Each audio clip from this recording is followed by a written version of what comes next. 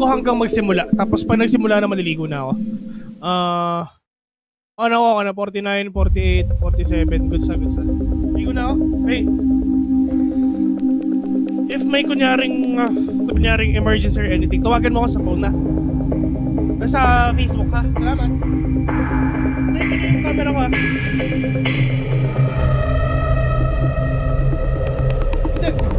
Tayong dalawa. Tayong dalawa, tapos kami ni Taylor, tapos kayo ni Taylor sa last game.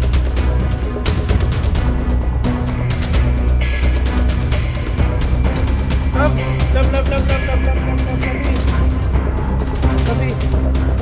Maliligo lang ako.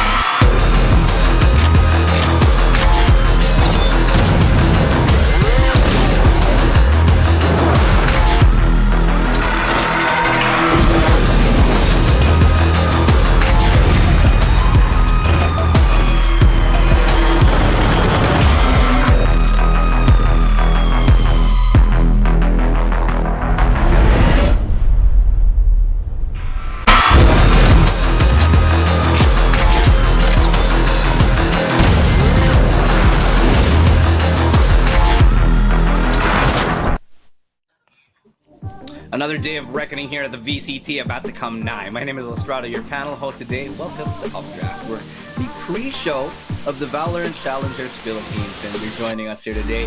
Alongside me are my amazing panelists who I'm going to introduce right now. I've got alongside me Viminal and Le. Welcome to the panel here. I'm gonna ask you guys, like, how you guys doing? Feeling good after that break? We saw a crazy week 1, but here we are. We're back in week number 2. Oh boy, I mean, I am so excited to see what unfolds this weekend. It's going to be an incredible series of games, a lot to prove on so many teams. Are we going to see a retention arc? Are we going to see a redemption arc from Brand Esports? There's just so much to talk about and so much to look forward to, guys. I mean, the whole idea of a redemption arc and Brand, that just doesn't go really hand in hand, because you talk about them and there's like the Titans, right, Ling? And you know, when you talk about Brand, they're usually like on top, but things have gotten a little topsy-turvy in the previous week, haven't they? They have, and honestly, I'm quite ecstatic because looking at the matchup here, I mean, I might have to say this has been quite ideal. Hashira being the new kings here on the Philippine Esports scene, and their reign might actually be challenged because this could be another interesting match against GXR first things first for them.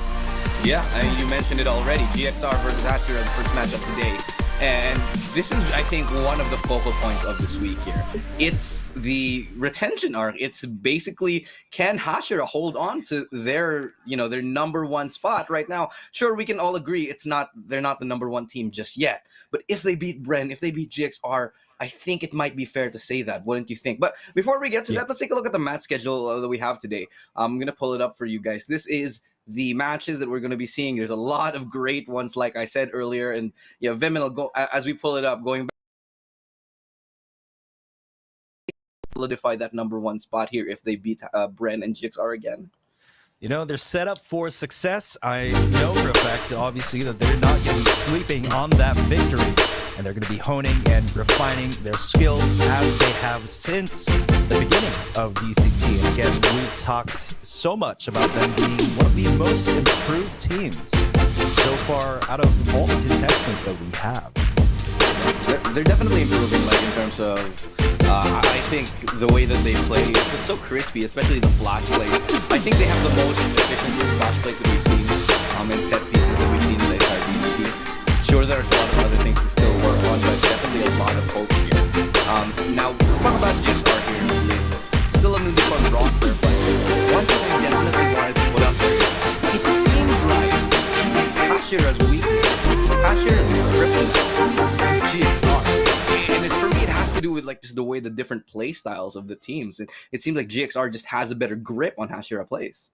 Well, I definitely have to agree on you on that because GXR being a team known for a five-man fragger in itself, this is where we actually see the ultimate weakness that Hashira actually has. We see them struggle against teams that are mechanically adept because they know the set pieces that they're trying to do could not exactly work given in terms of their enemies trying to pug them out. And this is where we actually see them somewhat have a bit of a hard time dealing with that problem.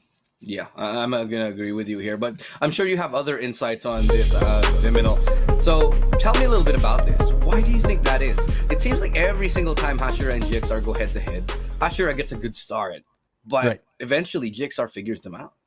Yeah, it's all about, you know, the malleability of both of these teams. And if GXR gets a read on Hashira, it's on them to adapt on the fly. And while Hashira has been stellar in their fundamental mechanics, in their set plays, and the execution, it's just, you know, basically how clean they play.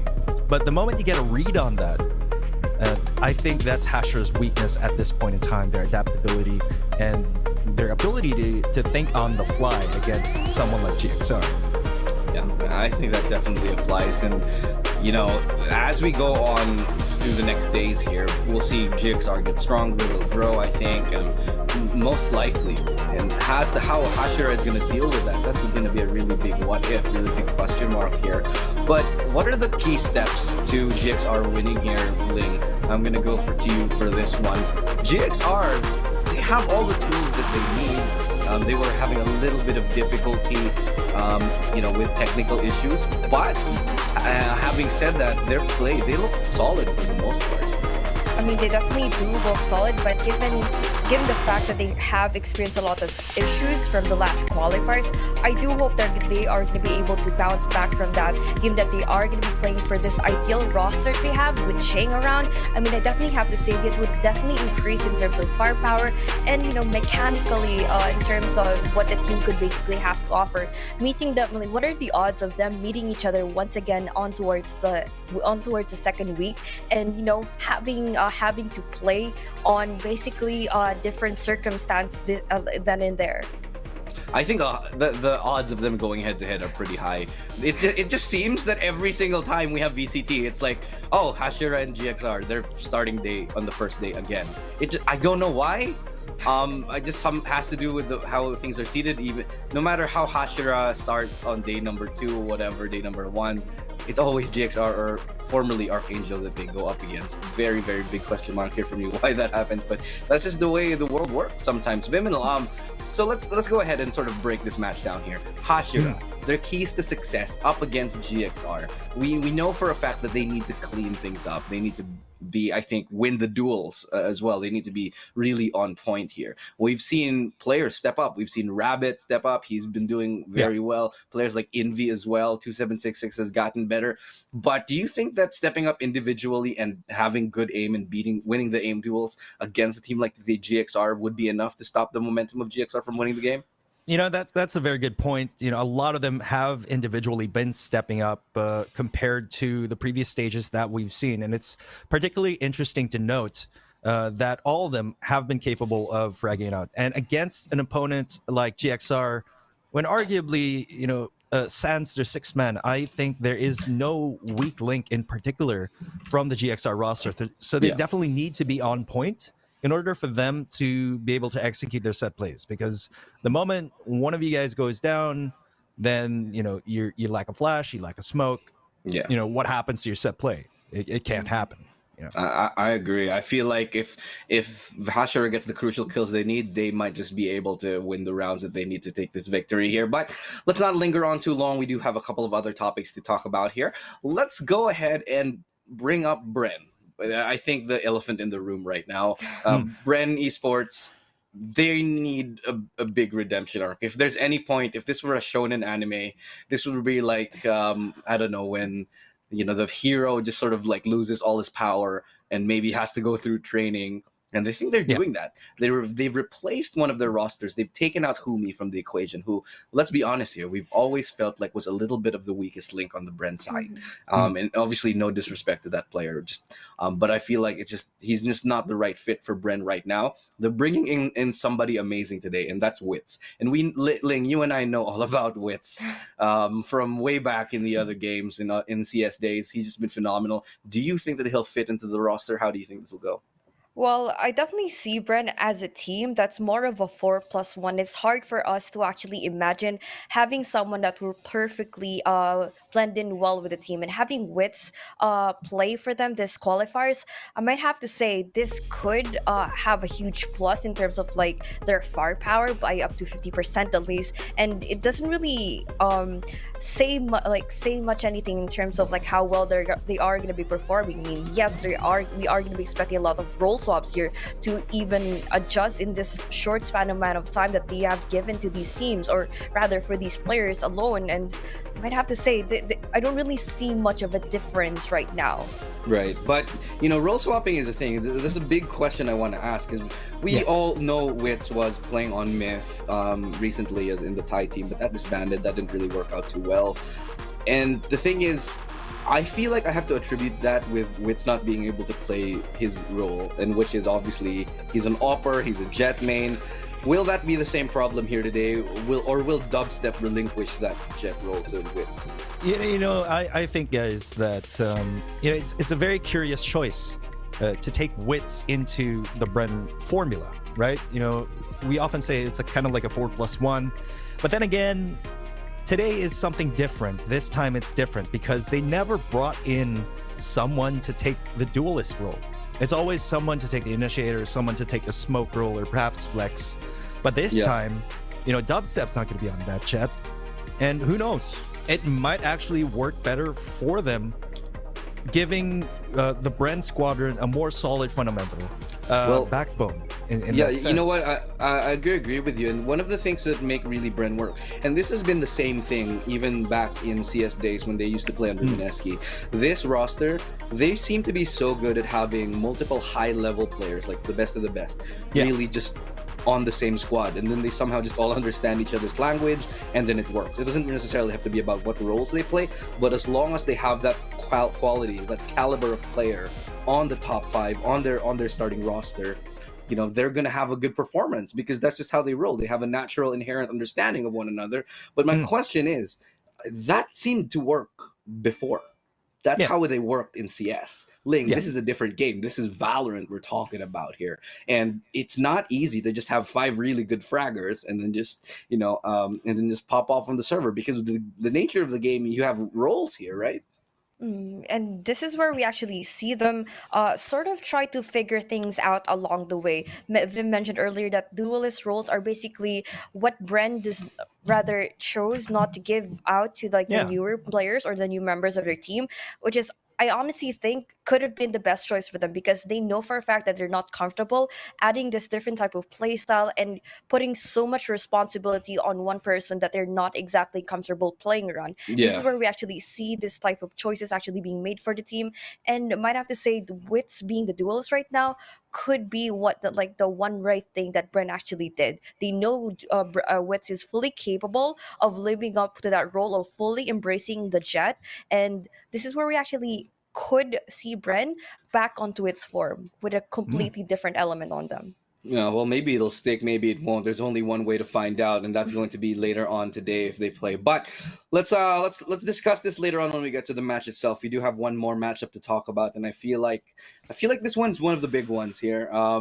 We have the Homecoming Kings. We have the Balikbayans, of course, joining us for the first time here today. Yeah, we're Balikbayan boxing this I time. love as- it. I love it. Me too, man. Just sorry, not Ether. Excuse. I saw it. Alpha Esports. They're back into the picture. They're finally here. It's taken them a while. They came into the country. They landed here. They performed in a couple tournaments. But let's be real. Those performances, they were awful. This is the first time they've actually managed to find some success in VCT. Viminal. What do you think? How Okay. do you think this is gonna go?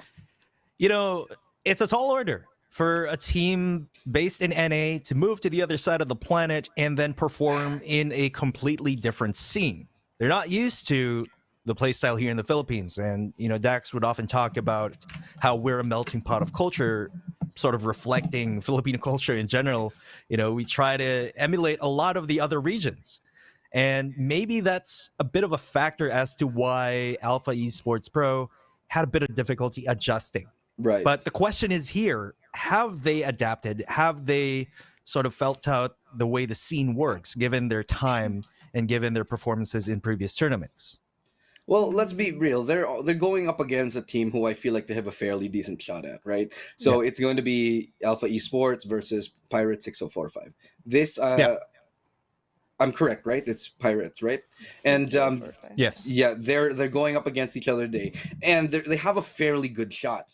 But the question is, I feel like we need to watch this game as sort of like a barometer, Ling, just to figure out, okay, if they can really crush Pirates, maybe they have a good chance at actually beating Bren or GXR or Hashira. But if it's kind of like a close game, and G Insanity just hard carries everybody, and maybe GK Baby underperforms, then we're kind of like shaky on how they can do on the rest of the tournament. Well, definitely shaky. I definitely see the team like Alpha Esports, like literally a team, nothing really special going on with them, especially with consisting of members that have not exactly gotten that enough competitive experience. And given that Right.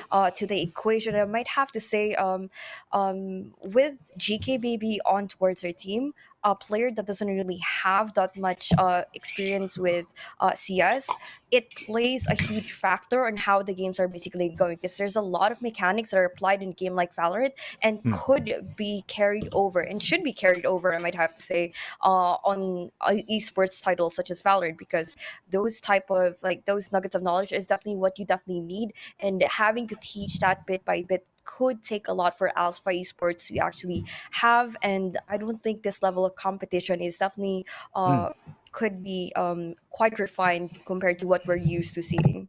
Yeah, sorry, I'd like to add as well. I mean, that's no mystery. It's not a secret that GK Baby has no CS experience. I mean, he states it in a stream that this is his first FPS, essentially his first tactical FPS. And I met GK Baby personally back in when we were playing battle royale games. It's a totally different world, and oftentimes I think that battle royale is the complete opposite of tactical shooters. You flip the world upside down. And yeah, you're totally right. They're the only team here that lacks CS experience for some of their members. So Well, you say that, but you say that there's a lot of teams that came. The battle royale is a completely different game, but there have been players that transitioned successfully. Oh, yeah. Let's not forget Dreamfire. Dreamfire came into VCT. They surprised everyone with how much raw power they have, and now Eman and Georgie are both on the GXR roster. So that was a really good trajectory of growth that we saw from them. But unfortunately, they're not the same team anymore. But it just goes to show that no matter what game you are from, I think you can have a chance at adapting, just like how Jesse Vash came from Dota 2, just like how Jesse Vash actually came from other titles. So I feel like it's a little bit of a mixed pot here, a little bit of a toss-up or a little bit of a cauldron. But you know what? Speaking of cauldrons and mixing pots, Ling has actually a very special surprise for us today. So we have a new segment on the show, ladies and gentlemen, for everyone who's watching. Ling, what do you have there behind your back? I feel like I think it's really rather symbolic. You know what I mean? It's like, what is that? This baby right here. Yeah. Oh, yeah. Let's get Oh, a you're good talking look at about my it. rice cooker now. Oh my gosh. So what's inside this rice cooker is actually the unpopular opinion by my rice cooker, of course not by me. And let's see what's inside. Let's see. Oh yeah, All there's a right. scroll now. Wow. Oh, okay. Well, maybe it's a spell. What does it say? What does it say? You can't just read it and not show us. It says here that GN Sanity is just the Berg of Alpha Esports. Now, panel, what do we Ooh. have to say about that? All right, all right. So Uh, that was Ling's unpopular opinion, guys. For That you was guys who rice don't know. cooker's unpopular opinion, not mine. Okay. That's the rice cooker's opinion, okay? Just to put it out there for the record. Okay. But let me it start says off. right there, Ling to X. I think Yeah. we should correct that production. It Link should to- be to there. X. Thank you, thank you. They fixed it. Thank you Yeah. very much. Link's rice cooker says Gin Sanity is just the Berg of Alpha Esports. Viminal, what are I your mean- reactions to that? What does that even mean exactly? I mean, like, okay, we all know GN Sanity to be a very popular streamer, a very entertaining guy, good content creator. He's also a very talented player on the field. He's a very consistent performer. We've seen from his ranked games as well, and of course his tournament performances, always a stalwart of their team. And I guess you could see close parallels to someone with a lot of star power, such as Berg. But that's just my 2 cents. But well, let's ask you, Ling. What do you think about why is he the Berg? Why is he the Berg of Alpha Esports? Well, so we all know strange. that there's only 2 stream teams here in Yeah. the Philippines. Alpha Esports being the balikbayan, I might have to say, in our country. And there's Team streamer team as Kadali. well. Yeah, they're a streamer team as well. And there's Kadaliman, who is like an all-out Pinoy roster. Right. And with that being said, we definitely see a lot of common denominators on towards the roster, which is everyone there basically streams. And you know who the star player on each team was? Berg, back when Berg was still playing with Kadaliman, he was the star player and all eyes were on him. But this time around, we see Alpha Esports running with their all-star quarterback, which is Gian Saturday. I'm pretty sure that this is going to be a pretty Oh, yeah. similar storyline here. Well, we'll find out if that's going to be true or not. But let's move on. Currently, guys, we do have some other stuff to talk about. We want to show you what's happening for the rest of the day. We're going to pull up the brackets of the tournament for you guys. So for everybody who is tuning in, this is what we're going to be looking at for the rest of it. So we're starting off with the quarterfinals. We got 3 today, yet 1 tomorrow, 2 semifinals on top of that, and then the grand finals itself. Vimin will break it down for us. What are we expecting to see here? Yeah, so first up, game 1 going to be a very explosive matchup. Defending champs, HSR, Hashira, going to be up against Galaxy Racer, who, again, were sort of denied their opportunity last time around for reasons, but I think they're going to be back, and they're going to be stronger than ever. So I'm really looking forward to this first matchup. And then, of course, we have a new face in the VCT coming into the second match of the bracket, Empire versus Fulcrum Esports Catalyst. So again, the narrative here in the VCT, guys, is just we see a new team, Fulcrum and Alpha Esports. We expect this to be a sort of barometer as to their power level. We finally know how they stack up against the top teams in the country, and that to me is very exciting. Well, before we go into any further, Ling, what's the matchup that you're looking forward to today? Well, it's definitely going to be GXR versus Hashira. Yeah. We know that this usurper right here is going to be facing their ultimate kryptonite, and I want to see how this match actually goes. Ooh, I like that. The usurper Hashira. That's a Yeah, good name. I think that's a good we one. should keep that. I think we should keep that. Right. Yeah. Anyway, so before we talk about anything further, we do have something special to show you guys. We got a little bit of a video teaser coming up for you right now. It's the newest thing here in Valorant Challenger. So go ahead, guys, and check it out. Pull out your popcorn. We do have a little bit of a video surprise for you. So I won't delay it any longer. Check it out.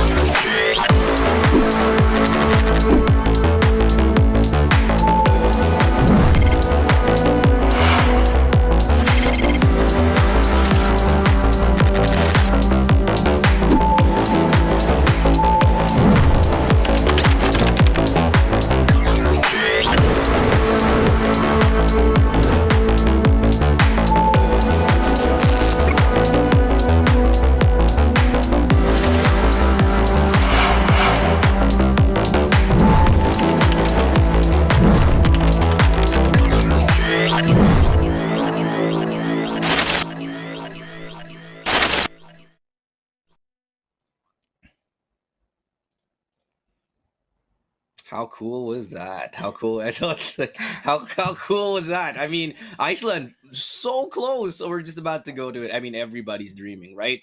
Everybody wants to be there. That's the place to be. We want to go where it's cold. It's kind of getting to summer here in the I want Philippines. to go there. I wish I could, join the fun. I in would pay for Iceland. my own ticket just to hang out. I mean, I won't even, just to hang out. But let's rein it in a little bit and actually talk about the games today. So GXR Hashira, and let's face it, the marquee match, the top match of today, the one everybody's wanting to see. I think, well, mostly. This one is going to be a close one. Let's take a look at the roster of Hashira and sort of start to break it down right now.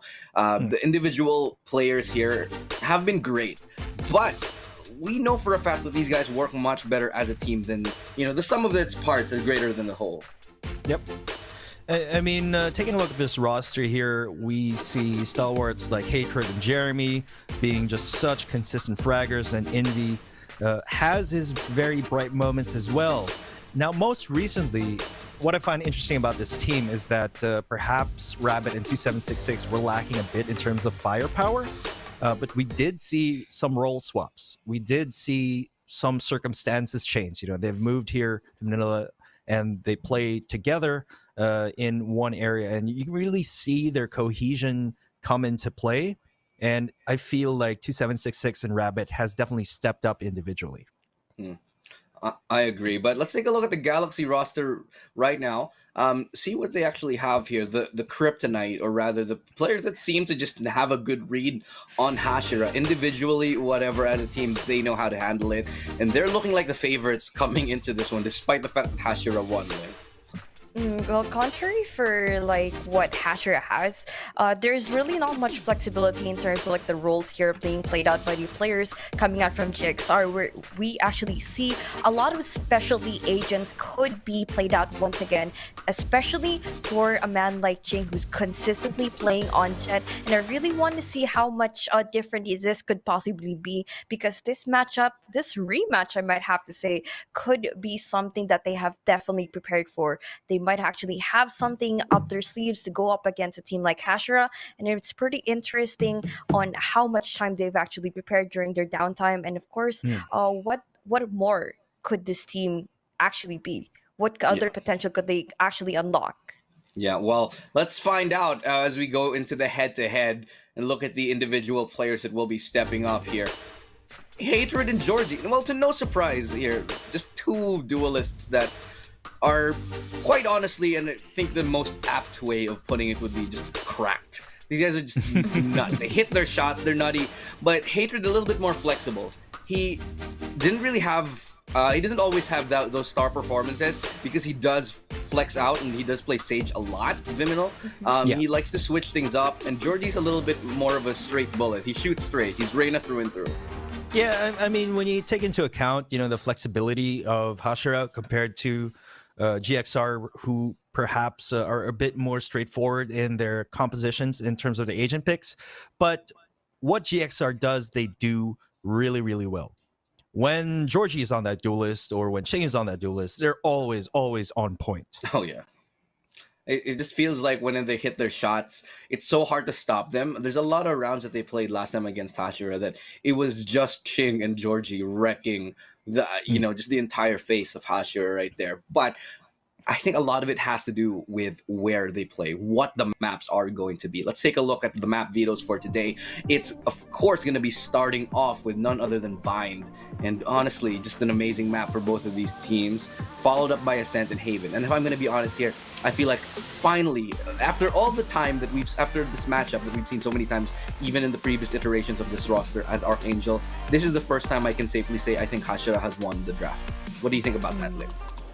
Well, first and foremost, I would have to say Hashira could have won the draft, but would actually discounted the fact that how they actually played against GXR beforehand wasn't the GXR form that we are going to be seeing here today. They're playing with a completely different roster with Ching in it finally, and this could be something that could caught off guard a team like Hashira as of like this series.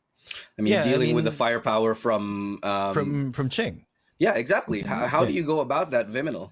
Yeah, I mean, the first map, trying to recall what happened when they first the last met, one was bind, and they Yeah, it played was bind. and it Georgie was was on mostly Jet. Ching, Very just decisive. like exactly, just Ching running out and then shooting people and just taking them down. Hmm. Sorry, that was the second one. The first one was Hashira winning. It was GXR with their 6 men, I do believe. Right, Right. exactly. That's yeah. But before we go into talk about that any further, sorry, we do have to wrap this up because we're about to start with the game. I'm gonna ask you guys who you think is gonna win this one. What's the scoreline? Vim, I'll start with you. Man, oh my gosh, this is a tough one, but I'm gonna say 2-1 in favor of GXR this time around. Okay, fair play, Ling.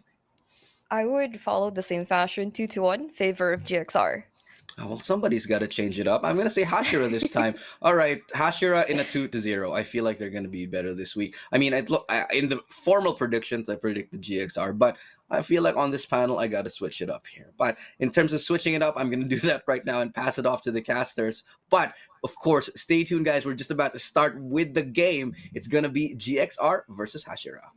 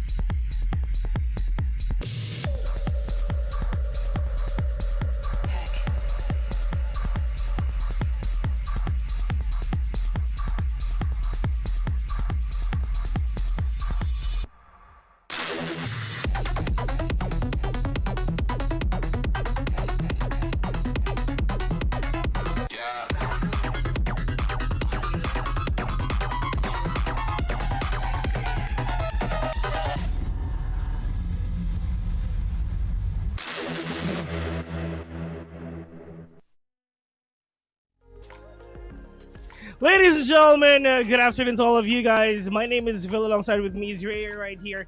And once again, this is the Valiant Challengers Tour Stage 2, mga kaibigan.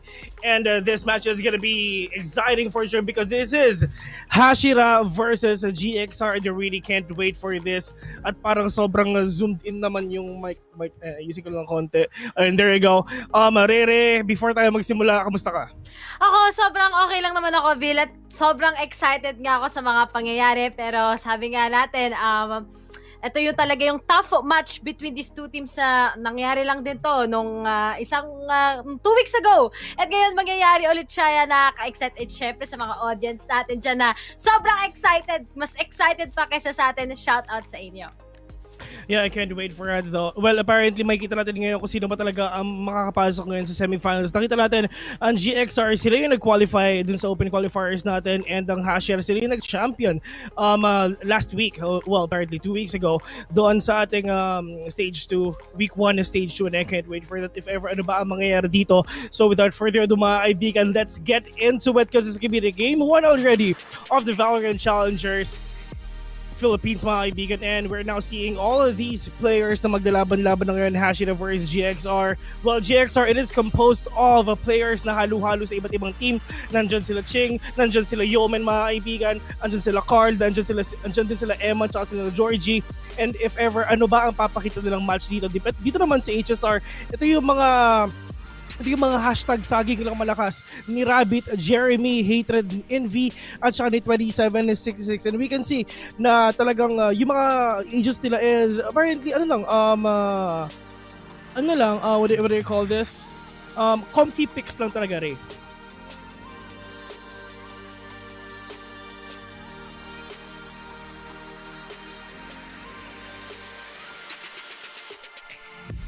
Select your agent.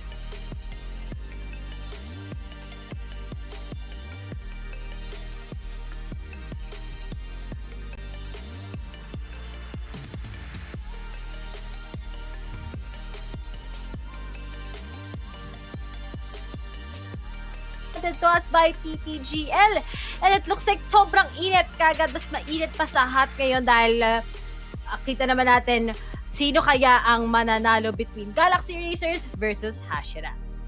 Yeah, that's true. Well, makikita natin ngayon dito in just a few seconds. First map is actually bind.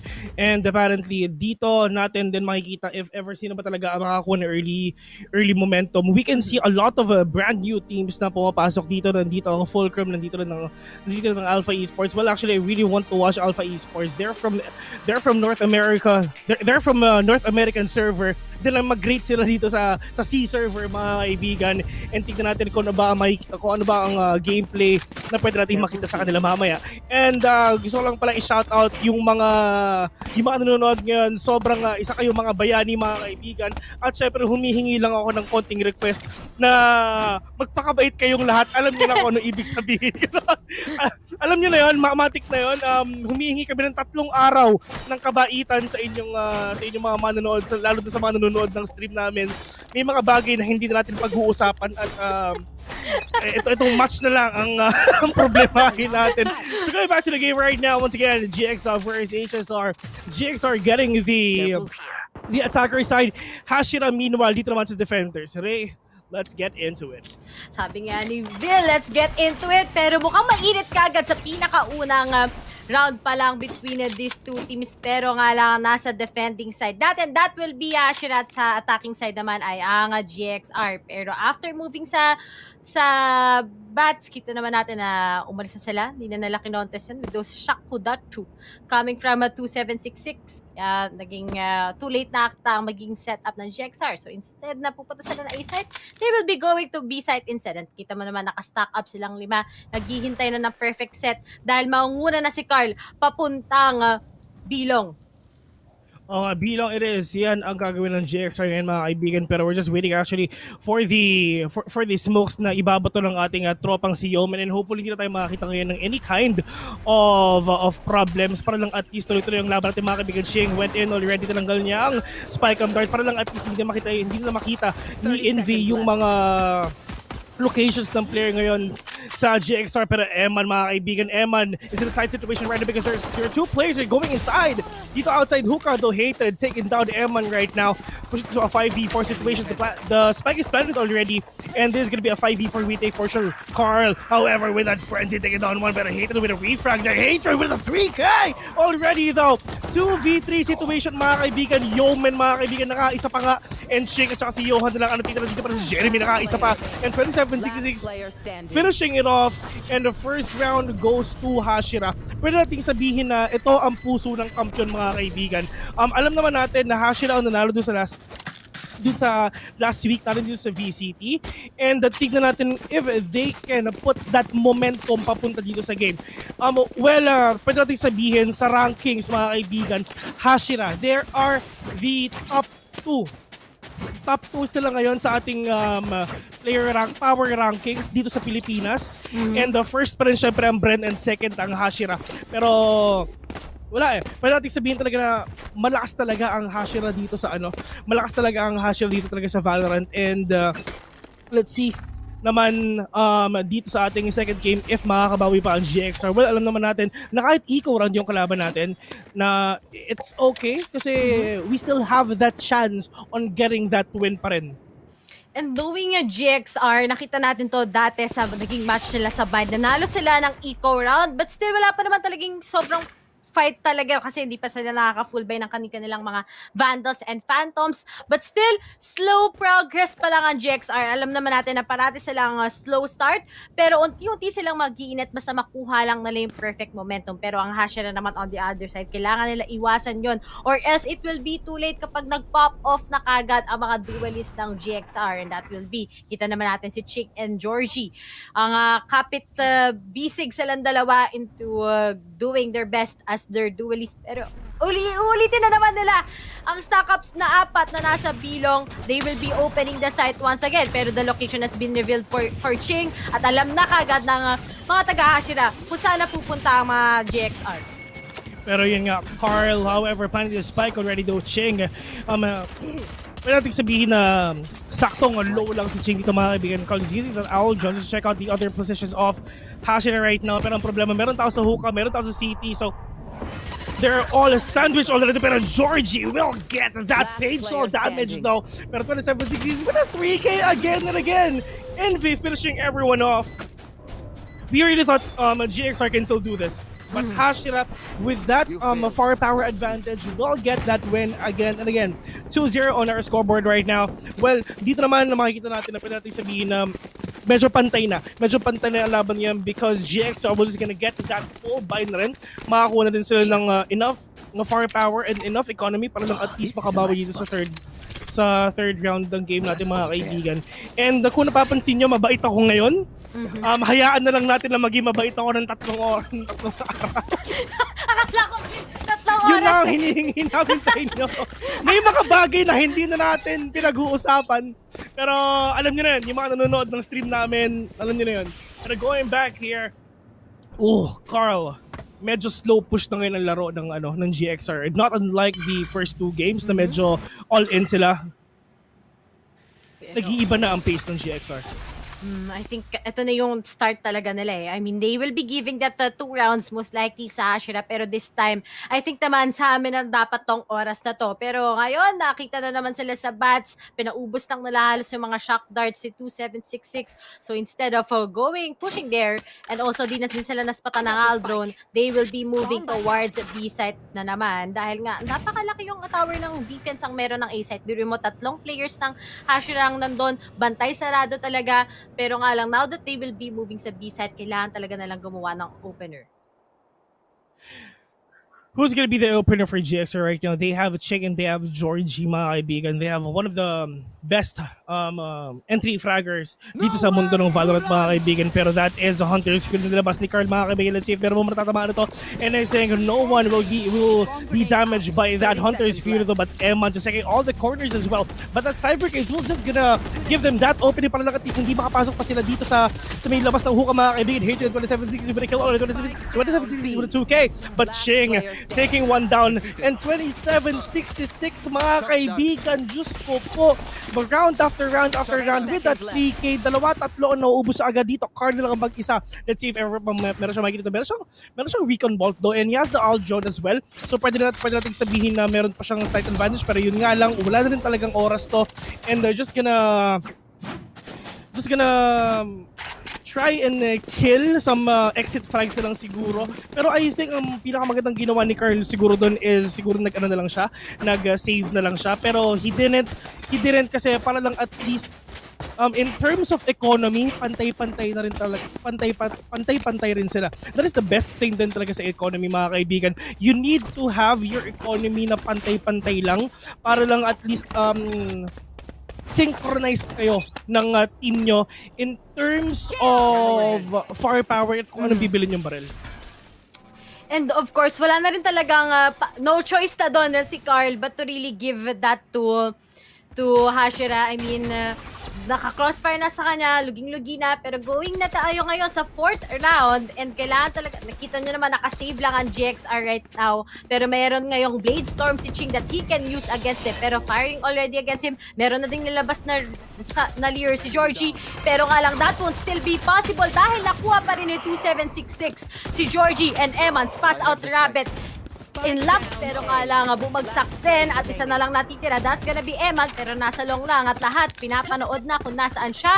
They will be pushing already towards him. At bawas na nga si Eman, nangalahati na dahil sa paint shells, pero nga lang inaabangan lang siya. And speaking of Jeremy, with the wallbang, 4-0 na kagad para sa Hashira.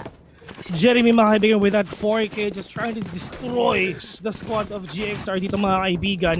But Hashira, well, actually, natin sabihin na talagang they have this momentum, this early stage of momentum, and let's see if GXR, kung paano nila mababasag yun. If ever you're in the shoes of GXR, Ray, ano ang kailangan yung gawin para mabawi ang momentum dito?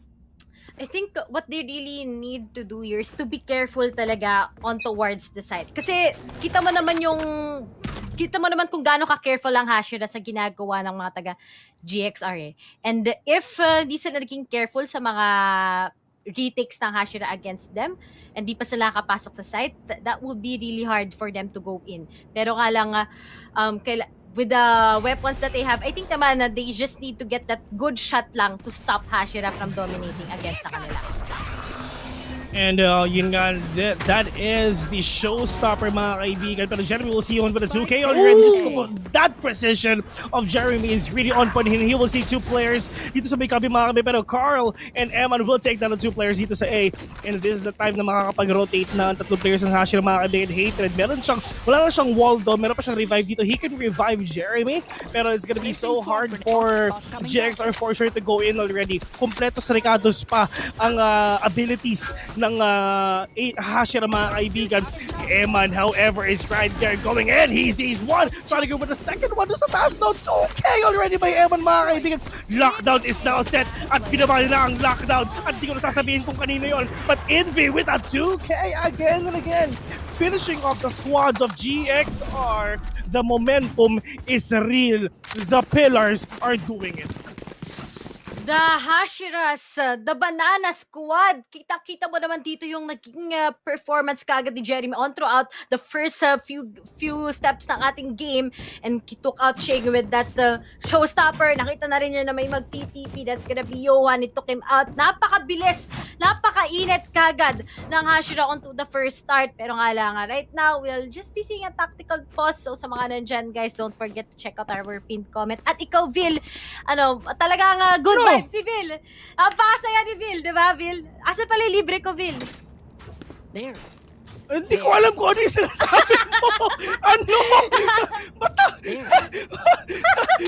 Medyo, sorry Pepe, pero medyo nagulat ako doon sa sinabi mo. Pero at least, ito naman Nakita natin dito, 0-5, while tactical pause is already up, and GXR needs to think on what is going on our team, man. I mean, we've been up against HSR for sure for a long time already. Ilang beses rin sila naglalaban siguro sa mga scrims or anything. Pero I mean, ito na yun, iba na yun. This is the biggest stage of Valorant. This is the time that you need to pull everything off, mga kaibigan. I mean, ito na yung mga strategies nyo, andito na yun, ito na yung mga pinag-usapan nyo. All you have to do is execute it. But the thing for Hashira mga kaibigan, they are literally preventing GXR to execute all the strategies they have in head. All the things na pinag-practicean nila mga kaibigan, it's really not working against Hashira right now.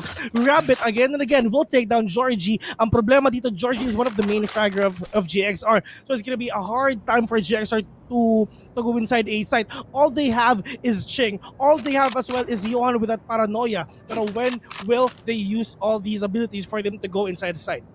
That is the biggest question para sa GXR right now, na up until now, kailangan nilang to take that confidence sa pagpunta lang ng site and to take out syempre ang mga naghihintay na miyembro ng Hashira. And kailangan na talaga nila makuha ng point ngayon kasi if this might be too late once na nag-switch tayo ng sides, knowing also the aggressiveness na meron ng Hashira kapag nasa attacking side sila. But now, speaking of, good set coming from Eman. Let's see if this will be workable para sa kanila. Nakapasok na rin si Ching. Pero nga lang, mga nakasiko lang sila ngayon. Pero good shock dart. Pero nga lang, dalawa ang nakuha kagad ni Envy from Hashira. Dalawa na lang natitira para sa kanila. That's gonna be Carl and Eman. Nakastock up lang ngayon sa window. Pero nga lang, may mga shock darts pa rin. Pero walang tumama at isa na lang natitira. But 2766, matatapos na kagad si Carl and Eman and 6-0 para sa Hashira. Mga kaibigan, at I really can't wait na makabawi na ang Hashira dito, ay ang GXR dito actually. Kasi this is like the thing na ginawa ng Hashira 6045 Pirates din nun eh. I mean, saan ba yun? Sa Ascent yun. And they're actually doing it again. Oh no, what is happening to GXR? Well, pwede natin sabihin na, bagong luma. Ano ba ibig sabihin ng bagong luma? Ano naman yung pinagsasabi mo? Bagong luma is bagong team, pero mga lumang players na to. Matagal na to. Matagal na silang magkakasamang teams din. At saka it's like they are the powerhouse ng mga bawat player nila, and bumuo na sila ng isang team to make it more powerful. And now Ching, mga kaibigan, nasa loob. Oh, they have no idea that Envy is right there behind them. Envy with a 2K, but he wants more. But Carl though, taking one down. So it's all up to Carl. at mukhang hindi pa ata nilalabas ni Carl ang kanyang Odin, mga kaibigan. Meron siyang dalawang shock dart, 20 seconds on that beacon bolt though. 3v1, can he pull this off? And that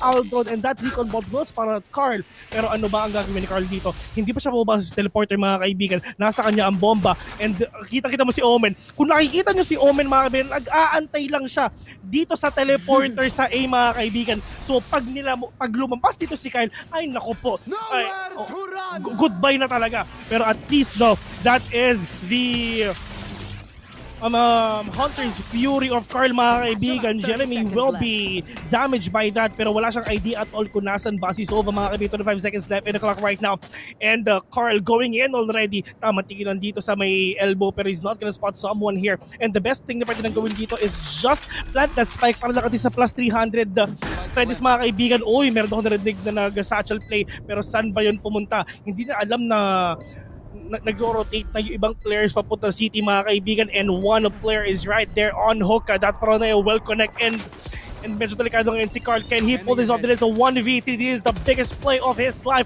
Let's see if he's gonna get this though. Isang player sa hookah, dalawang player dito sa elbow, mga kaibigan. He sees one, but yun nga lang si Rabbit all the way from hookah, all the way from A. Pumunta dito sa B, mga kaibigan, with that paranoia, and will diffuse that spike as well. Pakagandang patience is the key para sa Hashira ngayon, at nakita nyo naman, hinintay pa nila si Rabbit before pushing it bago pa sila maging maklatch rather ni Carl. Although yung Hunter's Fury medyo nasayang, di siya nakakuha ng kahit sino, pero nga lang still we have Hashira taking that. Pero nga lang pag-push talaga ni Envy, napaka worth it. Biruin mo, 3 na kagad ang bumagsak galing Galaxy Racer, and si Envy talaga hindi mo ina-expect kung saan talaga siya nag-pop off. Minsan na nasa behind ng tube, minsan talaga nasa papunta na kagad ng bilong. But still, 7-0, and GXR right now is really struggling. Pero let's wait if ano pa talaga yung meron sila once na nag-switch ng sides, or let's see if ano yung magiging plano ng GXR right now. What is the plan of GXR in order for them nakabawi? This is a 0-7 score, mga kaibigan. Hashira is just doing the job really flawlessly. Alam mo yun, parang no? Parang mas smooth pa sa ng baby. Pero 1 minute left in the clock. GXR needs to go, and where's the Lear? At ito napapansin mo, ang dalawang duelist ng GXR, mga kaibigan, is andito lang siya showers, maliligo ng sabay si Ching tsaka si Georgie, pero nasan yung mga ibang players, which is nasa B, mga kaibigan. And that Aldon, can he spot out the 2 players of GXR? And yes, he does. And yun na naman yung meron right now on the amount of information that they have. Pero nga lang still, magsastock ulit ang mga taga GXR going in to short. Kita naman natin at dito na sila sa A short, at kailangan na nila makapitas. Kung napitas sila si Rabbit, that will be worth it for them to control U-Hall. Pero nga lang, Rabbit alam na amoy na papunta na sila kagad, and speaking of, they will be taking him down. Pero iniwasan niya muna, sinabayan na nga din niya ng paranoia, pero that won't be worth it as Eman takes him down. Pero nga lang si Jeremy at 2766 naka-line up na kagad, at isa-isa na naman sila bumapagsak. Carl tries to plant, nakapag-plant pa, pero si Jeremy nakuha na kagad ni Johan. 2 pa sa 3 ang meron tayo right now.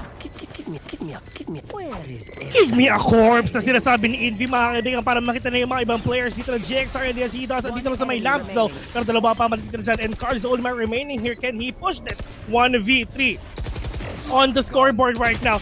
He will take down 2766, but Hatred with a refrag will take him down 0-8, and Hashira is doing it. Hashira, grabe. They're really, hindi sila yung sobrang, on point, pero they were careful. The discipline talaga yung really scary about them right now on the defending side here in Bind. Kita nyo naman, hindi sila yung nagpupush gano sa kalaban, hindi sila nagiging aggressive, but they're just waiting patiently para sa GXR. Hayaan namin kayo mag-set, pero mariretake namin yan with pure confidence, and kita nyo naman 8-0 pa rin. Hashira, napakainit. Mga natin ngayon, mga Demon Slayers natin ngayon, anime reference lang, which is Hashira nga. Talagang on fire against sa Galaxy Racers natin. And now, while we're having our technical pause, Vil, ano masasabi mo sa gameplay ngayon ng Hashira? Well, tulad ng sinasabi ko paulit-ulit, is just Hashira is really on point. They're really doing well dito sa tournament natin, and wala akong makitang actually hindi ko makita kung anong gagawin ng GXR na sagot dito. And technical pause is now up, para lang at least this is the time na pwede sila makapag-usap-usap. GXR, I mean, they're really trying so hard to go inside the site. They're trying to plant the spike every round. Pero yun nga lang, sobrang tatagan ng pillars ng Hashira, mga kaibigan. Ang Hashira, ang Tagalog niya, ang English niyan is pillar. So, I mean, siya yung hindi ko na lang itutuloy kasi hindi ko ma-explain. Going back to the game, mga kaibigan. I mean, 8-0, man. They're the defending champions of Stage 2 VCT so far. And I mean, how will you take down the champions, mga kaibigan? And also, Vil, the momentum is still up with them. I mean, nag-rest tayo sa mga teams natin, pero it feels like Hashira just played kahapon against Bren Esports. Yun yung napipil natin about them. Pero Galaxy Racers, kailangan talaga mag-pop off right now. We're still waiting for Georgie talaga to pop off. And let's wait for that. Maybe hindi na yung mapa. Malay nyo, next map. Pero nga lang, Ascent nga lang ang magiging mapa natin. Which is Hashira has been winning perfectly against a lot of teams. Pero ngayon, subukan natin. Kailangan talaga nila to take care of that post plant. Para ma-protectionan at makakuha sila syempre ng rounds against Hashira. Going back here, 8-0, Hashira is doing it, and kung nakikita nyo, ang train of GXR, sabay-sabay sila naglalakad papuntang B-site, mga kaibigan. Ito na ang prosesyon ng GXR all the way to B. And they're just trying to mess up with the possessions of Hashira right now. Pero hanggang kailan nila to magagawa? Hanggang kailan sila maiiwan sa scores, mga kaibigan? Kailangan silang bumawi. Bladestorm is now up for Ching. Envy knows it already. Meron pa siya tatag na isa. Envy, oh, look at that! With a kill, want to check it ahead as well. Envy with a 2K. Pero Eman tsaka si Killjoy, I mean si Eman tsaka si Iisa lang pala yun. Si Eman at tsaka si Georgie just trying to pick off one player though. 3v3 on the clock. And Carl's planted the spike already. Ito na ang lockdown ni Eman, mga kaibigan. Hindi mo na maaalis yan. And Carl waiting patiently lang dito sa may tube. Pero 27-66, hindi talaga sila makakapasok at all because of that lockdown. We're just gonna wait for that lockdown to be finished though. Hashira, 8 seconds on that Recon Bolt. Recon Bolt is now on for Carl, but not gonna catch anyone here.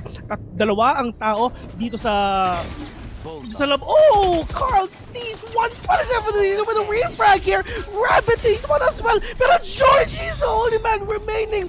Thank you. Maraming salamat doon sa may Recon Bot at nakakuha pa kayo ng advantage doon. Sobrang off-aim si Georgie, and Hashira again and again will get that round. 3v3 retake, mga kaibigan. This 3v3 retake is very powerful. Naghihintay lang. Sabi na Hashira, di natin pupuntahan unless wala tayong good information. So nakita nyo, they pop up that once na nakapag-set na agad ng Recon Bolt, yun ay naging way ng Hashira. And nalito pa si Georgie on that part. Tinimingan ng kagad ni Rabbit together with 2766 na yung Recon Bolt at pumasok na rin sila para malito si Georgie. Kung ano uunahin niya, and speaking of nalito nga siya, they took him out. And a 9-0 against Galaxy Racers. Grabe talaga. They're really slaying. And tignan mo, may paano ba may pa-model pa-capture pa mga players na Pero syempre, bago tayo magsimula, mga kaibigan, family picture muna tayo, mga kaibigan. Pictorial muna tayo. And that is the thing na ginagawa ng Hashira ngayon. And kasi wala I mean they're really confident right now. Look at that, the score is 9-0. I mean, you have two choices. Number one, to fight. Number two, magpa-picture na lang kayo dito kay Envy. Pero they have GXR. They have no idea at all kung ano bang ginagawa ng Hashira ngayon. Ang kitang-kita natin, kitang-kita natin yung mga players na to.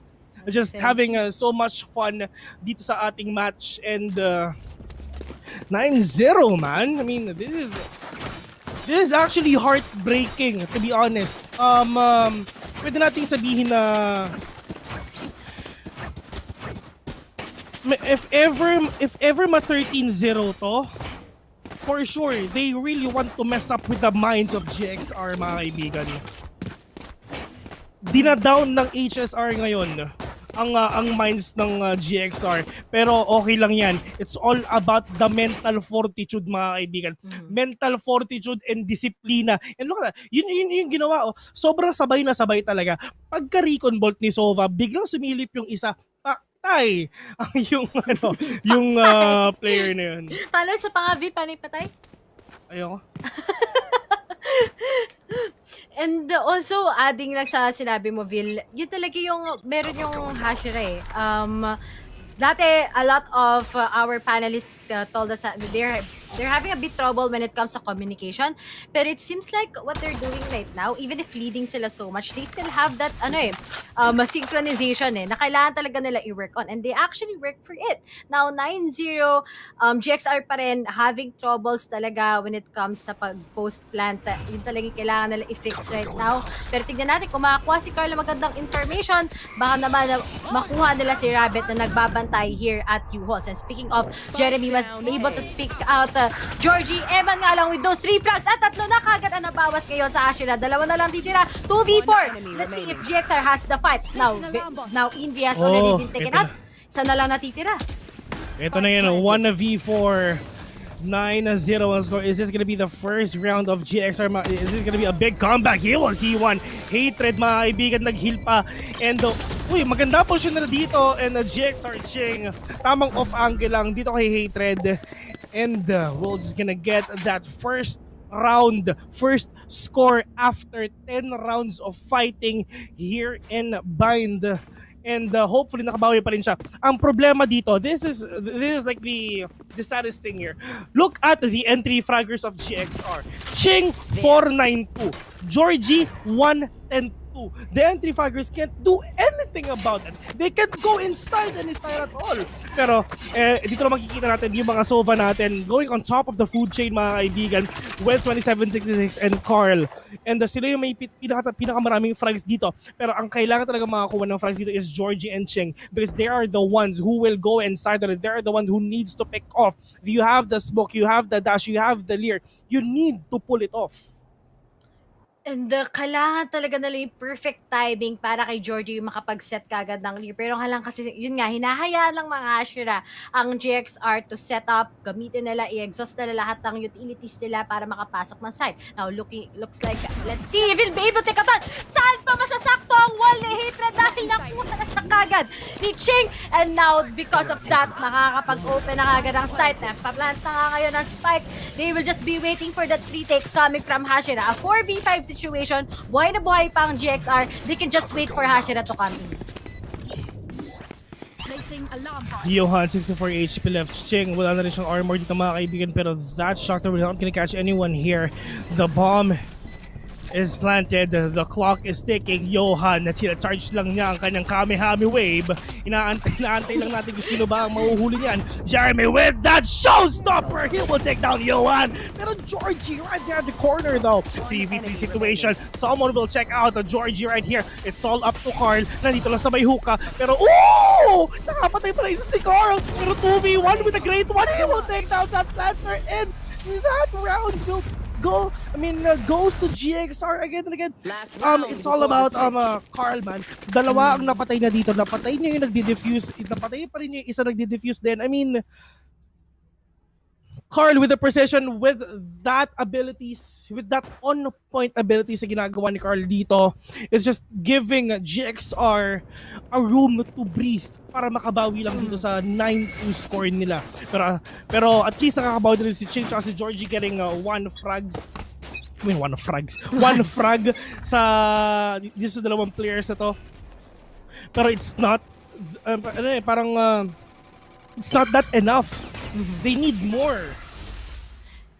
And Georgie talaga yung usually nagiging key na ng GXR and in his previous team, 'di ba, para mag-pop off talaga.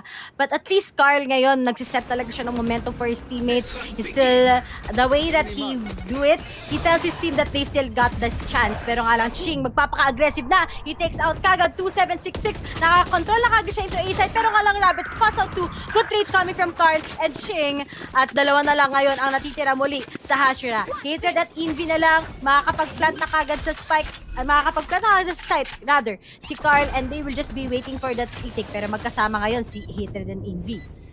Mga kaibigan, eto na, bumabawi na ang GXR.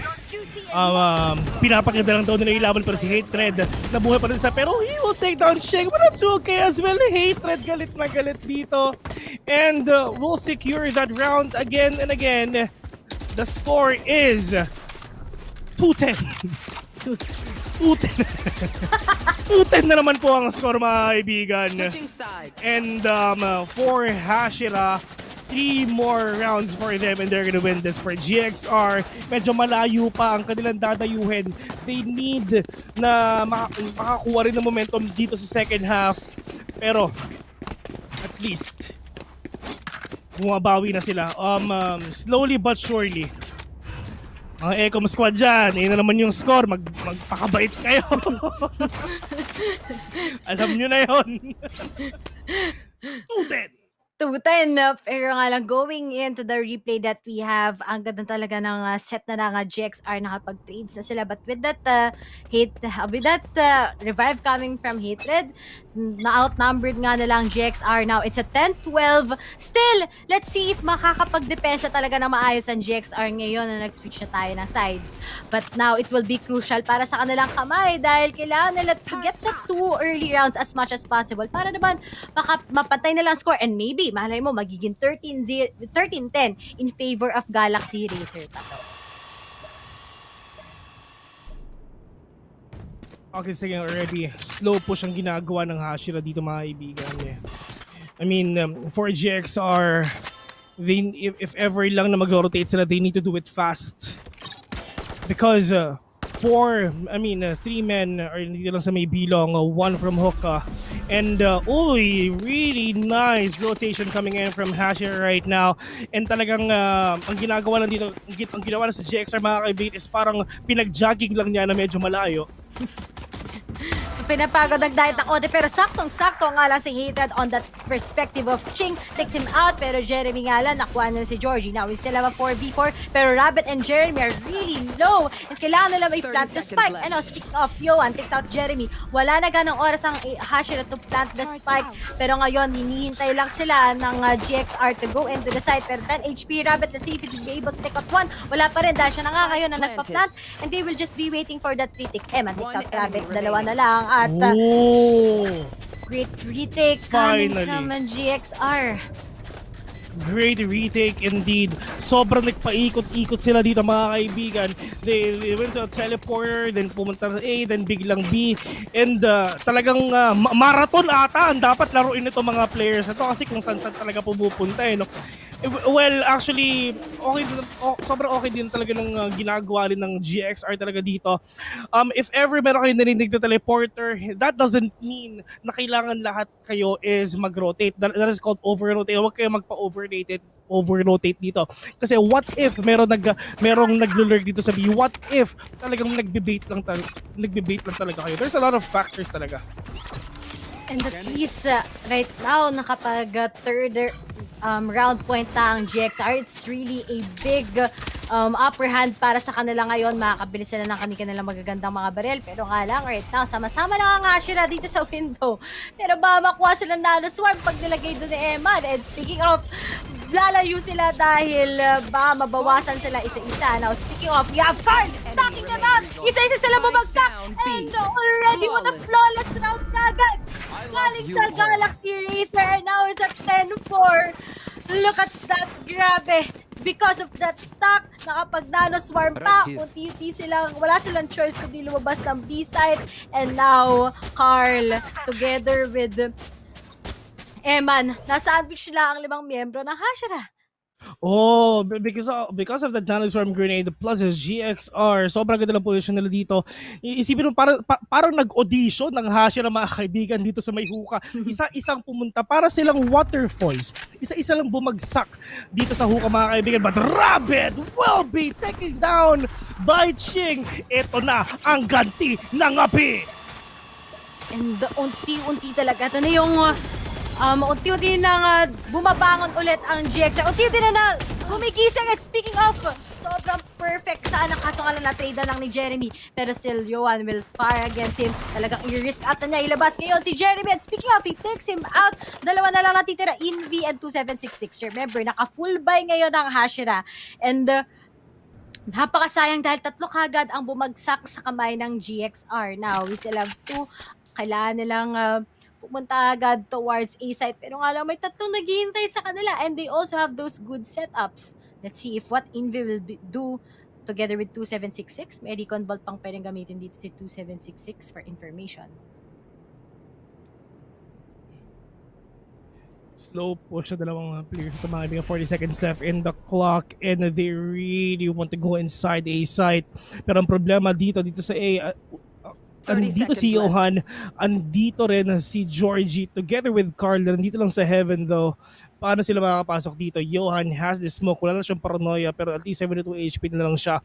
Pero dito naman kay Envy, medyo malayo-layo pa ang kakailanganin niya. They have no idea. Narinig ni Johan yung mga kaibigan. Enables spot 1. There's Georgie still right there. Oh! Georgie and Carl will take down Envy and 2766 and will secure that round as well from actually medyo malayo na ang ginagawa ng GXR dito. Nakakabawi na sila from 2-10 mga kaibigan is now down to 5-10. Nababawi nila ang nawala sa kanila. Can they push this to a tie ng 10 or HSR we're just gonna do it lang to we're just gonna do everything to finish this off. Save dito. Naka-eco ang HSR dito. GXR has a chance to get this round again. Exactly. And yung 5 rounds na yan, if Galaxy Racer will just keep on dominating, kung talagang they have the good wall of defense, kaya di makapasok at all ang Hashira, it will be a good advantage para sa kanila dahil 5 rounds yan, pero I mean, it's Galaxy Racer. We know na marami nang naging match kung saan sila nakabawi ng sobra. We've seen those matches and now, na 5 lang ang kailangan nilang habulin. I'm sure kayang-kaya nila and ngayon, kita mo naman, kailangan nila i-capitalize on that eco round na meron ng Hashira against them. So they might be taking this round with a 10-6 and 4 na lang kailangan nilang habulin.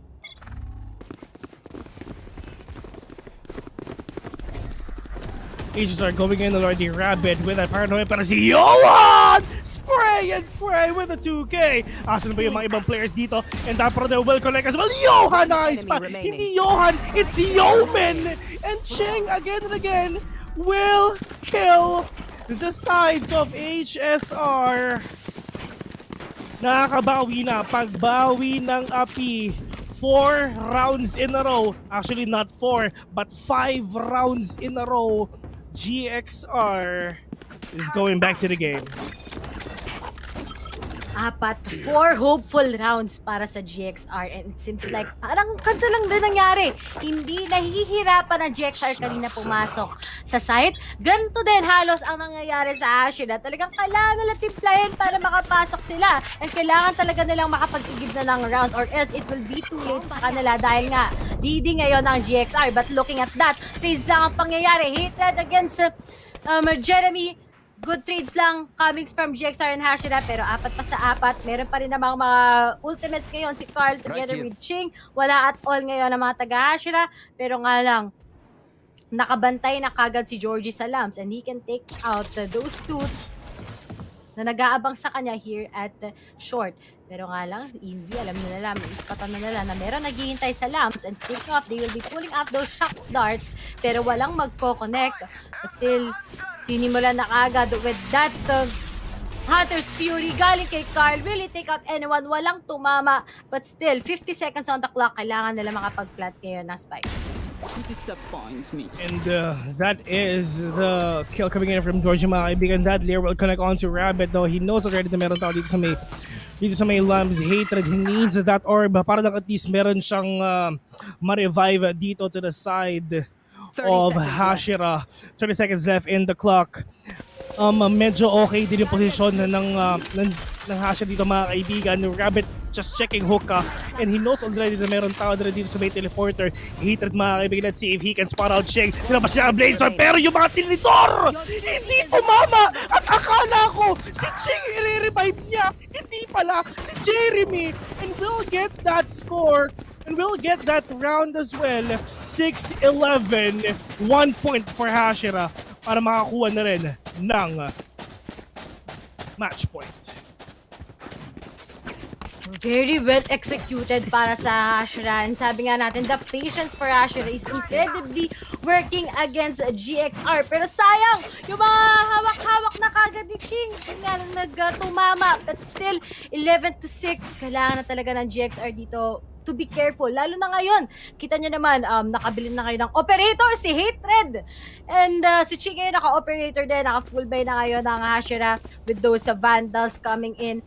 But let's see, if makuha ba to ng GXR or ang Hashira ay magkakaroon na kagad ng match point in the very first map, ng very first game natin kagad here in VCT Stage 2 Week 2. Stage 2, Week 2. Right here. At malapit na ang victory. Ay, nako, Ray. Kumusta ka naman? Ako, Bill, okay lang. Masaya naman ako. Masaya ako sa mga nagko-comment. Talagang napakakulit nila. Masaya kayo lahat, Bill. Tawa-tawa kayo lahat dito sa natin, comment section kanina. Pero right now, may tactical pause lang tayo. Ay, bumalik na ulit. Wala pa na ulit. Mga 5 seconds lang. Kala mo ang tagal eh. Oo, kala ko ang tagal. Kaya napasalita ako. Going back here to the game, 27-36. Our drone, the CCTV is on the move. Sino ang unang makikita dito? Anong ginagawa mo dyan? And he will spot out one. Pero si Jeremy makakita rin ng isa. Pero at least, ito naglalabasan ng CCTV. Hindi nila nakita sila Jeremy. Oh! Oh, that's a real fight na ginawa ni Hatred, mga kaibigan. Nakita ni Ching ang siko ni Jeremy. Pero Hatred, ito ang sagot sa kanyang tanong. And 4v4, 50 seconds left in the clock.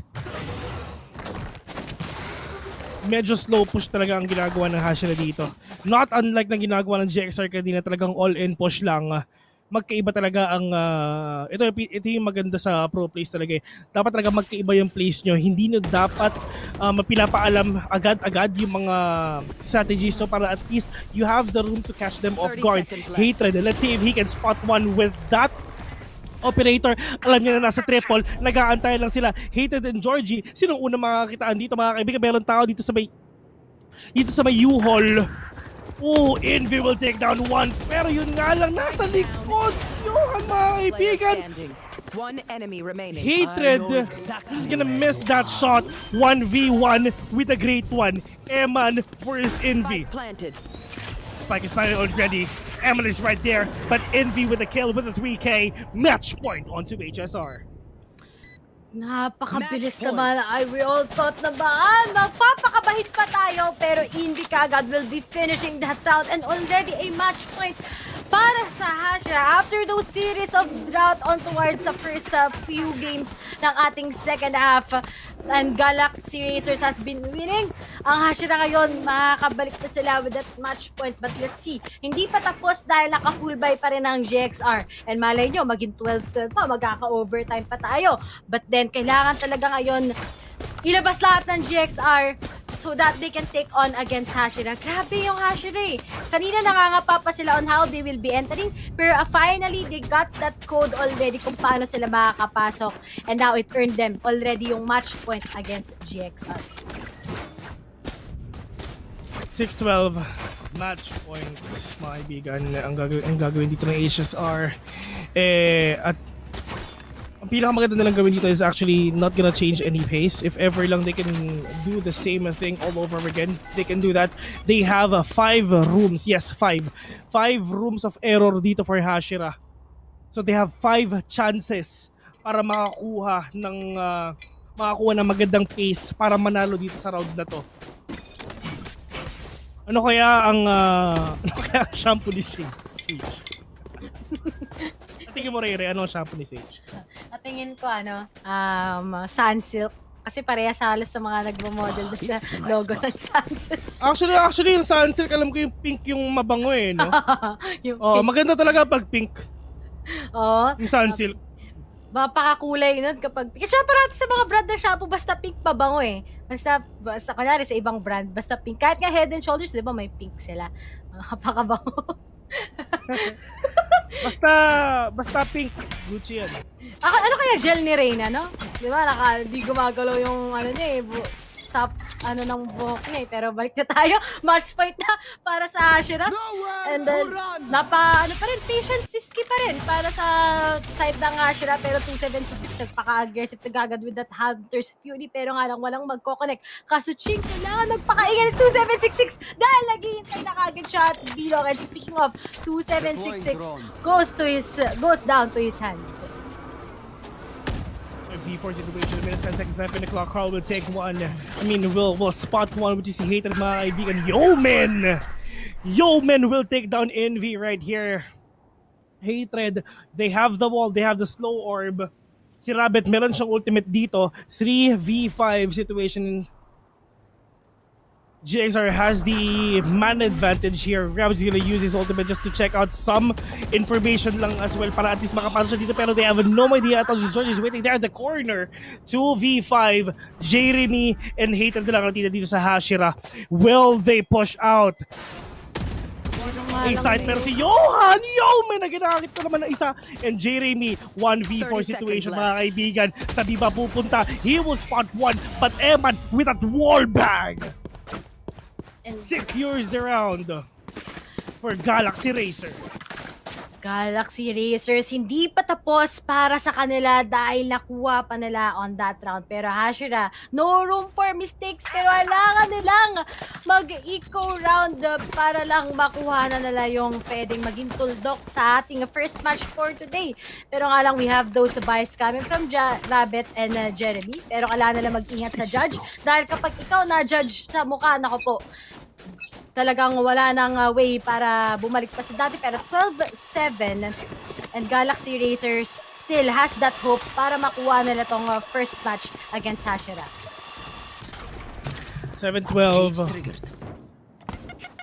5 more rounds to GXR para lang at least ma-push nila to sa overtime mga kaibigan. Hinadukin si Eman mga kaibigan. Nagdilim ang paningin niya. And Hashira just waiting patiently to go inside the Eman. Papasok ngayon si Jeremy mga kaibigan. Andun lang sa Gedli. Pero sino ang unang magkakitaan sila? Meron siya lockdown. Is he gonna use that? Oh, that's gonna be a great... Oh, Hatred! With a WhatsApp on that Sheriff. Pero 4v3 si Jeremy naka-judge. Let's see if sino papasabugin ng mukha dito. Si Carl mga kaibigan andito lang sa bay. Ito si Jeremy, hindi na talaga siya umalis dito sa area na yan. Nag-aantayan lang siya actually para sa lang at least makakuha siya ng trade-offs or anything. 3v3, the spike is planted. The clock is ticking. Carl sees one. Jeremy mga kaibigan, pero tamang double pick lang. In end, pero hindi pa nila talaga dinidefuse yung bomba mga kaibigan. Pero 27-66 went that 3K on the Sheriff. Once up on the head. 3 bullets, 3 heads onto 27-66. And they will secure game number 1 mga kaibigan. Looking at that, Hashira, something na di natin in-expect para sa pinakahuling round sa match point ng Hashira 2-6. Finishing with 3K one-tops with the Sheriff.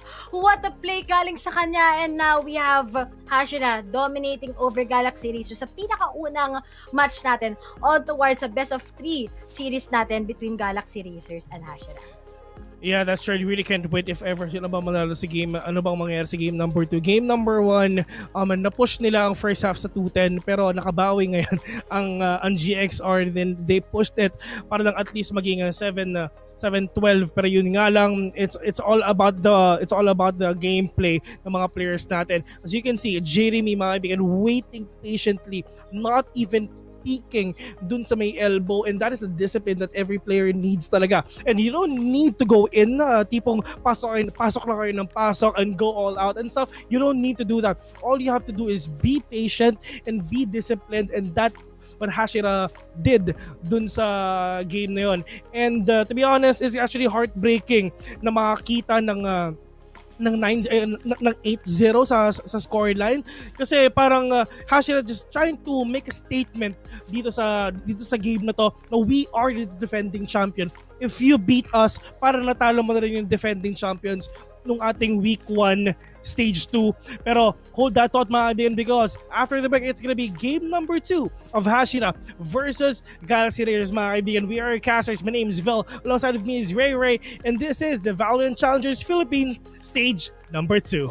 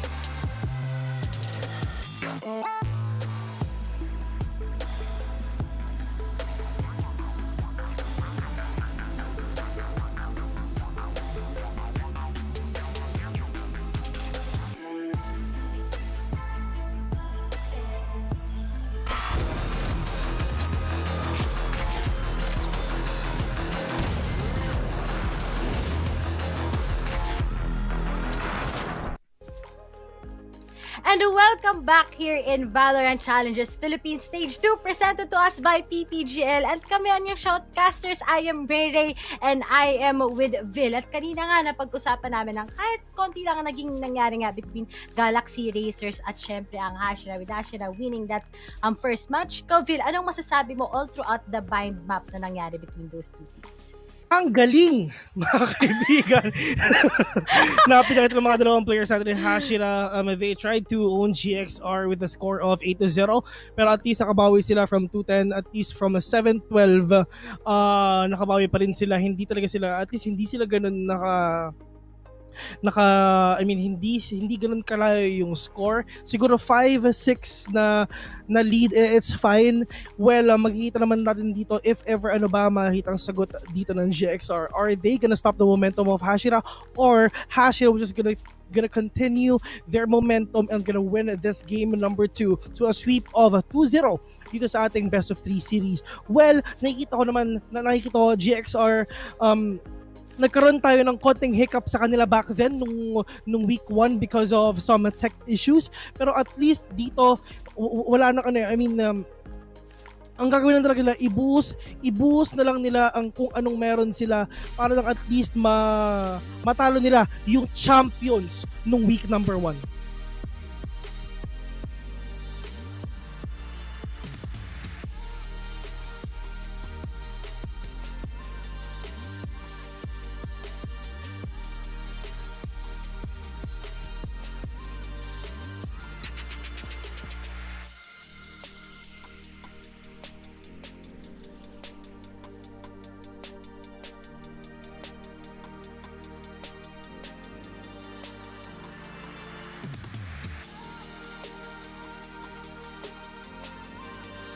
Select your agent.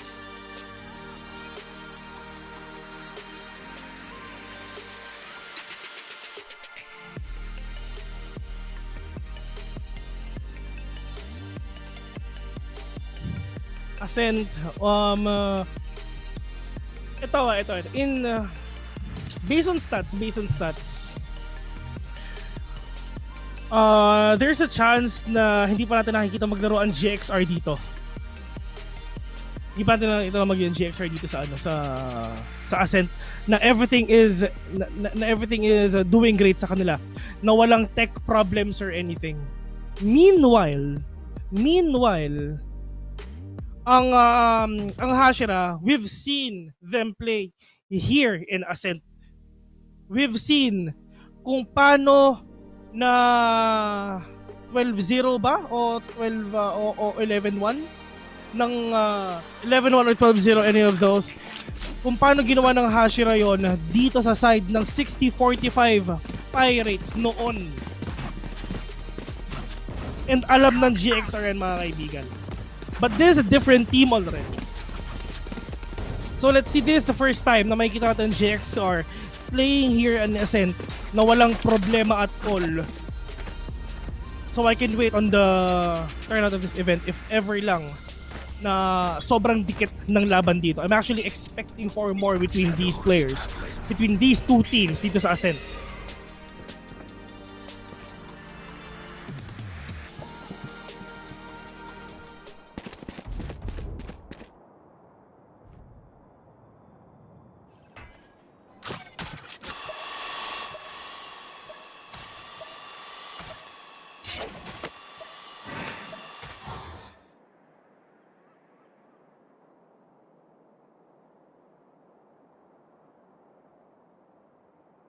Tayan lang sila for those good sets. Pero pag sumakto ang flash ni Envy, ayun na ang magiging secure kill para sa Hashira against GXR sa pinakaunang round. Now, speaking of, pinalabas na nga mga Wolves kung sakasakaling pwede nila makuha, pero walang ginagawang reaction at all si Johan, pero nag-snow orb kagad si Hayden. At tinapura pa siya ng paint shells, but Ching was able to take out Rabbit. Now, Jeremy, nakuha nila si Johan, nabawasan na ng isa naging time, pero makakapag-rotate kagad si Ching papuntang A site, and stuck pa rin ngayon ang GXR.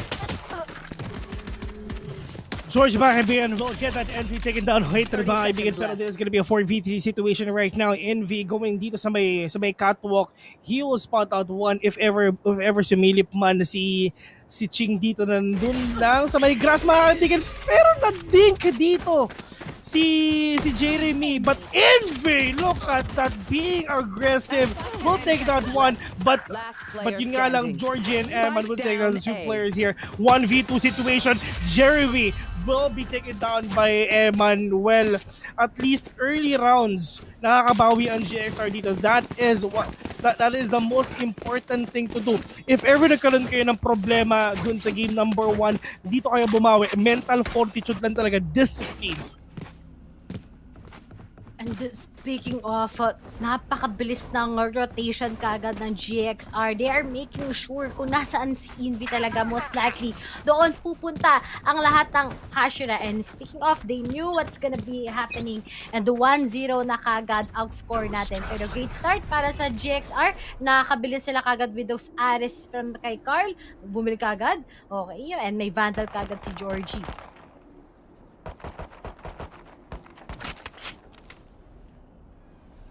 Going here, one-way smoke, hatred. Nakita na si Yon, pero that shell would not gonna connect onto the side of these players. Sobrang sayang lang.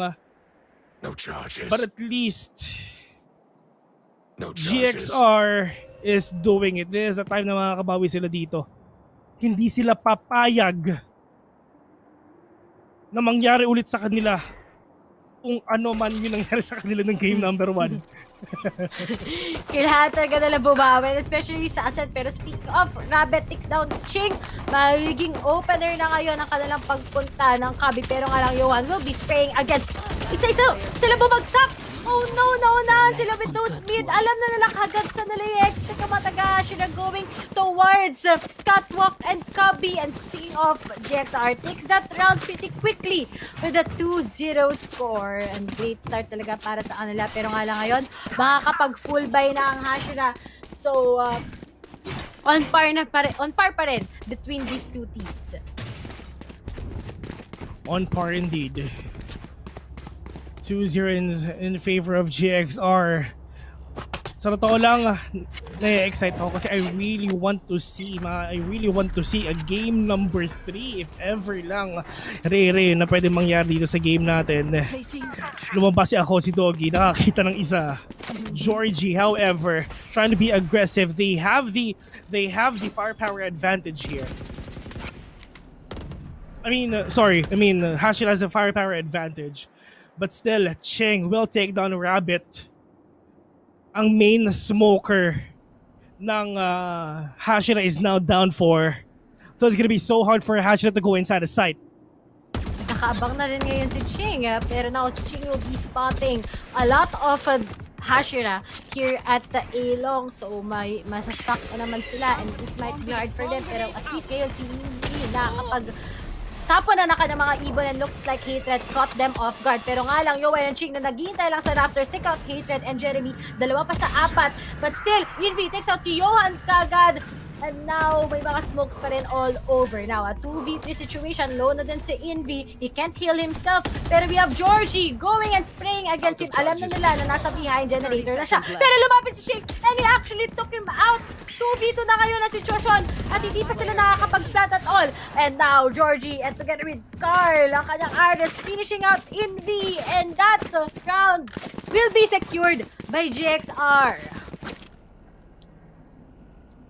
GXR is on a roll right now and Hashira needs to think of something new. Once again, mga kaibigan, uulitin ko, this is the first time na makikita natin ang GXR na maglalaro dito na walang problema at all.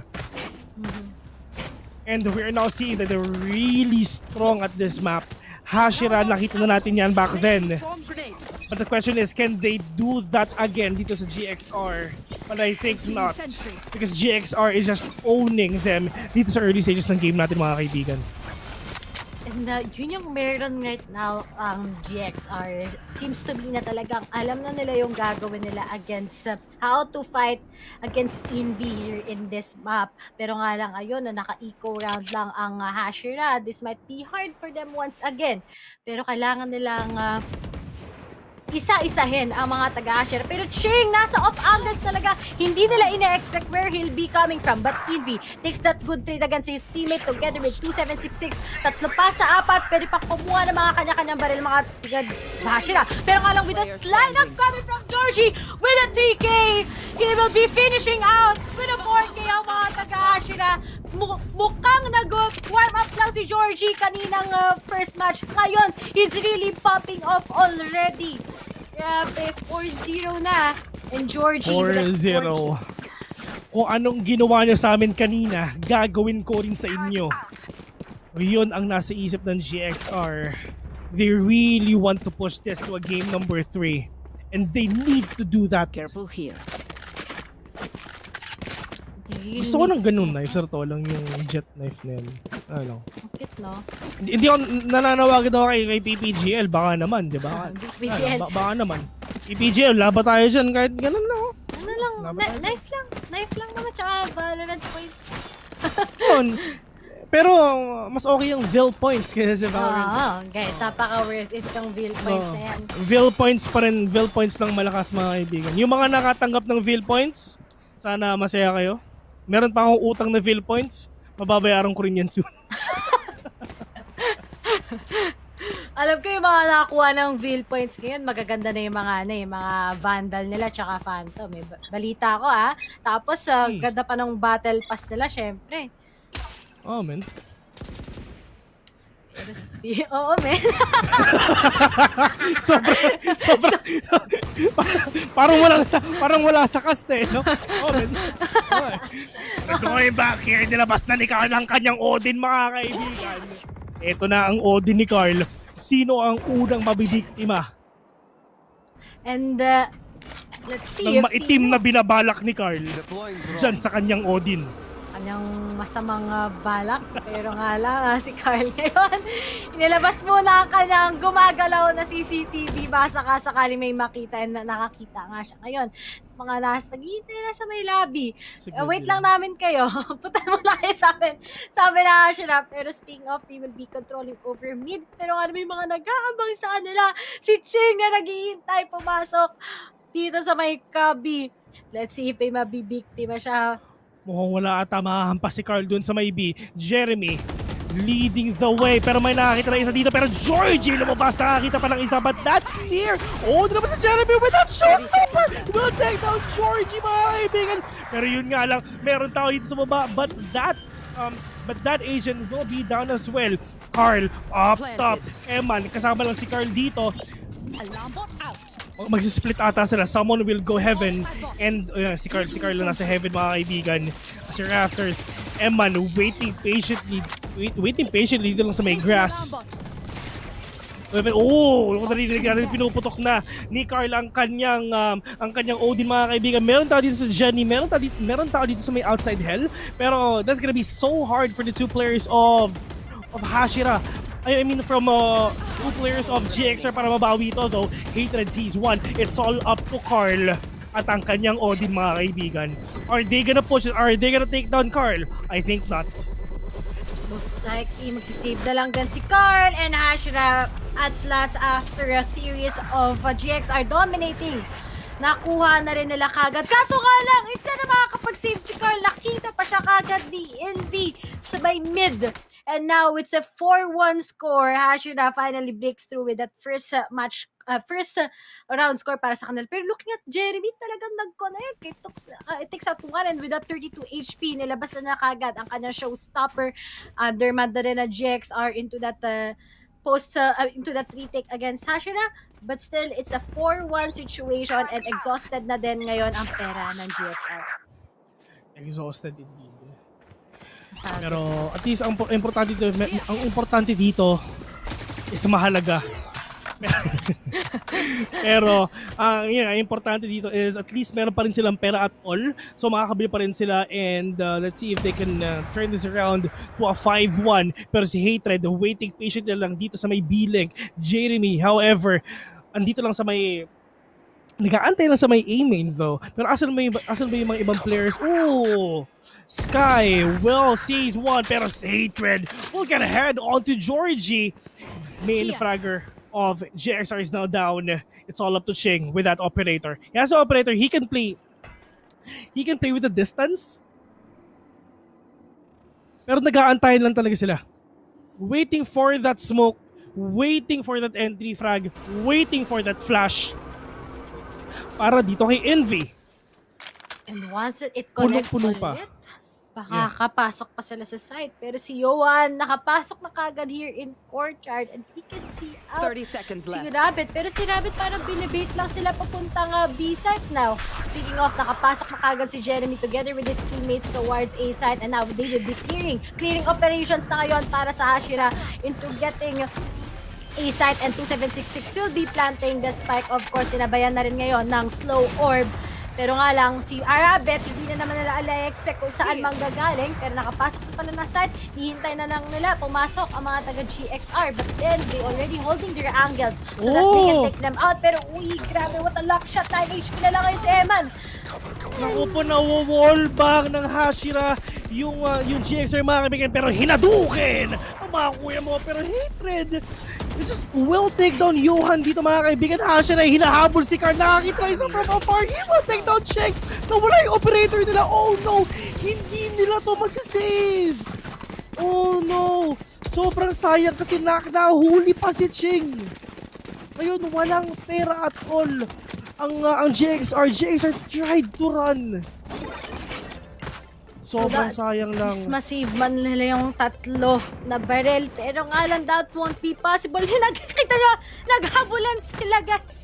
Hinabol pa nila ang mga remaining members ng GXR. Ayaw ng Hashira na makakapag-hold pa sila ng angles para sa kanila. At ayaw na nalang makapag-save sila at all. Now, it's a 4-2 score. Leading pa rin naman ang GXR, pero right now, look at those sheriffs and classic buys lang para sa kanila. So most likely, Hashi has the upper hand when it comes sa kanilang mga barel, pero at least Ching has his Blade Storm na pwede niyang gamitin in this round. At least magkakaroon na naman tayo ng pause, mga kaibigan, para lang makapag-usap-usap sila kung ano ang susunod nilang dapat gawin dito sa ating mga games. Carl, wala silang pera dito. George nagsasaral on that Spectre. And siguro they're just gonna let their money na siguro na hindi bababa sa 1,000 and sa 1.5 or sa 1.6 or 1.7 para lang at least makakuha pa sila ng enough money para sa next round, para makakuha pa sila ng full buy ng like AR and the full armor plus utilities. That's the number one thing. If ever lang na nakikita nyo yung economies ng mga kakampi nyo is like, kunyari, huwag nyo hahayaan na huwag ka mag-overspend actually. Mas okay pa rin kung pantay-pantay kayo ng economy. Kasi if ever hindi kayo pantay-pantay ng economy, yung isa naka-vandal, yung isa hindi, yung karamihan hindi, I mean, it's gonna mess up your structure as a team. It's all about the structure talaga ng isang players, kaya nila ini-equalize ang economies ng isang round. And napaka-vital nun ng kailangan nila gawin also when it comes to controlling what they will be buying. Pero speaking of, looks like Ching and together with Georgie, they will be aggressive. Kung sakasakaling baka may mga off-guard sila here at B-Mate. Pero nga lang, Rabbit sees him out in the open. Georgie bumagsak na rin. Tatlo na lang ulit na natitira para sa GXR. At lamang, they will be expecting that Carl will be coming from B long rather. Pero na nga lang, Jeremy spots out kagad. Eman, dalawa na lang natitira with Yoa na naghintay sa Cubby together with Carl. Oh, yo man, mga kaibigan, will take out 27-66. Because of that, Sheriff though, dalawang beses, sayang hindi lang talaga na one tap yun dito. And, but at least, ang importante is na pag 27-66. Carl with that frenzy, mga kaibigan, he sees the head of Rabbit, but Envy with the advantage of that firepower will take down one. 3-4 from 4-0. Nakakabawi na ngayon ang Hashira. Pero hanggang saan ito? I mean, 3 rounds straight ang Hashira ngayon, di ba, Ray? Yeah. So, but still, for GXR, it's really up to them on how will they pull this off. Para makabawi lang sila, at least they both have enough firepower. Gun round naman sila.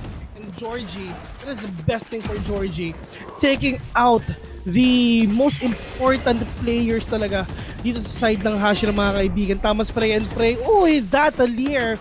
And because of the blind of Envy, at least buhay pa rin siya dito. Pero 5v4, Envy will get that high ground. We're not gonna see someone though, kasi nasa sila. Uy, binuhay pa si Jeremy, pushing this to a 3v5, still in favor of Hashira. Johan doesn't have enough armor here.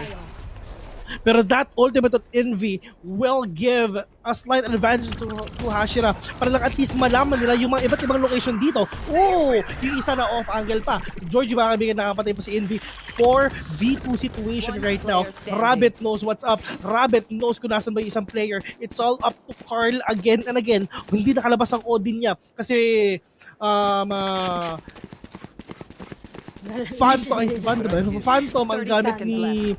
Phantom ang gamit ni Carl ngayon. Clock is ticking already. Spike planted.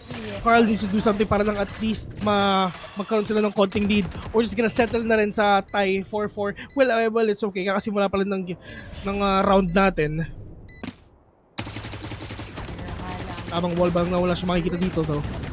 Dahil alam na rin nila kung saan nila i-expect, pero at least di nag-connect yung cutting bullets kung nasaan si Carl. Pero right now, i-expect nila sila, hihintay na kung nasaan siya. And now, pupunta siya sa may sidewalk, pero kalang hindi siya nakuha kagad with those paint shells. Pero Jeremy still buys time for him as he takes him out with that vandal one tap. And it goes down sa kamay ng Hashira. Tayo na ngayon ang scores natin. But remember, nag-full buy ang GXR and kailangan lang dito with those Spectres and of course the Sheriffs para sa kanila. Mapupunta ulit sila on that part or that situation, and Hashira dominates all over them throughout those 4 rounds na naipanalo nila with those enough money so that marami pa silang pwedeng kunin on throughout the next rounds kung matatalo man sila sa GXR in this round 9. Ito na, mga kaibigan. Going here sa next round ng ating game natin. Envy waiting for that entry frag though. Pero si Reyes tinuktok na ang kanyang boombot. He'll spot out one. We're not gonna damage that guy. Johan, fake TP lang para lang at least to mess up the brains of Hashira. But is that gonna work? Let's see if that's gonna work para sa kanila. But then, we have already yung Hashira. They're getting that momentum na nagpapaka-aggressive na sila because they know already kung ano yung mga plano ng GXR against them. But at least right now, Yohan is just waiting sa tree. Kung nakabawa siya dito, that will be vital para sa kanyang team. Pero nga lang, sinabayan na rin ngayon ang showstopper ni Jeremy, and Yohan is able to go down. Pero Rabbit and Jeremy caught off guard and Ching together with Carl. Invis na stage his teammate, pero Georgie na-tradean ulit ang kanyang teammate. Now, it's a 2v3 situation. Hatred caught Eman off guard. 2v2 right now. Pwede pa sa lumipat papuntang B 30 seconds left. And the rotation is now up for the players of Hashira right now. Towards B side, 20 seconds on the clock. Meron pa siyang oras dito na makaikot mga kaibigan. Pero dapat ang gawin dito ni 2766, dire-diretso siya, huwag siyang titigil dito. The clock is ticking already. At mukhang hindi ata aabot pa. Oh no, nag-whip pa! Nakapatay pa ng isa. Alam niya na hindi mababawi ito. They need to take down Carl. It's gonna be so hard for sure. Oh my silip! 1 second! Who will win this? Oh no! Nanalo pa!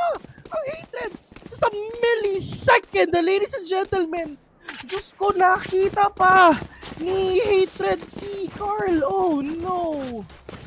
He knows. Nakita pa, man. Alam niyo, nagsastruggle si 2766. Napakalayo. Wala siyang choice kundi kailangan na mag-pop off. Kailangan niya hanapin yung nag-iisang nagtatagong miyembro ng GXR dahil wala ng oras at all. But still, he made those odds work for him na fight for Hashira. Grabe! Konti-konti na lang bill sa GXR pa yung lead ngayon. But still, nangyari na ang nangyari. Kailangan pa rin ngayon ng GXR bumawi. Dahil if this continues, Hashira will just dominate with those explosive momentum na meron sila ngayon. Explosive momentum it is. Is the thing na talagang ginagawa ng mga players ng HSR and GXR for sure. Hatred ng mga kaibigan, waiting patiently sa may B-Link. And it's all up to the sides of HSR mga kaibigan on how will they pull this off if makakakuha ulit sila ng lamang or GXR mababawi nila yun nangyari sa kanilang game number 1. HSR slowly pushing towards B. Here in B main, walang tao at all. Ang meron lang is yung turret ni Eman dito.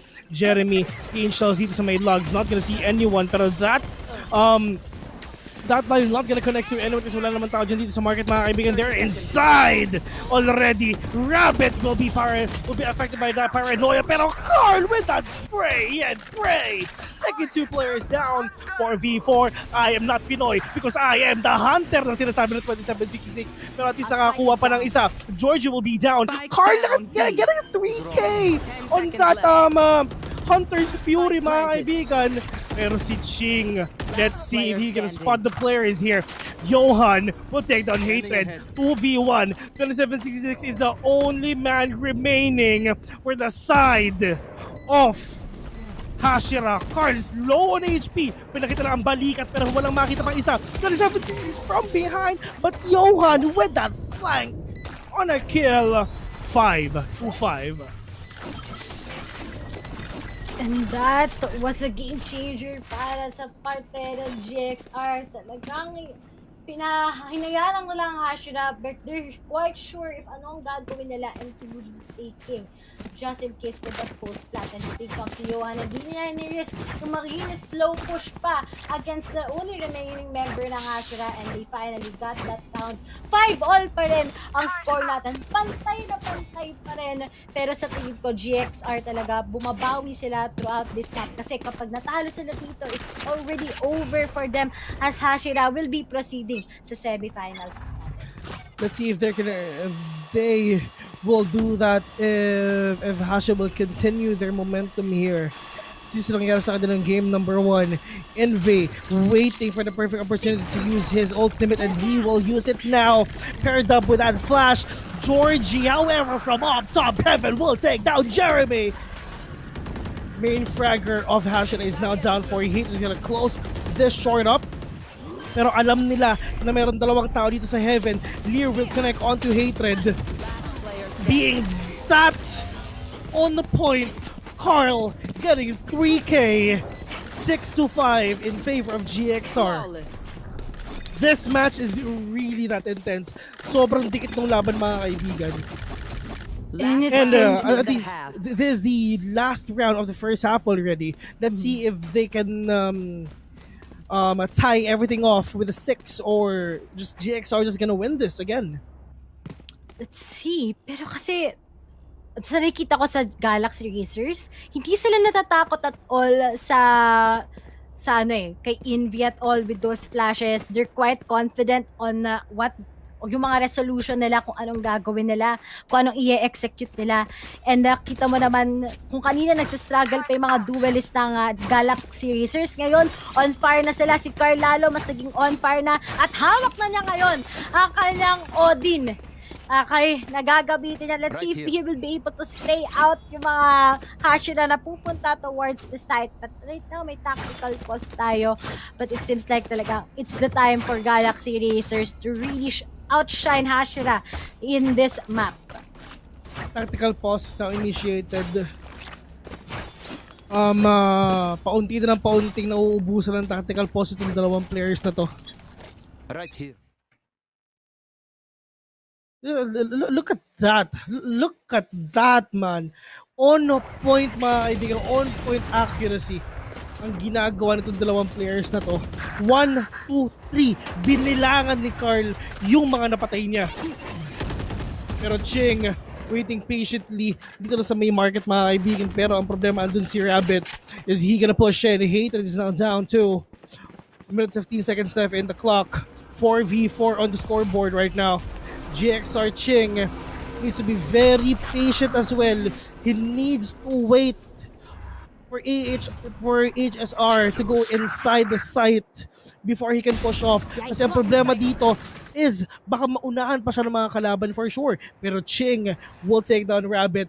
3v4. Wala nang smoker, wala nang pang-ecoms ang Hashira dito. At nag-iinit na talaga ang GXR, sigurado ako dun. Oh, look at that. Envy will take down 1. 3v3 on the scoreboard. Pero nga lang, they already took out one who's waiting at rafters. Emma na lang at si Carl ang natitira. They will be planting behind the generator and they will just be waiting for them to come in. Pero wala nang utilities at all ang mga miyembro ng Hashira that gagamitin nila. Pero looks like they will just be setting up. Eman, talagang nilabas na niya ang kanyang nano swarm. Pero with those shock darts, let's see if it will connect. Wala pa gano. Peso nga lang, hinihintay lang sila. And they don't have any info at all kung saan nila i-expect. Now, naglabas rin ngayon ng satchel, but then since wala silang information kung saan nila i-expect, they already take out the two remaining members of Galaxy Racers and 6 all na kagad ang score natin. So it's like a fresh start ulit all throughout the second half ng game natin for today. Fresh start indeed. Magsimula ulit tayo sa 0. Ulitin natin ang mga bagay na hindi naman dapat nagsimula ng ganito. Hindi ko alam kung ba't ko sinabi ito. Parang malalim talaga yung alam mo, gusto ko mag-isip ng isang malalim na sentence pero I can't do that. Sorry. I tried, man. I tried. Feeling ko kailangan ko pa ng ecoms ni Omen. Pero going back here. Ooh. GXR being that aggressive towards here in mid. Jeremy, nakakita rin sa dito lumilipad. Pero look at Jeremy! And the one tap on the head. But GXR Carl, whoa! 27-6 on point headshots. Pero meron pa dito sa taas. Napatay si Hatred. Nagkakaskas ng yellow, mga kaibigan. Sakto mainit. Gagawa ng halo-halo. 2v2. Kailangan nila magsama or else napakahirap pag may nabawasan. Parang ano lang yan, parang relasyon lang yan. Pag di kayo nagsama, walang mag-work. Pero still, nasa mid pa rin ang dalawa pang miyembro. Now, 2766 finishes out and Envy also takes Yoan out. And Hashira secures the first round sa second half against Galaxy Racer. Pero kita mo yung ginawa ni 2766 doon. What? Grabe naman yun. Dalawang one-tops with that ghost. And finally, na-undermanned ang GXR. Pero sa mid, in-expect na rin nila that we will be coming. At ako, still, 7-6. Hashira secures that and makakabili na sila ngayon ang kanilang mga Iris, ang kanilang mga Spectres. Spectre now for Hashira right now. I'm gonna ask you, if ever ba nanalo ka ng first round after ng first half or I mean kakastart pala ng game or after the second half, pag nanalo ka ng first round, anong bibilin mo, Rere? Spectre or Vandal? Mas comfortable ako sa Spectre kasi iniisip ko parang Phantom na mas mura. Speaking of Phantom na mas mura because tatlo na kagad ang bumagsak sa mga taga Galaxy Racers and we only have one left. That's gonna be Eman and Rabbit finishes him out. 8-6 na kagad. Leading ang Hashira with 2 against Galaxy Racers. Nag-usap lang kami. Biglang gumalaw na ang Hashira.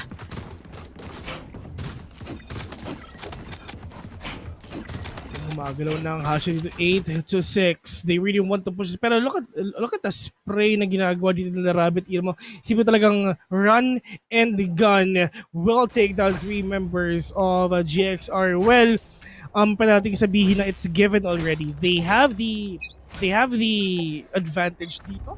So we can say na ang kailangan gawin ng GXR, they need to catch HSR off guard.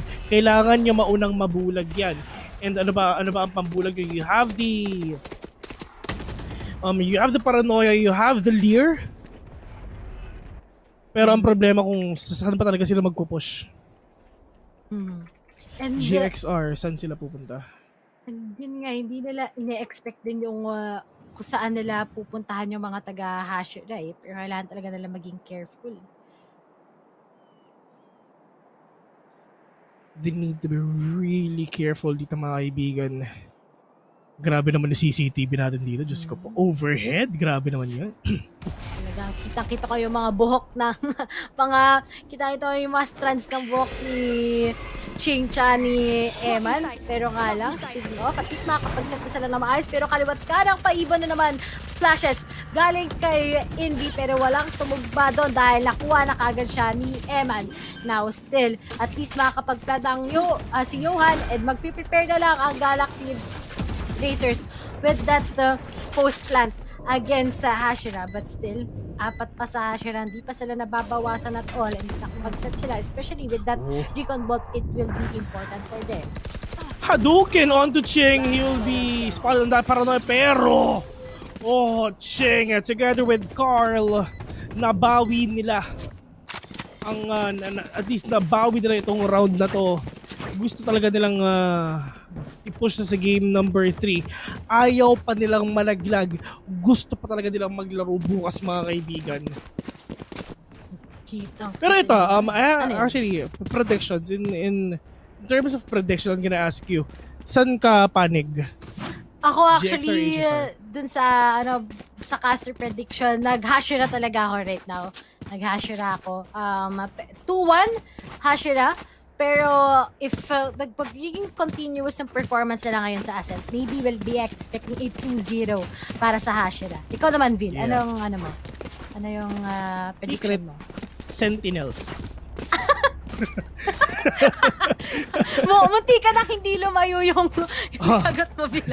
Ay, sorry. Southeast Asia lang ba? Sorry.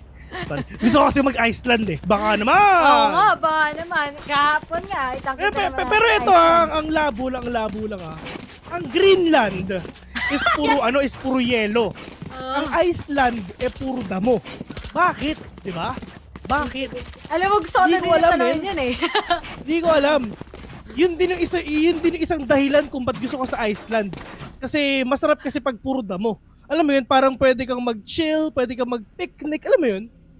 Para na lang, normal life lang. At saka pwedeng Parang matulog. normal life, man. Pwede Oo, matulog diba? sa damo-damo. Masarap matulog sa sa damuhan. Alam mo yun? Oo. Parang usap-usap kayo, tipong picture-picture, mga Instagram-worthy pictures, alam mo yun? Tapos ano pa, magsaya din pag may kasama mo yung mahal mo, di ba? Magkayakap kayo. Pero syempre, wala kayo noon. Oh, friendly fire yun ah. Friendly fire yun ah. Pastok yun ah. Hindi naman. Yung nasa akin nasa Europa. Malayo-layo pa. Layo-layo. Yung sa'yo nasaan? Nasa ano eh, nasa probinsya. Doon ang Sa bootcamp. probinsya. Sa probinsya. Okay lang. Okay lang. Okay lang. Pero malapit-lapit na ang pagkikita. Parang Aldab lang yan, malapit-lapit na. Oo nga, ang pagkikita mga kaibigan. Pero technical pause muna tayo dito and 2766 hindi medyo naging effective yung Odin ni Carl. So si 2766 na lang ang gagawa at ang gagamit ng maitim niyang binabalak using that Odin. Oo nga, parang bumabawi siya kay Carl kanina eh. Kasi si Carl nakabili ng kanyang Aris kanina, nasprayan siya. And ngayon, bumili na siya ng Odin. Ay! Kaso nag-change! Nabati! Ay, di daw sila magpo-full force ngayon. Sige, si usual tactic na gagawin natin. Aris na lang, Lods. Aris muna. Medyo mahal. Expensive pala, sabi ni 2766. Mahalang 3-2 best. Doon na lang tayo sa 2-3. Going back here in this game right now, 8-7 is considered in favor of Hashira at sinusundan lang nila ang kanilang out-drone. We're not gonna spot someone. They're not gonna spot the rabbit here kasi hindi naman siya kita dun sa perspective ng owl drone mga kaibigan, and tamang pre-fire lang. Ang problema dito ni Rabbit, he's on half HP na rin dito sa side. Oh, maganda ang ginawa dito ni Rabbit na paroday, pero yun nga, walang follow-up na barrel. Pero at least si Carl taking one down because of the shock that nanginig ng matindi si Hatred dito, and they will rush inside B side already. What a really great entry frag by Carl. Actually, hindi nga entry frag, entry dart ang ginawa ni Carl dito, followed by Ching. Rabbit sees one with that wall bang. Tatlo pa ang meron ang Hashira, but still, tignan mo naman yung wall of defense na meron sila at Emma, pinabagsak na nga sila isa-isa. And tie ulit ang score natin between Hashira and GXR. And looks like talaga every time na nasa defending side ang Hashira here in Ascent after that momentum ng attacking side nila, talagang nagsistruggle sila and we've seen this. Pero nga lang, Galaxy Racers bumabawi talaga on what happens sa bind, and if this goes into their hands, we are expecting a game 3 between these two teams. But still, kita mo naman ang meron na Hashira, meron na kayong showstopper si Jeremy and Rabbit to get some good information, and just in case kung gusto niya maklatch pa siya na lang nag-isa, I can still do that. Now 8-8 ang score. Let's see if Jeremy will be able to take out anyone with that showstopper. Nabawasan nga na si Carl, kita mo naman 5 HP na lang siya. Pero at least tayo na rin yung score natin, medyo mainit at medyo malapit. Reina will pull that leer off. Not gonna spot someone to the side of Hashira. Georgie, gaano katindi yung kanilang entry frag dito. Isang leer na lang ang meron sila. Isang taon dito lang sa may short, pero those smokes are not going in to the side of GXR mga kaibigan. Carl, very low on HP. Hatred trying to defuse that door para lang at least makakuha sila ng opening dito, pero si Envy will take down one through that wall, pero that is the Hunter's Fury all the way from Carl. Had no idea at all na nasa likod mo si Rabbit Rabbit na galit. Rabbit, let's see yung bunny hopper na kabasan! Tumatapay! 1, 2! Look at that! One tap to the head. Gusto mo pang tumatlo. Let's see if makakuha pa. Meron tao sa kaliwa mo mga kaibigan, and Rabbit will see 3. Pero yung isang tao dito lang sa hell. Jeremy will just finish everything off. That itself with that very helpful flank galing kay Rabbit.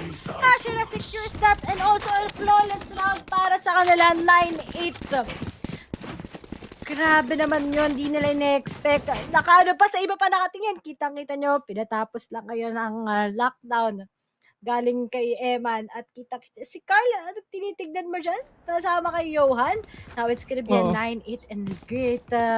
Kailangan talaga ng Hashira dito is to set also their momentum. Dahil nga nasa momentum pa rin ng GXR with those tie.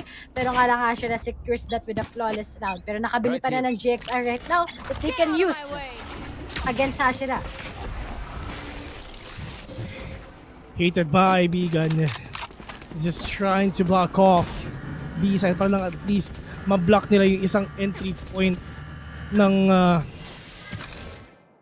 bomb site, mga kaibigan. Envy's gonna use his abilities to scout the players of GXR here. Envy knows already that he sees one guy dito sa may mid. More smokes are coming in from Johan as well. Pero they really want to mess up with the minds of Hashira. Hindi nila alam kung saan ba magpupush yung mga players nito. And they're gonna settle here in B instead.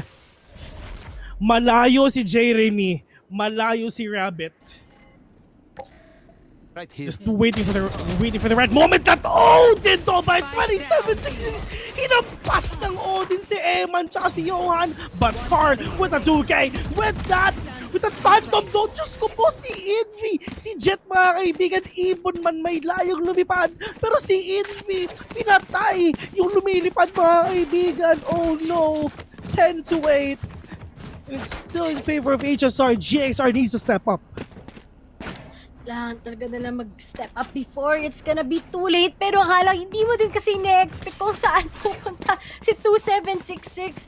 And that amount of defense that they invest talaga sa B is really strong compared sa A na nakakapasok parati ang GXR. But still, Hashira, with those type of plays and how they use their ability so wisely, cuts GXR off guard.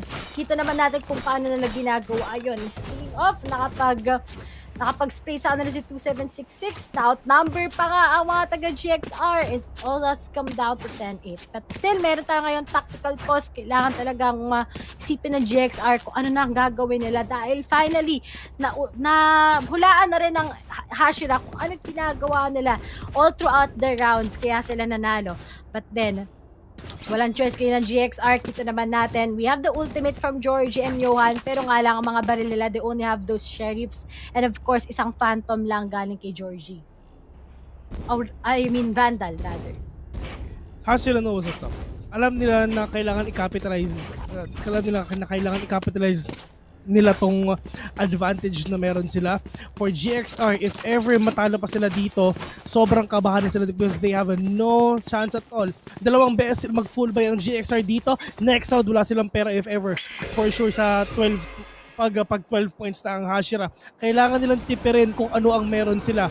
Owl Drone coming in from Card. Let's see who's gonna check out let's see kung sino ba ang pwede makita dito ng GXR, mga kaibigan.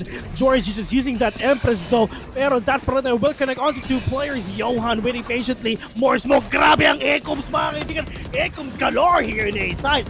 And GXR is inside already. Spray and pray onto Rabbit all the way from heaven. He will take down two players. Envy from short. Rabbit with a 3K already. What is happening to GXR? Envy finishing everything off. Dalawang tao lang ang gumalaw dito sa Hashira. 11-8. And now, maraming pera ang HSR.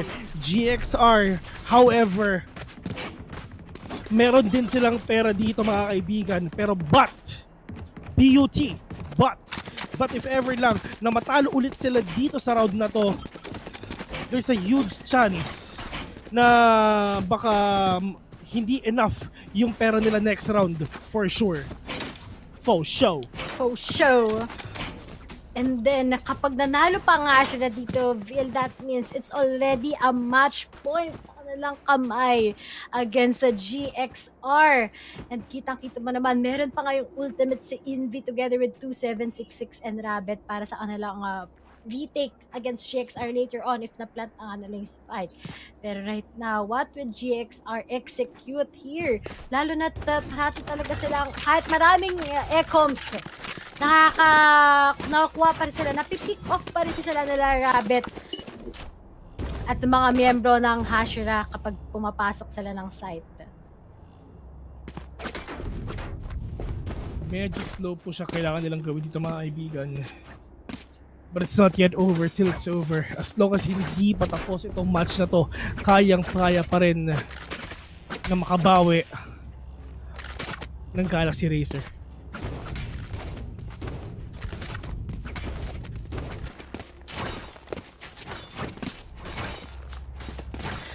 Okay, yan.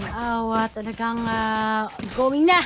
We're going back already. 13 seconds before the match will start. Pero will this be already ang match point para sa Hashira or Galaxy Racer? Gusto pa rin nila talagang mag-overtime and go into the time kung saan magkakaroon ng third match. But then, we are seeing already mga smokes coming in from Johan just in case na baka ma-pick off sila kagad na naghihintay. Johan, nabawasan na siya kagad. Kita mo naman, 2766 takes him down. 4 na lang ngayon. Si Ching lang ang magiging smoker ng Galaxy Racer here in Ascent. Pero wala pa sila sa site at all. Clock is ticking here. Rabbit, one way lang. And he knows, naririnig niya yung mga gunshots na ginagawa ng GXR ngayon. Rabbit, nakita din yung paa ni Georgie mga kaibigan. Pero isang one way ulit. Missing that kill. Pero at least, alam din ng GXR na meron nag-aantay dito sa may grass. Envy, tinulungan pa. Merong ultimate dito si Envy. And let's see if ever kung kailan ba niya gagamitin to. Pero nga lang, Ching, masasaktuhan si Rabbit! Hindi alam ni Rabbit! What? Hindi alam ni Rabbit, hindi nakita ni Rabbit na biglang pumasok si Ching. And 2766 will take down 1 for V3 now. And that is the ulti coming in galing sa ating Sky. 30 Envy. seconds left. Let's see if he will spot Eman here. He knows already. Andyan na rin si Sova. Georgie kills 1. Painchels will got. Let's see if he's gonna connect. And I think not. No connections on that Painchels though. Hatred here in Market. Apat pa ang buhay dito, pero Georgie will take 1 down, and it's all up to Jeremy who takes 1. Try to go with the second one, pero yun nga lang, si Emma nakakuha ng isa. 27-66 lang natitira dito, pero walang oras mga kaibigan ng GXR. Oh no. Match point. I mean, ito, let's break that roundup. Ito tatlo ang natitira sa GXR. Dalawa ang players dito sa B-side. Sobrang ang tagal nila pumasok sa site mga kaibigan. It takes them so much time para makapasok dito sa site. They know what's up already. They know na napaubos na yung time, pero hindi pa rin sila pumapasok at all. And sobrang safe play nila sa sobrang safe play nila, hindi na napansin yung time. And sobrang sayang lang nun kasi that is a 2v1 situation. Sobrang sayang lang, hindi na utilize masyado. And sure na sila na may makuha pala nila si Yeah. na naghihintay sa may market. Alam mo yun, that is the time sure na sila dun na makukuha nila yung score na yun. Sayang lang talaga. Pero at least, going back here to the game. Spike Kaso nga down lang, A. GXR, talagang they caught off guard ang mga member ng Hashira. Now, it's still a 2v3. Will this be already ang win ng Hashira? Pero nakapag-plant na and they're still waiting. May good information galing sa kay 2766. May revive pa si Hatred that he can use. Now, speaking of, he will be going with that wall boost. Pero wala pa siyang i-revive ngayon. I-revive na pala niya si Jeremy. Pero nag-i-spray pa sila against him. Now, he cuts off guard. Finishes out 3. Isa na lang natitira. And now, Hatred secures those 4K. And now, we have Hashira getting this win against Galaxy Racers with a 2-0.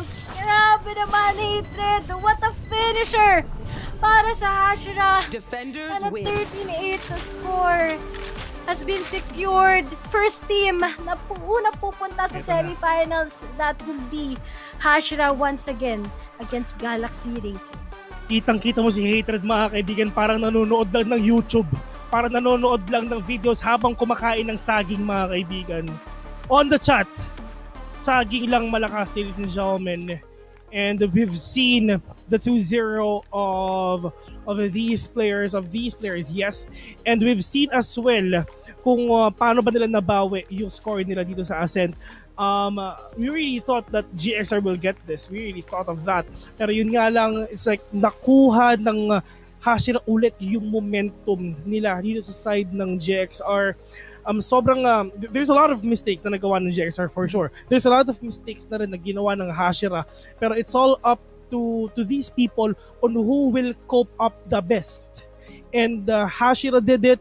They've won, they've conquered, and they will head on to the semifinals. Once again, congratulations sa Hashira, defying the odds, securing ang clean 2-0.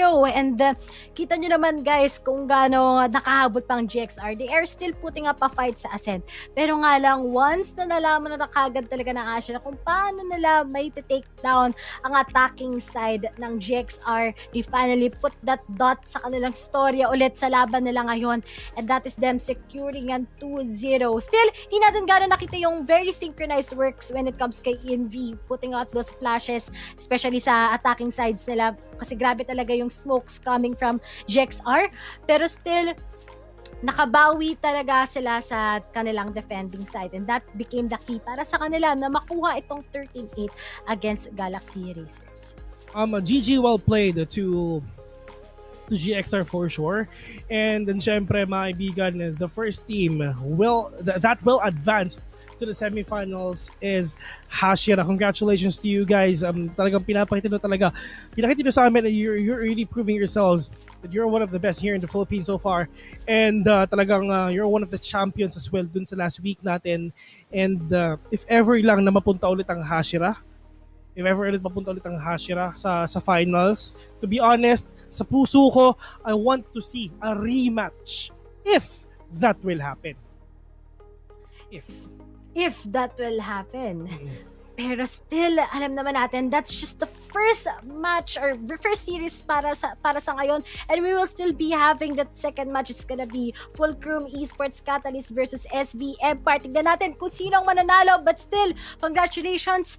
And kami yun yung shoutcasters, Ray and Vil. And I will be right back.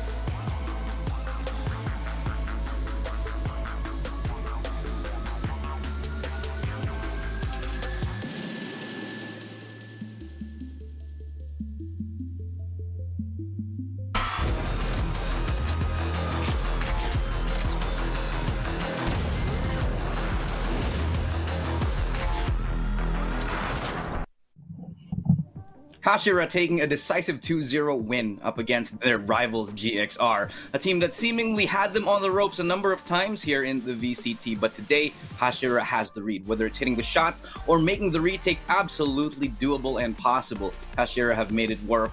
With the star players on their team and the amazing amount of teamwork and communication they had, it just seems like the pieces all fell into place for this young squad. And we're going to be able to speak with one of the members right now. As to who that is, we don't know just yet. We got the interview in just a second. But truly speaking, the amount of team and the growth of this Hashira squad has just been so phenomenal. Welcome back here to Valorant Challengers Philippines. My name is Illustrado. You're joining me. I'm your host here today. And joining me is going to be none other than one of the players here from Hashira. Who's it going to be? I think we got Envy up in here. Yo, is it Envy? Hey, Hello. Envy, man. What's up? How you doing? We're feeling great. We're happy we won. And yeah. How does it feel to finally beat GXR in a 2-0? Because I know before, it was a lot of sketchy performances. Like, sometimes GXR will win, and a lot of the times, fans or whoever would always say, yeah, Hashira only beat GXR because they got a DC issue. How does it feel to beat them in a decisive 2-0? Well, for us it's very we're very happy because it happened because we wanted to prove them wrong. So, we came here after like issues in our team this past week in our practice. We finally did and done it. So yeah, we're happy we did it, and yeah. Tell me about your multiple agents. You're one of the players, and we've talked about this a lot, that is able to play in like Bren, the best of five, Uy, nawala five yung agents and internet. 5 maps. Oh no, no, you're fine. You're here. I think. Hello, Uy, hello. I think he's here. Hello. Check. hello, hello. Hello. Oh, Can you hear me? hello. Yeah, that's okay. Yeah, Sorry. yeah, it's okay. So, tell me about your 5 agents and 5 maps for Bren, and how you're able to just sort of play so many agents so well. Well, it started off when I keep watching different types of tournament VODs, like different teams. So I just started to adapt each play style and different agents. So people start to read me unpredictable, so they cannot really read me in how I play. So Mhm. yeah, and also they needed like someone to be flexible in roles because we wanted to keep, Jeremy in hatred in some maps in duelist. And yeah, so I had to adjust for the team, and I'm happy I'm capable to do it for the team, and Right. it paid off. Honestly, it pays off so much because being flexible, we've known that you can play any role for quite a while, but to play 5 agents and 5 maps, I don't think that's unheard of at this point. I'm gonna ask you a real quick here. Who is the team that you want to be facing off in the grand finals? Any particular team that you want to face off in the VCT right now? Uh of course, it would be Bren. He's top one rival in this local scene at the moment. So Right. we want to beat them in the finals, get to the Masters, hopefully win that, and get to Iceland. If you You do you seen feel our like if you beat Bren in this, do you feel like if you beat Bren again, do you think that'll make you secured in the top one PH spot? uh yeah, I think so. I think they're at boot camp right now, so if we beat them while they're at boot camp, I guess we can Really say. say to ourselves that we are top one, I guess. Well, that's good luck to you on that. But one last thing before you go, any shout outs to your friends, family, or any fans that you want to give thanks to? Thank you to our org and our manager and our sponsors, Philips Monitor, Stream Raiders, Blacktop PH, Inline Corporation, and yeah, we want to thank our friends, family, and our fans for all the support you've given us, and we're happy to make it this far. All right, that's the Banana Squad for you. Thank you, Envy. Good luck later on, and congratulations. Thank you. All right, you just heard it right there from none other than Envy himself, the man, the myth, the legend, the most versatile player I think we've seen here in VCT thus far, still making magic happen. Welcome back to the Updraft. I'm Illustrado, and you're joining me right here on the panel, Viminal and Lingling. Let's begin to break that last game down, all right? So, it started off with a dominant performance by Hashira, and then it got a little bit closer towards the end here, but I think we have to say this out loud, and let's be very, very frank about this. Ching and Georgie, non-existent on the first map. Georgie stepping up on the second map. And I feel like a lot of what GXR relies on is their star players, is their duelists hitting those shots. But that just wasn't happening here today, Viminal.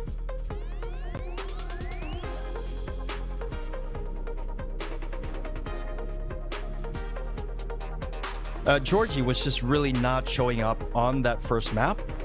And it was a really detrimental factor throughout their whole team play. You can really see that when you're down one man essentially the whole time, and it has a really adverse effect throughout the whole game. Yeah, definitely, Ling. What went wrong here for GXR? What went right for Hashira? What are your thoughts on that last one? Because it seemed to get closer. When Georgie woke up on the second map, he was doing amazing, but it just wasn't enough to win against Hashira, who seemed to be tightening their defenses, who seemed to be doing a little bit better as a team, and preventing star players from popping off.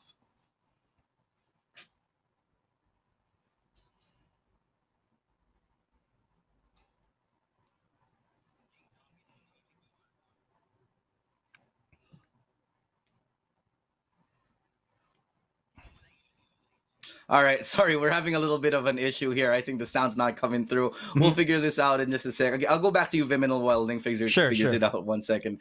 So tell me, what went wrong here? It seems like Hashira is tightening things up, is able to really round out their defense and even the offense here. Not so reliant on flashy plays anymore, but the fundamentals are really starting to shine for this team. Yeah, again, it's a tale of how everyone is stepping up in their entire team. Previously 2766 and Rabbit, as I previously mentioned, they were having a bit of trouble when it comes to firepower. But now we get to see 2766 leading a scoreboard. We get to see Envy leading a scoreboard, and Hatred and Jeremy just being a really solid backbone for the team. And that really works well against teams that rely on their star players time and time again. Yeah, I feel like it's not enough, Ling, to just have Georgie and Ching pop off every single game, because that's not, I think, a philosophy that works in the long run. Sure, when your team is just starting out, maybe you can have that, but it seems to be the case that when it comes to these really clutch situations, sometimes they're just not able to do it and recreate that amazing aim that they have, and that won't be enough for a team like GXR, who seemingly falters against Hashira, who is developing stronger and stronger foundations and fundamentals.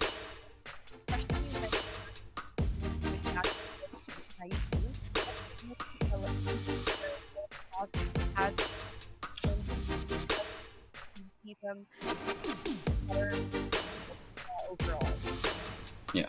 Well, fundamentals are really a strong factor here. And as we can see right now, GXR in the first game, Carl was pretty amazing. The caster said it earlier. He was definitely stepping up for his team. He was able to show everybody what he can do, even as a Sova, getting those kills. However, we look at the people at the top of the scoreboard, and we just, it's just not right. Yeah. The top was Johan. At the top was Carl. And you're wondering, Georgie and Ching here, these guys are two of the best duelists in the country, but they just were nowhere to be found in the first match. Yeah, I mean, you expect these two to shine for their team, and when they don't, things tend to fall apart, especially, for Georgie, when you select Reina, your only job in the team is to frag out, of course, and pave the way, create space for your team alongside Ching. But he just was not able to do that. Hashira, on the other hand, just shutting him down repeatedly, and of course, Ching as well in the second map here. I think one of the win conditions for GXR is that they out-aim Hashira, and usually that's the case. Ling, they're normally in a position where GXR can have these magic rounds. We saw it the previous VCT where Ching and Georgie, two of them can 2v5 Hashira, and that's just so dominant for them, and then they can take these rounds for themselves, their team. But however, today it seems like, correct me if I'm mistaken here, Ling, but Hashira's team play just overcame GXR on this one, and this is the first shining example of truly Hashira just growing into their own. They're growing to their own and growing amongst themselves, which is something that I really want to see amongst teams that have been greatly developing over time. You'd see them have these obvious improvements, and it actually shows in terms of like their gameplay and the maps that they have not exactly been quite dominant, but still worked on a lot of factors, or rather a lot of fundamentals in their game that actually did show a huge difference overall.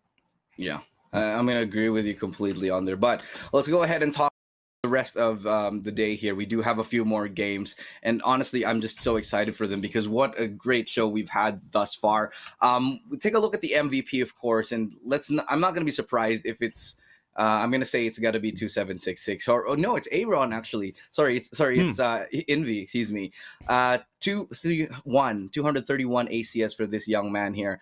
And, we used to look at Hashira and say, okay, MVP, it's always Jeremy, it's always Hatred. But now you get the flexer of all people, the flex player, the sentinel, the smoker, not always the smoker, the sentinel, the initiator, and he's starting to pop off for his team. What does this say about a team like Hashira Viminal?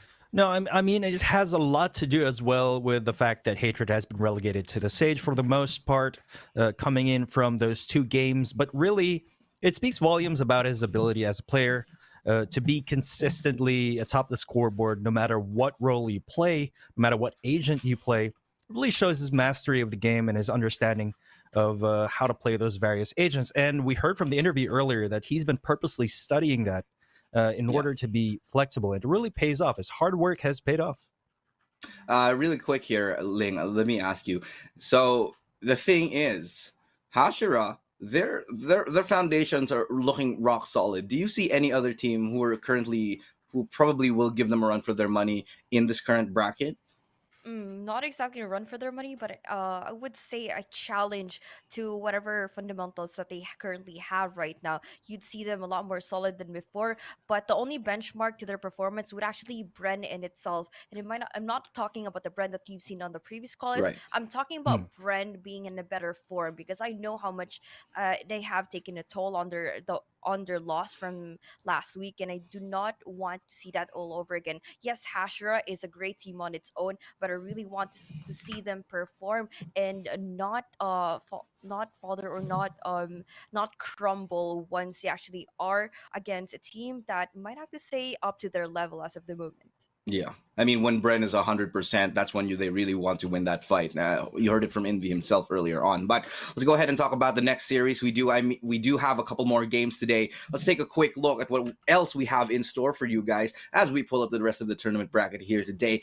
And I'm so excited for these ones. The next one we're going to be seeing is going to be Empire. They're facing off against Fulcrum. And at the very end of the day, it's going to be Pirates versus none other than Alpha Esports. We've been waiting for this all day long. Viminal, Empire versus Fulcrum. I'm starting to see that. I think these two teams, this series is going to be a pretty good one, because let's face it, Empire falling a little bit I'd say more as time goes by here. Meanwhile, Fulcrum, they're experiencing a little bit of resurgence. Maybe Yeah. not like top 7 ranking in the Philippines, maybe not like top 10 yet, but they're definitely getting better. I'd say. I'd say I'd put them somewhere maybe 11 or 12, but and they might be able to defeat Empire here. But what are your thoughts on that? Okay, we've been talking behind the scenes here with our other talents as well, Dax especially. We kind of agreed that Fulcrum is a bit of a sleeper team. Yeah. You know, they've been away from these major stages like the VCT. During the first stage, they weren't here. During the first week, they weren't here. But now they finally stepped to the plate and they showed up. So we haven't really seen them square off against a lot of the top teams in the Philippines. So it's a big question mark, really, if they can stand up against a team like Empire, which I consider to be one of those immovable teams that are always here in the Yeah. VCT. For better or for worse, Empire is going to be around, and they're going to show us that they're a good benchmark, a good standard here. Yeah. Anyway, we're talking about winners right now. Let's talk about you guys. If you guys want to be winners at home, we're going to let you guys do that as well. We're giving away a lot of Valorant points here. 1,500 plus are up for grabs, and it's going to be quite easy for you guys to participate. All you got to do is follow these instructions below, like and share the Facebook page of PPGL as well as the stream. Make sure you're using the hashtags and tell us which team you're rooting for. We'll be picking 10 winners at the very end of the day, and we're giving you away 1,500 plus worth of Valorant points. Might not be enough to buy yourself a rice cooker, but I'd say it's pretty significant still. Might be getting you a couple of battle passes though. So yeah, let's go ahead and talk about where you can see these streams. All you got to do is check this out. We're going to put this up on your screen right now. Twitch.tv/PPGL_VCTPH for English. If you're watching us on Twitch, of course, this is where we're at. And if you're watching on Filipino, you want to be at PPGLGG. That's on Facebook. So just search PPGL. We've got all the English broadcasts on Twitch and all the Filipino on Facebook. So yeah, let's go right ahead and move on and start talking about the next game right here. So we got SV Empire, a team that has been here since time immemorial. They were amazing in they were amazing in First Strike. They kind of lost a little bit, but now they're kind of back with, Kakarot stepping into the picture. They lost version here, Ling. They lost version, but, they got, not Kakarot, they got Nexi coming up and stepping up here. Symbol's doing rather all right as well. And Draxi's, hit and miss. Ling, well, what do you think about SV Empire's newest iteration? Can they go the distance? Can they take it on a team, like Fulcrum? Well, as of the moment, I could definitely see them kind of like a 50-50 team still. But by the way that they have been performing from the previous qualities, you'd see a lot of in terms of their playstyle. It requires a lot in terms of utility usage, which is something that would make them, I would say, definitely too slow, and I might have to say too methodical. And that type of approach could be something that be a little bit more predictable than it actually is. They really have to spice up something that could be what Fulcrum not expect them to do. And in the right hands, or rather in the right type of agents, I would say that they could actually stand like a pretty good chance against this team. Yeah, I agree. Veminal, your thoughts right here on SV Empire. SV Empire, judging from their previous performance during the last week, where unfortunately there were some issues as well, they were looking pretty good. All things considered, they've been looking a lot stronger than the previous weeks here in VCT, and that's because, again, they restructured the lineup recently, and you can really see the progress that they've been making so far. They've been more gelled than usual, and if they can keep that up, they're on a bit of an upswing here. And I think they stand a really, really good chance against Fulcrum. However, they're in the same bracket as Hashira, who just moved ahead. And that is a little bit of a different tale because as of every matchup, Hashira has beaten Empire every single time. We'll talk about that a little bit later. But in the meantime, let's talk about Fulcrum. Yeah, these guys, new kids on the block here. We got Absolute, Drin Sanity, Hot Sauce, Regolicious. That's a little bit of a tough one. And S1000. So we all know that these guys are new. We don't have a lot of information about where they came from. We know that they're kind of fresh on the scene and they've had performances on, I'd say, more community style tournaments that they, their community has put up themselves. But Ling, we haven't really seen them, test their mettle up against tried and tested teams. This might be the first time we can see them go in a proper, best of three up against a team that has made a name for themselves, that has proven themselves time and time again. And they really have to give it of how much reputation that they have as of the moment, being the new faces on the block where everyone has their eyes on them. This is actually their debut for VCT, and they really have to give whatever they can. But Hmm. now I really want to see a lot of a lot of different elements being played out by this team, given that they are the new ones. I would Yeah. definitely could expect something pretty standard, given that they don't really have that much competitive experience in the professional scene, and this could actually be something to stir up on towards the competition. Yeah, Yeah. but Viminal, I'm gonna bring this to you right now though. So, uh, Fulcrum, right here. This is their first true chance. It's kind Yeah. of like being the new kid in school, and you might get bullied unless you punch somebody in the face, and unless Oh, they got to do it. They got to punch SV Empire in the face just so they don't get bullied by everybody else. This is their moment to stand up.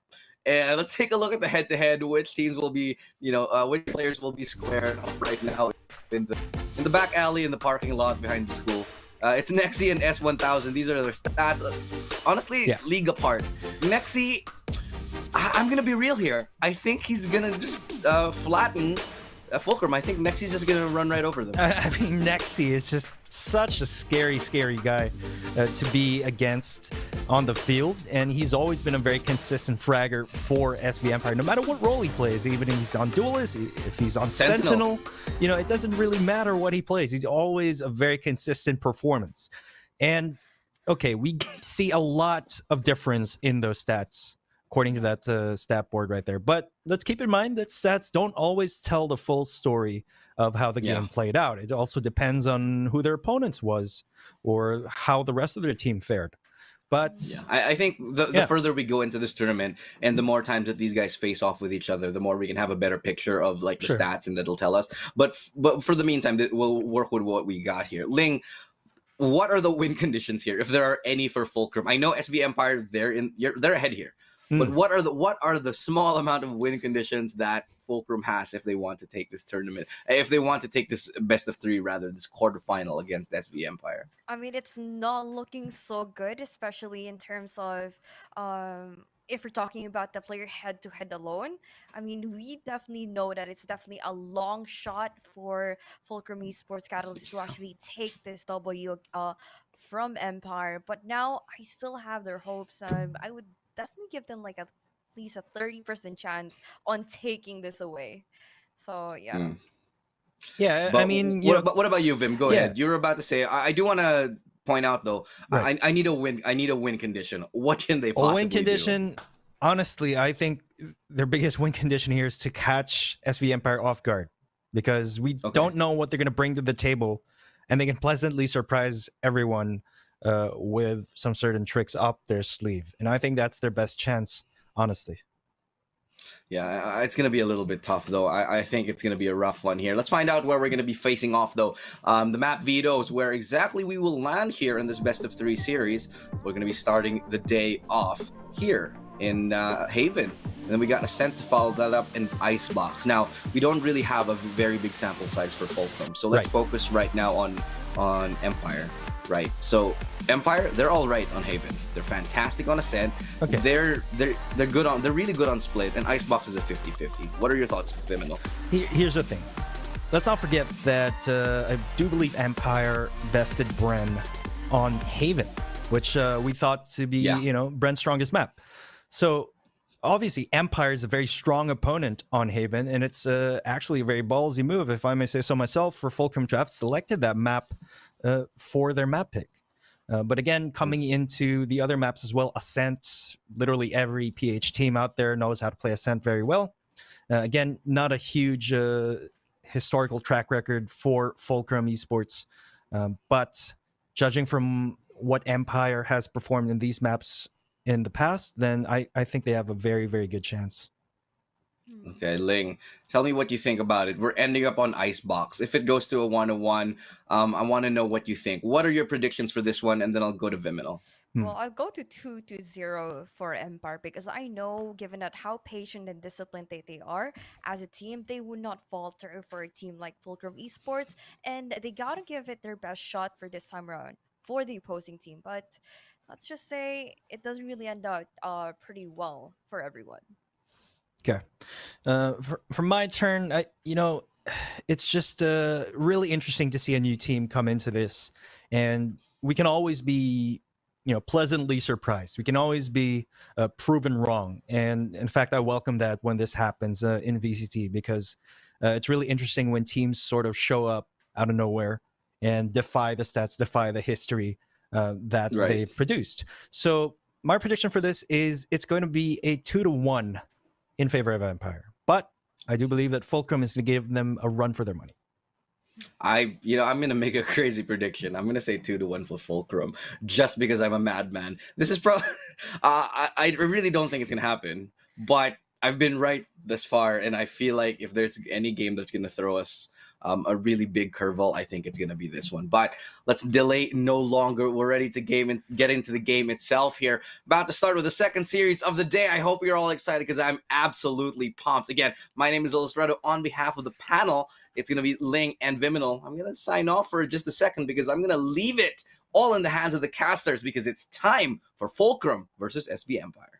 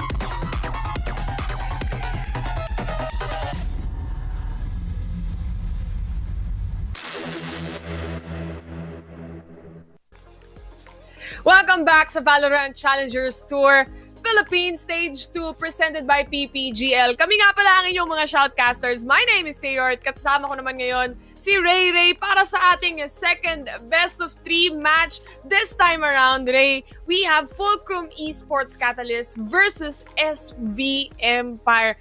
Grabe, itong mga laban natin para sa araw na ito. Mainit na mainit. Alam ko marami ring nag-aabang para sa next match natin, which is yung Alpha Esports, also with Pirates as well. But this time around, focus na muna tayo sa Fulcrum at saka sa SV Empire.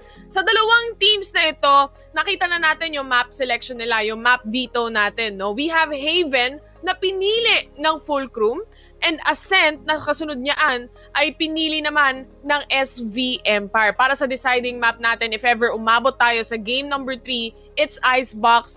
Well, going back doon sa map selections natin, Ray, no? We have Haven picked by Fulcrum. Nakita na natin yung SV Empire na maglaro ng Haven. And what are your thoughts about this map selections?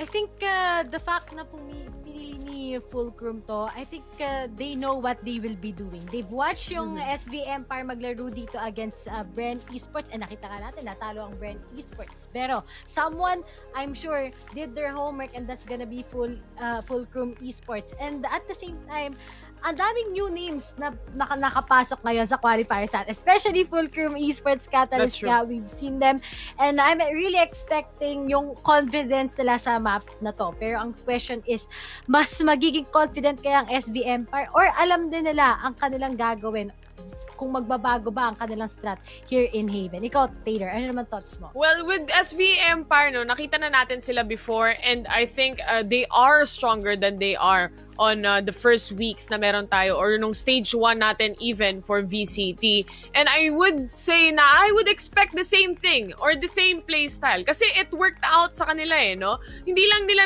nadala yung full potential, especially last week nung nagkaroon lang sila ng technical difficulties on their side. So this time around, I think kung magiging smooth lahat, hindi magbabago yung playstyle ng SV Empire. It's gonna be the same. And gaya ng sabi ng mga panel natin, sobrang liit lang ng sample size pagdating sa Fulcrum Esports, no? Fulcrum Esports Catalyst, ngayon lang natin to nakita sa ating mismong playoffs, quarterfinals dito sa VCT, and also sa ibang mga tournaments. Yes, nakikita natin sila. But the thing is, will it help them or will it not? Na parang hindi or clueless pa yung ibang mga teams na nandito ngayon sa VCT, na laging nandito rather, na clueless sila na anong playstyle ng team na to, anong playstyle ng Fulcrum Esports Catalyst, paano sila maglalaro.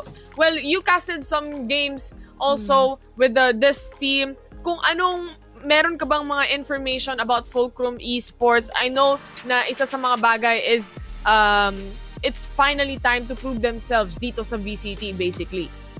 Oh, I think they had a lot of mga struggles when it comes sa qualifiers going here. Pero they actually took out numerous names natin ng mga nakalaban nila.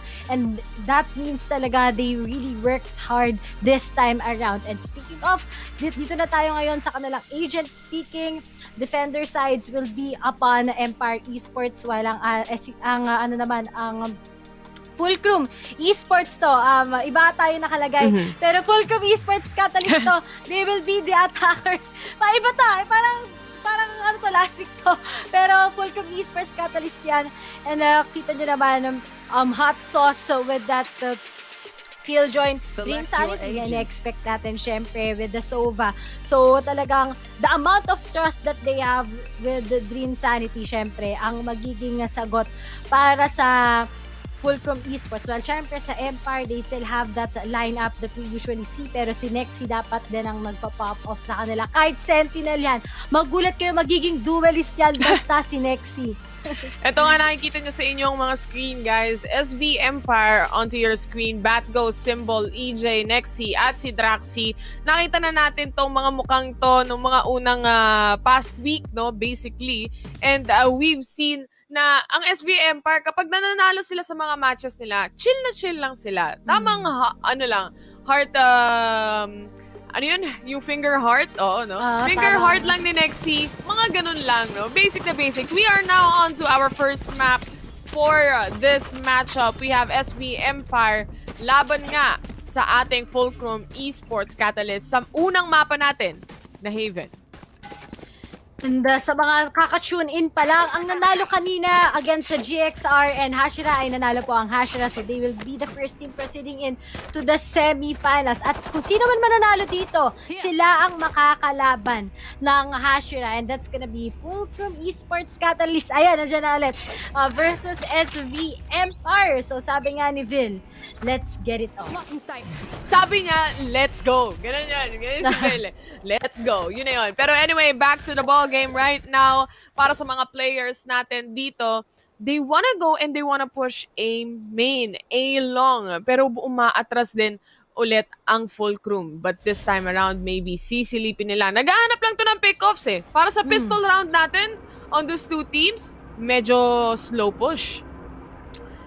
And I think they need to be smarter talaga than Empire Esports. Especially na nasa attacking side sila. They really need to capitalize on that dahil nga maganda din ang pinakitang amount of defense ng SV Empire against Brent Esports last time. Now, speaking of, they will be starting, pero inunahan na kagad ang paranoia ni Draxi, pero Dream Sanity, he takes out Nexi and Draxi kagad sa Along. Now, wala nang choice ang SV Empire kundi mag-rotate, pero Blocks will be planting it out sa open. Nakita niyo naman, waiting nila sila so ano magiging retake ng SV Empire, pero nakaposisyon na sila.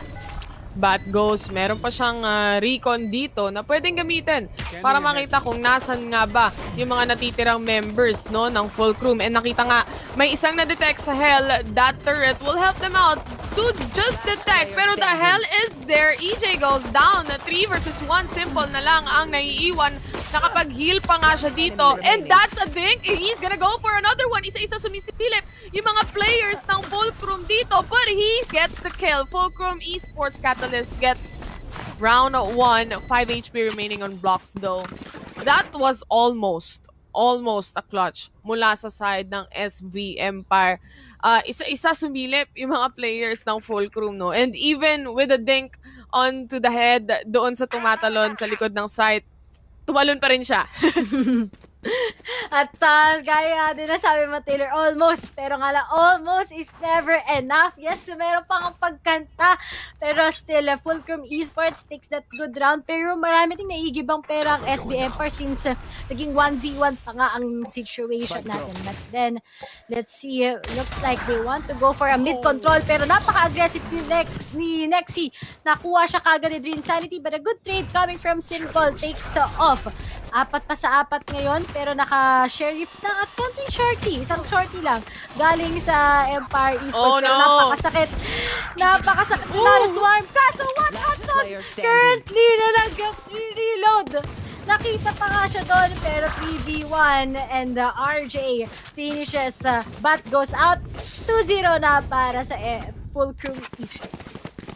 That's a clean 2-0 para sa kanila. And this time around, it's a buy round for these players. No, SV Empire will now secure those Vandals, those Phantoms na meron tayo. And as we can see, it's quite a fair fight so far right now. Alam naman natin the first 3 rounds, obviously, doon sa kung sino makakakuha ng pistol round, nandoon yung economic advantage na meron tayo. But on a buy round, it's gonna be a totally different story. Especially if makuha na naman ng Fulcrum itong ating round na ito, no? Dahil nga makakakuha or yung mga baril na gamit nila, yung mga rifle na meron sila, ay hindi mga Vandal, kundi mga Spectre lang. But S1000 pushing towards yung ating garage window. And EJ just waiting it out. Boombot is there. Hindi niya nilabas. Hindi niya ginamit. But it looks like gagamitin niya na harap-harapan. S1000 with the right timing para silipin si EJ dito. Pero nga lang, si Nexi securing 2 kills and also bat goals. Finishing off that round. Will finally make 1 score para sa side ng SB Empire. I need you. Lang nila ngayon ang Fulcrum Esports Catalyst, but finally, napakisal na ng round doon. Pag natayplip sila ng Fulcrum Esports, mag-eco na naman sila. So they have to know pieces of all, kailangan na lang tunan yun. But then 2-1 na, dikit pa rin naman ang laban, but at last ngayon, naka-full buy na rin ng Fulcrum Esports. This is gonna be a tie round already between these two teams. Looking at it right now, we have players pushing towards mid B naman. Iba-iba yung style ng Fulcrum dito na hindi mabasa-basa ng SB Empire right now. And as we look into it, Arjolicious, nakaantay lang at nakasilip lang sa link. S1000 gets a kill on EJ. And this is right now gonna be a problem para sa side ng SB Empire. Wala na yung kanilang dalawang duelist dito na si Symbol at EJ. Pasok na rin ng B-side ang mga players ng Fulcrum. Nexi though gets 1 kill and the plant is there para sa side ng Fulcrum. It's out in the open. Arjolicious gets the frag onto that one. Bad goes down. And Jaxi finally napunta na rin sa kamay ni Hot Sauce.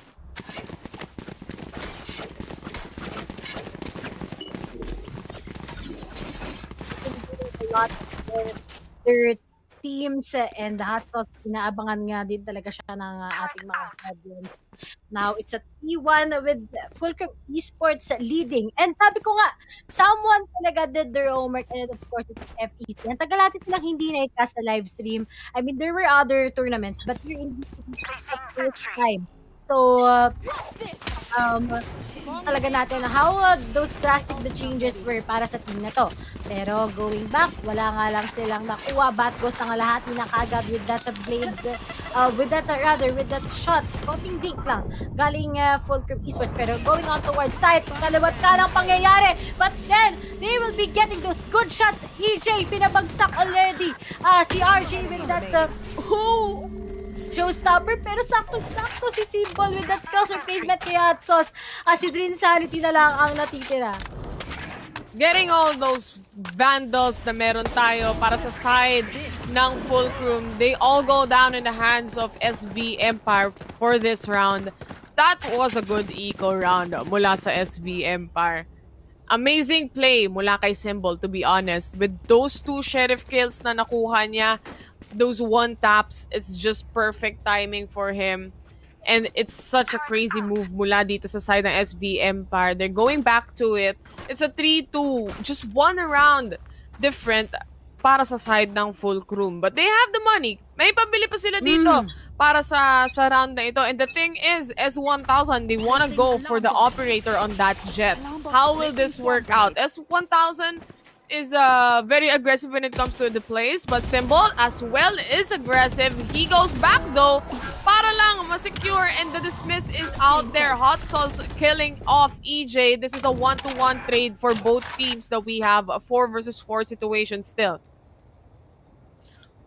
And that's a great start. May mga trades lang. Pero meron pa rin pang hold dito si S1000 with that help from his operator. Pero ngayon para sila nag-uusap-usap kung pukumpula kung saan sila pupunta. And they might be taking out here sa Silong. Pero kailangan hindi sila magpakita. Pero he's just trying to bait siguro. At nagkahiwalay nga sila. They are going for a split push. But then, pangungunahan ngayon ng Recon Bolt just in case baka makita sila.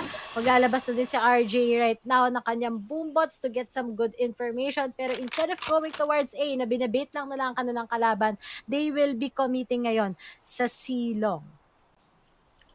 Definitely true at this moment, at this rate. This is gonna be a slow push para sa lahat. But they are gonna go on, stepping on the gas pedal dito sa ating C. Naghahanap pa rin ng pwedeng patayin dito si Arjulicious, pero wala siyang makita. S1000 with that operator. Is this the wrong decision para sa side ng Fulcrum getting that operator? A very expensive round para sa kanila. 7 seconds remaining. He's just gonna go for exit frags. Hindi niya na mapaplant yung spike dito. At sadyang maghahanap na lang siya ng pwedeng patayin. 30 HP na lang para sa kanya. Nexi is trying to hunt him down at sinisilip niya kung meron bang tao dito towards Cubby. That's gonna be around and save para kay S1000. A good decision actually. Of good decision talaga yung ginawa ni S1000, or else it will be it will already be over dahil wala na silang pang-hold na mga sites, kundi bibili na lang din siya ng kanyang sheriff. But still, he managed to save that, kaso nga lang at an expense of 1-2 lang ngayon ang kanyang pera.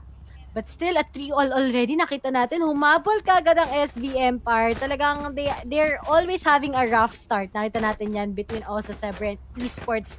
But right now, it's a 3-all. SV Empire is really doing it. 6-5. Yung mga kills dito ng mga players natin, Symbol obviously. Symbol, we can see na meron siyang 630 KDA. For this match that we have right here.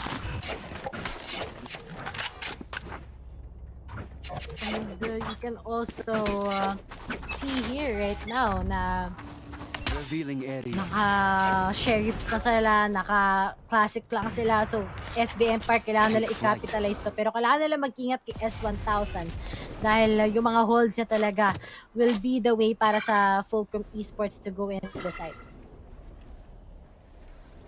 They wanna go C-long again. The thing is, yung Fulcrum ngayon, parang medyo nahihirapan sila mag-decide kung saan sila pupush. And once na meron silang ipupush na site, napipigilan sila, especially ni Nexi with the frags that he has. And Symbol as well, doon towards ating B. Or minsan nasa A pag nagre-retake siya. Nakukuha niya yung mga kills na yan . But look at this. Clear na clear yung A site. Walang nag-aabang maliban kay Batgos na nasa T spawn, or rather, nasa ating defender side spawn or nasa link lang. He's just gonna wait it out. This is a retake type of situation para sa SB Empire. Yun yung gusto nilang gawin. Yun yung gusto nilang playstyle para sa Fulcrum Esports Catalyst. And speaking of, wala pa rin naman sa kanilang nababawas Pero great start. Sasabayan niya din ng counter lockdown. Si Vlogs kukuha pa ng information kung saan nila pwede makita. Pero they need to destroy that or else madidetain sila. But Batgos! Hindi na magpapakawala si Batgos! Nakalahati na kagad, although his location has been revealed. Pwede nilang ma-defuse to. Now, speaking of, na-bait pa nga niya, and next, hindi nila bibitawan to dahil alam na ang mangyayari. And speaking of, they finally defuse it. At sa S1000 na lang natitira at talagang Get that pinahabo siya. operator! No! Hindi pa! You still got it, pero kamuntikan na siya, mapatay na ano na siya eh. Nakalipad siya. Nakalipad na siya, kaso nga lang, that time will be going sa next round. 4-3 ang score natin, leading SVM are nakalahati nila yung score with those setups that they have. And right now, I mean yung defuse spike kanina and di na binitawan sa pag-defuse. And finally, it's a 4-3 score pero nakabili na ngayon ang mga taga Fulcrum. Human shield yung ginawa ng ano dito eh, ng SVM par eh. Basta mag-defuse ka, wala tayong pakialam. Ako bahala sa kaliwat kanan mo, basta mag-defuse ka lang. Dahil nga, isa sa parte eh, nakalahati na rin kanina ni Batghost, no? Anyway, going back to this round 8 na tayo, 4-3 ang ating score. EJ, nakapitas siya ng isa with that operator. Arjolicious goes down.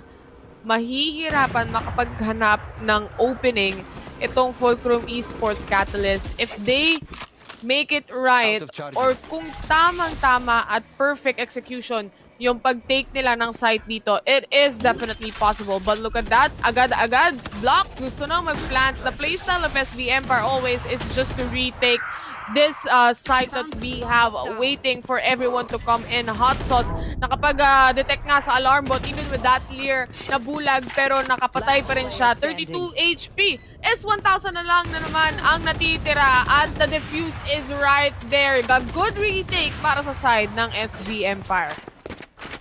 Pero nga lang, wala na naman siyang pick. At least nakapag-ipon na ngayon si S1000. Tatlong rounds na niyang ginagawa Taylor to. Na nagsisave Hindi niya mabitawan yung operator. Hindi niya mabitawan yung operator. At the same time, siya lagi yung naiiwang player na nabuhay para sa side ng Fulcrum.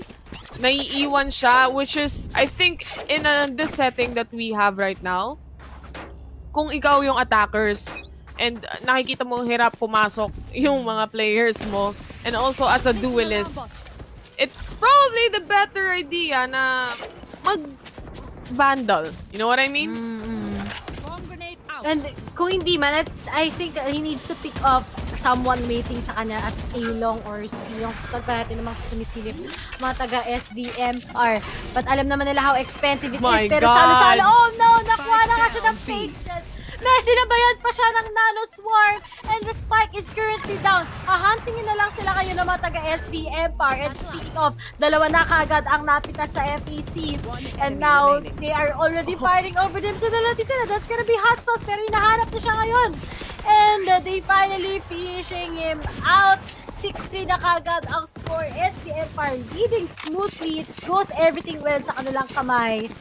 Look at that. Opo, too early ang plant. Na siya lang pala mag-isa. He still risk that out. Merong mga utilities na naka-plant. Meron pang paint shells. Not too much of like an early plant, no? Kasi kanina ginagawa rin naman yun ni Blocks eh. Kanina niya pag ginagawa, yun yung problema. Kanina niya papaulit-ulit ginagawa and SV Empire just knows it. The good use of utilities na ginawa nila doon pagbato ng Nano Swarm and also yung paint shells mula sa raise natin, kahit hindi na sila pumasok ng site, kaya nilang pumatay ng player. Kahit hindi sila mag-retake muna at nandun lang sila sa mga link, sa C-link, sa B-link, sa A-link, nakakapatay sila ng players dahil nga paulit-ulit lang ginagawa ni Blocks kanina. Kung saan siya nagpa-plant, doon pa rin the default.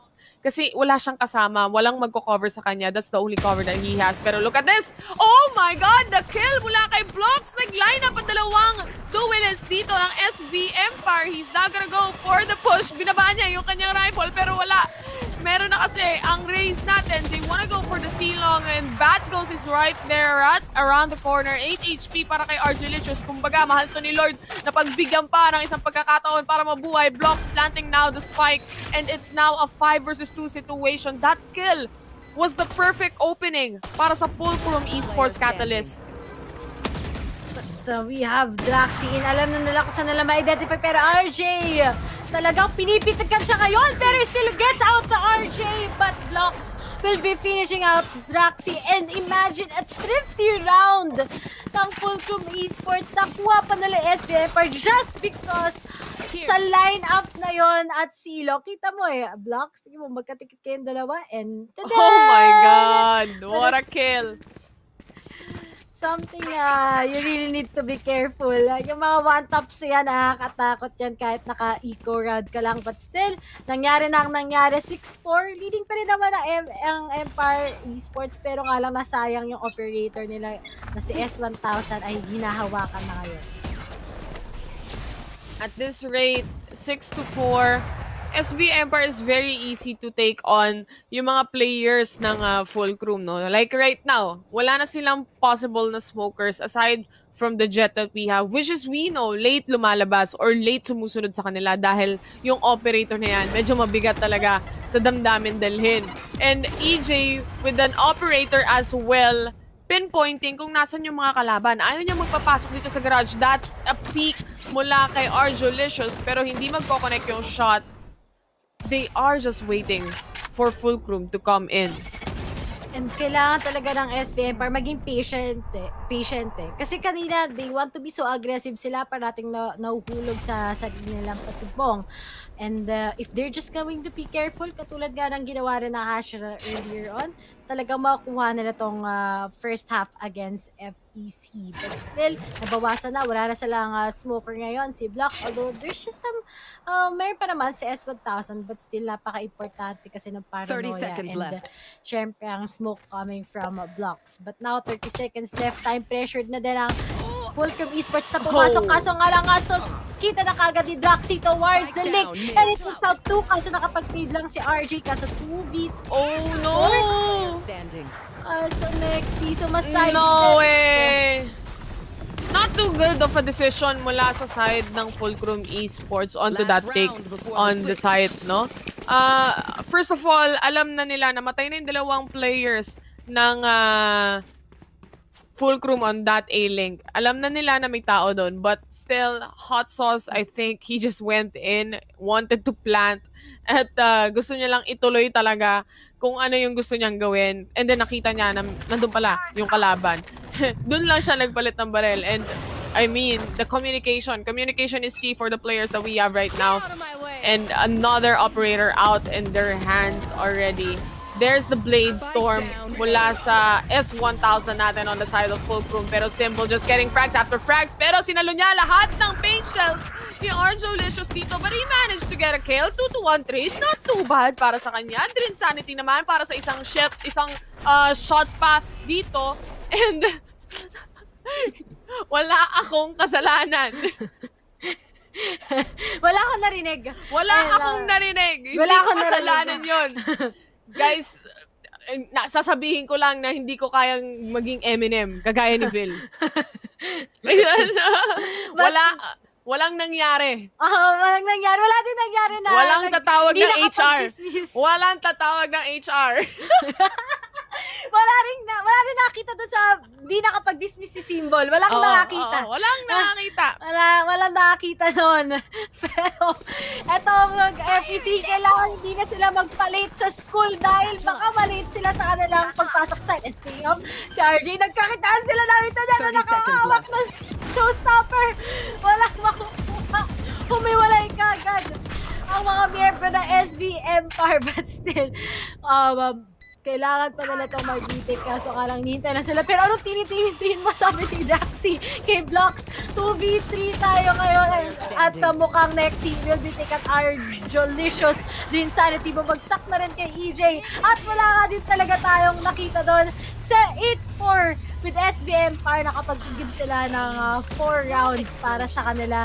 They had a good lead against FEC. Pero ngayon that we will be switching sides. Ganon din kaya ang ipapakita ng Fulcrum Esports or will it be another way ulit para sa kanila para makahabol? I don't know. it seems like kung ano yung gustong gawin ng Fulcrum Esports Catalyst, they wanna do it right away without even checking the corners na meron tayo. Or kung gusto man nila mag-plant, tutuloy lang nila yung plant na yan, whatever, whenever.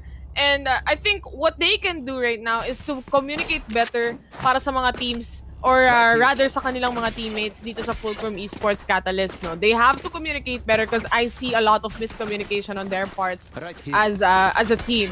But I mean, they get rounds. They get some rounds. Minsan hindi talaga sila nababasa ng SB Empire dahil nga sa mga plays na to, pero blocks with that smoke. We are now onto the halfway para sa ating mga teams dito sa ating second half. And looking at that, talaga nakita ko gano'n kasi nag-overcommit ang FEC. But at least they were able to spot out EJ, Nexi, and Vaxi in. Dalawa na lang natitira kagad. Kaso nga lang nag-stuck sila sa mid na ginagawa nila. And finally, Dream Sanity was able to take out the Batghost. Napakabilis na round para sa Fulcrum Esports. And now, they will be getting it. 8-5 na ang score natin at a great start for them here sa ating second half against SB Empire. They seem to be getting yung mga shots pagdating dito sa pistol round, no? Nakukuha nila eh, yung mga pistol round natin, which is actually essential, lalo na pagdating dito sa ating second half.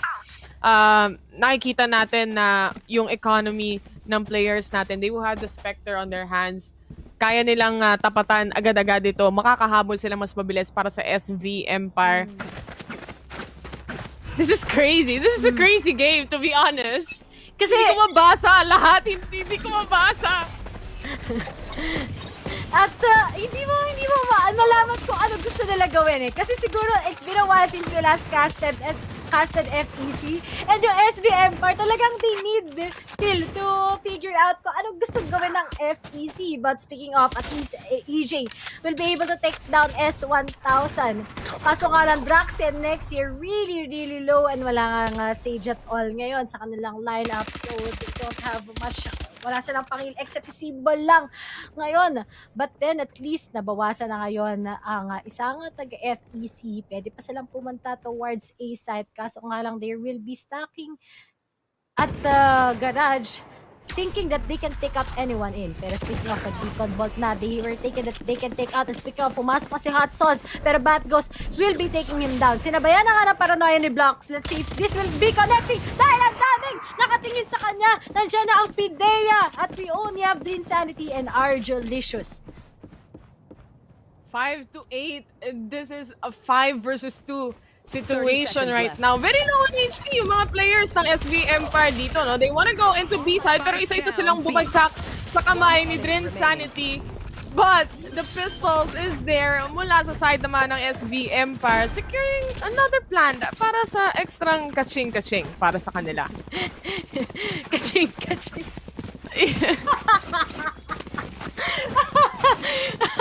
Oo, benta sa'yo yun, ah. Oo, benta. Benta tayo sa mga viewers ngayon, ah. Sana talaga hindi ako matanggal, no? Mababa lang yung kaligayahan. Meeting! PPGL, nagchat-chat na sa akin. Magmi-meeting daw mamaya. Pasensya na. Paki-mute na lang, guys, no? So, sobrang bilis ng pangyayari kasi minsan, tao lang naman din ako. Nagkakamali din naman. Nag-chat-chatting. But then, going back, ang FEC ngayon naka-save lang. Naka-eco round. Ang SG Empire naman ngayon, pinalitan na lang. Kami naman ngayon, siege tayo. Trade lang. Ngayon, pero meron nga sila mga amount of mga pera pa dahil nga nakakuha na rin mga Spectre ng kanilang mga kalaban. But then, ngayon, they will just holding here at A-Long. They will be waiting for them to come in. Pero Dream Sanity, alam na nga niya napapasok pa sila towards A-side. Pero explosive na sets mula sa SV Empire. And they will just be waiting for that post plant. Nakaposisyon na rin ngayon si Batgo. Sabi niya, expect ko niya kayo mag-recall boss. Ganyan din ginagawa ko eh. Kaso iba ngayon. Ay, kaso nakuha pa rin. Hindi nila alam saan na magagaling. At isa-isa na silang bumabagsak. At we only have Dream Sanity and a Hot Sauce left. Pero alam nila na mayroong isa nasa heaven. Kaso talagang kinocommit niya si Nexi on that part. Pero Hot Sauce, the only guy remaining, taken out by Bat Ghost. 10-5 na ang score. And tatlo na lang at SBM Par may be taking this round. Well, we can see now 10-5 ang ating score. SV Empire taking the huge lead or huge lead rather para sa ating matchup na ito. And this is a buy round for all the players. S1000 gusto ulit niya mag-operator para sa round na ito. Yung parehas na teams na nakikita natin, yung playstyle nila, pag merong utilities na sumasalo sa kanila, wala silang pakialam, no? Sasaluhin lang talaga nila lahat. Paint shells para sa garage natin. Hindi pumasok yung boombot towards garage and EJ. Nauntog pa ng kaunti. Hey, here is the kill mula kay EJ. A double kill para sa kanya. Drain Sanity para mag-refrag o mag-trade off. And this is the plant. Late na nga yung Hunter's Fury natin. Sasaluhin lang nila lahat yan. Wala silang pakialam. Drain Sanity with 46 HP remaining. He goes down and gets a 4 kill on all the utilities that he has. What? Okay. Ang awkward nung pagkatapos ng round na yun. But at least, Fulcrum Esports was able to take that out. Kaso nga napaka-aggressive na ng both teams. Especially sa SBM Par. It seems like kanina slow pace. Okay, slow pace tayo. Yes. Tapos biglang nag-switch siya ng sides. Napakaligalig nilang lahat maglaro. But then at least Empire Esports still leading, but FEC slowly but surely. Pero dahil nga dito si EJ nakapag-spray siya, kaso in-expect kasi sila ni Dream Sanity that they will be coming in from garage. Kasi yun yung usual nilang ginagawa. Paulit-ulit ng ginagawa ng SBM Par. But now, 10-6 at naka-full buy na parehas na teams. We have ang mga ults for EJ and Bat Ghost that they can use. And speaking of, ano na uy! Ano yun? Naawit lang! Na-trade lang! Hindi ko na maintindihan yung pinapanood ko, guys, no? So that was a push mula doon kay Arjolicious. Hindi nag-connect yung kanyang ultimate.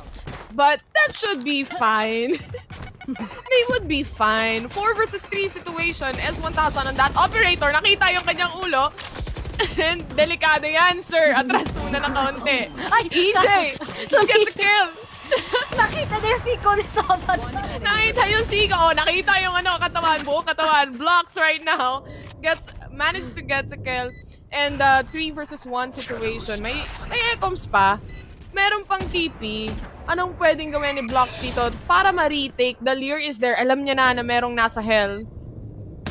And alam niya na rin na meron nasa short. So alam niya na basically yung dalawang pwesto ng team members ng SB Empire. Ang hindi niya na lang nalalaman kung nasaan nga ba si Bat Ghost. And speaking of nga lang, Blocks will be seen off by Symbol, and SB Empire finally takes that round.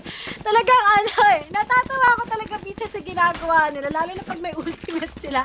Kung saan sila susulpot. Kung di ganun yung aggressiveness talaga parati sa long yung nakakatawa. Lalo na sa silong, marami na highlights doon. Kanina, we've seen yung isang sheriff took out kagad yung dalawang duelist ng SB Empire. Tapos kanina naman, may showstopper na Best place! VCT Stage 2, guys! Let's go! ayan ang SB place and FEC place galing sa dalawang teams nito. Tunay nga naman talagang nakakatayo talaga ng balahibo ang ginagawa ng mga teams. Pero Bat Ghost kagad, he will be using his Hunter's Fury. Let's see if he'll be able to take out one. Kaso lumipat siya kagad. Kaso RJ! RJ! With those one-taps na body natin, sabi nga natin, makakita tayo ng highlight place. Naubos ang tatlong miyembro ng SBM para sa mga one-taps ni RJ. Oh no, ni Arjolicious. Grabe naman yun. Grabe. Ito daw pambawi lang sa hindi nag-connect na showstopper kanina. That's a triple on a sheriff and just the flick is just perfect para sa kanya, no? Flicking that wrist perfectly. But S1000 mukhang naka-blade storm siya dito. Nag-aabang lang sa sulok. And next, he pushing. He gets a kill onto Drain Sanity. 30 HP na lang. And that recon will help them detect kung nasan nga ba si Hot Sauce.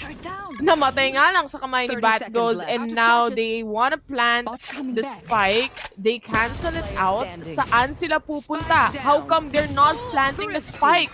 What are they doing? Anong nangyari? What? Pwede naman nilang i-plant na yun. Meron pa naman sana nga lockdown na si Nexi on that part. Pero di na alam.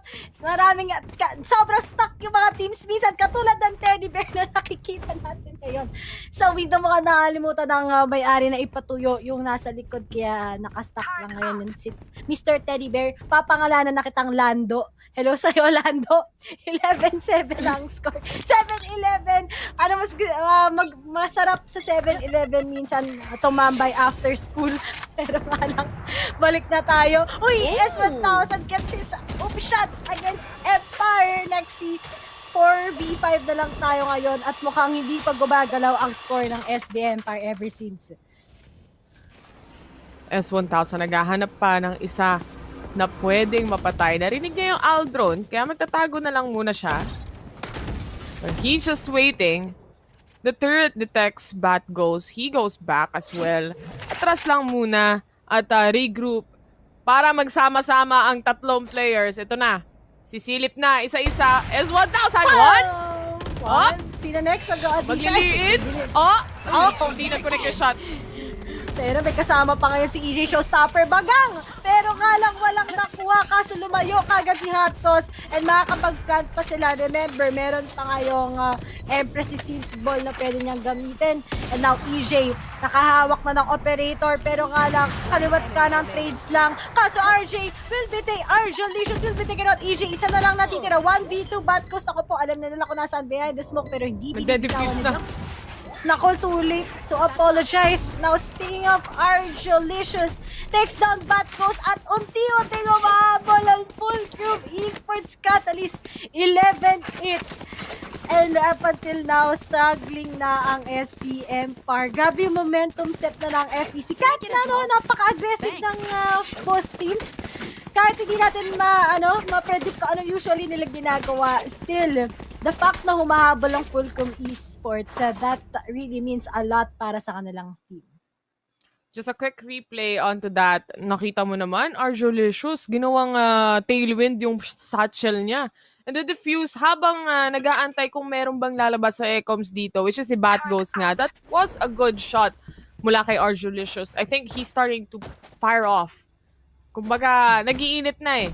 Yung mga players ng Fulcrum dito. Ang gaganda na ng mga plays na pinapakita nila. Oo nga eh. Siguro, kapag dating kay, siguro sa akin, si Dream Sanity, sobrang palong-palo mag-sova. Siguro kung Ray Sanity or Terror Sanity, may baka sakasakaling lumakas tayo sa Valorant. Dadagdagan ko yung pangalan ko ng gano'n. Kung gano'n lang pala, napakadali lang pala, dadagdagan ko na. Pero S1000 forever laging gusto niyang mag-operator dito. Sige, kaya jet ka na ba? Ito na yon, guys. Wala naman din natin, walang jet diff dahil isa lang ang nag-iisang jet na meron tayo right now. That's gonna be S1000 with the operator. Pero nga lang, let's see if how will he hold that one. Especially ngayon na si EJ Cherry, pero sino ang mag-audition kay S1000? Ito na, PBB na guys, it's time. It's time. Wala. Na-expect nila bumili ng Jumping operator. Huh? Jumping operator. Pakitaan nyo kami, guys. 11-8 ang ating score in favor of SB Empire. Nakita na nga nila si Hot Sauce. And Hot Sauce, with that information, oras na para magsumbong sa mga teammates. Bat Goes, on the other hand, is gonna wait.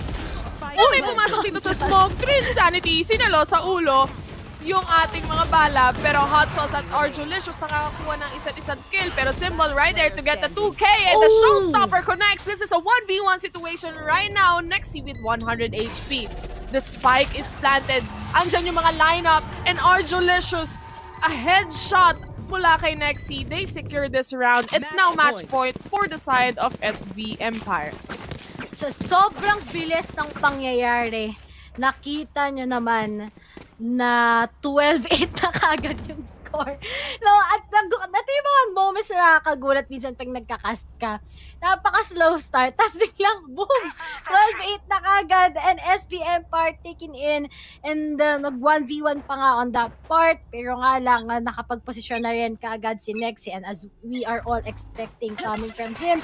Now, match point now, what will Fulcrum Esports do? Pero may advantage din sila dito, sila full buy but now may mga trades lang na pangyayari. 4v4 na pa rin tayo rito.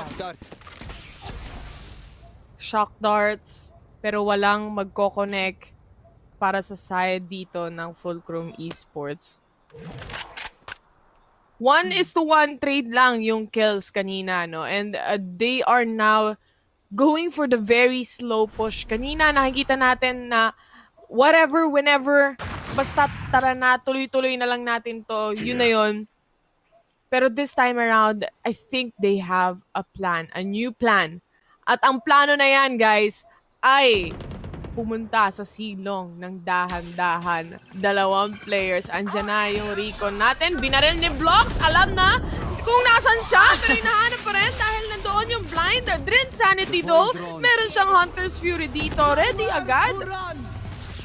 Kaso meron ding Hunter's Fury si Batgos but S1000 takes him out. 1v3. Kaso na-spray na nga. I-finishes out.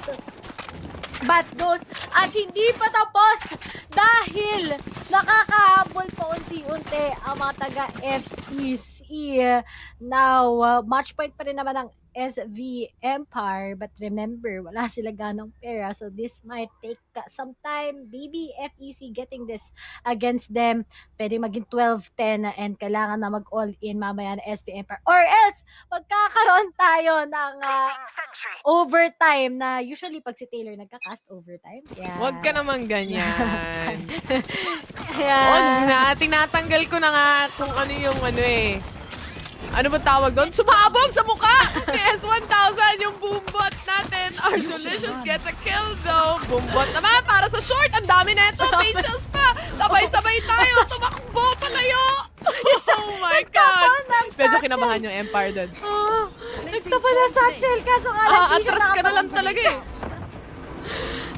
Kaliwat kanan kagad. Ito pala ang way para sa SB Empire. Kaso nga lang Nexi nagpaka-aggressive na kagad. And it takes out 2! Hindi galang-galang nag-connect ang Paranoia, but at least Blocks was able to take out Symbol. Now, a 2v3 na plant na rin ang Spike. Let's see if this will be already ang first match ng SV Empire na kanilang ipapanalo. Pero meron pa ngayong napaka-hassle naman ng turret na yan. Kita mo naman. Tama ka dyan. And as we can see, Hot Sauce for the retake, sinusubukan pa rin ng Fulcrum Esports na Showstopper connects EJ! Securing the game para sa SB Empire. A 1-0 in favor of them para sa best of 3 series na to. Parang si Nexi kinikilig ng kaunti, no? Kita mo naman si EJ, chill na chill lang. Tamang guwapo moves lang. Diba? Tapos si Symbol, kalahati lang ng kanyang mukha ang nakikita natin. Pero kilig na kilig. Sim lang yan, sim. Nangiti ang mga taga-SB Empire. But really, what a showstopper ka talaga nga naman sa pinakahuling round natin towards the match point ng SB Empire. Sinalo lahat with that showstopper coming in and finally, they will be securing it with a 13-9 score against FEC. Sa mga nagtatanong dyan na Fulcrum Esports Catalyst po ang pumili ng map. And Taylor, ano mga pwede mo masabi throughout on what happened sa Haven? It's literally a show para sa ating lahat. Napanoorin itong 2 teams na ito na maglaban dito sa VCT. It was quite unsure kung ano ba yung hindi nila mabasa ng SB Empire. Kaya nakakakuha ng rounds yung Fulcrum dahil hindi nila mabasa kung ano yung gagawin. Ito yung sinasabi ko kanina, if we're talking seriously right now, na hindi masyado malaki yung sample size pagdating doon sa ating players mula sa Fulcrum Esports, no? Hindi maraming games ang napanood na dito sa VCT, kung paano ba sila tumatapat pagdating sa mga mapa na to, kung paano sila tumatapat sa mga teams na meron tayo this stage that we have right now. But this time around, they put on a show. It was an amazing fight. And maraming mga hindi nag-connect na shots. But it's still gonna connect at some point. Matatapos pa rin yung laro natin. But that's game 1 in this best of 3 series, no? Para sa ating Fulcrum Esports, Catalyst versus SV Empire. Meron pa tayong susunod na match, kaya huwag kayong aalis because VCT PH will be right back.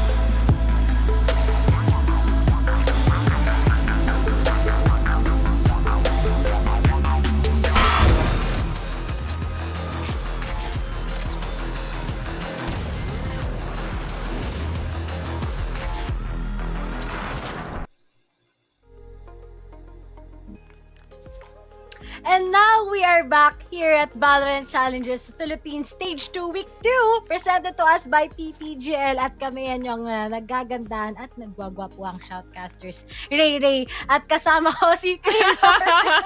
Sabi, kinuha ko lang. Okay, and sobrang, Yes, man.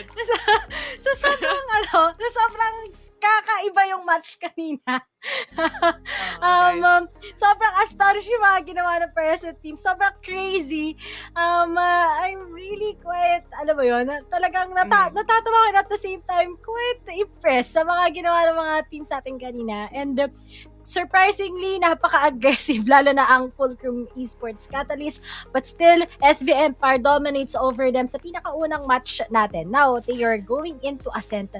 What are your thoughts between these two teams? Well, I think I'm gonna expect the same thing, no? Yung dalawa, yung nangyari kasi kanina, no? Sa first round, doon lang sobrang slow. Tapos biglang bumilis lahat. Tapos pagdating ng match point, doon lang ulit bumagal yung lahat, no? So, isipin mo, sa sobrang bilis ng mga pangyayari, muntik na ako mawala ng trabaho, guys. Diba? Muntik na ako mapatawag sa HR. Sabi nga ni PPGL, mag-meeting na daw kami, no? Pero, alam niyo naman, anuhin nyo lang, lambingin nyo lang ng konti si PPGL na sana hindi ako tanggalin. So, ano nangyari? But right now, eto nga guys, sa mga kaka-tune in lang, kung kakanood nyo lang, nangyari na yung match natin between Hashira and GXR kanina, kagaya ng minention ni Ray. 2-0 yung score at nanalo ang Hashira. This time around, SVM Par and also Fulcrum Esports Catalyst ang maglalaban. Tapos na ang unang match natin, and this time, it's gonna be the game number 2 in favor of SV Empire right now. So possibly the last map that we're gonna have or another map. But let's go get into the drafts right now para sa mga teams natin dito. We have on the side of SV Empire as the defenders dahil sila ang pumili actually ng mapa na to. And Bat Ghost on that Sova symbol, it looks like magsisage siya dito. Next scene naman on the Killjoy. As usual, the Draxi with the Omen and EJ with our showstopper on that, Raze. And of course, aside ng Fulcrum Esports Catalyst, Ray, anong meron? We have Hot Sauce still for the Killjoy blocks. Omen pa rin. Argelicious. Ngayon, naka-Reyna. S1000 syempre ng Jet. And also, we have Dream Sanity as Sova. So, almost the same lang as nakita natin earlier sa Haven. The same lang din talaga, pero what I'm really looking forward is paano naman magpa-pop off yung iba na lang players, kasi nakita natin kaliwat kanan at quite unexpected equally distributed yung mga kills ng mga players kung nakikita mo. So, ibig sabihin nakakapag-trades talaga sila ng maayos, pero kita mo naman ang mga taga-FEC talagang si S1000 shy type, wala siyang camera, pero si Dream Sanity talagang concentrate together with his teammates. Kaso nga lang, lahat sila naka-half cam lang. Kita mo naman. Ayaw pakita yung bibig. Hindi mo alam kung bakit. Pa-mysterious. Pa-mysterious type lang. Siyempre, ganun talaga pag mga gwapo, di ba? Pa-mysterious muna tayo. Anyway, going into our second game, this map is Ascent. And we all know na ang mapa na to ay mapa ng mga Pinoy, kumbaga, para sa ating mga players ng Valorant. And dito sa first round, hula-hula muna tayo, Ray. Fulcrum o SV Empire? Sino makakakuha ng pistol round? Kanina natalo yung SV Empire. Feel ko Fulcrum eh. Actually, nakita yung caster prediction sa Fulcrum ako ngayon eh. Kasi talagang first time ko ulit sila nakita. But then, let's see if sino man nanalo. Usually, SV Empire talaga natatalo sa pistol round eh. Pero nakakabawi talaga sila all throughout the 4th or 5th round. Definitely true. But usually, kanina sa match na nakita natin, Fulcrum Esports Catalyst, sila ang nakakakuha ng pistol rounds natin. And look at that, Arjolicious, nakapitas na nga siya ng isa. And they all wanna go to A site. Gusto nilang pasukin itong A. But SV Empire, may tao sa heaven, may tao rin sa hell. How would they do this? The spike is now planted. Arjolicious just getting kills after kills. Blocks to secure yet another kill. Dalawa na lang ang players na natitira para sa SV Empire. Ayan nga ang dalawa nating Sentinels, no? So, Nexi and Symbol. Nexi with 3 HP remaining dahil tinatamaan siya nung Ghost actually ni Drin Sanity from Hell right now. The Sage heal is there. Symbol getting 2. Wags getting a 3K. A hot sauce to refrag onto that para tapusin ang round. That's a double kill on his side. Fulcrum, as expected, gaya ng sabi ko na Nostra natin, the first round goes to them. And usually talaga, kapag nasa defending side ang SV Empire, tapos it seems like they're having a hard time kapag nakapag-plant na kanilang kalaban. It's quite, they're quite unsure kung ano i-execute nila. But still, first few rounds pa lang naman to. But remember, if FEC gets its momentum, katulad ng kanila, napaka-explosive na nila. This might be hard sa SV Empire's hands. But at least Batghost will be throwing out his recon bot just in case may nakastack around the B lobby. Pero baka malikuran sila ni Nexi. May alarm bot. Medyo safe pa ang FEC ngayon. Alam na nila na may mga flank sana sa kanilang likod. Drone is there para kay Drin Sanity. Wala siyang makikita. Sinaraduhan yung CCTV nating lumilipad. Walang masaspot. Pero that turret will do. Blocks. Alam niya na merong tao towards defender side spawn natin. Looking at that, yung mga smokes na rin coming from blocks just in case magpupush forward ang mga miyembro ng SV Empire. But they're taking it slow actually. Pero they might be controlling mid dahil open at sa kanilang side ang mid ngayon. Kung they will be taken out, ang isang naghihintay sa kanila which is si Nexi, pwede na silang pumunta towards B side. But right now, naulaan na nga ni Blocks that there might be someone waiting for them pero di pa nagpapakita si Nexi. Kaso nga lang, alam na niya, nalulusot na sila towards mid market. Sinimula na nga rin ngayon with that recon bolt take out anyone coming in. At ngayon, open ang B side. Hihintayin na lang sila pumunta actually ng SV Empire for that retake. Spike planted. Definitely true, no? This is still a 5 versus 5 situation. Kaso nga lang, naka-eco lang o naka-pistol lang itong mga players natin from the side of SV Empire. But EJ secures 1 kill onto that. Nakuha niya na rin yung bandal at pinasa pa nga. Meron pang parang ano lang basketball lang Nagpasahan ng bola. Nexi sinalo yung shock dart na yan. 30 HP remaining onto him. S1000 gets a kill. Isa-isa na ang bumabagsak ang mga players ng SV Empire. Fulcrum Esports Catalyst secures another round, a 2-0, which is expected since sila nakakuha ng pistol round natin. Yep, which is nangyari din to earlier sa Haven with them leading actually a lot against SV Empire. Pero right now, bumili na ang mga taga-SV Empire. So this may be a huge advantage already sa kanila. Which is, kailangan talaga nilang i-capitalize yung advantage nila sa barrel or else mag-i-eco na naman sila. And looks like FEC talaga nakakapasok sila throughout the sites. Although they're going for a slow push. They are actually doing it great, pero just some things happening. Kaso nga lang, Graxy! My God! Kumunti ka na ma-ace! Pero nga lang, Blocks will be stopping to that momentum. Kaso 1v3 na lang kagad ang sitwasyon natin ngayon. Where was the trade? It took them long enough para makapag-trade doon sa mga kills na meron tayo. And I mean, ang daming nawala sa kanila. Naka 4K si Draxy doon ng ganun lang kabilis in just one snap. It's a 3 versus 1 situation at this point. Blocks though, nandito sa kanya yung spike.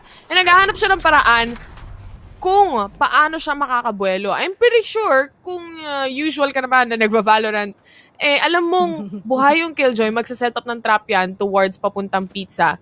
So they probably know. They have the ultimate. May ultimate pa siya dito. Kaso nga lang, the whiff is there and Bad goes to secure the kill. 2-1 SV Empire taking the rounds back at their hands. May pambili pa ang ibang players ng Fulcrum Esports Catalyst dito. But this time around, ito, nakikita natin yung replay na yan. Even with a one-way smoke, they decided to push. Hindi ko alam kung ba nila gusto They decided to push, wala silang ka-trade-off. Literal, legs lang nila yung mga nakikita and hindi nila nakikita kung nasaan. si Draxi. That one-way smoke just helped everything. That made it happen, basically.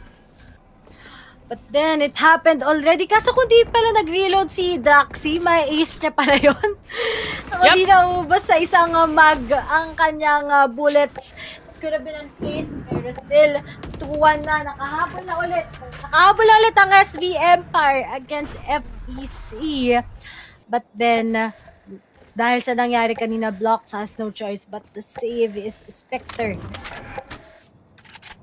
Then, saan kaya papasok ang mga taga-FEC right now? Now that SB Empire looks like they already adjusted sa nagiging push parati. Pero Simple has that certain gap. Kaso nga lang may Aldron. Tinapunan siya ngayon ng slow orb. Kaya magbabuy time sa kanila para pumasok now. Speaking of, he will be aggressive already. He will be taken at 1-2. Kaso na-trade out nga lang siya ni Green Sanity. But then, just some trades happening. 3v2 na right now. Kaso alam na nila, ine-expect nila saan sila manggagaling. Now, speaking of, nasa doors na lang na naghihintay ngayon si Hot Sauce. Pero nga lang nakita na sila. He takes out Nexi 1v1 right 30 now. seconds left. Healed na ngayon si Argelicious. Pero Bat Ghost nakaabang sa kanya at spike drop as of now. 1v1 situation, Arjulicious at Bat Ghost magkasama. Or rather, hindi sila magkasama, pero the door is being closed. Arjulicious for the 3K onto this round. He gets the kill. Nauna, nakakuha ng buwelo, no? Nauna nakapitas. And finally, FEC or Fulcrum Esports Catalyst, 3-1 score. This is defender-sided map, I would say. So, you know, we are expecting. Pero kailangan ng SV Empire makakuha ng mga points na yan or yung mga rounds natin, very important or very essential rather for them to get all the rounds that they can possibly get. Cover going out. But still, that's already a huge advantage sa kamay ng FEC dahil kita mo naman, no choice ang SBM but to save. Di nga lang na-clutch, sayang nga lang yun. But Nexi na-dick na sobra 5 HP na lang and he needs to back out or else katapusan niya na meron pa siyang pag-asa para mabuhay. But still, 3-1 ang score natin and it seems like this also happened earlier but then SB Empire kailangan talaga nila maging careful or else it's over for them. May lockdown si Hot Sauce dito na pwede niya magamit. 5 HP Nexi, sabi mo nga, no, kailangan mag-ingat siya. Well, on his side naman, Sentinel can set up the turrets. But wala na siyang mga alarm bot. Dahil nga, eco round lang naman to para sa side ng SV Empire. Ang meron lang siya ay yung ating turret, basically. And I think Fulcrum Esports Catalyst, if they try to compute yung economy ng SV Empire, do you think na they would try to push in with the lockdown, use the lockdown kung naka-pistol lang naman din itong mga players natin? But maybe they just wanna secure the round. Spike planted. Maybe, and wala namang imposible. Lowing na, may mga low HP na rin naman from FEC.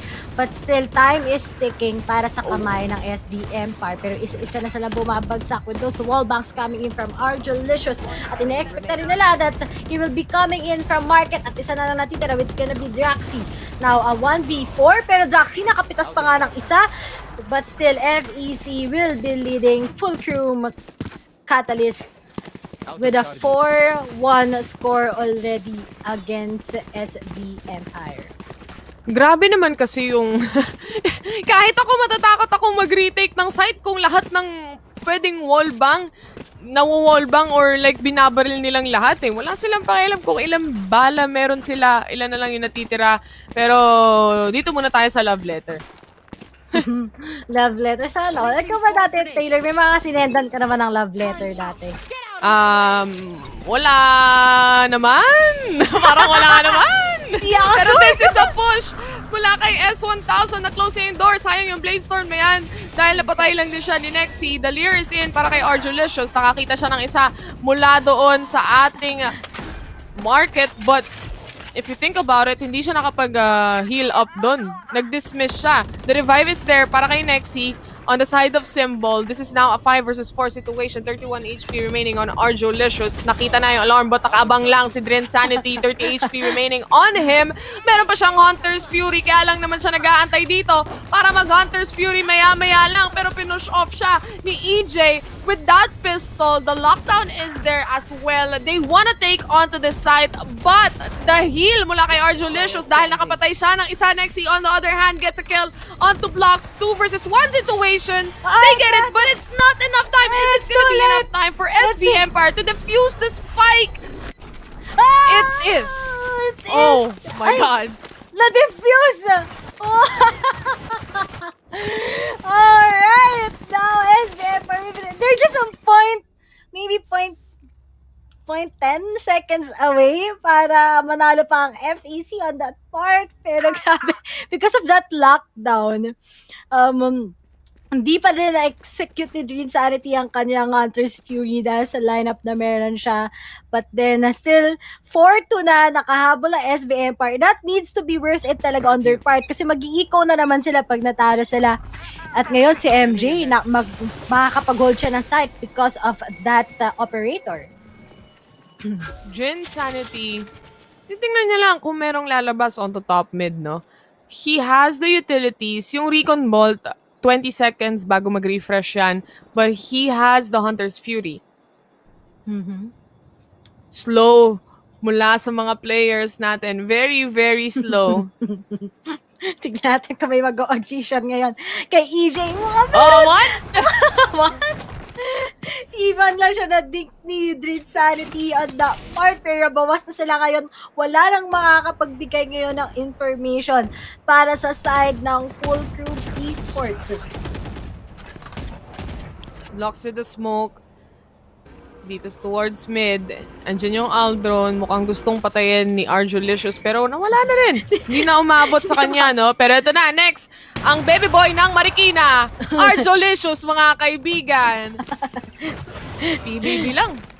PBB lang. Sino next mag-audition kay EJ? Lalo na't meron na siya ngayong showstopper. Kaso nga lang, 27 seconds left na lang para sa Fulcrum Esports. Kung Kailangan nila mag-push. Pa ba nila? Kailangan nila, wala silang choice kundi mag-push dito towards A. Pero nakaabang si Draxi. Dahan-dahan sila magpo-push. S1000 gets that kill. Once the secure yan, he has to plant EJ on the showstopper. Hindi yun nag-connect. 7 seconds, makakapag-plant siya. He just needs blocks to help him out. Buti na lang may smoke. The shock dart hindi pa rin nag-connect. Oh! Makakabawi pa kaya ngayon ang Fulcrum Esports? Pwede, kaso nga lang EJ takes out blocks. 2v3 right now, kaso time is ticking. Kailangan nila magpa-aggressive, pero ba't ka nag-audition? Esports bat goes, kaso trade just happening, and Lexi finishes out S1000 and it goes to SB Empire's hands. Napakabilis na pangyayari. Bakit gano'n? Kanina, biglang mabagal sa simula. Biglang bilis. Kakaiba talaga yung mga players natin. Siguro mahilig sila magmaneho. And speaking of, 40 na ang score natin. At tignan niya, meron. Nag-enjoy pa sila ng mainit na steak habang may wine. Yes, mga... Ano pinangalan mo dun sa Teddy bear? stuffed Si toy? Lando. Si Lando? Kasama niya si Marites, man. Oo, si Marites. Sila na yung bago. Nakakaiyak ka yung love story nila. May mga viewers pa sila sa likod. Yung nasa bookworm, tas si Sandy, na lumabas na sa ilalim ng bikini bottom, kaya parang natuyot na. Mga ganun. Kasi mainit ngayon. Oo, mainit ngayon eh. Hot sauce. Ito, speaking of mainit. Natuto na sila sa nangyari kanina nung kay Draxi, nung na 4K sila doon sa one-way smoke na yan. So, pero hindi. Sabi nila, hindi. Walang tuto-tuto-to. Punta tayong A. Oo, walang ganon. Punta tayong A lahat. Walang PPGL. Kahit may, ice block ngayon na nakapinde sa kanila. Pero nga lang, sige, stuck muna tayo dito. Sana di tayo matamaan ngayon ng lumilipad na bala kung sakasakali. Pero nga lang, ngayon, naghihintay lang sila. Napakaganda ng gusto ko yung gatong strat, stock place. Ito. Nag-smoke na. Sinira na rin yung wall natin.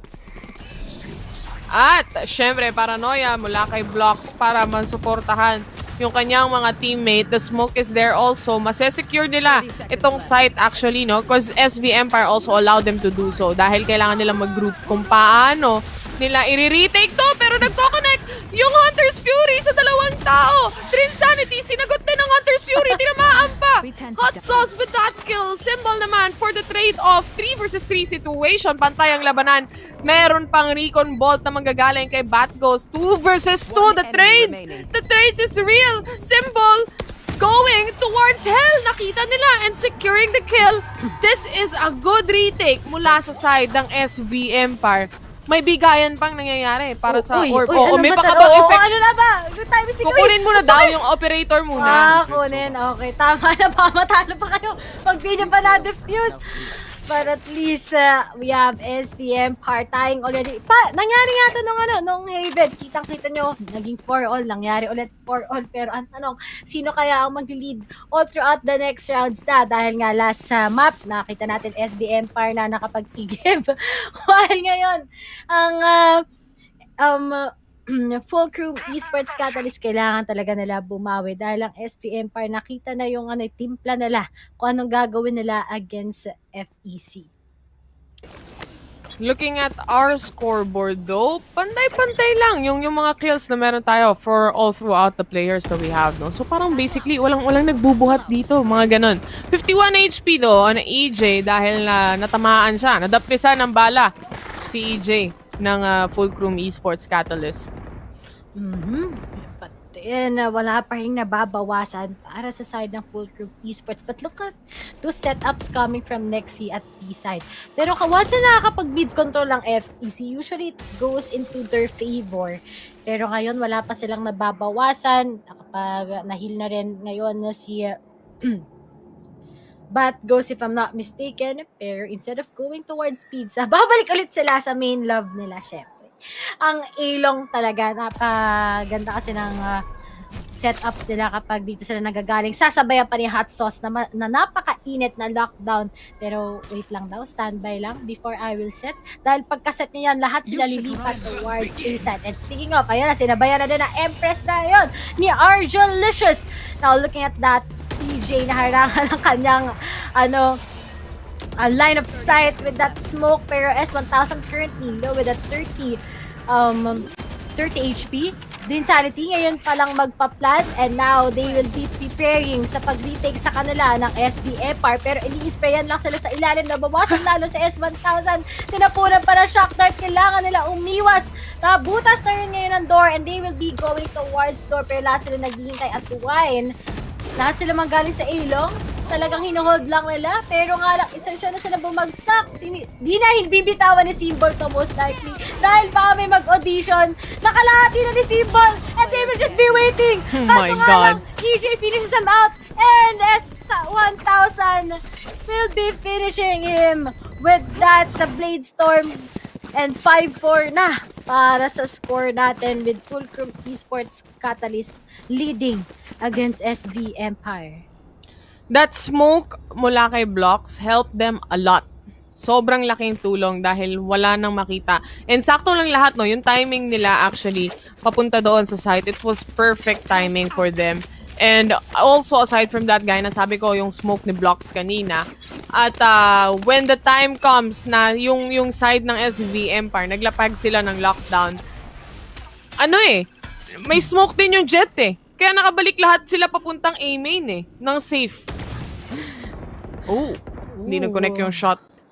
Pero tignan natin, Draxi may mabibiktima pa ulit kaya siya with that backy shot. Naglabas na rin ngayon ng medyo nabitin ang kanyang boombots. Kaso mali HP na Bumalik? si S1000. Grabe, hindi pa nabigay.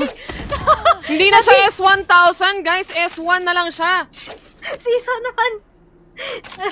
Kaso nga lang, looking at that, si Nexi pa nga ang nabigay. Alam mo, bisa may mga moments sa Valorant talaga na akala mo patay ka na pero hindi pa. Tulad ni S1000. 1 HP pa meron. I'm alive, pinatawag but I'm ko. dead. I'm alive, but I'm dead. Mga ganon, no? Mga ganong moments. Ay, naku po. Sabay-sabay tayo! Oh my God, a double kill on that! Ay, What? may line up pa, may line up. Kung nangyari kanina yan with the sheriff, pero na ngayon pambawi ang SVMR. Now look at that symbol. Nasaktuhan pa sa pagsarado ng pintuan. Kaso nga lang, hot sauce, na wallbang na kagad ni EJ and we only have one left. That's gonna be Arjolicious. Nasa kanya pa rin naman ang spike, pero nga lang may rami na din sa kanya mag-aabang towards Gabi. Tignan natin if ano ang mangyayari, makaklatch kaya to ni Arjolicious, pero 13 seconds na lang. Medyo 10 late seconds na. left. Mukhang magsisave na lang siya. Frenzy laban sa Vandal. Na 2K. Tapos nakapatay pa. Oh, a clean headshot. Pero grabe, that was a very disappointing round on towards Fulcrum side. Especially na, ito, wala silang pera. Look at this. Sinalo lahat ng bala. Isama mo pa si EJ. It was a 3-1 trade. Agad-agad onto B main. Kaya, alam mo yun, kakaiba talaga. And now it's a 5-5 score. And nakuha sila ng thrifty round just because of that frenzy na na-line up sila. Okay, this is really an unpredictable game talaga between these two teams. Nararamdaman ko gano'ng kaligalig, but at the same time, sobrang ka-unpredictable, unorthodox tong two teams na to, especially ang Fulcrum Esports. Every time they do something, they make me really wonder talaga and astonish sa mga ginagawa nila. But then, ano sila ngayon? Eco round except for Arjolicious who actually saved this Vandal kanina. And ngayon, bibili ang SVMR, but they need to make it worth it dahil nga medyo masakit din yung mga loss nila earlier on. At a 5-5 score. First half pa lang to guys. Tatandaan nyo. Akala nyo matagal na, no? Ang kanina sobrang bilis. Ngayon matagal ulit. Paiba-iba ang oras minsan. Well, right now, as we look into it para sa mga players natin dito, sabi mo nga, Arjolicious, siya lang yung merong Vandal. And actually, that's quite essential, no? Para sa kanila. I would rather have that kesa yung wala talaga. And kung yung sa mga players, yung sa mga teams dito sa VCT, usually nahahambing natin yan, yung mga para silang Korea region yung playstyle nila. Parang NA region yung playstyle nila. Man, ito, hindi, Mars region to, guys! Galing planet Mars! Kakaiba! Hindi natin malaman-laman kung paano mag-end up yung mga rounds natin. They just fire away. They have their own identity talaga na gusto na lang simulan. And we can really see that. Lalo na if nakuha to ng Fulcrum Esports Catalyst against SVMR. And magkakaroon pa tayo ng tiebreaker match. Really, that's incredible coming from them. Pero nga lang, Batos, meron na. Alam na nila na pupunta sila towards B-side. Atras, guys! Atras! May nanoswarm! May nanoswarm! Atras! Kilabot na nanoswarm. But now, Batgos, isa lang bumagsak at isa na lang kagad na natitira and Batgos was able to take S1000 out and dahil lang sa nanoswarm, nabuyog ang gustong gawin ng Fulcrum Esports Catalyst, but then it's already the last round. Let's see if this will be a tie or maybe SVM Power leading against Fulcrum Esports. 5-6 ang ating score. One round rather in favor of SV Empire. They have the money. They have the honey. EJ with that honey is the operator. Yun ang aking ibig sabihin. Mema lang ako talaga eh. Ano lang, gusto lang namin na parang i-practice yung mga iba naming mga words. Pero joke lang.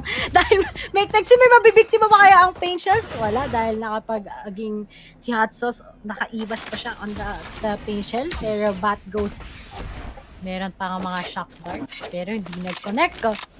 Still, talagang dahil dyan nag-split na. Mag-split push na ang FTC against them. Pero babalik sila syempre sa main na ginagawa nila, which is they will be going towards from 3 and from A long. Pero si Hot Sauce pa rin, no? Di pa rin siya umaalis sa kanyang posisyon. Pero pag Draxi just a paranoia away, he might take out lahat na naghihintay sa kanila. But then, alam na nila saan magagawa si Draxi, pero sabi na, yung paranoia na yan, hinihintay lang niya, Kamehame Wave. Speaking of, they will be taken out. 3, pero Hot Sauce takes out Bat, goes sa 2v4 right now. May showstopper pa si EJ na pwedeng gamitin. But now, where are you looking at, 30 my seconds friend? left. Magkasama pa rin naman ngayon na si S1000 and Hot Sauce, pero saan sila manggagaling? Uy, speaking of Hot Sauce, merong spray na sili. Okay, wala lang, ang cute. Now, S1000 will be planting this Share spray. mo na. Share ko lang. And Hot Sauce, just waiting on this corner, pero nga lang, nirevive pa ni Simbo, si Batgas 5v2. Grabe naman yun. Alam na din, wala siyang choice kundi lumabas! And he actually takes out 2 at the... What? What is happening? You should run. Attacker no. Killjoy, naglapag na ng kanilang lockdown and defuse. Mula kay Draxi, wala siyang pake sa nararamdaman yung lahat. Basta itutuloy ko tong defuse na to. And that is a secure defuse on their side. They just wander around. And he's just jumping around. Switching sides. What is this game? What? Oh no! What? Anong nangyari doon? Pero wait lang. Ano natin, dissect lang natin ng onte. So, nagkaroon ng lockdown. Kapit pa naman doon. Pero hindi nila actually in-expect na manggagaling sila sa kanilang mga likod.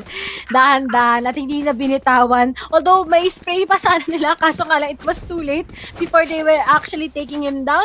And it went towards SV Empire's hands pa nga. Pero it could have been sana sa SV Empire na walang ka-shed-shed ng pawis. Pero nga lang, na-take out sila kagad ng last 2 members ng FEC. But now, we are already switching the sides. Let's see how will SV Empire execute ngayon na nasa attacking side sila. Cover going out. 7-5 ang ating score right now. And usually, pistol rounds natin, ang nakakakuha niyan ay yung Fulcrum, no? But this time around, I think they got the site already. Andyan yung wall mula sa Sage. Kahit basagin nila yung doors na yan, kailangan may isa pang layer, kumbaga, no? And isa-isa na nga na pinapatay nila yung mga players. That's a 2K from Hot Sauce. A headshot. They're looking for another one. 2 versus 3 situation. Grabe naman. On point naman yung tutok ng Fulcrum dito.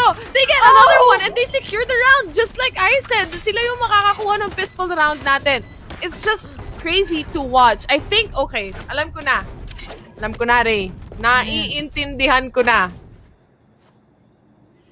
Naiintindihan ko na. Basically, Fulcrum Esports Catalyst, nasa kanila yung tutok.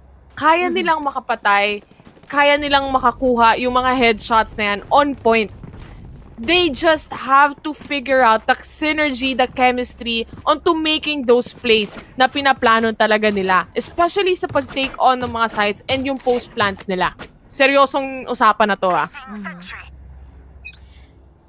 And kailangan lang nila maging confident kung paano nila ine-execute. Kasi Empire Esports, they might not have that incredible na nasa tutok na tutok as what we usually watch them.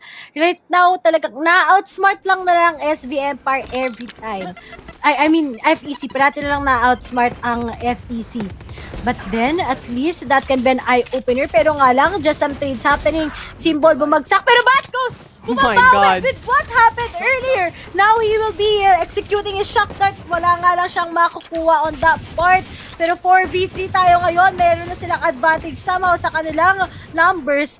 Pero nga lang with those sprays, hindi nila ina-expect anong ginagawa ni Blocks on that corner now. Open na ngayon ang A-side. 2v4 pa nga ang magiging sitwasyon natin kahit nasa upper hand ngayon sa mga pagbabaril ang FEC. Now we only have Hot Sauce left. Nabati ata natin, Taylor, yung nangyari. Oh my God.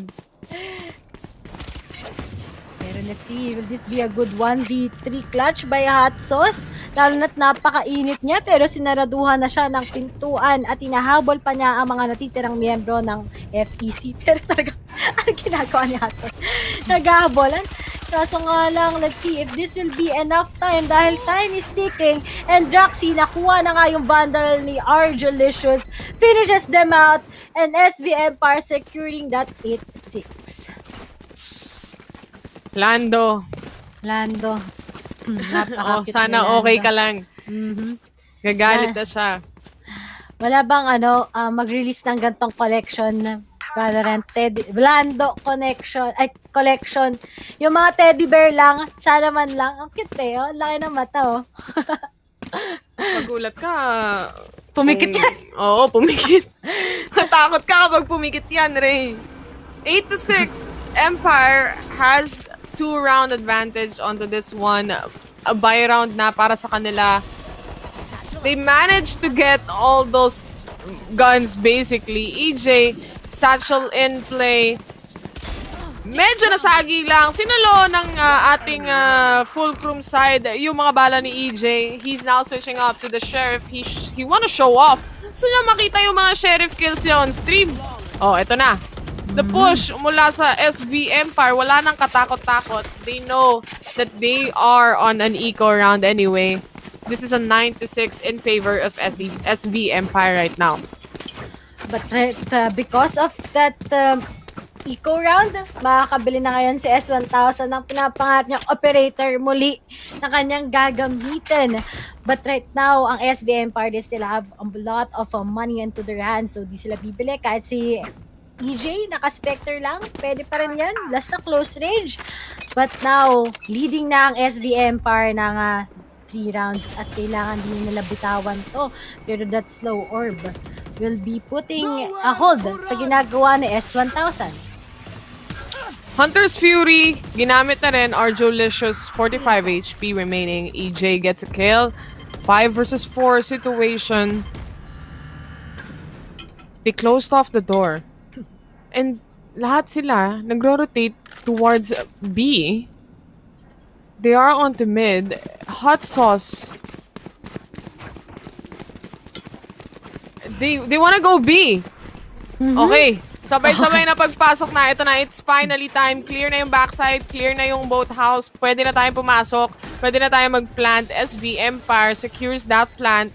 And now they're just waiting it out. Hindi niya nakita, hindi niya napansin yung lumabas doon sa market. Pero okay lang yan dahil Symbol is ready to take on to that frag. 2 players na lang natitira. This operator from S1000 is gonna be seen by SV Empire. Ang tanong, kukunin ba nila yung op na yan? Hindi na nila kukunin. Sayang yung pera.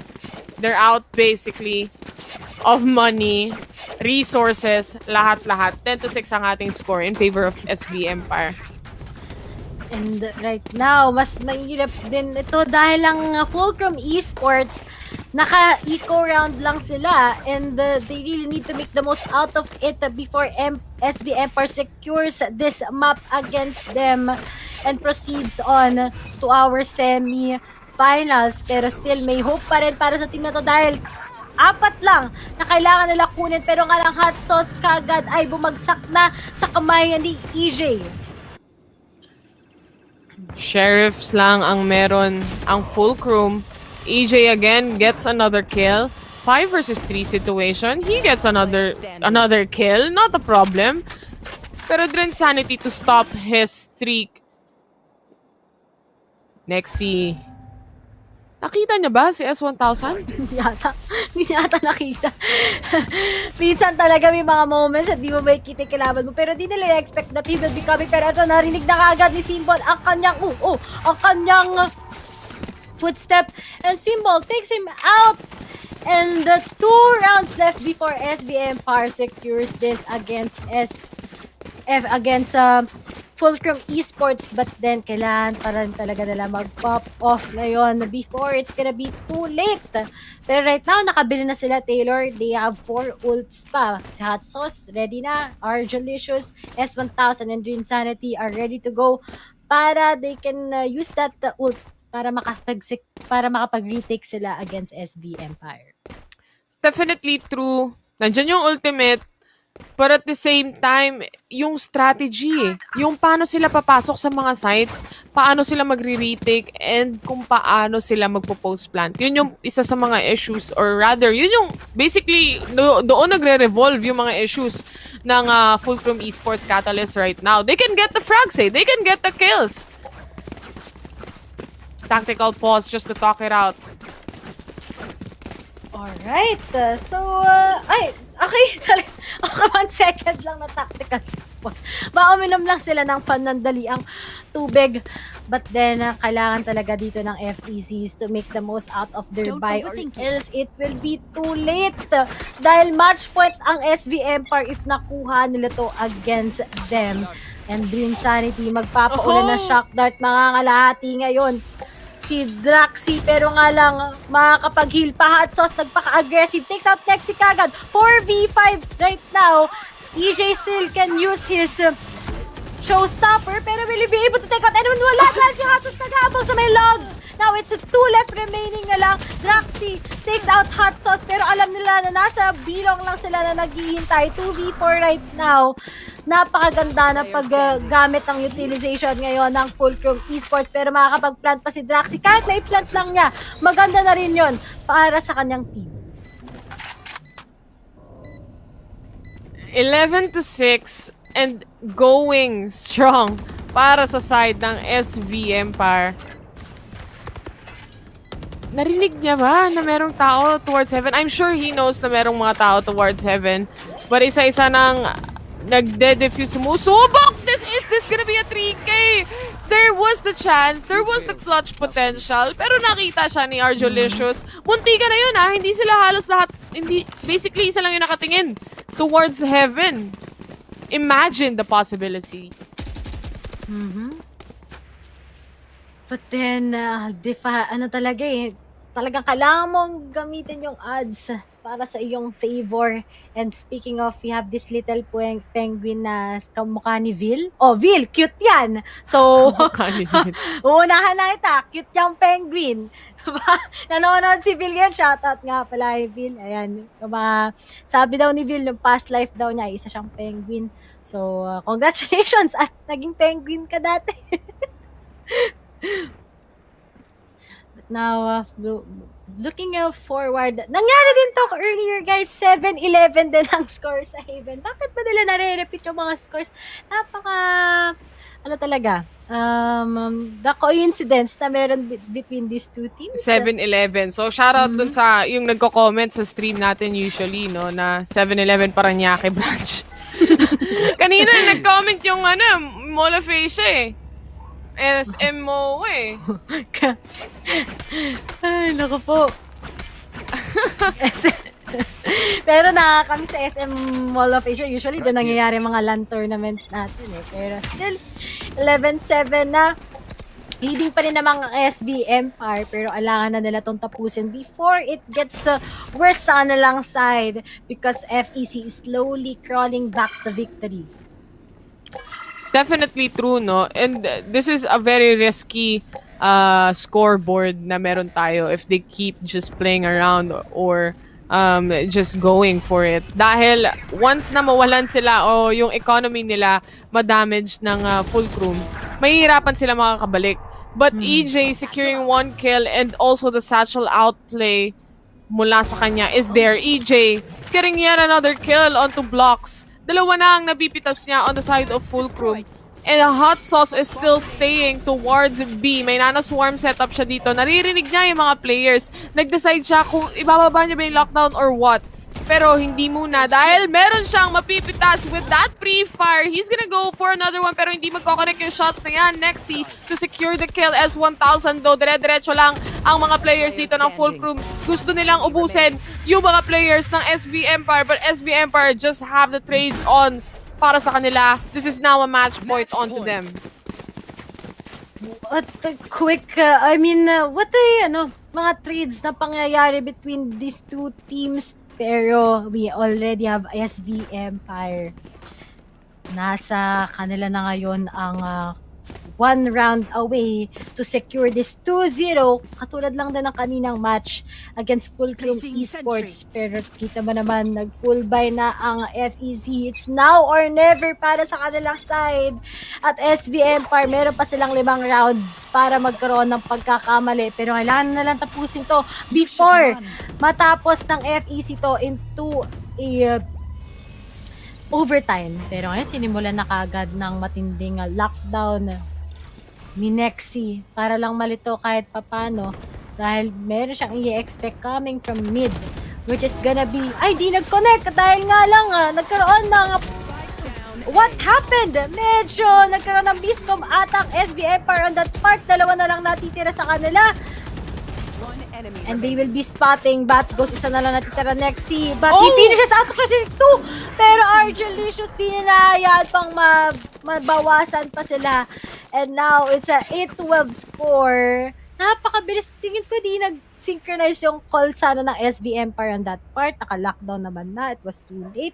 Pero hello, shoutout ulit kay Lando the Teddy Bear. Hello sa'yo, Lando. Ayan, kumusta ka naman? Nasira mo ata yung Yung board, shell. no? Oo, yung board. Sobrang bigat mo na. Sobrang bigat mo na daw, Lando. Ito na nga, nandito na tayo sa final moments para sa mga players natin. If SV Empire, hindi nila makuha tong round na to, it will be difficult for them dahil kailangan nilang mag-eco. But we know na kaya nilang i-connect yung shots na yan onto Sheriff. Nakita na natin yung mga 3 kills nila doon sa mga Sheriff na yan. There's a 1-to-1 trade para sa mga players natin. EJ is just really popping off on the side of SV Empire. He has the boom bot. No charges. But then, 3v4, may lockdown pa dito si Hot Sauce that he can use the blocks also. Pwede makakuha ng information. Pero alam na nila na magagaling na sila from 3.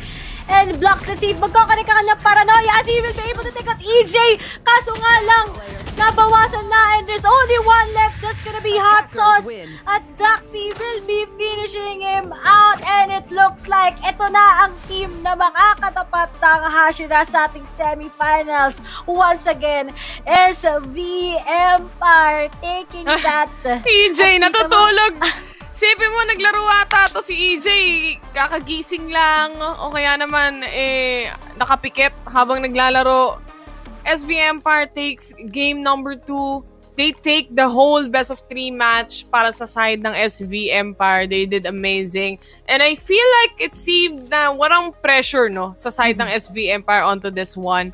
And they just had fun, basically. Also, with Fulcrum, I think they had fun. Both teams had fun, but the semifinals going, ito, very important yung week 2 natin for stage 2 of the VCT. Dahil dito natin malalaman yung magiging representative natin para sa Philippines onto the Challengers Finals kung hindi ako nagkakamali. And then, papunta tayong Masters sa Iceland, which is a LAN event. So, napaka-essential. Ito yung ticket nyo papunta sa Iceland, guys.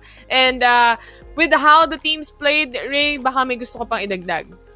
Ako, all I can say is that na-feel ko talaga na yung passion between these two teams. Pero talagang may mga, may mga identities pa na kailangan i-secure. Syempre sa part ng Fulcrum Esports. But it's not it's still a game for them na pinakita nila sa atin na kayang-kaya nila actually i-take out ang SV Empire. But still, kilala na naman natin how experienced also SV Empire is. Now, they will be proceeding on to our semifinals against Hashira. So, bakbakan na naman to. Pero alam ko, Taylor, mas excited din ata ang ibang mga nanonood towards sa next match natin. And ano yun, Taylor? Yung magiging next match natin? Well, the next match, of course, yung inaabangan ng mga mga manonood. Yung Alpha Esports versus 6045 Pirates. Mainit na bakbakan to for the teams that we have, and it's gonna be again a best of 3. So kung hindi nila alam or hindi sila aware kung bakit mainit tong bakbakan na to, dahil of course when on the side of 6045 Pirates, Fireside Jin, the superstar player we have right there, and on the side of Alpha Esports, Gia Insanity, the superstar player, yung mga ating mga players from NA na umuwi ng Pilipinas para lumaban dito sa VCT PH. Makikita na natin on to the next match. On behalf of Ray, kasi si Vil na yung makakasama ko mamaya, maraming salamat, Ray, sa pagsama sa akin sa podcast. And we are your casters, Taylor and Ray Ray. Huwag kayong alis because VCT PH will be right back.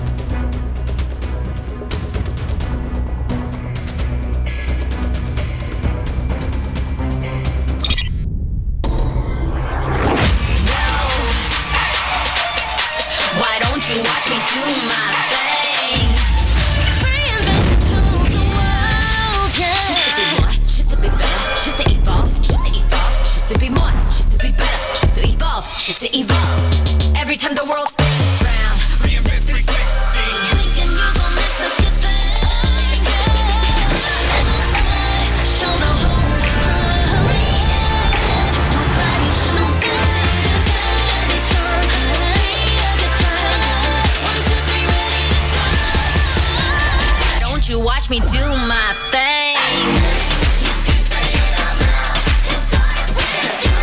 Take it to the next level with Globe's fiber, LTE advanced, and 5G mobile connection.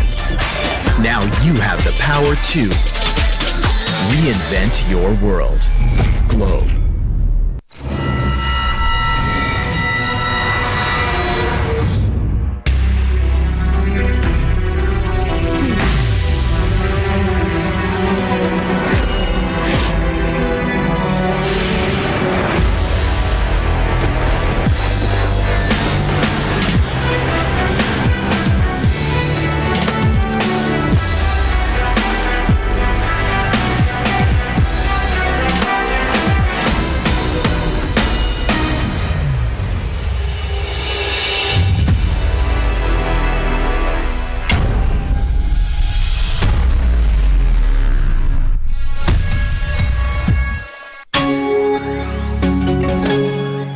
The new mind-blowing Surfer All 99? 9 gig? All sites? For all devices? Shareable with up to 4 people? Like my fam? Anywhere they are?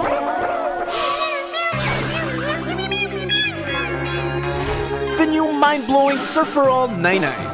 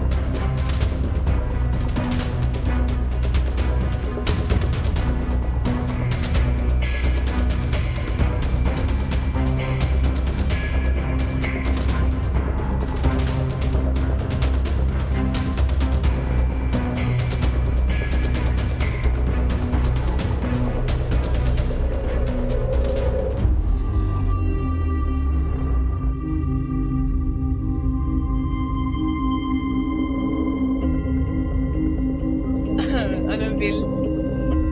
Ready, G ka na?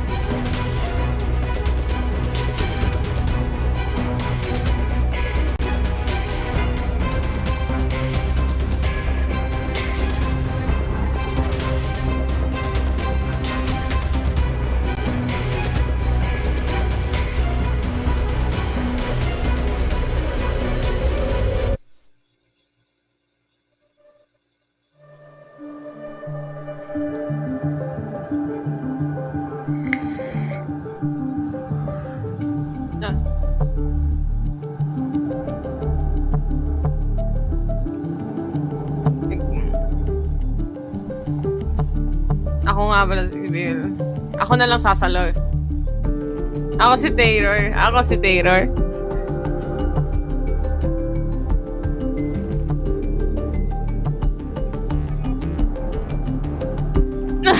Ang corny!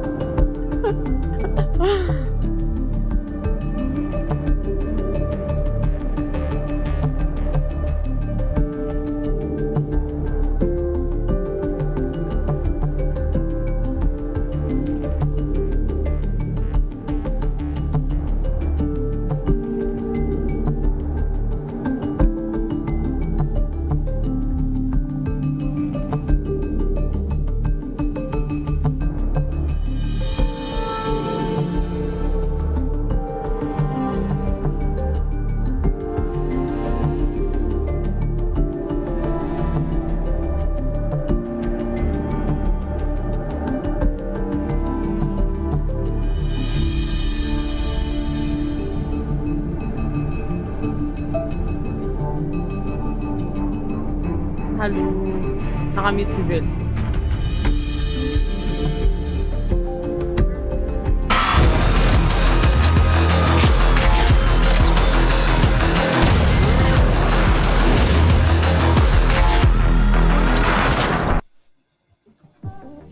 SV Empire still proving that they still reign supreme here. 2-0 victory up against Fulcrum, and what a decisive finish from them right now, securing their spot in the semis and of course week number 3. My name is Estrada, your host. Welcome back from the break, and you're joining us here from the Valorant for the Valorant Challengers Philippines. Welcome back here, and joining me on this panel, of course, the rest of my co-panelists right now.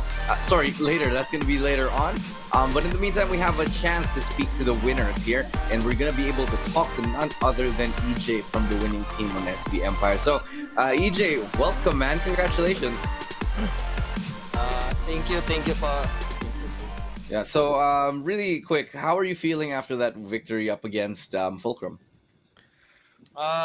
Feeling proud naman po na meet namin yung mga expectations ng mga panel, yung mga nagsusuporta sa amin. So yeah, ganun. All right. Okay, so going into this, we noticed a couple of things. Your playstyle looks a lot different because before you guys used to play very slow, very methodical, but this time it's like a lot more fast-paced, a lot more aggressive. Is this something you planned, or is this just something that like happened? We planned this because parang may nakita sila sa amin yung dun sa Haven. So yeah, dapat iniba namin yung playstyle namin. Parang ginawa namin ng plano in-game so that ma-counter namin yung mga pushes nila, yung mga counter plays din nila. Right. And it really started to show here. Okay, now that you're back here and we saw you guys perform really, really well, you're going up into the semifinals up against Hashira, who you haven't really beaten in a while. What's that going to be like for you guys? What's the plan here? How do you defeat a team like Hashira upcoming?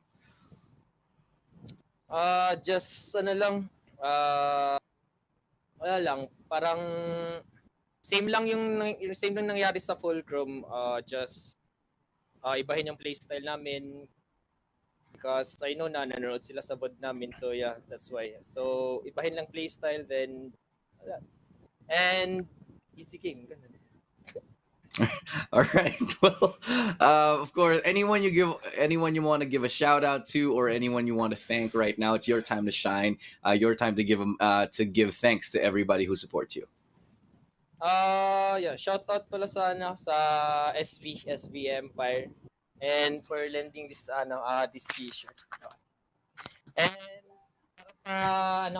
fans namin. And yeah, thank you for supporting. I love you all. All right. Well, congratulations again, EJ, and good luck on your semi-final tomorrow. Thank you po. Thank you. All right, well, you just heard it right there from none other than EJ himself, who's been honestly very, very good for quite a very long time now. Stalwart of his team and somebody that the team can really, rely on whenever it comes to these clutch situations. He's always there. But let's break it down right now. Welcome back here on the panel, Viminal and Trick. So 2-0, you predicted it, Ling. So I'll start off with you. Did that go how you expected? It pretty much did. Well, the whole series was just not exactly the usual game that I expected Empire to do. It's not because of the role swaps in itself, but it basically, the players paid no respect to their opponents at all. They were just hugging right through smokes, paying no mind whether or not they were gonna get punished by their unnecessary point of aggression, but somewhat they still tried to make it work. And this is where we actually see, just like how you said, put out a play style that their opponents did not exactly expect for them, and that actually worked so well for the team. Yeah, Viminal, I'm gonna let you chime in on this one here. Empire, they look pretty good here, but I know that you wanted to talk a little bit about Fulcrum and stuff. Yeah, Fulcrum really showed us, what they were made of. There were times wherein, we saw some really nutty plays coming in from Fulcrum, and of course, we were treated to a show. They were a really fun team to watch. Lots of incredible mechanical skill coming in from their players, but a bit rough around the edges when it comes to overall team play and fundamental mechanics. But, overall, they did give SV Empire a run for their money as expected from earlier. Despite it not being a 2-1 like I predicted, it still was a really, really good fight. It wasn't exactly a walk in the park here for Empire, and that's exactly why. I do want to take this moment here to sort of talk about Empire. Talk about Fulcrum. They've been getting a little bit of flack lately, but let's be honest, these guys, a lot of potential as a team. And regardless of sort of what goes behind the scenes right now, they seem to be the kind of team that is on the rise. And this is something that we, and personally, I am generally very happy about. That the more teams show up, the stronger the scene gets, because you just get more of a better competition, and everybody's forced to get better. Just can't have just one team at the very top anymore, right? So Ling, Vim, I'm gonna pass this off to you straight away, but sure. I genuinely think that this team, given time, given maybe the right coaching staff, given I think better guidance, could prove to be a team deserving of a top slot.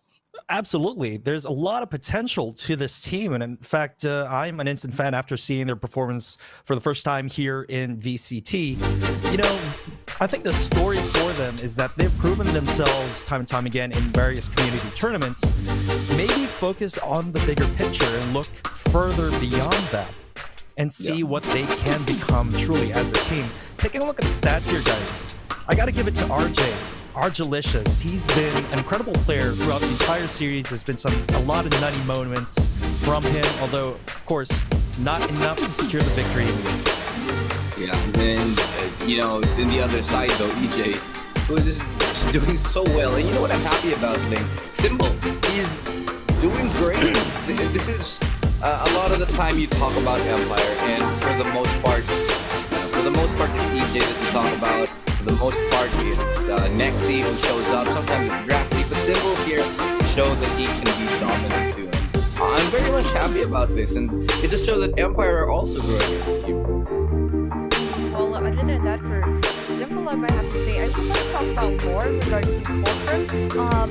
Starting to look like what Hashira used to play before. You'd see them like this, literally a lot of raw talent, but lacking in terms of creativity, in terms of their play style. This is where we actually see the team overall could still perform good, and how much potential that they have shown during this series overall. I mean, they stood a chance against Empire, and what more could the South Seas offer, given that they could expose themselves a lot more on the international scene, and gain enough experience to actually understand on how to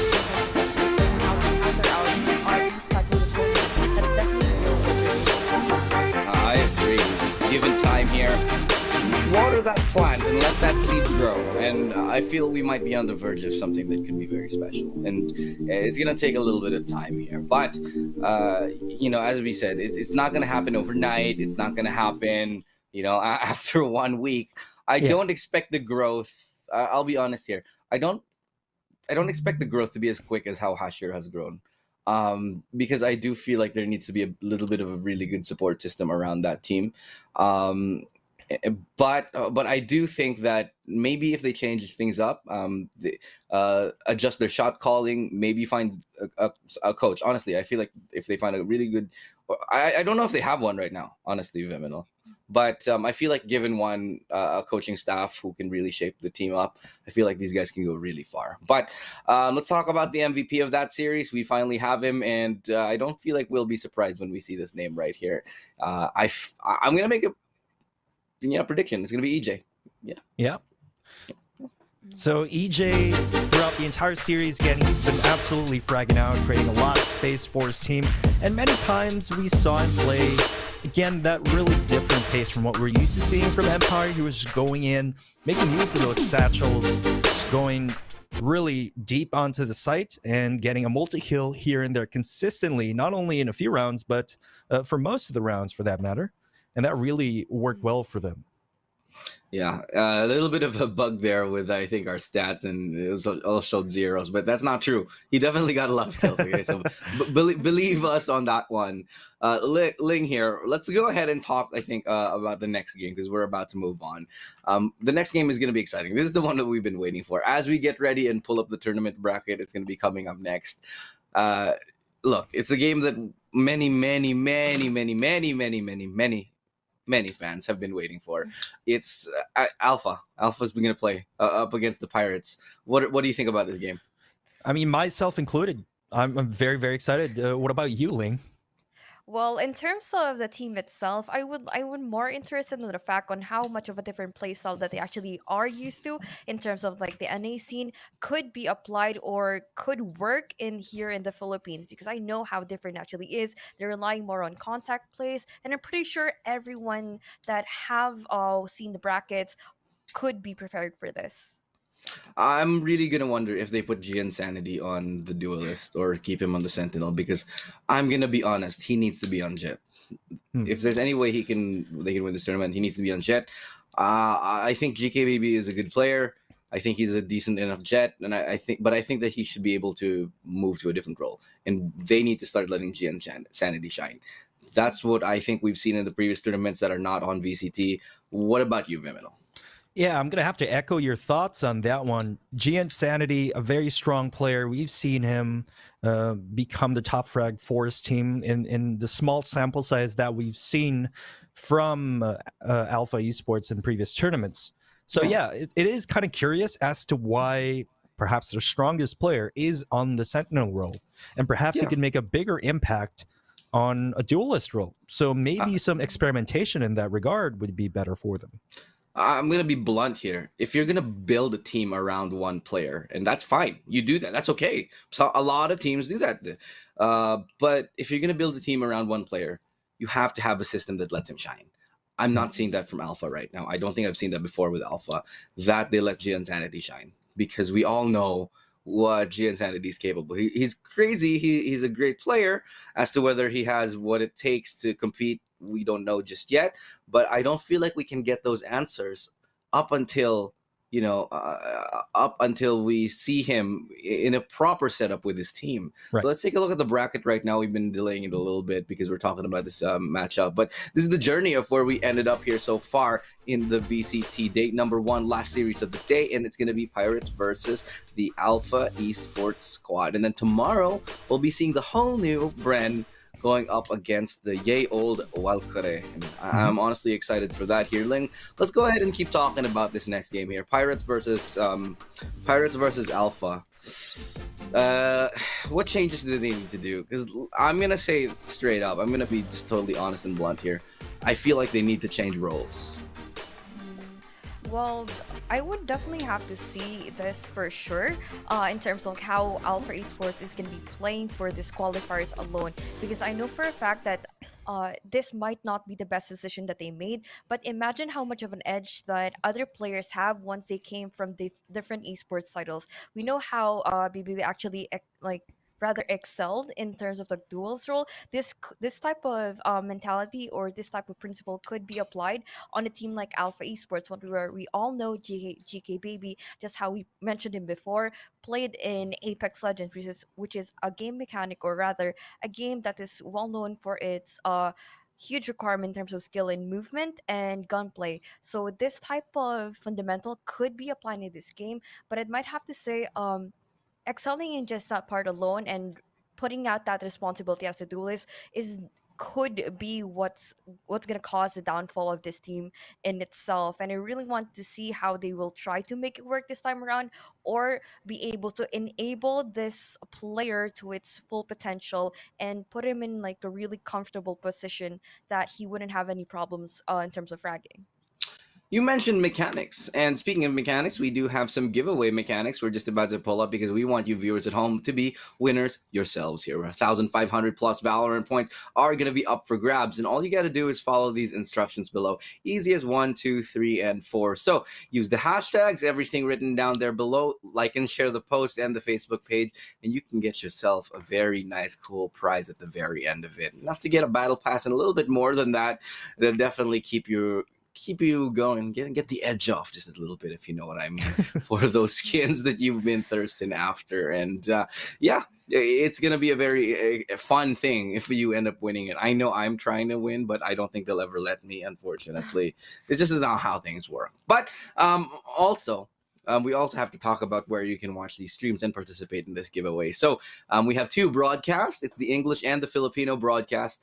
If you want to watch in English, you're watching us on Twitch. And if you want to watch in Filipino, well, that's all over on Facebook. So twitch.tv/PPGL underscore VCTPH. And for those on Facebook, it's facebook.com/PPGLGG. And that's where you can watch us on both of these beautiful languages. And of course, all panel sessions are going to be in English. Now, let's go ahead and talk about the next game. Something I'm so excited about. I'm just looking forward to go straight into it. 6045 Pirates Ling. I'll start with you here. They had a little bit of an underwhelming performance in the previous VCT, in the previous week. You think that they can come out and fix that stuff right now up against a team like Alpha Esports, who, let's be fair, there's a little bit of leeway to make some of those mistakes. Last time, not so much. But this time, I do think that they have a little bit of a chance to go through it. Well, in every chance they could, I'm pretty sure that Pirates tried to figure out what went wrong during their first qualifiers, and of course, their debut once again with Fireside Jin, who's definitely going to be popping off.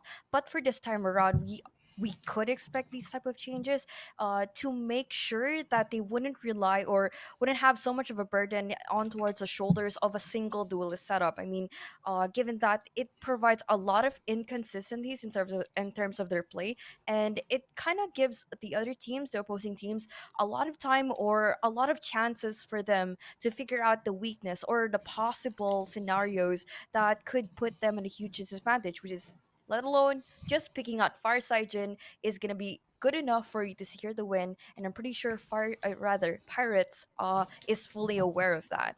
And Fireside Jin's such a crucial factor for his team.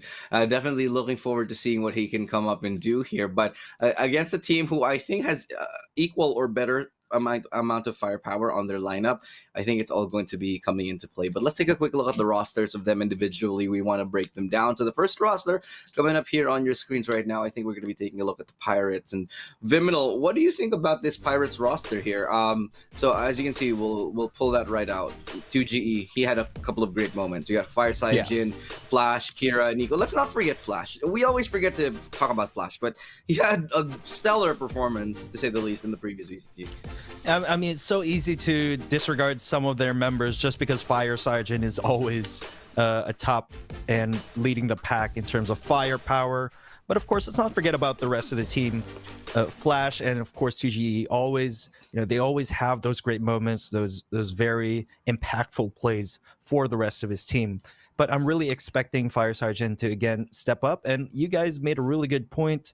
When you have a really strong player like that is above the other members of the team in terms of firepower, you have to create a system in which you let that player shine. So maybe Lee is right. Maybe going with a double duelist setup would sort of ease the workload for Fireside Jin and provide a better result for Pirates overall. Actually, I think I'm going to disagree with you here. I feel like if they have a solo duelist lineup and just use that to properly support Fireside Jin, that should be more than enough. We see Hashira do that. Even if there's two really good duelists, they choose one and then they make it work with a really good system. But I don't know, maybe it just depends on their playstyle here. Let's take a look, however, at the roster of Alpha Esports. It's the first time we're seeing these guys on the VCT. The first time they're really showing their appearances here, their faces here. But there you have it. It's Ryu, Charism, Insanity, GKBB, and it's ITZ here. Linginal, what do you guys think? Obviously, starting with you, Ling. Ryu, we haven't really touched on him, but he's a phenomenal player. Probably the second best here. And honestly, nice jerseys, guys. Pretty cool. Yeah.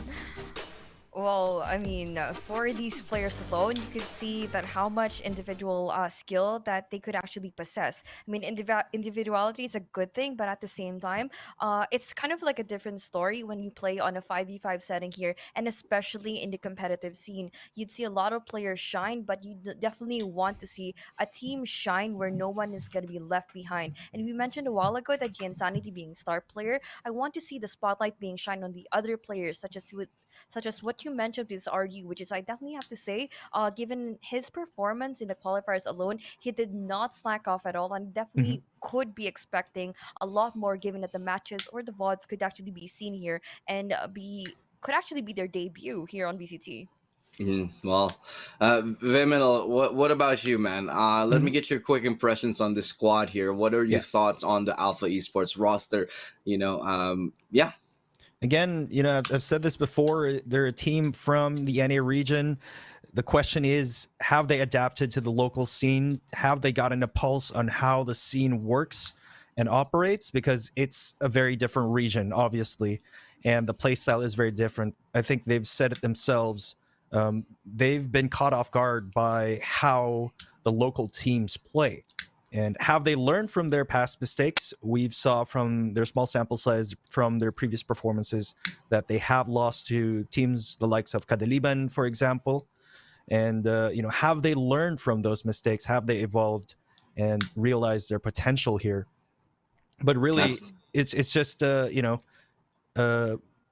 perhaps the lack of experience in tournament settings. The leaderboards rather is a very different place from major tournaments like this. So Yeah, agree, and it's showing right now here. Let's take a look at the head-to-head for these two players that we're pulling up on your screens. These are their most recent qualification results as they get through the qualifiers. Fireside Gen Sanity. This is the head-to-head everybody's been waiting for, I think.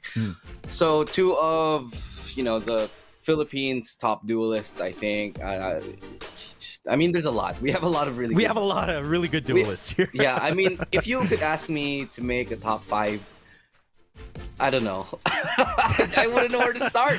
It's definitely a tough question to answer. I feel like we should have a little discussion on this. Top 5 duelists in the Philippines. Chat, Facebook or Twitch. Who are your top 5 duelists in the Philippines? Honestly, I'm going to try to make a list in my head. I'm struggling to do that just because there's so many good ones. I don't know if I'd put Insanity in there yet because it's a little bit hard, though. What I am sure of is where we're going to be playing here today. It's going to be the map vetoes that we're going to be showing you guys, and I'm so excited to find out how things went here. We're going to be starting off on the first map of the best of 3 series here today in Bind, followed by Split, and we're going to be landing on Haven. Ling, what is your impression of this draft that we got here? I'm just quite surprised that Ascent is not here. For all we know, is like pretty much a staple map for every Filipino team, and it's quite surprising that nowhere or none of the teams actually went for that kind of pick. But for this time around, Bind, Split, and Haven, looking at these map selections alone, I would definitely have to say this could be rather more of like an alpha esports from the start, but I still want to see how Pirates could actually persevere on these type of selections, given that they do have some tendencies to have a slow start. I'm a little bit disappointed we don't see Icebox yet, but at least Split has made an appearance here today. Viminal, what do you think about this? Who do you think won this map draft that we just had? And it's pretty hard to call it right here who won the map draft exactly, but Alpha Esports getting their first map pick, they might be able to snowball off of that momentum coming into the second game. But it's also very interesting. I'm quite surprised we don't see Icebox, as you mentioned. I've seen Pirates so many times on Icebox. And they were good on it. Yeah, they were good on it. And I was expecting them to pull that out. But, they decided to bring out Split instead. So maybe they have something up their sleeves here. I'm not going to call a clear winner for the map draft. I'm going to say it's 50-50. Yeah, well, let me get your final predictions now. Before we get into the game itself, Viminal and Ling. Okay, for me, 2-1 in favor of Pirates. It's a bold statement. And honestly, it's a very, very close call. Very close call. Well, I do have to follow the same sentiments here because it's always going to be a 2-1 for Pirates, and we'll see how will they be able to, or rather, will they be able to be ready for Fireside Gen in this matchup? I don't remember who I predicted in my table because it's just that close, right? So for okay, I'm gonna say Alpha. I'm just gonna say Alpha because I think that it's time. It's about time they won a proper tournament and they got decently far. Anyway, let's delay no further because we're ready to go into the game itself. On behalf of Viminal and Ling Estrado, I'm your panel host. We're going to be diving into the game. So, for the last time, we're going to be We're going to be going into this best of 3 series. So excited for it. We've all been waiting for it. It's Alpha Esports versus none other than the 6045 Pirates.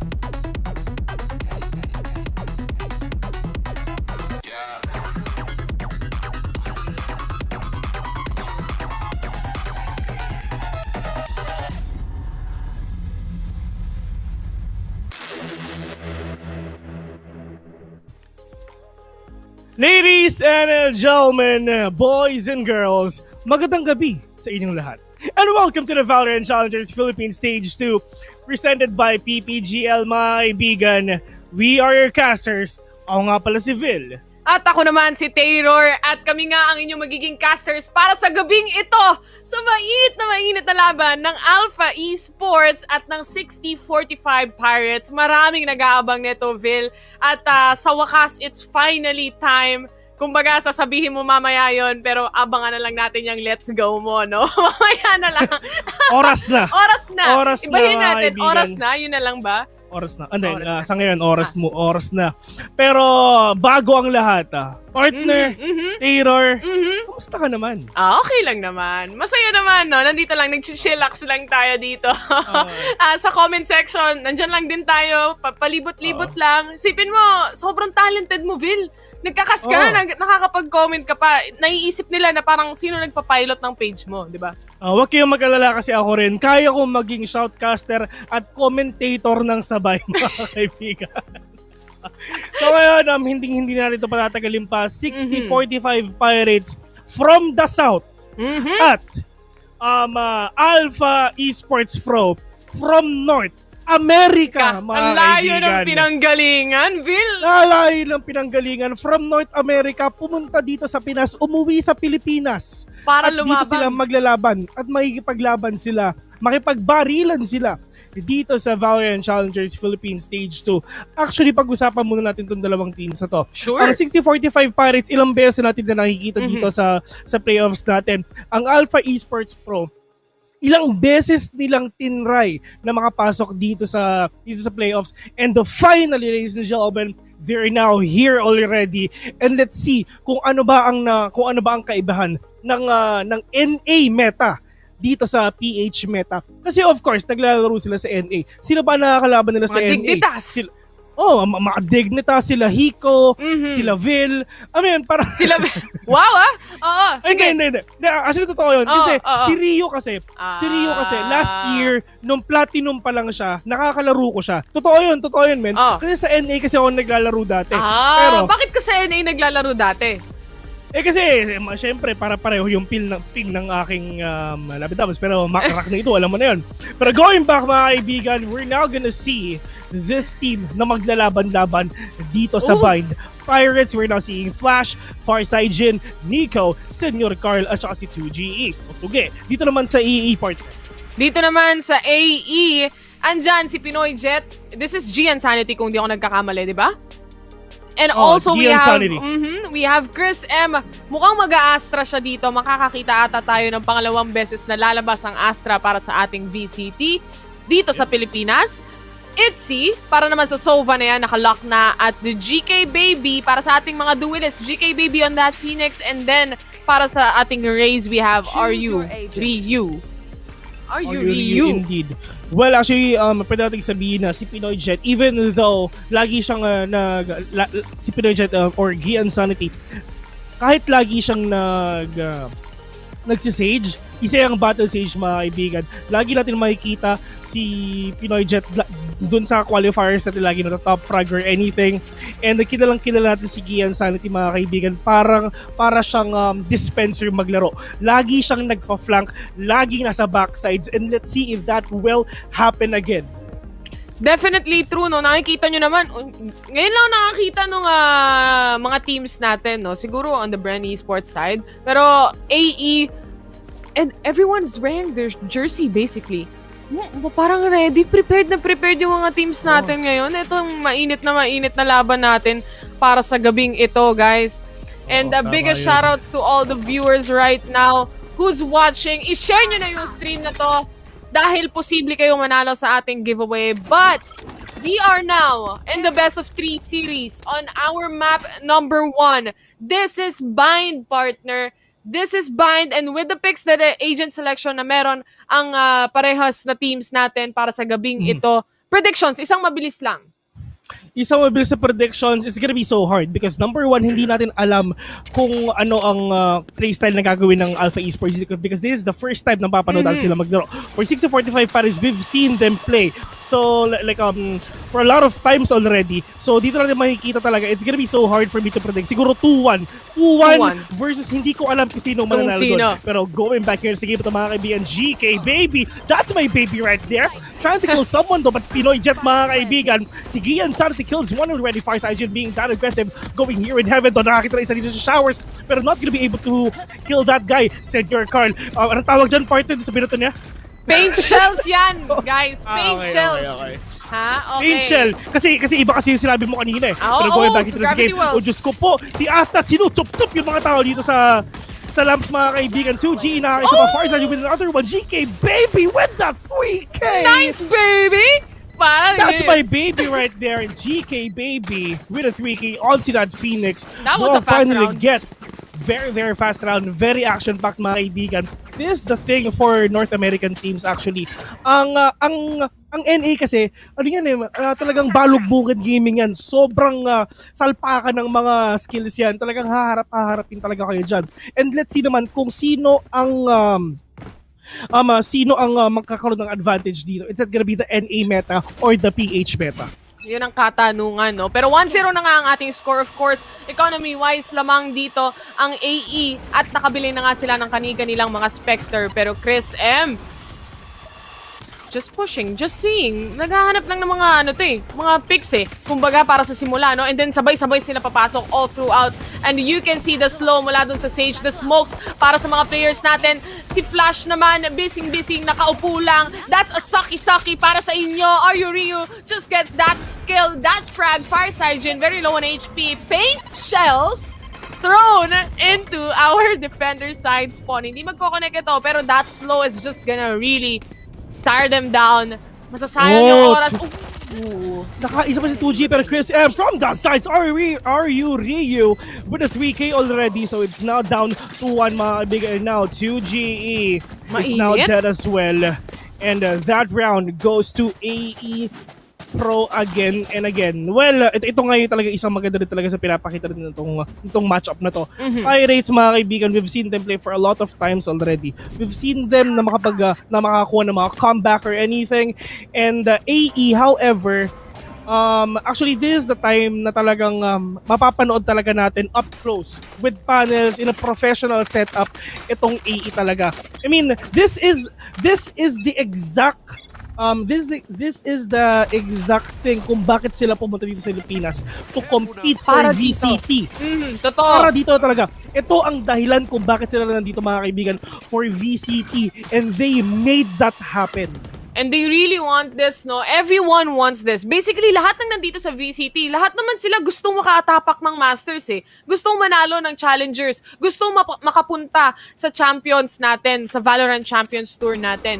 And ito yung gateway doon. Ito yung paraan kung paano sila makakarating doon. And this is the first step towards that dream. But anyway, going back to the game, usapang dreams na dito. Sana kasama tayo sa mga dreams nila, no? Oo nga, parang kakabilang partner pag inipang kita. Parang pag nag-iinip ko, magkakas tayo and ngayon nangyari. Dreams do come true. Totoo yan. Pero, Si Ryu nakapatay, pero Diyos ko po, si Pinoy Jet mga kaibigan, Gian Sanity natutunaw doon sa Nano Swarm Grenade, pero at least really nice setup here by AE. Pero ano kayang gagawin ng Pirates ito mga kaibigan? This is gonna be a 4v5 situation though. Wala na rin si 2G, wala na rin yung main smoker nila mga kaibigan. One man down, JKBB is now down for, but this is gonna be a lot of problem for sure.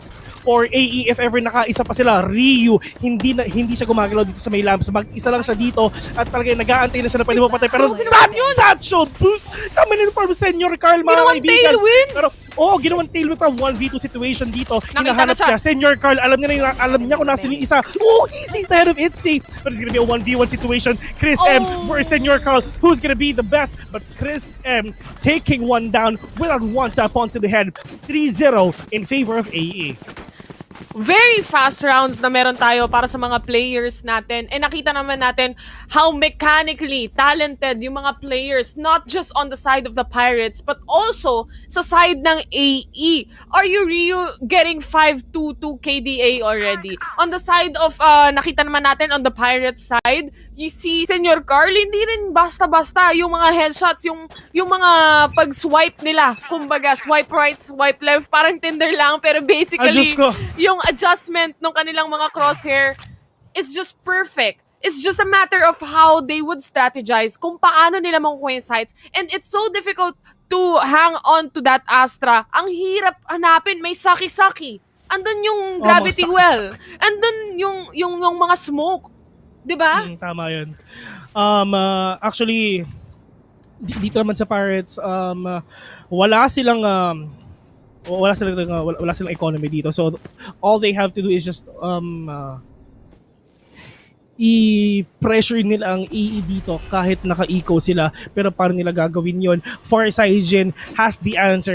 He got the Blade Storm up as well. Pero actually dito natin makikita naman kung paano lalaroin ni Chris itong Astra. Saan niya ilalagay yung mga abilities niya. Well, pwede natin sabihin, ito kasi yung maganda sa Astra mga kaibigan. Pwede mong papalit, paiba-ibahin yung pwesto ng mga skills na dito. Pero that is the run it back. Is he gonna spot someone here from Mocha? Pero si Nico kills one already. Patay na si Gian San dito. Chris MC's one. And it's all up to Rio if he's gonna check one though. Pero with that showstopper, we'll take down Senor Carl. And that is gonna be a spray and play coming in from Rio. But not gonna spot someone here dito sa may city. Pero at least nakakapatay pa si Farsigen with a 3K. What a plane! Starblaze and Joe. Oh my God! 2v1 situation right here. It's all up to Chris. He doesn't have it. There's someone inside that smoke. 10 seconds remaining! Si Juji. 10 seconds. 9 seconds. 1v1. Pero flash mga kaibigan. Hinanapan ng ID si Chris M with that Bucky. 3-1. Wala siyang idea na nasa loob lang ng smoke si Flash. Mas mabilis pa sa fast. Kaching! Kachaw pala! Kachaw! Kachaw ka talaga dyan. Lightning McQueen lang yung datingan ng mga players natin. It's very, very fast-paced para sa dalawang teams na ito. Just a quick replay kung ano yung nangyari. After Ryu, nakakuha siya ng kill on that showstopper, Farsigen was on fire basically on that 3K. Amazing play from him. And also, hindi lang napansin pero muntik na maklatch ni Chris M yun kanina. It's just a matter of time na mahanap siya ni Flash dahil hindi niya alam kung saan yung position o yung location. But going back to the game right now, 3-1, AE is above 2 rounds only. Anything can happen sa larong to. Pinoy Jet has the revive already, has the rest already. GK Baby on the other hand, meron pa siyang isang flash na meron dito. And Chris M just setting up those smokes or maybe a Saki-Saki onto B site. We are gonna know once na i-trigger niya na yan. Saki-Saki mga ginawang bulalo. Sinusup-sup, men! Sinusup-sup kasi. Sinusup-sup ba o sinusup-sup? Gusto lang naman niya ng bulalo. Bakit binigay mo sa kanya cup noodles? Pero mga kaibigan, ito na pumapasok na yun. Mga kaibigan, Gian Sanity is now on for. Pero tumakbo. Kumaripas na takbo. Makakuha na. Andyan na yung makaparak. Pero anong gagawin ng AE dyan? Pirates, nakakita na sagot dito. Senor Carl pushing in. Is he gonna spot someone there in Oka though? Pero medyo safe play muna pero they have no idea at all na si GKBB nandito lang sa may showers and si Killjoy waiting patiently dito sa may outside showers mga kaibigan. Malalando ang galawan andito lang sa Dito sa gilid po, GK baby! Always check your corners, mga 12 kaibigan. seconds remaining. And Flash will take that guy. Pero mga kaibigan, my God, Flash no throws one. way! Pero Rio there with that refrag, though Itzy kills one already, 5 seconds on the clock, and they will plant the spike already. Itzy, really low HP. 2v2 situation, mga kaibigan. Meron ba siyang lineup dito? Pero ang problema dito kay Itzy, wala na siyang shock dart. That's a fake defuse para sa side ng Pirates. A 2 versus 1 situation. 5 HP remaining para kay Itzy. Paano niya? Maka-clutch na ba to? This is a possible clutch. Oh no! It was a possibility. But Nico, nung namatay, of course, obviously, nung namatay si Ryu doon, or rather, si Senyor Carl rather, nung namatay siya, alam niya na na nandun na sa showers, the information was there. It was possible. With a headshot, maybe. It is possible indeed, mga kaibigan. Pero at least mabawi ang mga pirata dito. Ito ang gusto ko. Actually, sa totoo lang, sobrang init ng laban dito. Sobrang ganda ng laban dito. Nagpapalit-palitan lang sila. And dito natin makikita talaga kung sino ba talaga ang mas solid. Ang mga taga North America o taga South. Dito sa or ang mga taga South. Pero I can't wait for it. Dito talaga, I really can't say on who's gonna win this. To be honest, sa akin, 50-50. I have no idea. All we have to do is cast. All we have to do is enjoy the game that we are watching right now. Ryu being that really aggressive. He's already in lamps. Andiyan na rin yung wall natin para sa side ng AE. But the thing is, mamaya ko pag-uusapan yung analysis on the side. But GK Baby nahihirapan dito na tamaan ng ating Hunter's Fury. Pinoy Jet right now naghahanap ng pwedeng makalaban with that Marshall. Kinuha niya na rin yung Sheriff. Maybe he could get some frags. Maybe he could get some shots in. On that headshot, Fireside J nandito na rin sa paligid.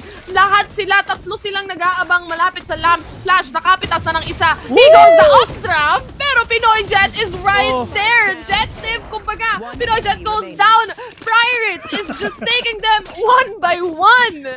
Diyos ko po, na jet dip pa nga kahit hindi jet ang gamit niya, mga kaibigan, pero it's fine. Pinoy Jet pero, yung pangalan na lang Pero actually, to be honest, gusto mo malaman kung sino on fire dito sa Pirates? It's Fireside Jin. Literally on fire. Somebody called 911, mga kaibigan. Fire burnings on the dance... Ano yun? Fire burning on the dance floor. Fire burning on the dance floor. Ginagawa ni Fireside Jin. Talagang, Diyos ko po, hipan nyo yan. Pre, hipan nyo yan. Nagbabaga ang kuya nyo. Pero dito naman sa AE, mga kaibigan, I mean, medyo nabawi ng mga pirata yung ginawa ng AE dito. From 3-0, now down to 3-3. Really slow po siyang ginagawa ng AE, mga kaibigan. Tamang lineup lang papasok dito sa hookah, pero not to spot anyone. Oh, Diyos ko po! Si Pinoy Carl, mga kaibigan, nasunog! Pero, that's not gonna enough for him to take down that guy. Pero Senor Carlos is gonna use that shot. He's gonna use all those satchels para lang at least makaalis siya sa battle ng mas mabilis. And actually, kung nakikita mo si Gian Sanity, this is the Gian Sanity that we know. This is the Gian Sanity na talaga ang gagawin lang talaga na is lurk and find some free frags for him. Definitely true. Aside from that, yung sabi ko napansin ko kanina, no, inuubos ng AE yung oras na yan. Tinry na nila 2 beses na ubusin yung oras. Nakita mo, 10 seconds na lang saka sila magpa-plant. Very, very risky move coming in from AE. But if the connection, if the synergy is there, speaking of synergy, nabulag yung sariling mga kakampi, but now GK Baby is down as well on the hands of Fireside Jin, pero AE just getting frags after frags. This is now a 4 versus 2 situation. Kailangan mag-rotate ng ibang mga players natin. 2GE, nandito na, towards elbow, looking for someone to kill. Narinig siya dito, tumalon siya narinig siya. Alam ng mga players dito ng AE na nandito lang siya, but this is a 5 versus 2 situation. All crosshairs on him, a flash goes down, the whiff is there, 2GE na lang ang natitira. He should get some exit frags, but Gian Sanity is just right there to get the headshot. Gian Sanity with a kill, and 4-3 ang score natin mga kaibigan. Actually, kung nakikita nyo talaga, kahit alam ni Gian Sanity na meron silang konting advantage in terms of head count, pipilitin pa rin niya talagang ma-revive yung isang player. Kasi isipin mo, that is a 4v2. What if natalo pa yung dalawa? So 3v2 na. I mean, hindi na talaga sinasayang yung revive niya mga kaibigan. Ito ang tunay na jet na nagre-revive. Diba? Ito ang jet na nagre-revive mga kaibigan. Si Gian Sanity on the house yon. Siya yon mga kaibigan. And now, let's see dito sa round na to who will get this. Medyo broken by ang mga pirata ngayon, pero that is the Hunter's Fury coming in from Nico. Is he gonna spot someone? And Pinoy Jet going inside already. Let's see if he's gonna spot someone from Pirates though, pero at least nakapatay pa ng isang AE dito, and Pirates is on the hunt. They need to take down the players of AE right now. The problem for Senior Carl, that is walled up. If ever na binaril nila, pero let's see, Senior Carl mga kaibigan, nagkakaskas ng yelo, kagawa ka na scramble o halo-halo. Eto na! Oo, pero si Ryu is right there. He will push him, but look at that one tap on the head. He's gonna use that Phantom as well, pero Chris M, ladies and gentlemen, the 4K! That 4K! Oh my God! AE! AE is sobrang jam-packed ng game natin ngayon. Sobrang mainit ang game natin ngayon. Pirates actually, to be honest, sobrang solid nung one tap ni Senior Carl. Sobrang sayang lang kasi naka-ready na yung nasa long eh. Nakakuha sana siya nung kanyang rifle. Kaso nga lang, marami talagang prepared. Chris M, guys. Basically, nag-aabang doon sa garden. And Chris M with 12-4-3 KDA right now on his pocket. 9th round na tayo, 5-3. Hindi nagkakalayo yung scores ng dalawang teams na to. Hindi nagkakalayo yung rounds na kailangan ng mga teammates na to. And Fireside with that operator can make or break the situation on the side of the Pirates. Run it back, nilabas na nga ni GK Baby. That's a flash right there. But the crossfire para sa ating A side, they wanna go in A. Nandun na rin yung division mula doon sa ultimate ng Astra. This is finally time for AE to go inside and get in. This is a 5 versus 4, a 4 versus 4. Fireside just gets one and tags one away. GK Baby on the other hand for flash and... Look at the boost, man! Look at the boost this, man! And for sure, hindi ina-expect ng mga pirata ang ginawa ni Gian Sanity ngayon. Pero at least nakakuha siya ng 2 frags dito. And actually, sa totoo lang, kahapon nanood ako ng mga Sage boost, ng mga wall na ganyan. Actually, tas tinry kong gawin. Tapos parang ayoko na mag-stage kahit kailan. Ano na lang, mag-uninstall ka na lang. Parang ganun yung mangyayari, no? Uninstall Valorant, but it's all up to Senior Carl. 1v4 situation right here. He sees GK Baby with a head. Senior Carl meron siyang showstopper, but Itzy says no to him. This is not the Pinoy style of gaming na nakikita natin dito sa Filipino teams natin. But, this is a Filipino team right now. This is a Filipino team right now playing in the VCT Philippines. I mean, just because na galing sila, of course, on the other region, on other parts of the world, they can come back here. Mga Pinoy itong mga players natin dito. And they are just bringing some action sa VCT PH. Leveled up, kumbaga. This is a different kind of playstyle than we usually see sa mga teams natin dito sa VCT. Look at that, Chris M just setting up everything for the team. GK Baby going again inside shower. Sunod-sunod na naman yung mga pangyayari. Rio is also getting some kills. Nandiyan na yung paint shells natin. Pinoy Jet gets a kill onto that. 6-3. Let's go 4 versus 2 situation. Chris M is now planting the spike. Senior Carl, siya na naman yung isa sa mga naiwan dito. This is just a Sheriff Aldro nagbabalak. But there's 2 people ready for the trade. And Chris M again and again, paulit-ulit na kinukuha, pinapatay isa-isa yung mga players ng Pirates. Well, actually, sa totoo lang, mahirap talaga yon in sa Pirates kasi wala, in terms of firepower, in terms of economy, behind talaga sila.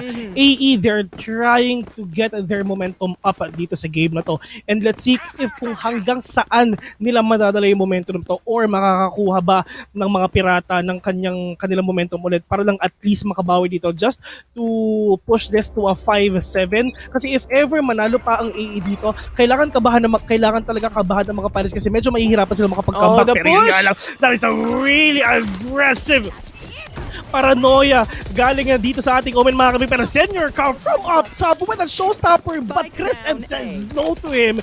2GA sees one already. 3v4 situation. Medyo lamang ngayon ang mga pirata because of that manpower though. Pero GK Baby has the hot hands, has the wall as well. Pero kailan ba niya magagamit to? It's gonna be so hard for AE to push in. Tatlo ang tao dito sa A. Pero at least wala na rin si Astra, so hindi na rin niya magagamit yung mga utilities dito sa A. So in terms of No smokes, in terms of smoke talaga, wala silang smoke at all.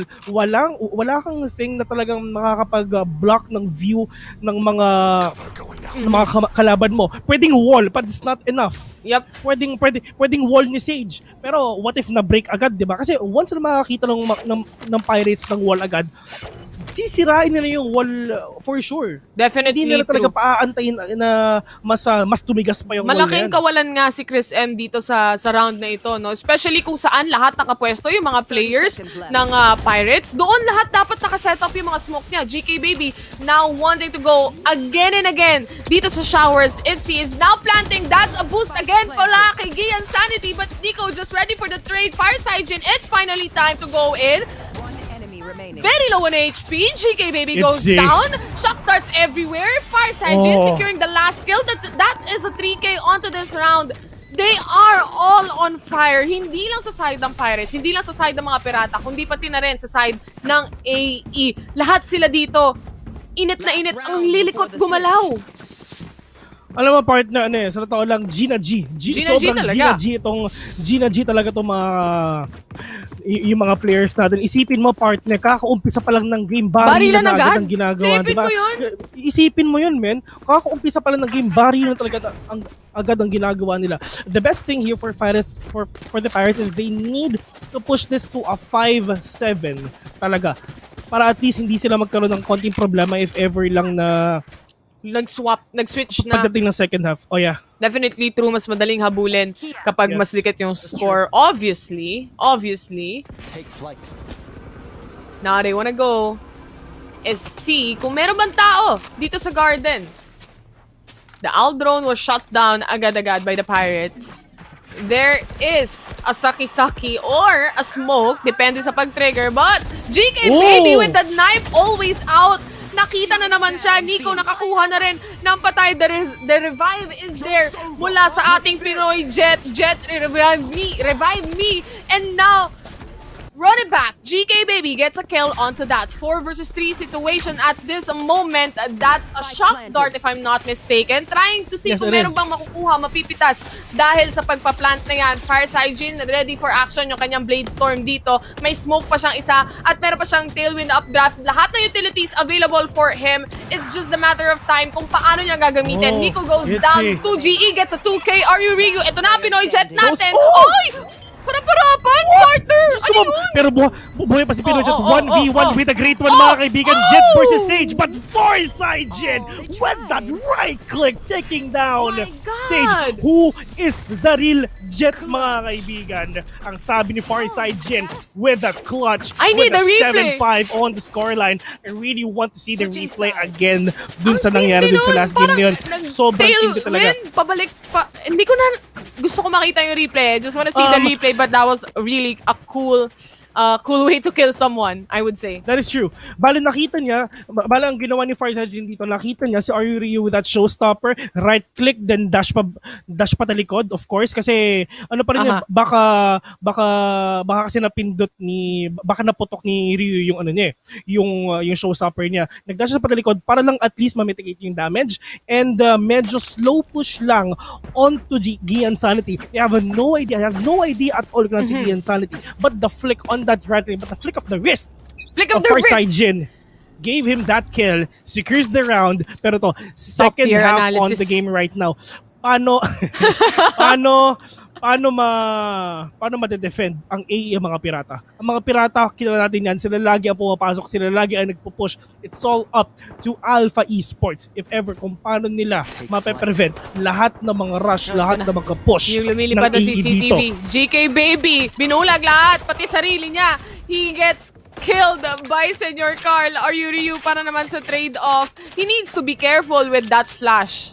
Kanina pa siya nakakabulag ng ibang mga kakampi. So, it's just a matter of time. Baka, Parang ano, kaya na natin to. Bahala na. Baril tayo. Basta pag nabulag, bumaril lang kayo ha. Parang gano'n. So, Basta pag namatay, sorry Lods na lang. sorry Lods na lang. Sorry akin na lang. Parang gano'n na. Sorry akin na lang. Ganun Di mo ba napapansin? Ang bilis natin magsalita para lang masabi lahat ng gusto natin bago sila maglaban-laban. Yun nga. Kasi alam natin, pag naglaban-laban to, mas mabilis na yung mga nakikita natin. Pero ito na mga kaibigan, dalawa na lang ang smoke na dito kay Farside dito. That boom bot will not be denied. Pero hindi na alam na nandun lang si Gian Sanity on the side. Pero Farside with the dash, taking down one. Pero Nico sees one as well. But it's all up to Itzy though. Pero Farside again and again with the power of the fire. Hindi na niya Taking pinland. everyone down. Wala nang plant. Hindi ko na kailangan yung 300 na yan. Para saan pa? Wala nang plant mga bet. 300 gold. Ano 300 gold? 300. What is money? Paper only. Paper only. What is money? Paper only. Pero look at this. 7-5.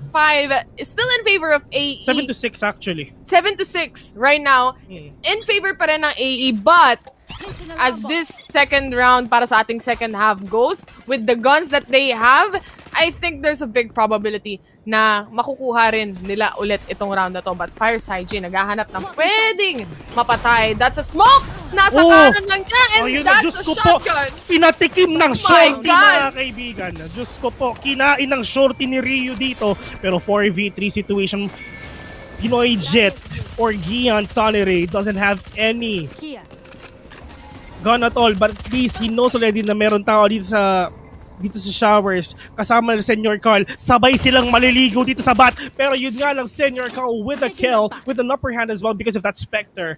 3v3 on the scoreboard. Ito na yung recon bolt natin.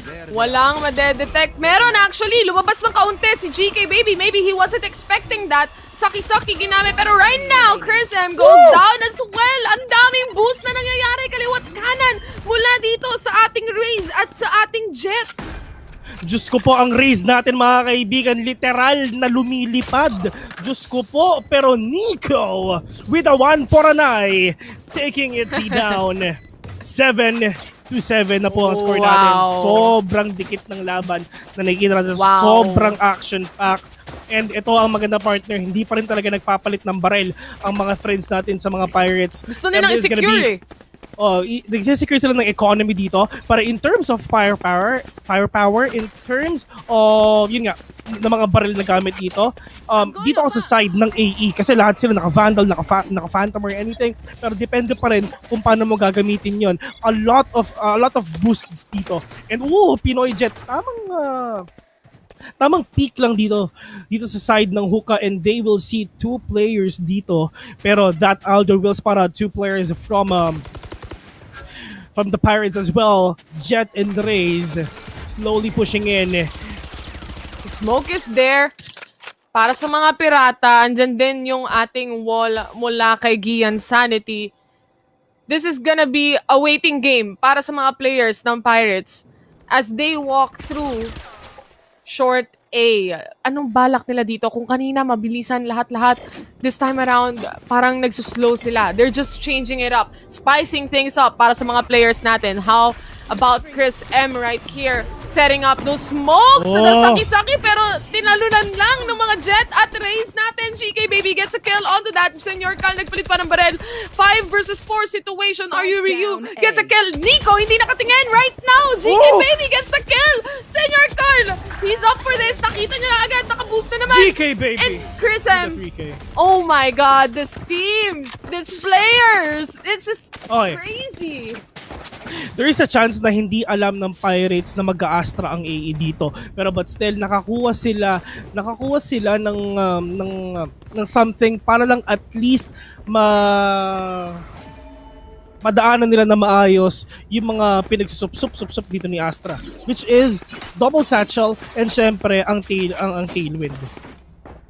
Definitely true, no? Malaking tulong yung mga dash tsaka yung ating mga satchel plays mula dito sa mga players ng Pirates dahil natatakasan nila kahit papano. Ang problema nga lang, paano susunod yung ibang mga players? Paano susunod yung mga kakampi ng Pirata? Paano sila makakapag-trade in kung yung dalawang duelist lang na nakakapag-dash in at nakakapag-satchel yung nakakapasok sa mga sites natin? Oh, it's a run it back mula kay GK Baby. He's hunting for blood right now, looking for players to kill on your left side.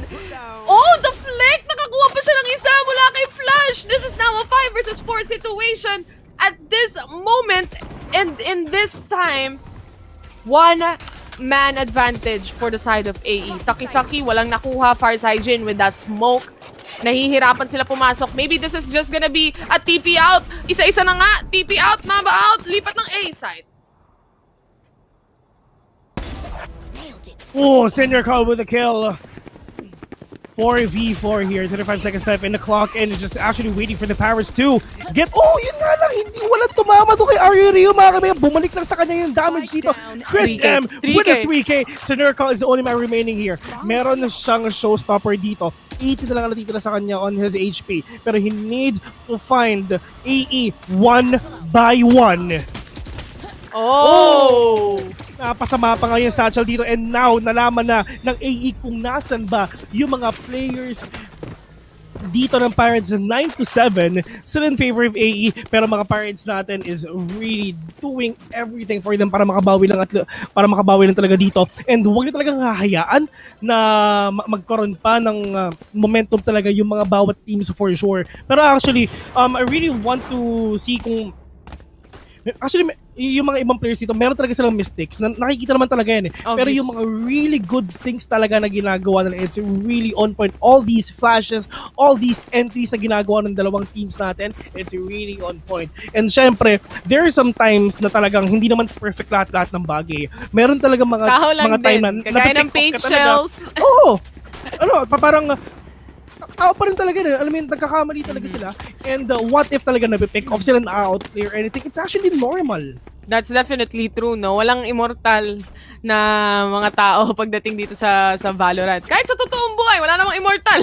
Anyway, going back doon sa sinabi mo kanina, Vil, na when it comes to the mistakes, and isa nga doon yung napapansin ko is sometimes GK Baby, nafa-flash off niya yung mga kakampi niya na sana makakasuporta tuwing pumapasok siya, no? Sa sobrang bilis na mga nangyayari, sa sobrang bilis gumalaw ng lahat, minsan tumatalbog yung flash or lumalabas sila ng sabay-sabay nang hindi pa talaga pumuputok yung flash basically.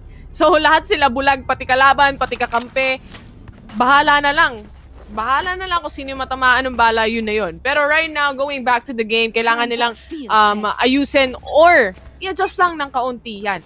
29-4 KDA para kay Chris M. That's high. That's very, very high. Ano pa ang high? Mamaya may magko-comment na naman. Tayo naman, sir. Tama na. Shoutouts nga pala sa Ecom Squad dyan. Sige yan. Oh, Diyos ko po. Pero dito si Gian Salatin, nakaboot siya dito. I have no idea at all na baka meron tao dito for sure. Pero at least medyo safe play ang ginagawa ng mga Pirates dito. Hindi na sila pumush kasi talaga mapipick off sila agad ni Gian because ulo agad yan eh. Uulo agad yung makikita doon for sure. Pero actually waiting for the rotation na pwedeng gawin dito ng Pirates. Probably going here in B. It's 1 minute on the clock. They have time to go here in A because of that teleporter. Pero they need to pull something off, mga kaibigan. He sees one, pero Diyos ko, sinupsup si Farside. Parang bulan lang. Parang bulan lang. Pero at least Pinoy Jet from the sides and the corner with the 4K! And ngayon, Flash, mga kaibigan, mas mabilis pa sa Fast with a 2K. Kumuha ng Phantom, nakakita ng isa, but GK Baby says no, denying that possible win.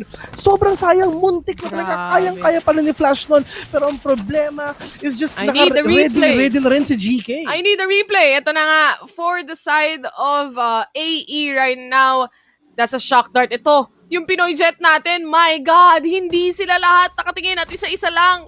Kumbaga, chumek ng angle, no? So that was a problem for the Pirates. That was kind of or sort of a mistake on their hand because wala namang nagko-cover on that side eh.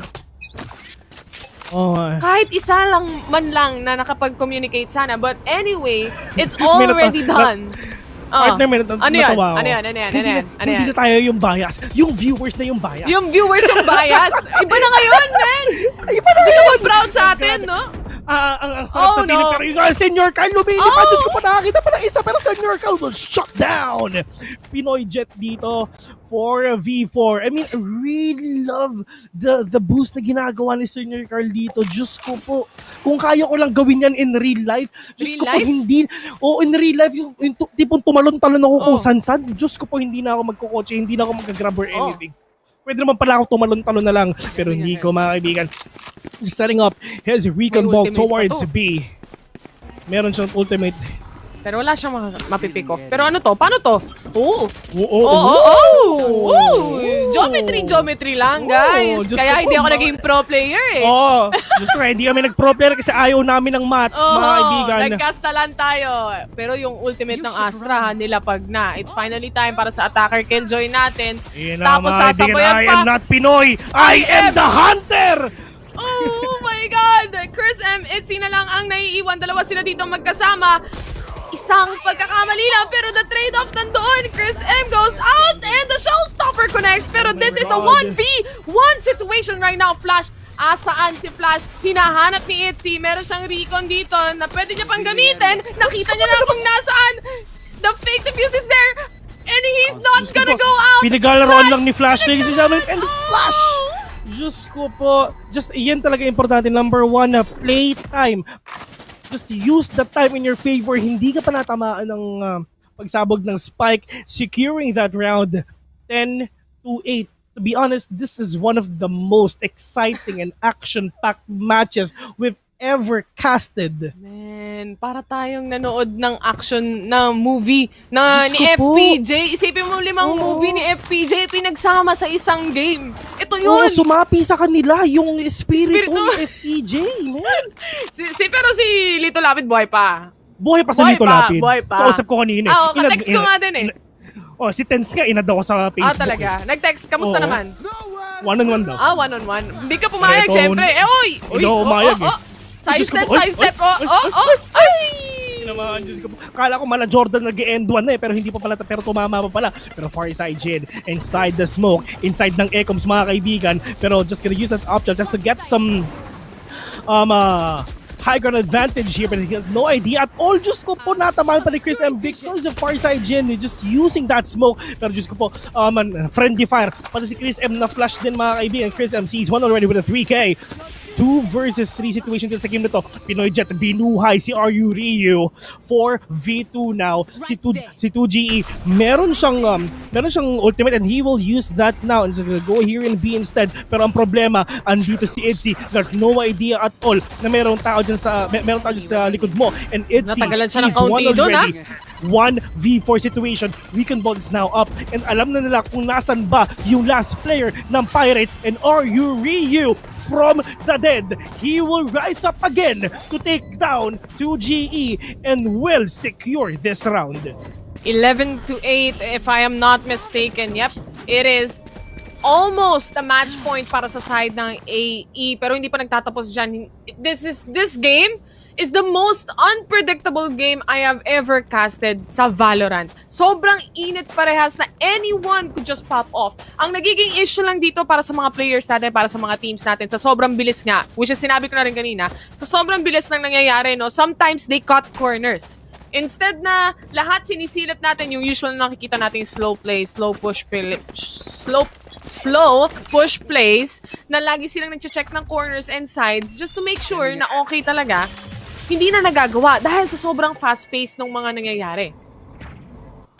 Sobrang fast-paced, sobrang bilis ng mga nangyayari dito sa match na to and I really love it, I really like it. But going back to this game, far side Jen, Diyos ko po, matatamaan pa nga nung, hindi siya tinamaan nung pain shells na yun, but still, -1 pain shells na dito sa AE, mga kaibigan. RU Ryu inside the smoke. Paglabas ng Ecoms niyan, nakangiti yan. Sigurado ko. Pinoy Jet.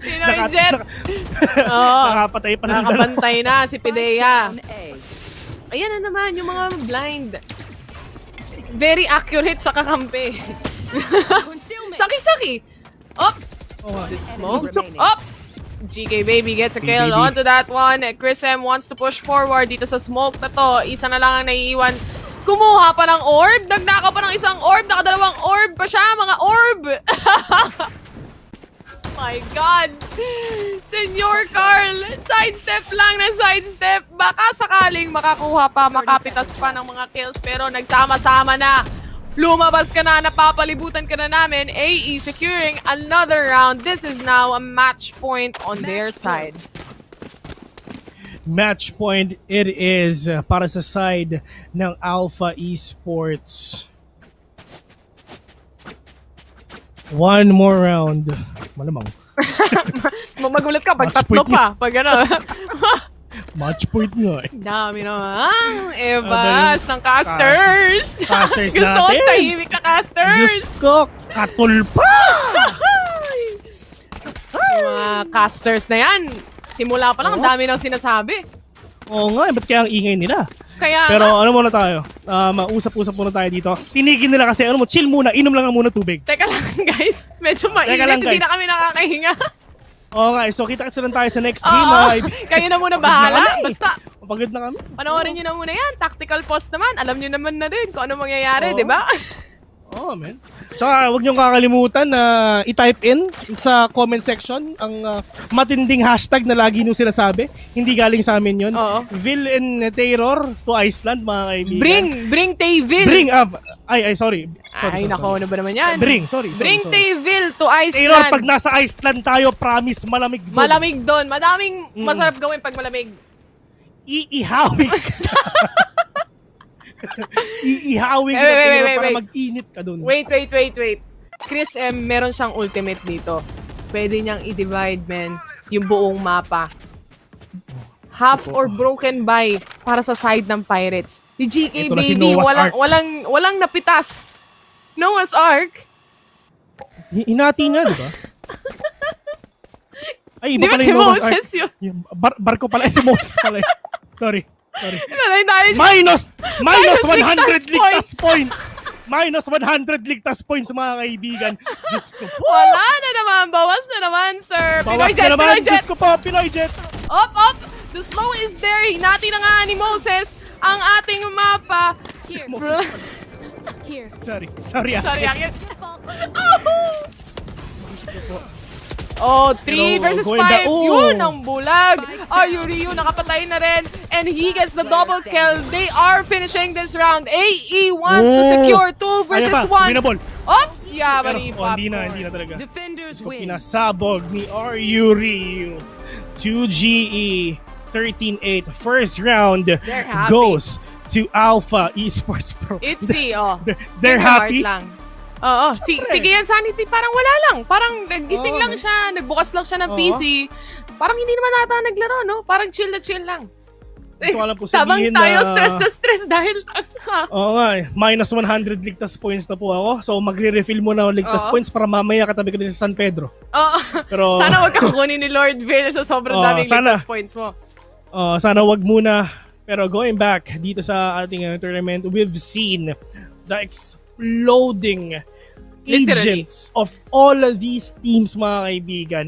It's really, it's like one hell of explosion ang nangyari dito sa match na to. One player and one team from the south and one team from the north American region, mga kaibigan, went here to the Philippines, and they're in their round, and their first game here in VCT, mga kaibigan, is nanalo. Pero for sure, we all know how 60-45 Pirates yan.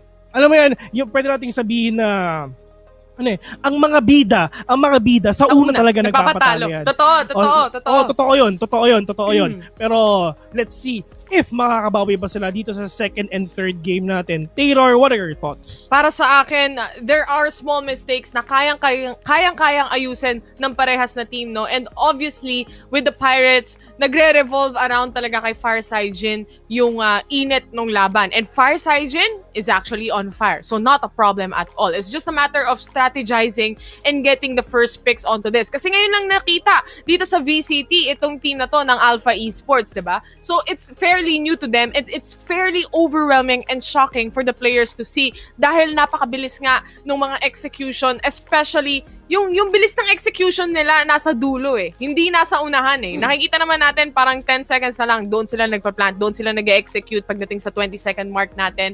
Everything's just amazing. Everything's just popping off. Everything is so nice para sa match na ito. Wala akong masabi. Gusto ko lang manood, gusto ko lang mag-cast. Yun lang yung gusto ko sabihin. Totoo yun. At napapansin ko si GK Baby, mga kaibigan, sobrang, actually meron ako nakita sa comment section, masakit ano yan? daw yung mga mata ng kakampi mo sa mga flash. Oo. Lahat Pero eh. actually, sobrang on point ng mga flashes niya though. I mean, kahit ma-flash yung kakampi niya, meron talagang nakukuha. So it's really worth it though. Pwede nating sabihin na that is a really aggressive and offensive flash na kahit merong ma-flash sa kakampi niya, at least meron lang makuha siyang isa or dalawa. It's fine already. It's fine. So, we're gonna get, at least nakita na rin natin kung yung Pinoy Jet na nagre-revive, yun ang pinaka-importante. You're gonna see it first here in VCT PH, mga kaibigan. Dito lang sa Pilipinas. Pinoy Jet na nagre-revive. Pinoy totoo Jet yun. reviving Nagre-revive, the players. oo. Pero anyway, yes, Vil? My last thoughts about this, Farsai Jin, mga kaibigan. Farsai Jin. Mwah!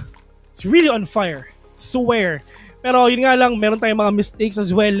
But at least, kayang-kaya pang bawiin to. There's game 2. ng Pirates. There's game 2. Meron pang game 3. At pag hindi natapos to, bahala na sila kung ano sila maglalaban. But at least, mga kaibigan, to end everything off, 1-0 ang score natin. And we're just gonna have a very, very short break, ladies and gentlemen. After the break is gonna be the game number 2 of the Valorant Challenger Philippines Stage 2.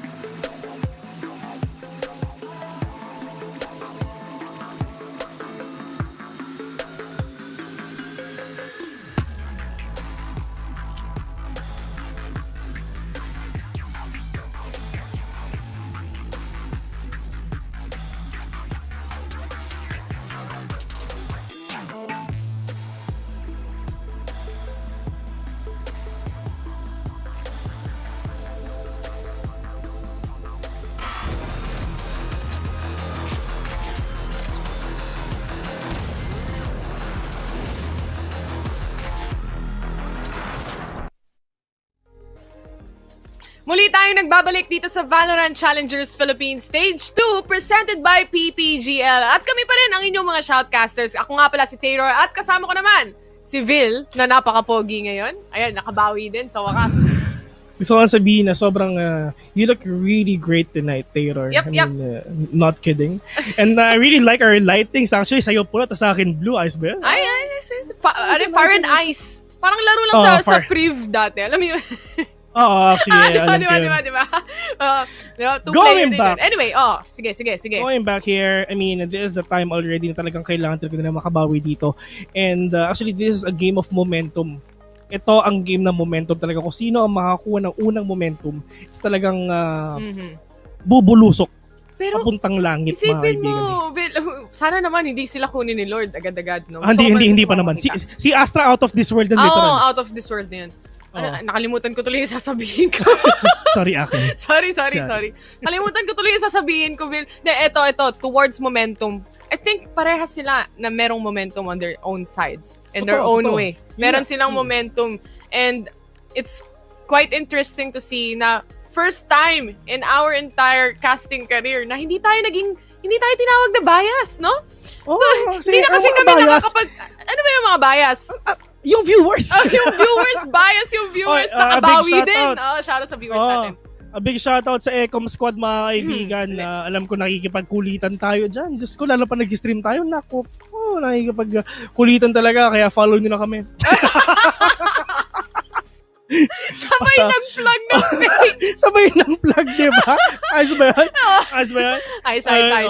Ayos yan. Tsaka kung syempre gusto na mag-send ng stars, Gcash na lang. Gcash na lang. Ba't pa kayo magsisend ng stars dito sa PPGL? Pwede mag-send ng stars? Wag na! Sa amin nyo na lang idiretso. Total, kami naman yung nagsasalita dito ng ilang oras. Hindi naman kayo. Naka-relax lang kayo dyan sa bahay. Nanonood lang kayo. Pero, going back dito sa match na to, meron lang ng chat. Mahigalaw ang comment section pag nandito ka, Vil. Sinuntok yung pader. Sinuntok yung comment section. Pwede ba yun? Pero ito actually, makikita natin itong mga players ito. Nico will get that stage. Far side Jin. Oh my God. I really like to see him play Reyna again. No. Okay, AE, on the side of AE naman, we have Itzy on the Sage. And then, Ryu nandun pa rin sa kanilang raise, no? Chris M naman for the smoke and GK Baby on that Jet. Pinoy Jet on a Cypher. Alam mo? Give me a corpse. Ano to? 4v5 mga kaibigan ng laban. Baby. Ayan, Alam ko, hindi na. 5v5. 5v5 na. Bumalik lang. Ito, sige yan sa akin. Alam mo ba kung ba't nakaputing t-shirt lang yan? Bakit? Kagagaling lang yan sa school, mga kaibigan. Diba? Kagagaling lang yan sa school. Galing kang school, diba? Tapos lalaro ka sa computer shop, alam mo diba? Alam mo kung anong tatak niyang white t-shirt? Baleno. Nakabaleno din. Nakabaleno ka ba? Di ba yun? Di ba mostly yun yung undershirt? Baleno, mga ganun. Pag yung white undershirt mo, pag Hanes, mayaman ka lang. Mayaman ka nun. Angat ka sa lipunan nun, man. Ay, nako. Ay, pinagsama na naman ng dalawang casters na to. Namang kasi kami pa. Pero okay talaga pag may tayo. Na tayo nagkakas. Masaya lang, chill lang. Sorry, akin. Masaya ka ba? Ay, nako. Masaya ako naman. Dami ko ang tawa baka sa sobrang dami nating tawa, mga 10. Hindi pala madami yun, mga 30. Di ba? Hindi ko alam pag gano'n, dami kong tawa. Ilan?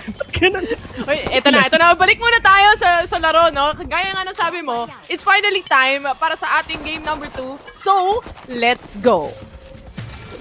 Let's go, because it's time already. Because, game 2 na. Kala mo may matinding intro Yun lang pala, no? Game 2 na. Oh my God. Anyway, this is the few seconds na pwede tayong huminga saglit. Dahil this is a slow push. Pero in just a few moments, I am expecting na mabilisan na naman to, Vil. Once na masira yung wall na yan, it's time. Doon pa lang masasabi. Tingnan mo naman, nagsa-stack up sila. Doon, nag-counter wall. Oh my God, they are going into A. Hindi mo lang napansin. Hindi napansin mga kaibigan, yung nagugulat na sila, bakit may nagpapalat ng spike? Pero Itzy is right there. Andun lang sa taas pala, at least nakapatay pa rin ng isa. Farside Jin with that Reyna. Let's see mga kaibigan. Gonna use that Q.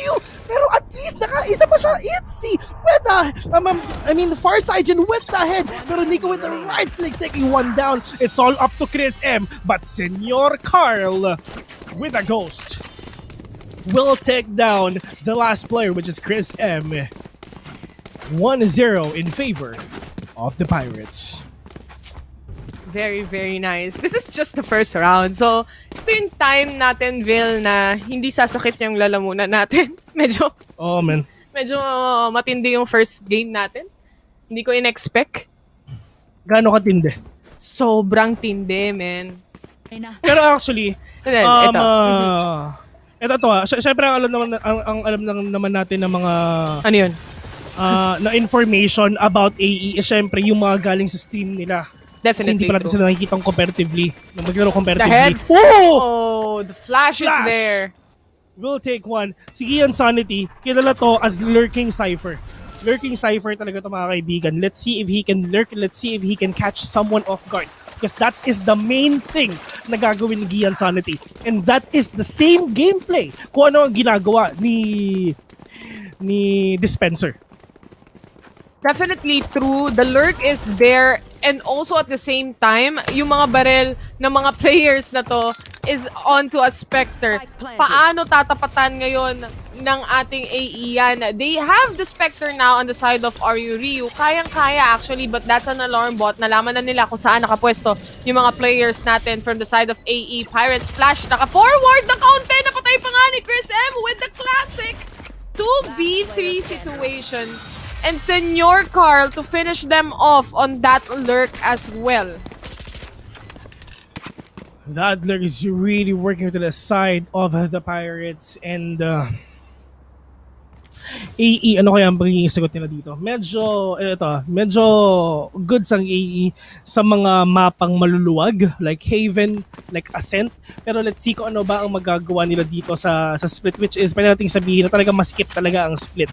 Well, nakikita natin dito, walang kumuha ng Breach. Breach is the one of the best agent na pwede mong gamitin dito sa split. If ever split ang favorite nyong map, sana meron kayong, sana paborito na rin ang Breach talaga. Farside Jin, Lear is now up pero not gonna catch someone here dito sa mid though, pero flash mga kaibigan, nakapatay pa lang isa. Ryu is now down pero Itzy just doing that boost, trying to catch someone off guard, which is dun sa isang player, which is si Farside Jin, pero Itzy trying to be on the safe side and not gonna risk himself na makapatay pa ng isa, which is a really good thing. And they know it already. They can do a counter wall instead. So Itzy, we're just gonna stay here in A hanggat wala pang nagpa-plant dun sa B for sure. Isa lang naman kailangan ng Cypher doon lang naman sa B site, no? May mga traps pa rin naman siya nandyan, nandun din yung camera natin. And also, right now, as we look into it, yung ating CCTV of our own and the observer, gusto nilang pasukin itong Heaven B. And GK Baby is right there, right around the corner with a big gap doon sa kanyang peak dito. Pero there's a tailwind anyway, kaya pwede siyang umatras agad-agad. Pinoy Jet is here. Nakita niya na yung ibang mga players just right behind him. He gets a 2K, he gets a 3K. Is he gonna finish off everyone in this team that we have 2GE to secure the refrag onto that 2 versus 2 situation? Right now, there's a smoke. Andiyan na yung ecoms natin. 10 seconds para makapag-plant and flash. Gustong i-flash ni Chris M. There's the paranoia pero hindi niya alam. Wala siyang information kung nasaan yung mga kalaban. The TP is there as well. Dumikit na nga sa pader. He gets the kill. Chris M right now. He's gonna do it. Nope. Flash secures that kill and it's for the refrag. Taking on that round para sa side ng AE rather. Para sa side ng AE. 2-1 ang ating score. That was a good retake. Yeah, that is a really good retake. At least nakakabawi na ng AE dito.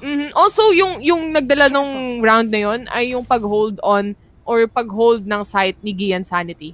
3K. the kills are there. On to our next round that we have. Round 4 na tayo, mga kaibigan. This is much slower than what we had in Bind a while ago.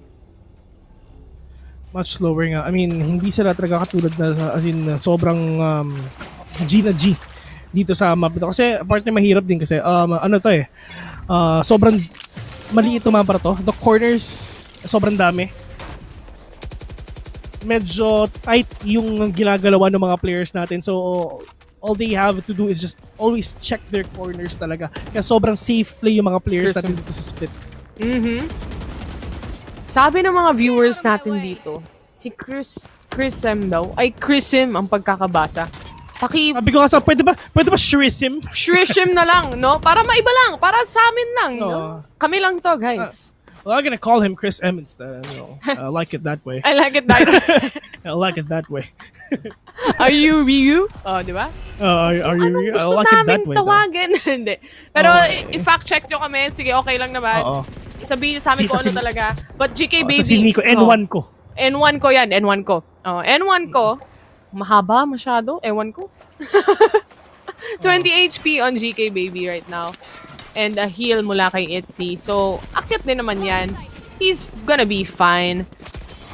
Oh, Blade Storm, hindi nagko-connect yung shots na yan. Flash is going in already. And securing A site, hindi nakatingin kay Chrisem right here with the judge. And now the TP is there. Tinakasan lang ng ganon-ganon. GK Baby gets a kill. Oh, flash kills one as well. Pero Itzy nakapatay pa rin isa with the head onto Senior Carl. Pero nasa ng dalawang players ng mga pirata dito. Pero oh no! Mababawi pa to. Chris is the only man remaining here. 70 HP He can left. kill this Pero off. uy, alam niya! No! Diyos ko po, pinaputok. Pero bakit? Diyos ko po, ang dami pinindot ni Chris. Ang dami pinindot! Na-hype siya masyado, Vin! Oo. Hindi niya na-realize na may isa pa. Oo, wala siyang idea na nandun lang si Flash na mas mabilis pa sa Fast. Kaya tayo napapagkamalan dito. Kaya nagko-comment yung mga Pidea, Bill.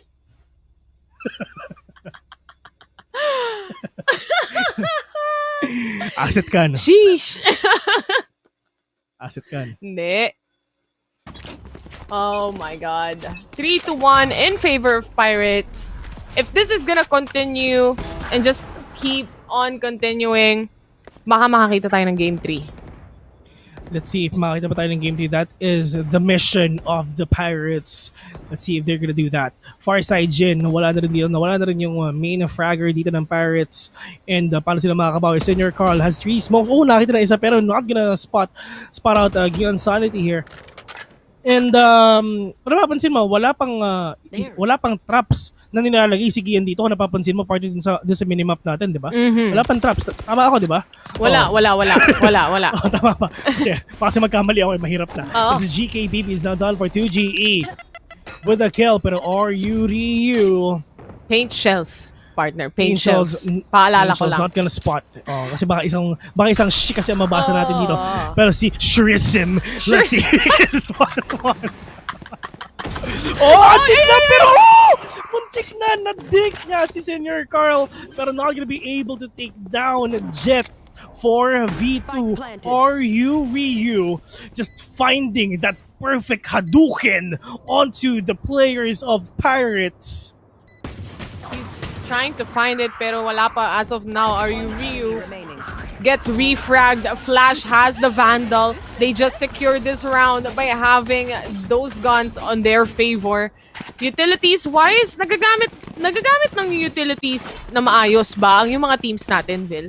So, sobrang bilis ng mga pangyayari. Yung mga setup nila sometimes hindi na natin napapansin, no? But as always, as casters, as analysts, we have to check on the minimap right now. It's just too much action in our plate at this moment. But kape muna tayo. Pili ka lang, Vil. Hot, cold, extra, flavor. Pili ka lang. Ikaw mamimili. Coffee, tea, or me? Pwedeng wala. GK Baby! GK Baby! Oh! Mambaw. Pero eto na ang lockdown.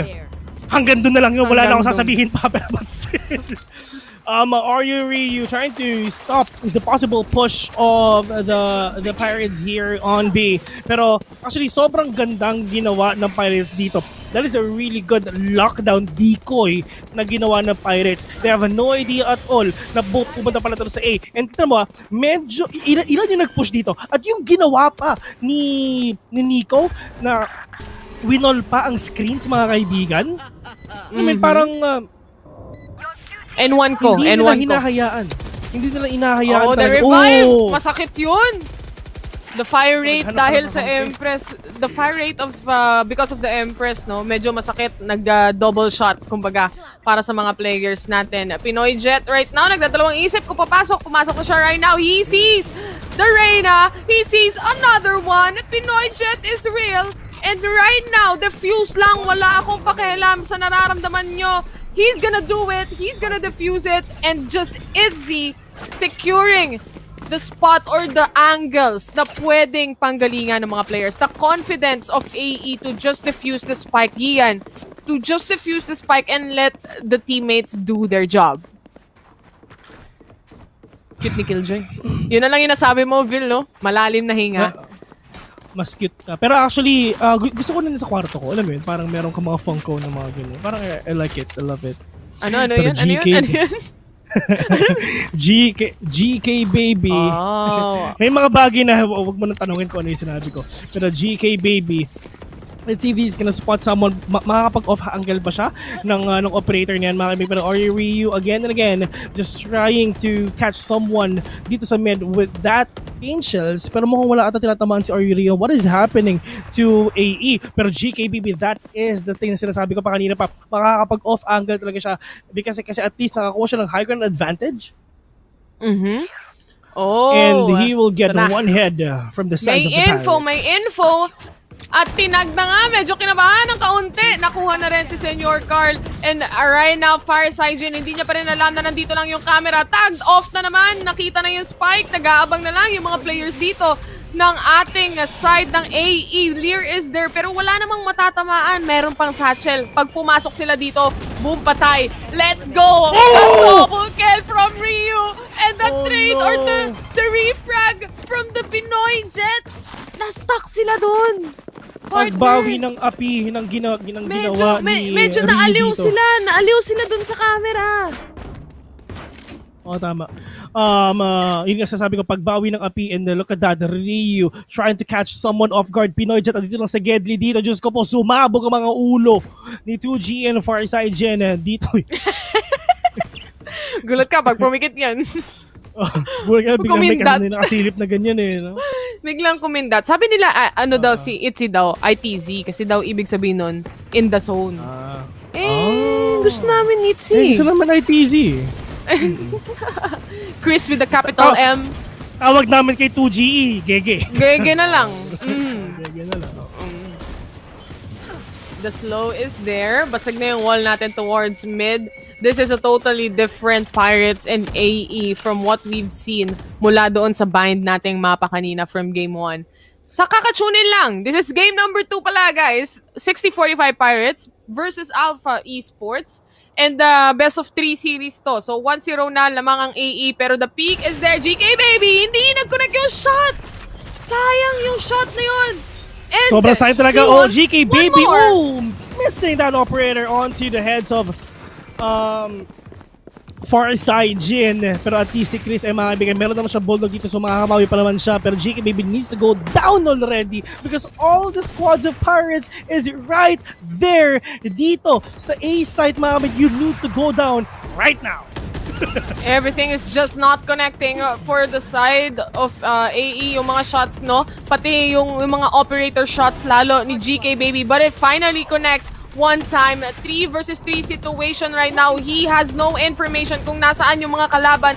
Nico with a 1-for-1 eye. Itzy getting kills. And Pinoy Jet just to secure the round right there and there. Cherry on top lang. Sarap nun. Isipin mo, maswerte pa kahit pa paano sa side na yun, ha. Napakaganda ng positioning ng AE. Nakakuha sila ng pick-offs na kahit hindi nag-connect yung ilang mga shots ni GK baby onto ramps, onto main. nakuha pa rin nila, na-secure pa rin nila yung round. That's how communication works pagdating sa teammates. Just report. At least you have that information. Shots don't connect, then reset. Kuha ka ulit ng isa pang angle. Pag hindi nag-connect, kuha ka ulit ng isang angle. But you have to report to your teammates. GK Baby has the operator, mga kaibigan. At least nakakabawan nila yung so far ang AE. And this is really a different story para dito sa dalawang players, sa dalawang teams na to. Sobrang bagal. Pero nakita mo GK Baby really being aggressive. Let's see if he can spot out one player of Pyros, which is 2GE, mga kaibigan. And actually, nagpapahiramdaman lang sila si 2GE. Ayaw na mag-risk. Kasi what if andito sa GK Baby? And that is a perfect decision for 2GE right now. Pero yun nga, nagpapakiramdaman lang sila, sisilip ka ba o hindi? And parang parang nag-aambahan lang silang dalawa eh. Yun na nga sinasabi namin dito.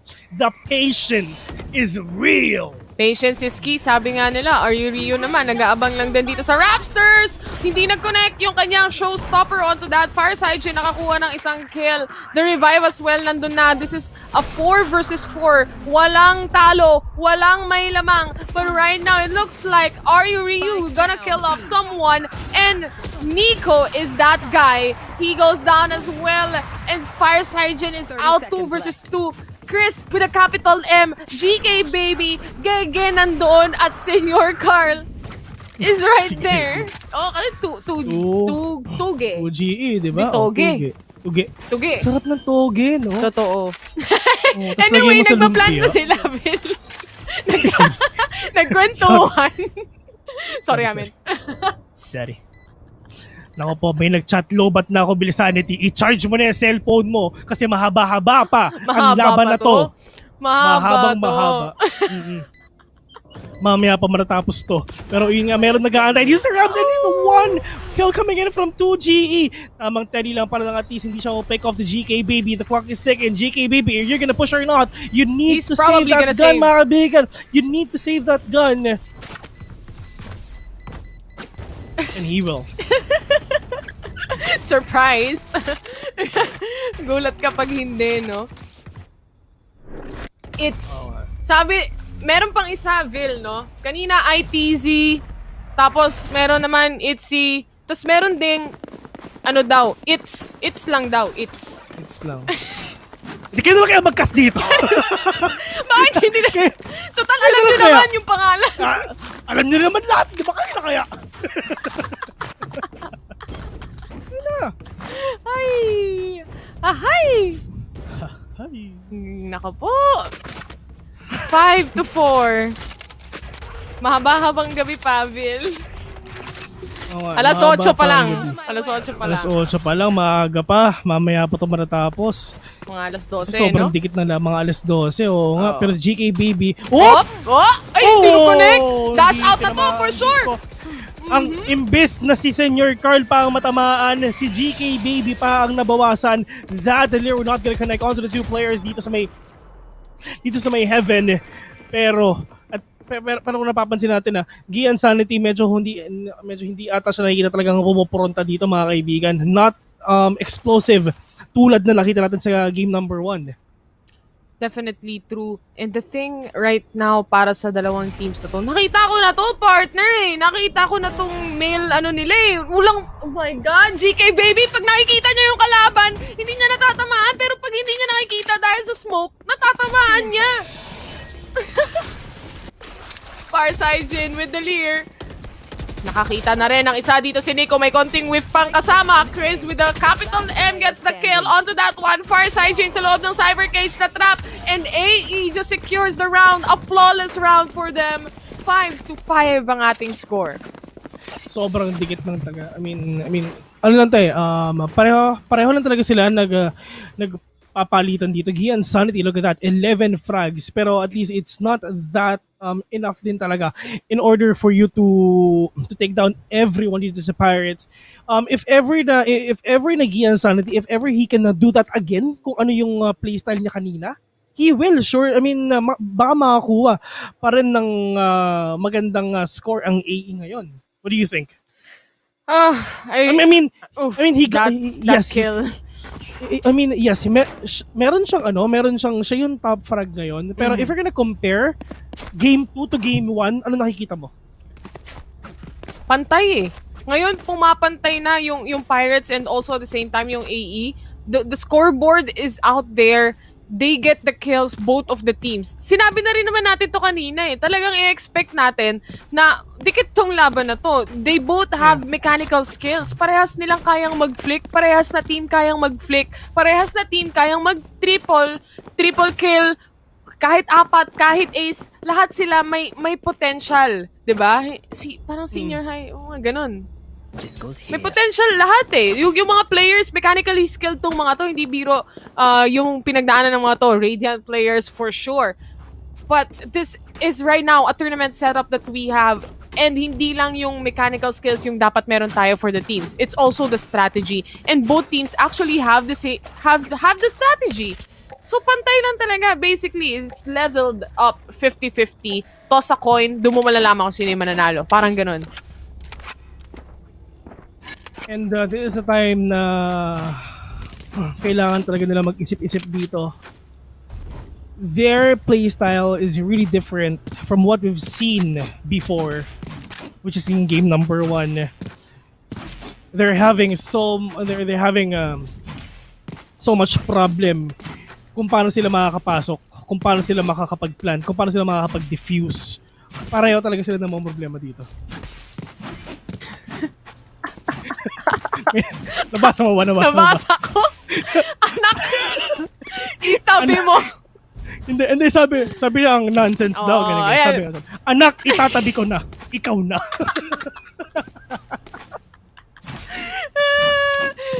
Hindi pwede to. Hindi tama to. Oo. Ikaw kasi. Ano ba naman itong mga shoutcaster na to? Nonsense. Oo, ano gagawin natin? Kaya itatabi ko na. Mo na. Ikaw na. GK baby. GK, bigyan natin ng sense guys. Ito na. GK baby pushing towards garage. Itzy naman on the other hand, ready yung kanyang mga utilities. Nandyan yung revive natin. May slow tayo na nilapag na rin towards mid. And 3 players dito, isa na nga ang nakaboost. Nag-aabang lang din kung merong magpipick off. Pero hindi ugali ng AE na mag-pick off basta-basta lang. So, naantay lang nila to isa-isa. Pinoy Jet gets a kill. I don't know how that happened. That's the cyber cage right there, but he just gets the kill. GK baby will get that kill on to Senior Carl right there. 5v3 situation on the scoreboard. Maapoy na yung operator. Just waiting patiently. Kailan sila makakapasok dito? Alam mo ba, partner, kung napapansin mo, this is like the same old thing na ginagawa din ng Pirates. Go to mid, then sewers, then A. No. It's like, ilang beses na ba natin nakita to? Hindi nila napansin or hindi nila na-realize na may tao to. Hinadukid dito sa 2GE. Chris, with a capital M, with the help of GK Baby, secures the round flawlessly. What happened in that round, Vil? Why did it happen? Let's make sense. Wala na, kaya tayo natatawag na nonsense. Hindi, ganito kasi yun. Nandun na sila towards ramps kanina, diba? And hindi sila nag-check on to the corners. Nag-knives out, una sa lahat, nag-knives out, papunta or packet doon sa ramp. So obviously, yung nandoon sa corner will just pick off and makakapatay siya. So that's 1 down already. Nagkasunod-sunod lang dahil every corner, every angle na nakikita nila towards A main is nandoon. Nahirapan sila, kulang sila sa manpower onto that, and that's how it started to fall down for the side of Pirates on that round. Bars. Oh my God. Dalawang team na to. Technical pause tayo, guys. And as you can see, if you just tune in again, 1-0 yung standing natin, guys. 1-0. This is a best of 3 match. At pabor ito sa Alpha Esports right now. They have the 1. And they won 1. One indeed. Pero, but at the least, slowly but surely, this is the last round of the first half. And parang, ito na yun eh, parang dito sila magkakaalaman kung sino ba talaga rin ang unang talaga makakakuha ng momentum dito if ever. Magkakakita ba tayo ng momentum shift? Or is it gonna stay that way again, nadikit pa rin? Pero yung isa kasi malay mo, malakas pag-defender, isa talaga malakas talaga pag-attacker or anything. Dito sa Switch, dito natin manalaman on who's really the best team dito sa game to. To be honest, if you're gonna ask me, I really want to see a game number 3. I want to say a game number 3. I think game number 3 is the fairest way. Alam mo yun? Kasi ito, mga map picks din to eh. Map selection to ng mga respective teams na meron tayo dito. And the deciding map is actually random. So, how would they falter with that maps? Paano sila maglalaro on a map na hindi nila pinili? Gusto kong makita yon eh. But looking at it right now, 5-6, still a 1 round in favor of AE. Not too bad for both sides of the teams. Economy is, you know, actually okay. They all have the guns, they all have the utilities, and also the armors. So they're doing fine. It's just a matter of sino ang unang makakapitas. O It's sino like, ang unang makakuha ng kill. Yeah. Well, actually, this is like a game of pick-offs. If ever lang kung sino makakuha ng magandang pick-offs, talagang yun na talaga yun eh.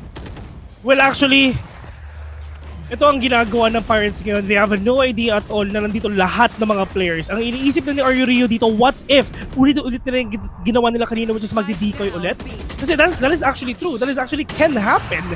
Pero dito sa B, andito na lahat ng players ng Pirates, and that is a rotation coming in para kay Itzy at saka kay Rio. 3 versus 4 situation. Nakaisa pa si GKBB dito with that operator. So Nercal planted the spike already. In terms of ultimates, wala ang Pirates. Nilabas na ng GKBB ang kanyang Blazer dash in. He's not gonna spot anyone, pero yun nga ng GKBB, nakapatay pa ng isa. So Nercal with another one, pero si Nercal and fast take down 2 players. Itzy, The revive! GKBB from the dead. Oy, ano yung ginawa? Ano yun? Ano yun? What is that? What? Ano yun? Classic. Nag-TP! Oh my God! What is that? The clutch! What? Pirates, mga kaibigan, with a kill. Whoa. I need a replay. Please. Miscom or what? Taranta? Panic? Parang pinagsama-sama lahat. I really want to see that again. Oh, that's an interesting play mula sa side ng AE. 3v1 yun, di ba?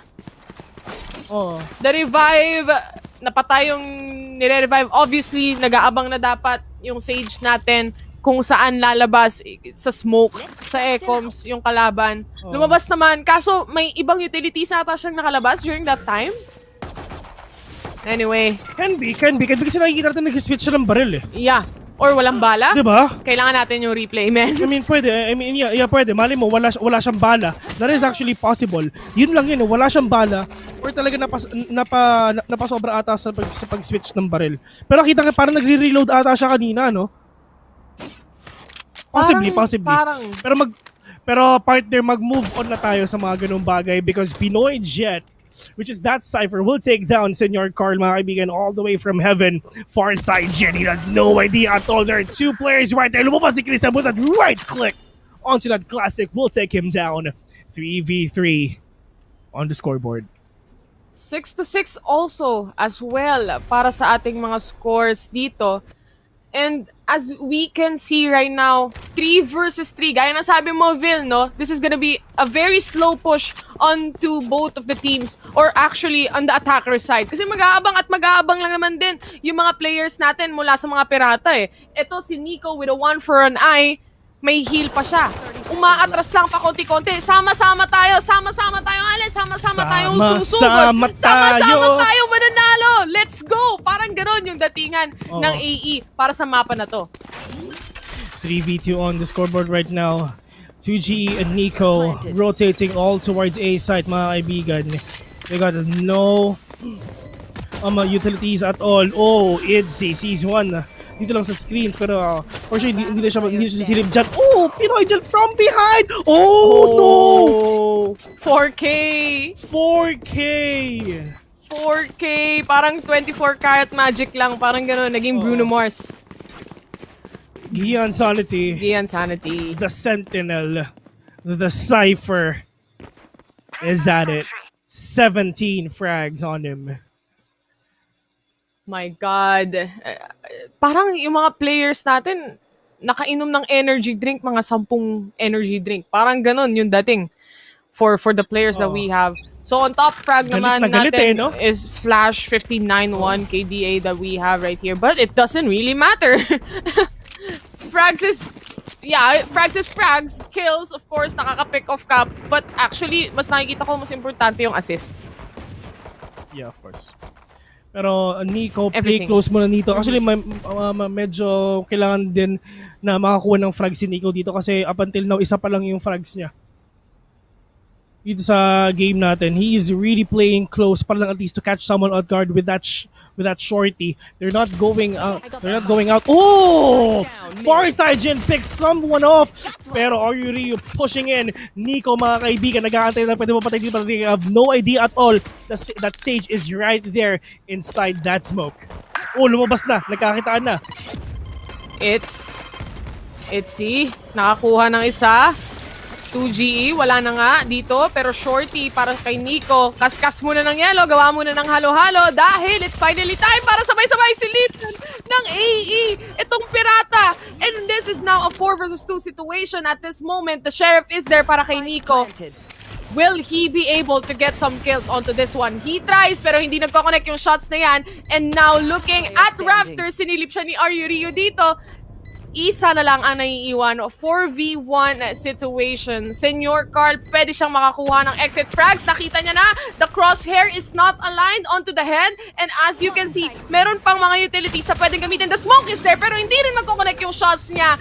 That's a 3K on Ryu Ryu para sa side ng AE. And they finally again secure another round against the Pirates. And they have the momentum already on the side ng AE, mga kaibigan. Pero if ever we're gonna talk about firepower, dyan naman magsasagot ang mga pirata because they have in terms of firepower, they have the advantage here dito sa round na to. Maganda ang pagsisave, ang pag-iikaw ng Pirates, dito sila babawi. If hindi pa sila makabawi dito, they're gonna have a hard time dealing with AE right now. Kasi ano to if ever matalo pa sila dito, wala ulit silang pera. Definitely true, no? So, economic-wise, hindi option. Hindi option ngayon para sa kanilang side na matalo para sa round na ito. Waiting game ang labanan. 6-8. 6-8 is the score. Far side Jin waiting patiently at that corner. Nico as well. He needs to step up for Nico. Kailangan niya makapatay din kahit papano. Yes, malaking tulong yung malaking tulong yung mga utilities, pero it's all about kills too. So Nerkal was gonna deny that camera by Gian. But where are the other players? He can hear that already. Ryu pushing in. Sir Carl waiting patiently, but he had no idea at all that GKBB is lurking behind him, mga kaibigan. Flash inside. A-side, mga kaibigan. He will check down Pinoy Jen, but Pinoy Jen with that Spectre taking Flash down. But far side Jin from up top with that Empress. Pero asin yung mga ibang players, far side Jin with a kill as well. 3v situation, mga kaibigan. It's all up to Itzy and Ryu. And where are the other players? All out to Itzy, but far side Jin with that kill. Oh my kill and God. that 3K. Pirates are also popping off into this game. It's just a matter of time kung sino talaga yung makakakuha nung unang match point. Kung sino yung unang makakakuha nung 13 rounds na yan kung sakaling hindi man OT. But both teams are playing at the same level. This is just a quick replay kung ano yung nangyari. Just Fireside Jin getting kills after kills. The Empress is online. Malaking tulong para sa kanila. And he gets the final blow to the head of the Sage and secures the round for the Pirates. And right now, you can see this is a broken buy mula sa side ng AE. They just have 4 rifles onto this round.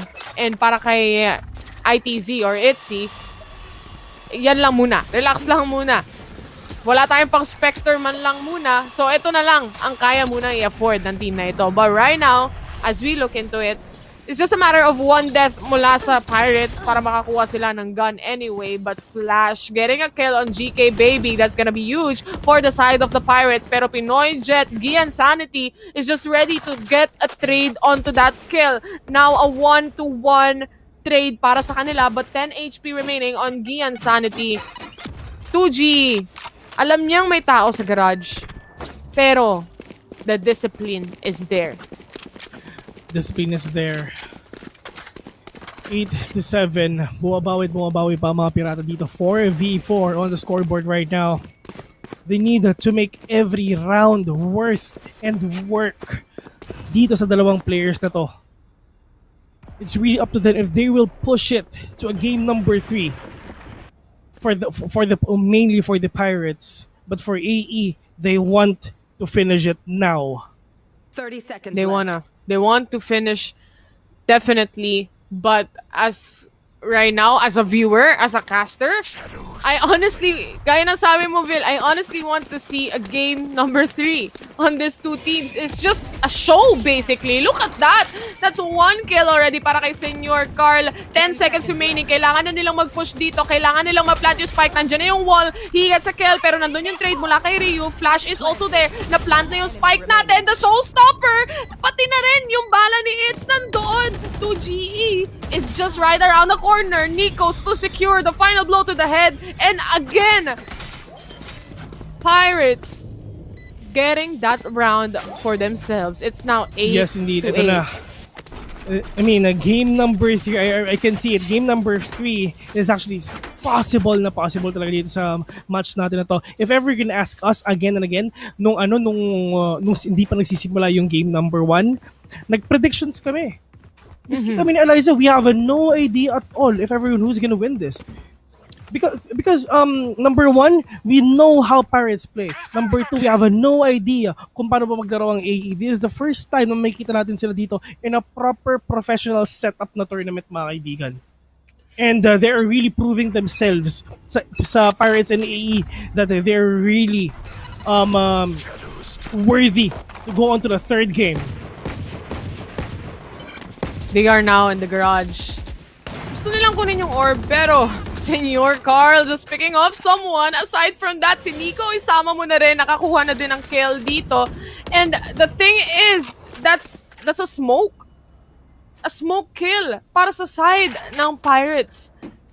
This is an eco round anyway para sa AE naman, no? As we can see, this is not gonna cover basically everything. And we are expecting na they might get kills. They might even win the round. Anything is possible at this point with how the teams are playing. But the rotation nanggagaling sa ating side ng AE. Uy! Diyos ko po. Konti lang. I think that was a shotgun. Oo, shotgun. Kitang-kita Gumalaw natin yung ulo. umurong yung ulo ni Farsightin. It's Ari here, actually. He's the one who made that shot. But, at least, actually napanood ko na itong match ito yung ganito katagal. Kilas natin ito sa Valorant Masters, di ba? Naalala mo ba yung Taylor? Yung sobrang Pero, slow yun nga. mag-push talaga. Hindi sobrang nag-connect. slow. He's Oh, gonna Pinoy go for Jet another one. pushing Hindi in! nag-connect! Muntik na rin yung Senor Carl, mga kaibigan. I'm just gonna save that operator na lang. At least hindi siya mapapatay dito. Farsightin with a 2K already, but Farsightin with a 3K! Finally getting that 1-point advantage dito sa AE, dito sa second half.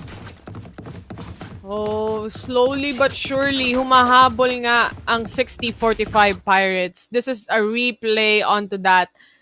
Farsightin, 10 seconds remaining, no? Walang nang choice yung AE but to push onto this. And also aside from that, with an eco round on their hands as well, the 3K from Farsightin wasn't that surprising.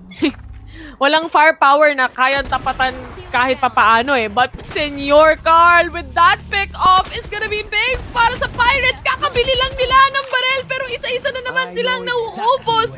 And now, Cypher using the ultimate that he has, a 4 versus 2 situation. He has the operator, GK Baby.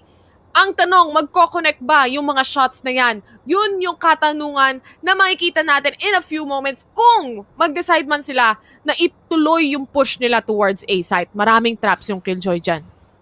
A minute left in the clock right now. GK Baby waiting patient. At least baka meron siya makita dito. Pero that neuro theft na ginawa ni Gian Sani dito gave them that opening para lang at least to go here in A, and they would really push out A, mga kaibigan. They need to win this. Yun na nasa isip niya. They're not gonna save this. But Farsight sees that camera, but Flash again waiting patiently dito sa may default, dito sa may A side, dito sa behind that LED screen. Sa may backside, pero GK Baby hindi siya makakatakbo dito. Pero where are the other players of the Pirates? Are they gonna flank AE right now or not? Pinoy Jet 2 HP, very low. Oh, magkakakitaan pa. Look at that. GK Baby nakakuha na ng opener ang Alpha Esports ngayon, pero 30 seconds left in the clock right now. Farsight will take down Pinoy Jet, and wala na rin siyang oras para lang at least magkakaroon siya ng oras. Pero ang problema, nandito yung isa, Farsight with that aim, with that kill. 10-8. Game number 3 is possible. Very possible indeed para sa team ng Pirates, no? And I think, Vil, isa sa mga factors dito right now is also kung gaano katagal mag-push off yung AE. Sa sobrang tagal kasi nila mag-push off, na literally 15 seconds na lang yung naiiwan, saka sila papasok ng sabay-sabay. Once na nangyari to, and once na merong napipita sa kanila isa-isa, it's gonna be a huge problem for them. Kasi una sa lahat, what if yung nagpa-plant, yung napitas, 10 seconds remaining na lang. Tapos ilan yung kailangan mo seconds para makapag-plant? That's 4 to 5 right now. And if you just think about it, do you think na AE should push much faster? Should rotate much faster? What can they do to get those like 2 rounds back? Like if ever they're gonna go in faster, well, they can do that because of Ryu. They can do the double satchel play plus GK Baby going in. Pero ang problema dito, it's the paranoia, and lalo na is the paranoia and the leer of 2G and Farsight. Lalong-lalo na yung problema nila dito kay Flash. Once na pick off sila dito, once na matamaan sila nung alarm bot, I mean, problema na yun eh. Actually, umiilag-ilag na ako habang sinasaksak ako parang napapagalaw din ako dito GK Baby, no? Oo. Masaksak ako eh. Kala mo naman talaga. Pero, pero yun nga, they can actually push in. Pero it's gonna be so hard at this map kasi masikip to, partner. Masikip nga. Maraming corners eh. Oo. At sa totoo lang, sa nakikita ko, medyo comfortable ang AE sa mga maluluwag na mapa. Definitely. Like bind, nakita ko. Like ascent, oo. Kasi ibang-iba yung gameplay talaga nila eh. And kung napapansin mo rin, hindi enough yung mga blind ng AE ngayon. They only have they only have Chris M. Yun with, lang, with that no? paranoia. Pag What's nawala next? siya, it's gonna be a problem already. I mean, paranoia is just, ano lang yun? Isa lang yun, man. Yun na yung blind nila, yun pa yung smoke nila. Yun. Kasi pagdating naman sa Jet, ilang seconds lang, 4 seconds, di ba? Pang mabilisang push lang talaga yung smoke na to. Pero yung sa Omen, yun yung mga pang block off talaga ng matagal. So kapag nawala si Chris M dito, o si Chris M, o si Shrishim, o si Shrishim, diba? malaking problema for the side of AE. So parang bawal mapitas siya dito, bawal siyang mapatay. Parang ganon. A big shout outs to PNP, Philippine National Police, because you guys are watching right now. Nasabi niya, gusto ko din makipagbarilan. Same na all. Diyos ko, Lord! Basta safe. Alam mo yun. Pati ang gobyerno. Pati ang gobyerno. Talagang nanonood na sa atin mga kaibigan. Baka kumukuha sila ng tips dito, di ba? Pwede. Di ba? Pwede silang kumuha ng tips dito sa mga Valorant players natin. Pero yun nga, big shout out to all our viewers out there. If you guys are enjoying this match between Pirates versus AE. And just a quick update. 1-0 na po ang AE. Laban para sa yung Pirates. standings, nagtatanong sila. Nakatayo? Nakatayo po. Yung standing. Hindi, nakaupo sila. Uy, nag-reply ang Philippine Drug Enforcement Agency. PM lang Lods, iset natin show match lang. Ikakas namin yan. Ikakas namin ni Taylor yan. So, Ito na, wait. Fireside Jin nag-empress ha. This is very big for the side of Pirates cause possible na maubos sila. Isa-isa. Kagaya nito. Mamba out lang agad-agad pakatapos makapagpitas ng isa. He's gonna go for another one pero hindi magkoconnect. Chris M gets the shot onto that. Yung wall, nire-ready na rin ng Sage. It's finally time pero papasagin lang din nila yan agad-agad. This is gonna be a delay for them. Quite a bit. 2GE, medyo masakit. Pero buhay pa din.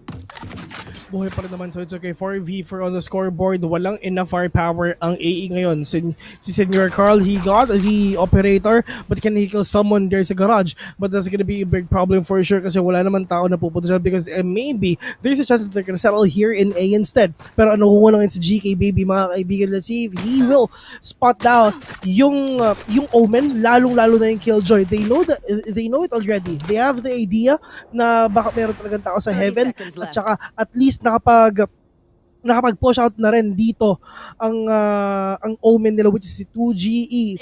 At saka this is actually a patience game. Sino ang makapag-pick off ng una? I really love the rotation dito ng AE. Senior Carl with that blade. Stabilos, but are you real? But Nico will take one as well. But Senior Carl with an off draft, with that left click, will take down one. GK baby with the retaliation, taking one down. Senior Carl really pushing in.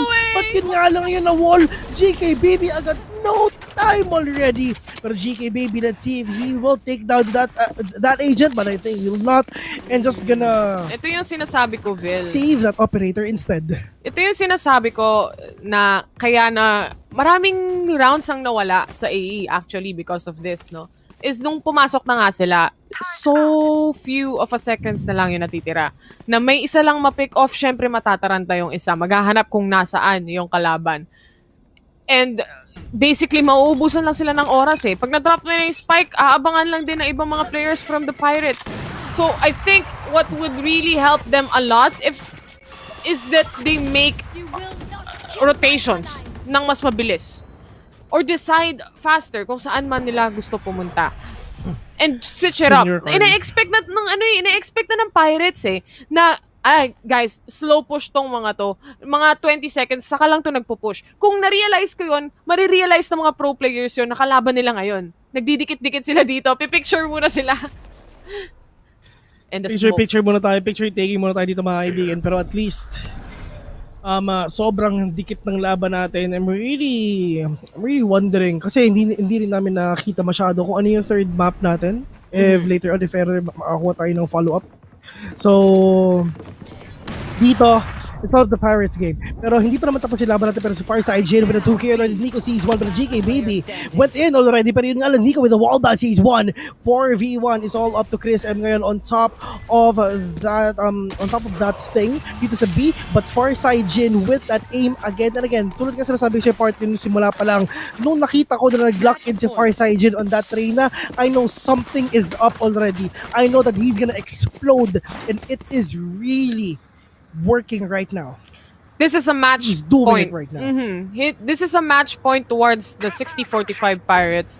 If they get this round, if they get this map, this is a 1-1 score. Pupunta tayo ng game number 3 natin.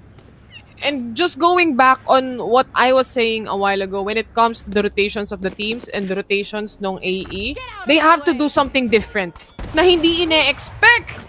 Hindi na-expect ng 60-45 Pirates. Senior Carl, isa siya sa tumatrabaho dito. Yung pick-off niya sa simula, every single round, meron siyang napipitas and that's really huge on the side of the Pirates. Kaya sila nakakakuha, kaya nahihirapan yung AE makagalaw. Malalim na hinga na lang, guys. Sorry, uminom ako ng tubig. Match point. Kailangan ko na ding uminom ng tubig pagtapos nito, pero let's go! Let's go, sige. 3v5 on the scoreboard. Itzy sees one dito sa may B2GE. Has the Phantom. Si Itzy, Spectre lang ang gamit niya. Pero, kahit Spectre man lang yan, maganda lang talaga ang tutok mo. Nasa tutok pa rin talaga yan. Diba? Pagalingan pa rin mag-computer yan. 2GE mga kaibigan. Just waiting for that Hadouken of him. And let's see if he's gonna spot out Itzy. or Saijin being that patient, disciplined up top. 30 seconds Heaven. left. This is the slow push, really quiet push, but the paranoia is right there. Oh, it's not Senor connecting the Garcia's shots. one, Pinoy Jet with another one.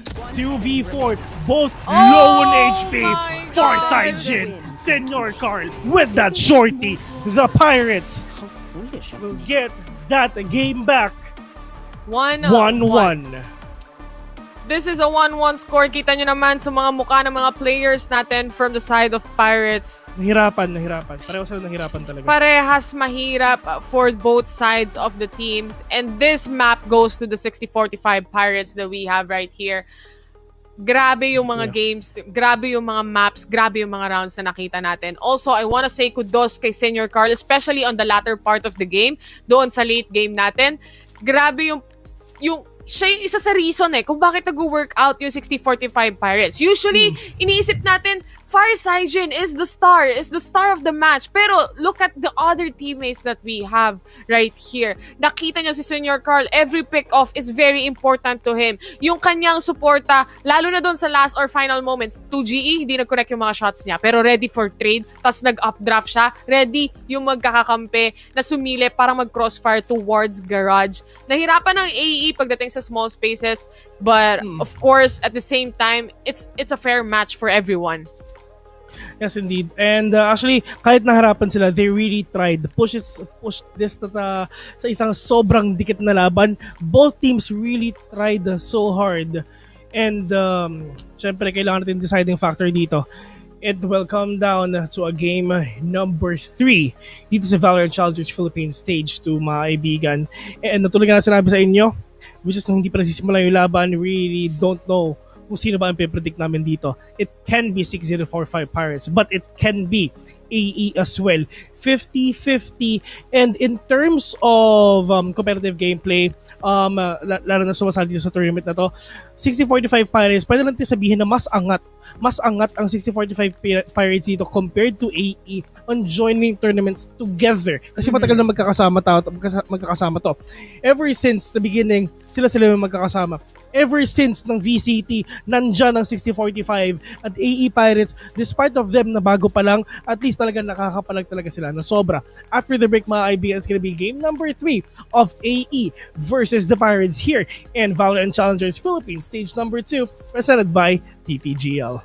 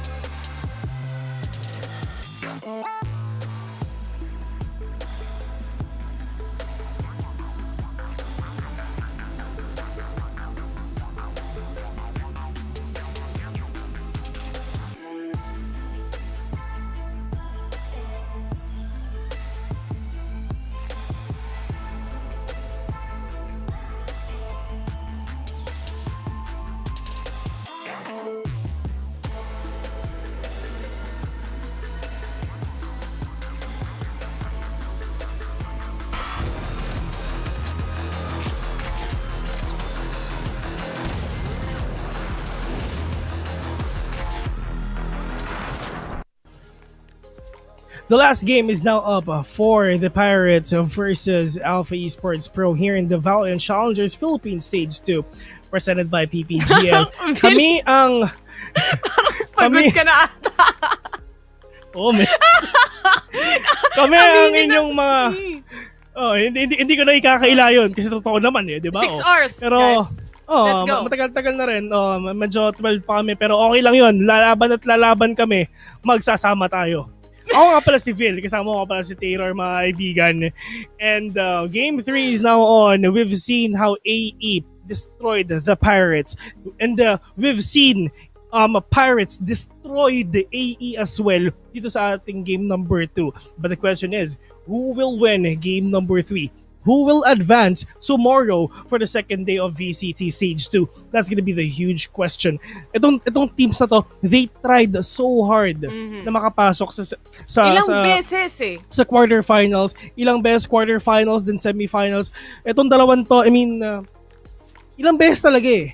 Pero syempre, you have no choice but you need to go all in na talaga sa lahat ng bagay, lalo dito sa tournament na to. You lived for this. You are playing for this.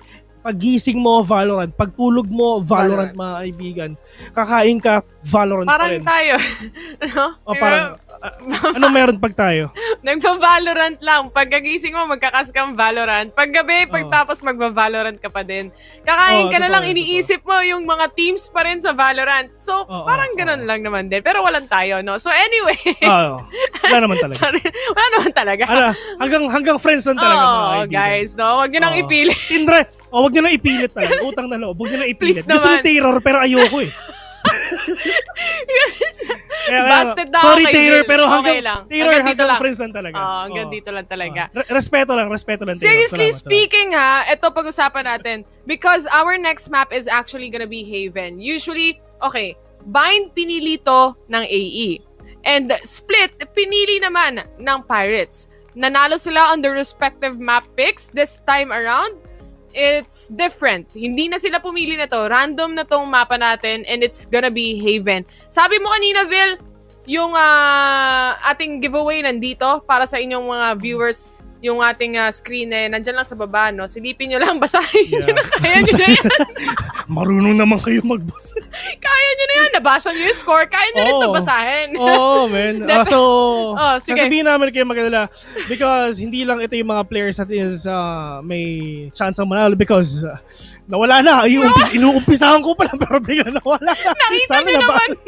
Nakita nyo na. Sana nag-screenshot na lang kayo, di ba? Check nyo na lang. Check na lang yung replay, man. Mamimigay tayo ng VIL points, mga kaibigan. Check nyo na lang yung pinned comments. Hindi, ito seryoso. Check nyo yung pinned comments. Madali lang para manalo kayo. Ko pala. ng 1,000. Ini-introhan ko pala. Tapos bigla Hindi nang sila nawala. nakikinig sa atin. Oo. Rod! Ito. Lalabas daw din yung language, no? So, pwede kayong makinig. Kung gusto nyo dito sa Tagalog, edi dito lang kayo. Kung gusto nyo naman sa English, walang problema. Dito pa rin kayo, ano? Dito pa rin kayo. Ayun. Nakikita nyo naman sa inyong mga screen, basahin nyo na lang. Basahin nyo na lang. De, pero pwede kayo manood sa Twitch, PPGL_VCTPH. O kaya naman sa YouTube, bit.ly/PPGL-YT. YT. Pag sa Filipino, dito lang naman sa Facebook. Nakita mo yung wipe? Ano? Para tayong PowerPoint Oo. presentation dun, man. Oo. Next slide, please. Next slide, please. Anyway. Wag dito, nakaharap pa yung camera. Nakikita wag nila dito. yung totoong mga reactions natin, no? So, Naku po, pag pumunta kayo sa stream namin, Diyos ko po, mas malito pa yung mga reaction namin. Kaya i-like nyo yung mga page. ang kapal mo naman, sir. Binabayaran ka para mag-cast, hindi para Ay, sorry. May bayad tayo? Parang nanonood sila ng podcast natin. Anyway, ito na yung teams natin. Eliza? Yes. May bayad tayo? May bayad tayo. Hindi ka ba nasabi? OTY? OTY? Hindi ako informed. Hindi ka informed. Ay nako, parang nanonood lang ng podcast natin yung mga viewers. VCT PH po to mga kaibigan, presented by PPGL. Stage 2 na po tayo at nasa huling game, rather sa huling best of 3. 1-1 na yung score natin, AE versus 6045 Pirates. And the last map we have is of course Haven. Sabi mo kanina, Vil, balikan natin. Sorry, nag-chat kasi si St. Peter Plan. Ay, Vil, para umubo ka ata. Sama ka na sa akin.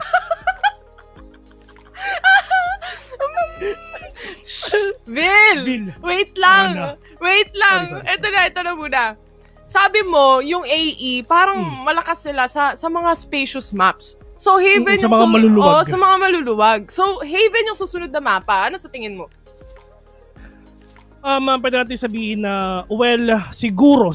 Kasi, actually, nasabi ko lang naman yun because of what happened din nga sa game number 1 natin. Hindi pa natin nakikita maglaro ang AE dito rin sa Haven, which is a really spacious ika nga.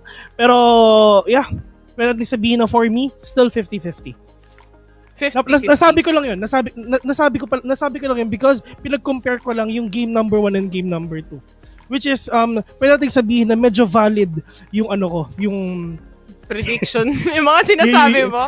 Medyo valid, kaya pagpasensyahan nyo na. Pero, yeah, ang nakita na rin natin yung mga players na lumaban din sa iba't ibang mapa, lalo na yung 6045 Pirates. And, yeah, for me, it's 50-50. How about you, Liza? Taylor. Lahat na buong pangalan ko, sinabi mo na. Sige, Robby, sige, Rene. Sinabi ko na din. Sorry, Rene. Robby. Rene, okay, Rene. Ganito kasi yun. Robby. And then, anyway, eto nga, with these two teams that we have, sinabi ko na rin naman kanina na parang nakikita ko yung stream kasi may delay. Nakita ko yung PowerPoint presentation. Nakikita ko, anyway, pag finlip mo yung coin parang ganun. Kagaya na sinabi ko kanina kung di nyo narinig. Pag finlip mo yung coin, doon mo malalaman kung sino yung mananalo. So, 50-50 din para sa akin. Siguro 60-50. Siguro 60-50 para sa 60-50, di 110% na yun.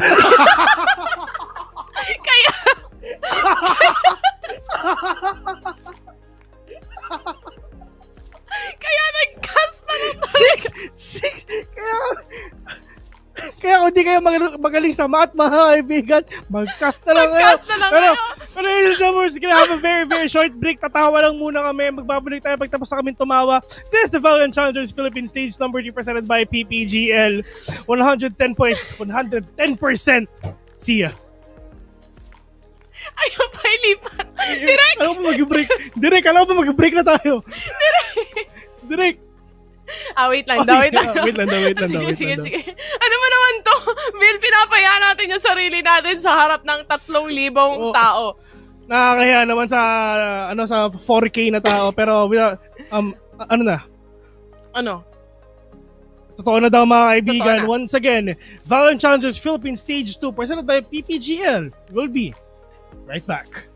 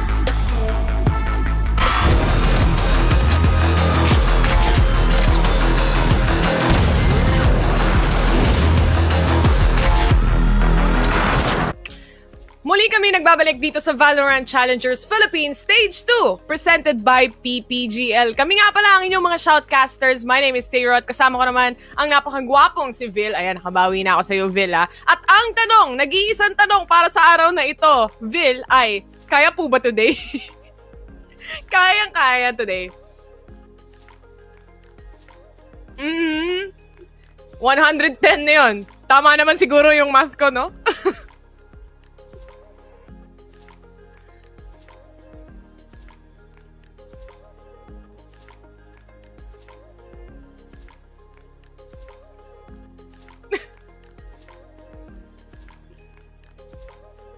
I mean, there can only be one, mga kaibigan. Ulitin mo lahat ng sinabi mo kasi nakamute. Actually, ladies and gentlemen, I was gonna repeat everything that I said a while ago. Balita, akala ko kasi meron kayong telekinesis. Kasi telepathy. try lang. Hindi kasi, sabi kasi sa comment section, nung nag-break maingay. tayo. Maingay ba yung caster? So, nag-mute na lang. So, nag-mute na lang ako, di ba? So, ayun, so uulitin ko. Uulitin ko ulit, mga kaibigan. Boss has really the chance on getting onto the semifinals. Well, ang problema dito, there can only be one. Is it gonna be AE or Peer? Peer. Piratas. This time around, attacker side ang ating Pirates. And for the defender side naman ay ang Alpha Esports. Going to the picks, agent selections, mga kaibigan. At pagpasensyahan nyo na kami. Lagpas 8 hours na ata kaming nagsasalita. Hindi na pa kami nagsasalita. Walang so, tigil. kung ano man, pataas, 60-50 na lang talaga. Itzy with the Sova, or Ryu with the Raze, Chris M with the Omen, Jet para kay GK Baby, at Pinoy Jet naman with the Cypher again. Same lineup to, no? From what we had a while ago, doon sa split, kung hindi ako nagkakamali. Well, this time around, we are on to game number 3. Haven nga ang ating mapa. Tatlong sites, A, B, C.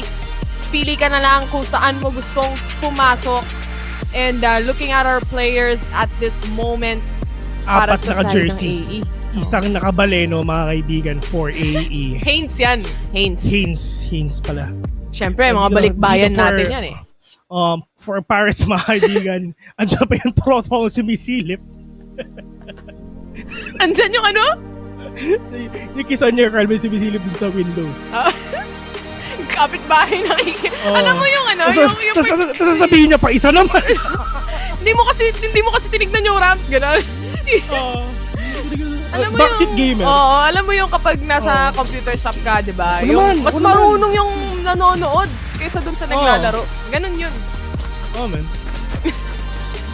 Map number 3, guys. Let's go. Here in Haven. Without further ado. Ang bagal magsalita. Bumubuelo pa kami. Sige, without further ado. Let's go. Okay, it's finally time. You're just waiting for the time to finish, no? Yun yung inaantay mo, yung 2 seconds na yun para sabihin yung let's go. Kilala na kita, Vil. Anyway, moving forward, defender's side nga para sa ating AE. Nandiyan na agad yung lumilipad na CCTV mula kay Itzy. Meron siyang nakita towards windows, towards mid. This is gonna be slow. Really slow, actually. Para sa mga players natin. Isipin mo, iniwan pa rin nila yung spike natin. Pero Rio nakapitas na nga ng isa. Flash goes down. 5 versus 4 situation. They could get the orb onto long C dahil walang nag-aabang dyan dahil nagro-rotate na rin si Chris M. Dahan-dahan, naglalakad papunta sa C long. Walang kukuha ng orb? I mean, it's an orb. Smoke. It's an urban need 4v5 situation right now. Flash, medyo wala na dito, pero Senior Cow has the upper hand already, pero nakakita pa siya ng isa dito sa may CT, but not gonna be able to take down all these players. So 42 seconds left in the clock. That is Nico planning the spike already though, pero they need to get this retake, pero that shot will connect onto Nico. Pinoy Jet is waiting patiently dito sa may side ng garage market, pero si Rio pinasabog ang bungo ni Farside Jin. Nico sees one, Suji with a kill as well, pero Rio getting a 3 kills already. Same goes with 2GE, and that retake is not successful on the side ng AE. Pirates getting the first round on this third map that we have. And as we look into it, 3-0 to GE. And that's a lot of kills para sa ating Pistols. I mean, Nico and 2GE basically managed the whole first round that we had. At alam naman natin na syempre kapag ikaw nakakuha ng first round, usual na nakikita natin, bumibili na ng Spectre. Spectre it is. Sorry, natawa lang talaga ako partner kasi nakita ko sa replay yung hindi ako nagsalita eh. Telepathy mga kaibigan. Telepathy lang. Yun lang. Charades nga sabi nila. 3 words, 2 sentence, mga ganun. Hulaan nyo na lang kung ano yung sinabi ni Vil. Oo. Nainulit ko naman eh. Bale, gano'n na yun. Narinig nyo na naman. Bale, solid naman. Okay naman. Pero magbabalik tayo dito sa game natin mga kaibigan. And that is the Pirates pushing here dito sa A long. And actually maganda yung pwesto rin ng AE dito. They can spot out the players of Pirates. 5v5 clash here in A, mga kaibigan. Sobrang daming tao dito sa A. Pero are you really with the kill onto that share? Fires Ajin says no to Pinoy Jet, mga kaibigan. That satchel is now down for you to sa side ng Pirates again. Pero flash with Fires Ajin. And flash with a 2K. Itzy says no. But Nico with an answer onto Itzy. Securing that round 2-0 onto the side of the Pirates. And in terms of firepower, babawi na ang AE. Buy round na nga para sa mga players natin on the side of AE. They have their own guns, they have their own rifles, andyan yung mga Vandals natin. And Phantoms, isa lang actually yung nagva-Vandal sa kanila, no? Si Ryu lang. Interesting. Yeah. Nag-upgrade din yung ibang members. Ano pa rin yan? Preference pa rin naman talaga yan. Tama naman, di ba? Oo, tama. Right? Tama, yeah, it's all about the preference of all the players. At least, let's see if makakabawi na ngayon ang players ng AE. And syempre, a big shoutout to all the viewers out there. A big shoutout nga pala kay Meika. Shoutout sa'yo, Meika. Sabihin nyo lang sa comment section, shoutout sa'yo, Meika. But we are now looking na sumusugod na itong mga players ng Pirates, no? Nagpa-plant na rin, dire-diretso na lang. They are gonna go for the post-plant outside, probably, pero merong tao sa gong. They are. Usually, nakikita nating post-plant dito sa B-site, they all go out eh, no? Pirates don't do that. Of course, pero flash. Will be down for, pero nilabas na. Naglabas na ng Odin dito si Itzy. This is the first time nilabas niya ang Odin niya all the way from America, mga kaibigan. Pero hindi niya gagamitin to. 2 vs 2 situation right now. 1v2. Chris M is right there, pero doesn't have an idea at all na napaikot na si Nico. No. And again, the Pirates will secure the third round again and again. Pero actually, nakita natin dito, partner. It's like kunyari, Pirates 4-0 na makakabawi naman ng AE, then AE 4-0 na makakabawi naman ng Pirates. It's like the same thing all over again. We are just repeating game 1 and game number 2. At magdidikit na naman sila ng sobra. Definitely true, no? And also aside from that, yung buy ng Pirates during that third round, Spectres lang naman meron sila eh. Si Nico lang actually yung merong Vandal during that time. So this is a big upgrade para sa kanila. And now, makakaipon sila ng pera. Chris M goes down, their smoker is out, and Farsightin getting that kill is really huge for the team. They are now planting the spike, and yung connection ng shock dart na yan, hindi magko-connect, and they are just waiting basically for the retake mula sa AE. How are they gonna do this? Knowing na 4 na lang din sila. Kailangan nilang makapitas pero walang gustong lumabas. Walang gustong sumilit. GK Baby nasa labas na nga. And he goes down in the hands of Senior Card. Pinoy Jet! Itzy. Pero Itzy, the only man remaining but 2GE again with that advantage of the firepower.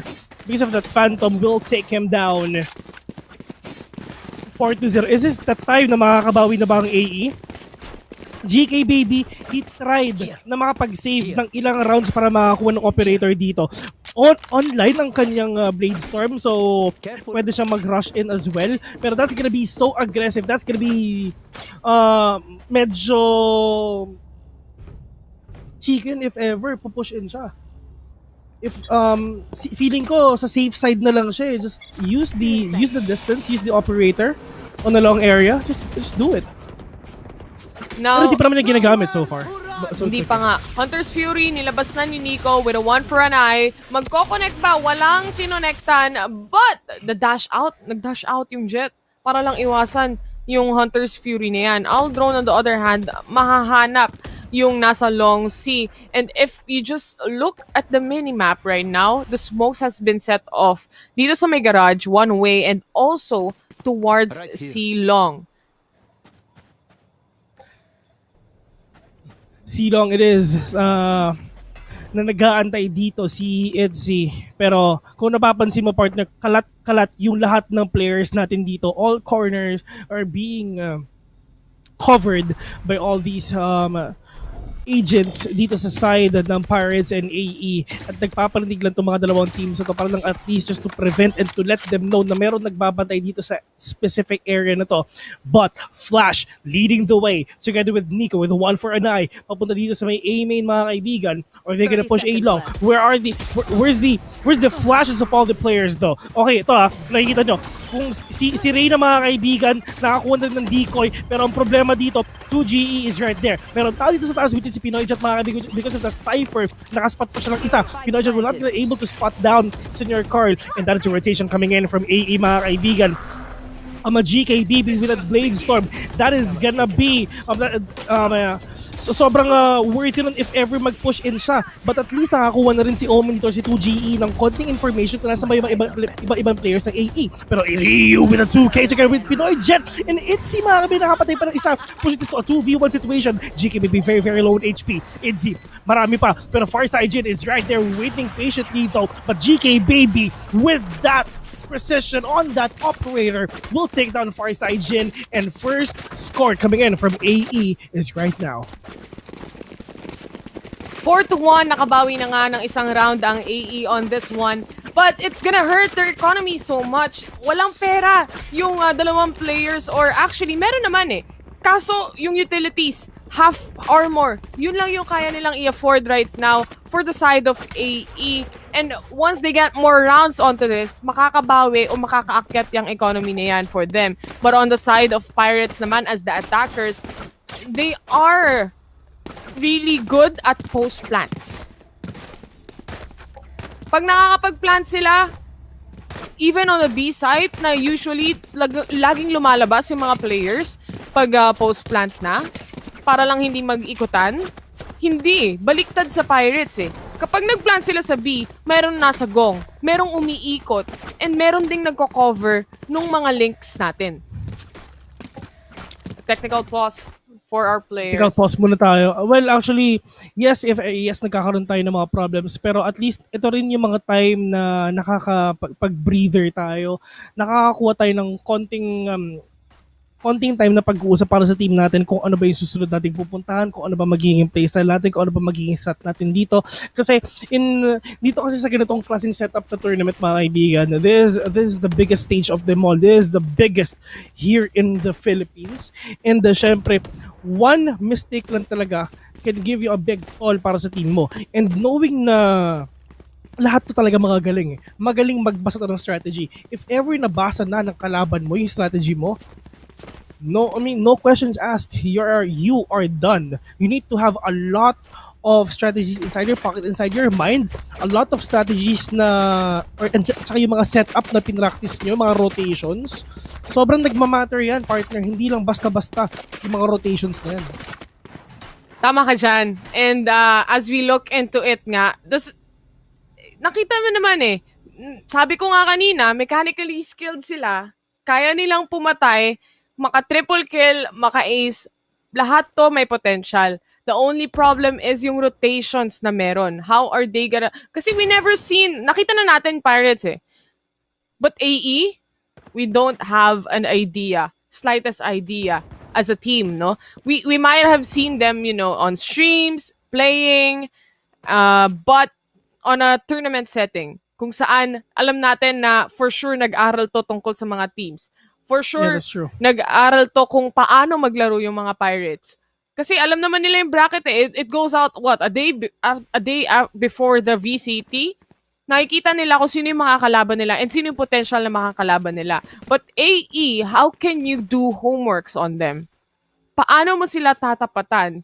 And I think this time around, para sa ating last map of the day, we are gonna see a very, very slow playstyle from the teams. And that is a huge possibility actually. Pero it's really up to them kung paano nila may-utilize and kung paano nila mapupull off itong mga iba't ibang strategies na talagang pinag-isipan nila. And technical pause pa rin naman tayo, partner. I mean, kalma lang muna tayo. Parang nararamdaman ata ng mga players natin. Hala, baka pagod na si Vil tsaka si Taylor dito. Tama kayo dyan. Oo. Hindi kayo nagkakamali. Kung yun man ang mo, naiisip, tama. Wala ka sa mali. Nasa tama ka, kapatid. nasa tama ka, kapatid. A big shoutout nga pala kay Kuya Will kasi nag-comment na siya, 5,000 daw. Si Kuya Will? Wala akong pa-cellphone dyan, Kuya Will. Kuya Bill, wala ba tayo dyan, Kuya Bill? Kinuha mo na nga lahat na sa akin. Oh, hindi naman. Hindi pa ba? Siyempre, 50-50, 60-50. Di ba 60-50? 60-50.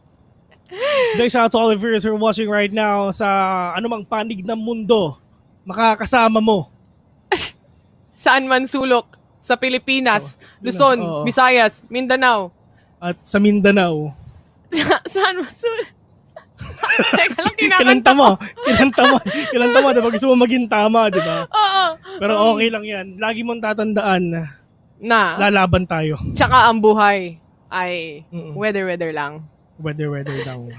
Lahat covered eh, no? Okay, mga kapatid. Technical pause pa rin. Wag one game muna kami. BRB, mag-one game lang kami, guys. One games lang kami, guys. One games. Pag sinabing, kasi baka mamaya, tataka sila pag di pa nila alam yung mga inside joke ng mga gamers, no? Oo. Ano ba yung one games, Bill? One games lang, kunyari tatanungin na na lalaro ka pa, ilang games ka today? One games lang, One pare. games. So, ibig sabihin nun, marami yun, men. Marami yun. Maraming One games. Oo, marami yun. Ayan naintindihan nyo na ngayon. Ngayon, alam nyo na ibig sabihin ng one games. Mag-send lang kayo ng question nyo. Sasagutin namin yan. Oo, tama.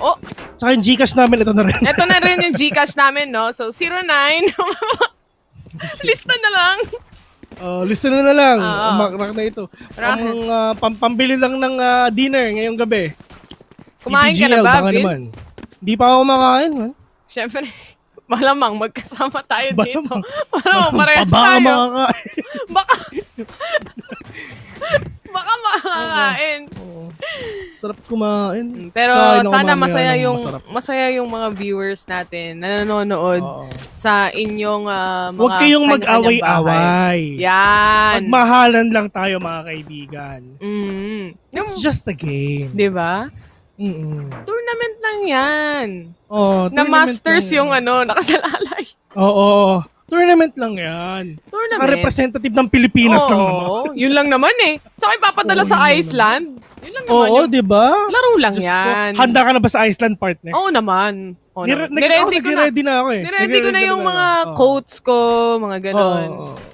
Oo. Kala mo naman talaga. Tapos dito lang naman pala sa bahay magkakas. Oo, no? Diyos ko, Iceland. Ang lamig lang pala ng kwarto mo.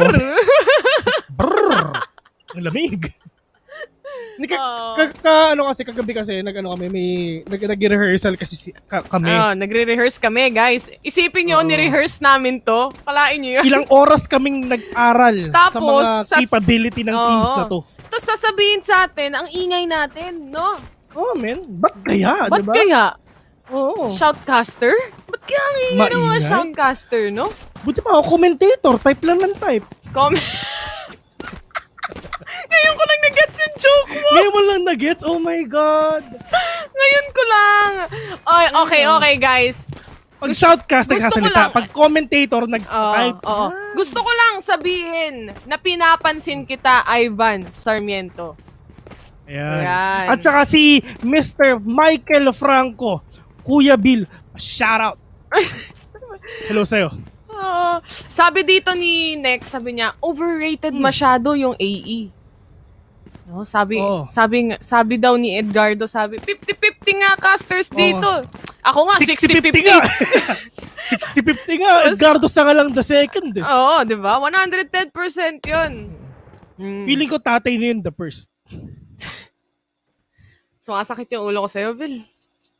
Okay. Pero okay lang. Computer po ba ang asawa ni Cypher? Tanong natin. Text ko mamaya, pero Tanong balik natin, muna ma'am. tayo. Sabihan natin. Sige, ito na. Slow push towards Silong. Tatlong players actually nasa kabina. Nilapag na rin yung ating Killjoy lockdown. It's time for them to push in. Hunter's Fury, walang namatay onto that. Players na nasa city lang or defender side spawn, andyan yung mga smoke, nag-connect yung shock dart kay Senor Carl. May Blade Storm pa siya dito na pwedeng magamit. The operator on GK Baby, magagamit niya pa ba yan? Oh, look at RE mga kaibigan, taking down one, pero at least asan yung mga ibang players dito ng Pirates mga kaibigan. Senior Carl being tagged right there, very low on HP, but RE says hi onto that boom ball, will get his head as well. Far side Jin mga kaibigan, he's only remaining here from the Pirates. That Lear will push in, pero si Chris M waiting patiently, and Chris M will secure that round. Cypher or Gian Sanity will defuse that spike as well. Ang problema dito is that neural tap is online as well. I mean, nagamit nila yun. So, every possessions of Pirates is really that compromised to give like at least magkaroon sila ng konting advantage dito. At saka it's all about utilities mga kaibigan in terms of that race. Yung pinchels na meron na patay, that boombot kills one as well. So, it's all about utilities. Huwag nyong sayangin yung mga utilities nyo. For sure. Kahit naman sa normal game eh. Ganun din naman yung practicality with the players that we have. But GK Baby on that operator, will he spot one? Yes, he gets one. He's gonna go for another one. Pero wala nang gustong sumilip dito towards A long. Now we are looking at... Nakita yung pa, what a flick on GK Baby! Nice. Ang ganda nun. I can't believe that connected. Yeah, it's all about the connection. All about the connection. May tanong dito, Vil. Ano ba talaga difference ng technical pause at tactical pause? Technical pause, mga kaibigan, is technical pause is actually if ever meron tayong problems, if ever like kunyari may computer problems tayo, may ganun and stuff. It's all about the hardware. Tactical pause, ano yan, para sa mga teams yan. Para mag-regroup. Para sa ano, sa basketball, parang timeout. That is tactical pause. Technical pause, pag kunyari biglang may nagsuntukan sa court, gano'n, siyempre mapopause yung game, parang gano'n. Pero wala namang nagsuntukan sa kanila. Wala namang nagsuntukan. Pero ayun na nga, basically, no? A replay! Ito yung replay, panoorin mo to, Vil. Tignan mo yung paa lang ha. Ngayon ka nagulat kasi ngayon mo lang nakita, no? Look at the flick of the wrist, man! Busy ka kasi. Commentator pa. Commentator ako. Look at the flick of the wrist. Look at the flick of the wrist. Oh, the Odin. Pero wala eh. Walang nasa window, so walang mamamatay towards that. Flash is just waiting. They're all waiting. This is very slow para sa team ng Pirates. And also broken by para sa kanila.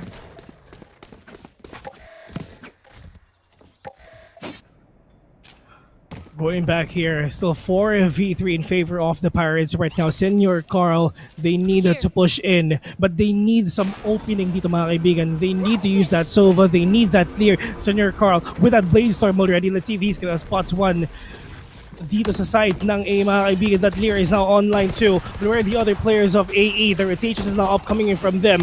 Pero medyo mahihirapan sila makapasok dito because every opening is really that covered Pinoy Jet. Sees one, Gian Sanity with a kill. Pero problema dito, that shock card literally connected onto Nico na galing kay si mga kaibigan. That Odin will be set on. Flash, seeing one onto heaven. Pero mga kaibigan, this is the push coming in from AE mga kaibigan. 2G is right there. Oh, GK Baby again and again with that flick. Sees one. GK Baby, let's see if he can do it again though. Nag-aantay lang siya na pwede mapatay dito. Meron tao sa short, meron tao sa long. 2v2 far side Jin. Oh, with that jump, with that right click though. Pero GK Baby pushing my again God. with that right click again and again. With that Blade Storm.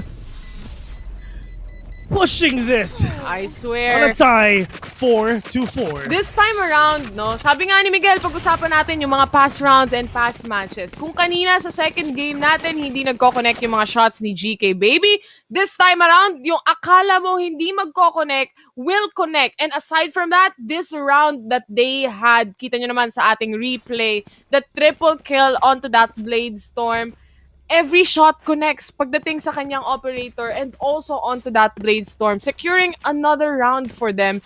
Nakakatakot na ngayon si GK Baby. He's online basically para sa buong team na to.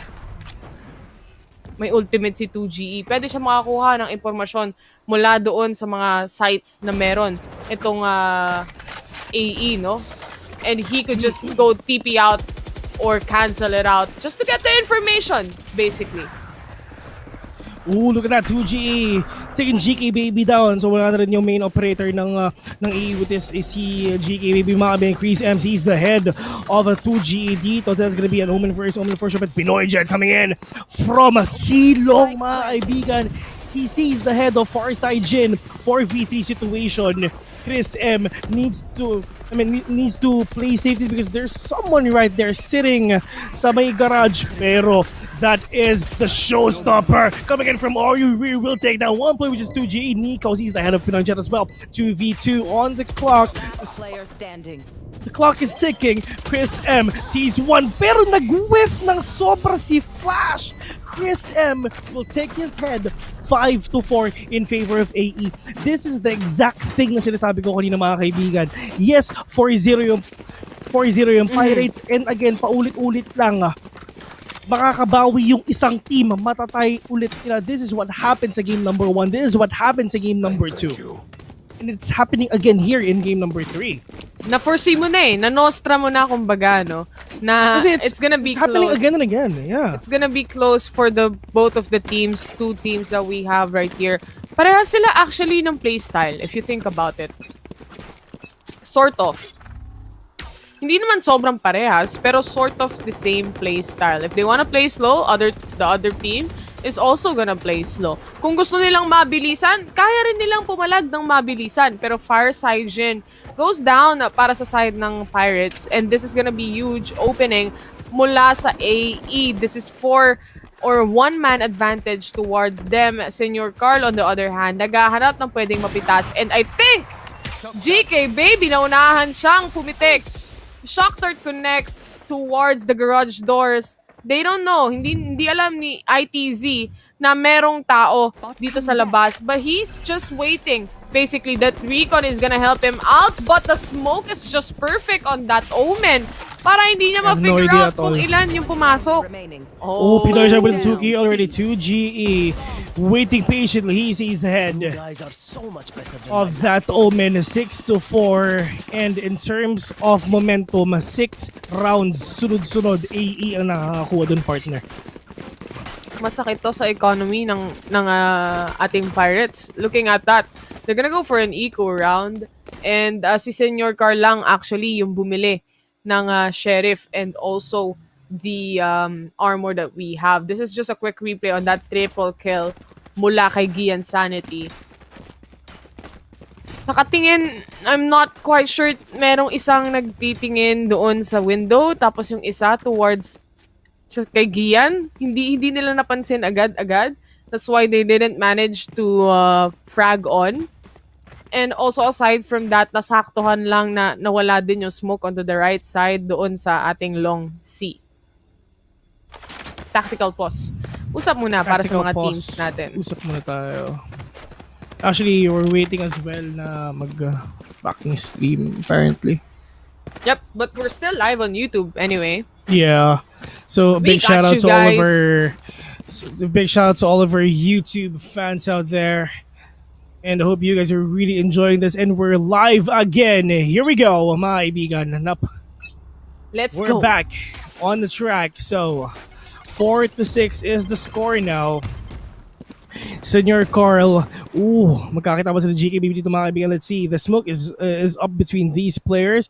Pwede silang mag double pick dito. And Farside Jin, look at that.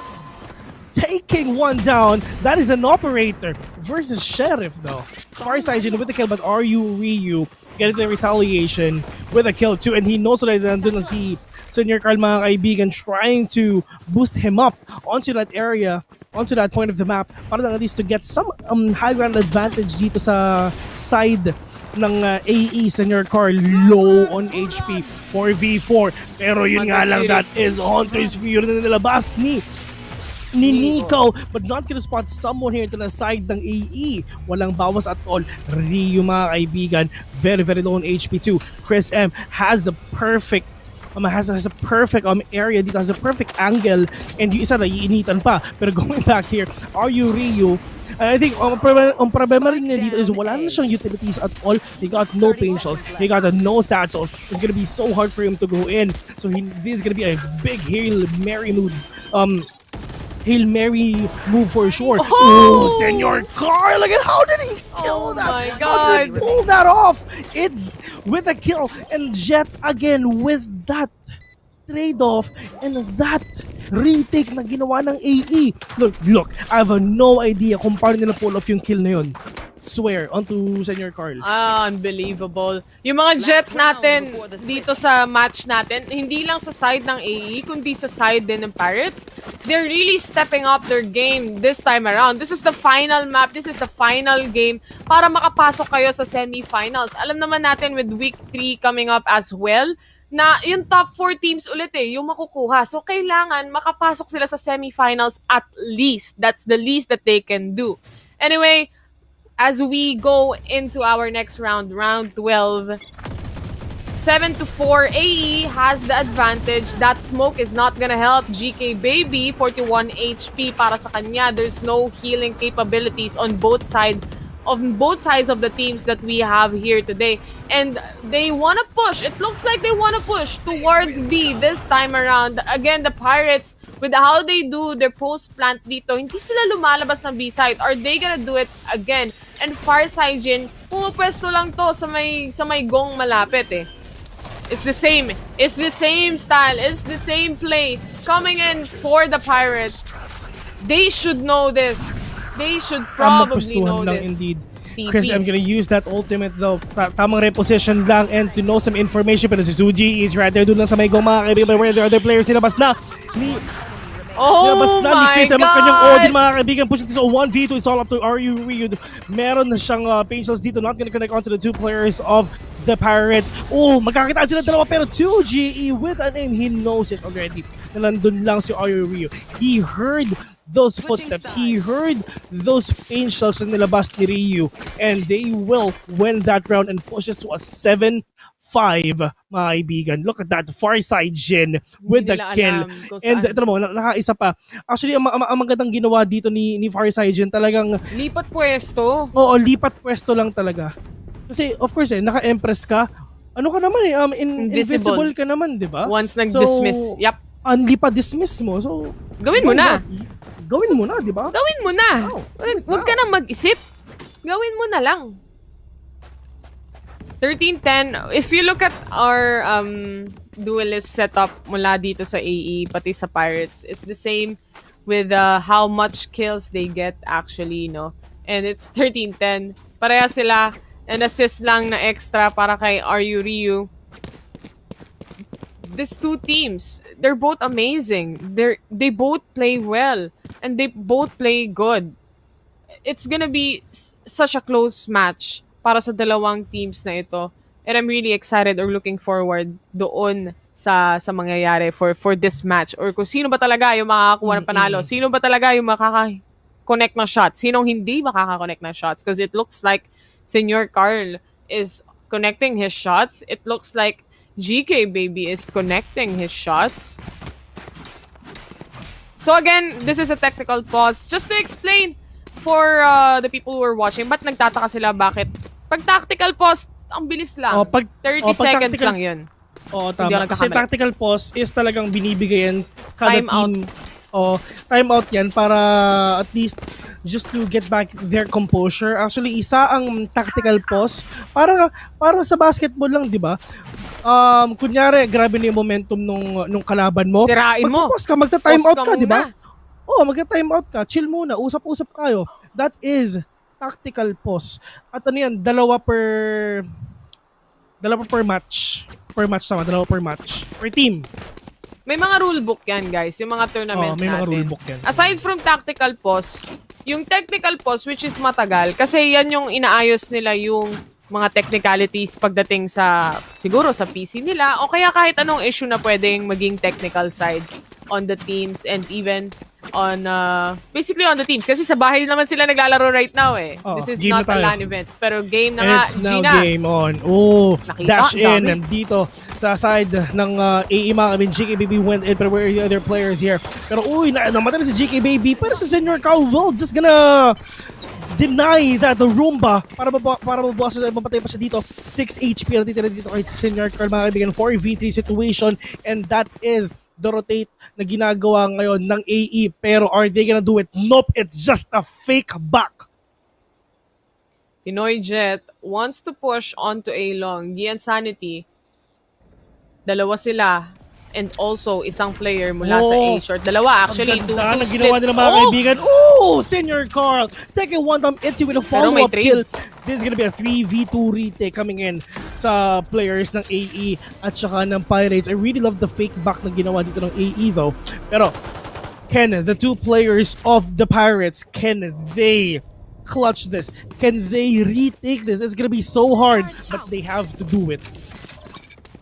Alam nila kung saan pumupwesto. This is the usual setup that we always see on the map of Haven. Kahit ibang players or teams na naglalaro kanina, it's just the usual. You see Hell, rather, and also onto the side and on your right side din naman. But AE, again and again, getting those rounds, racking up or stacking up para sa kanilang mga rounds and points this time around.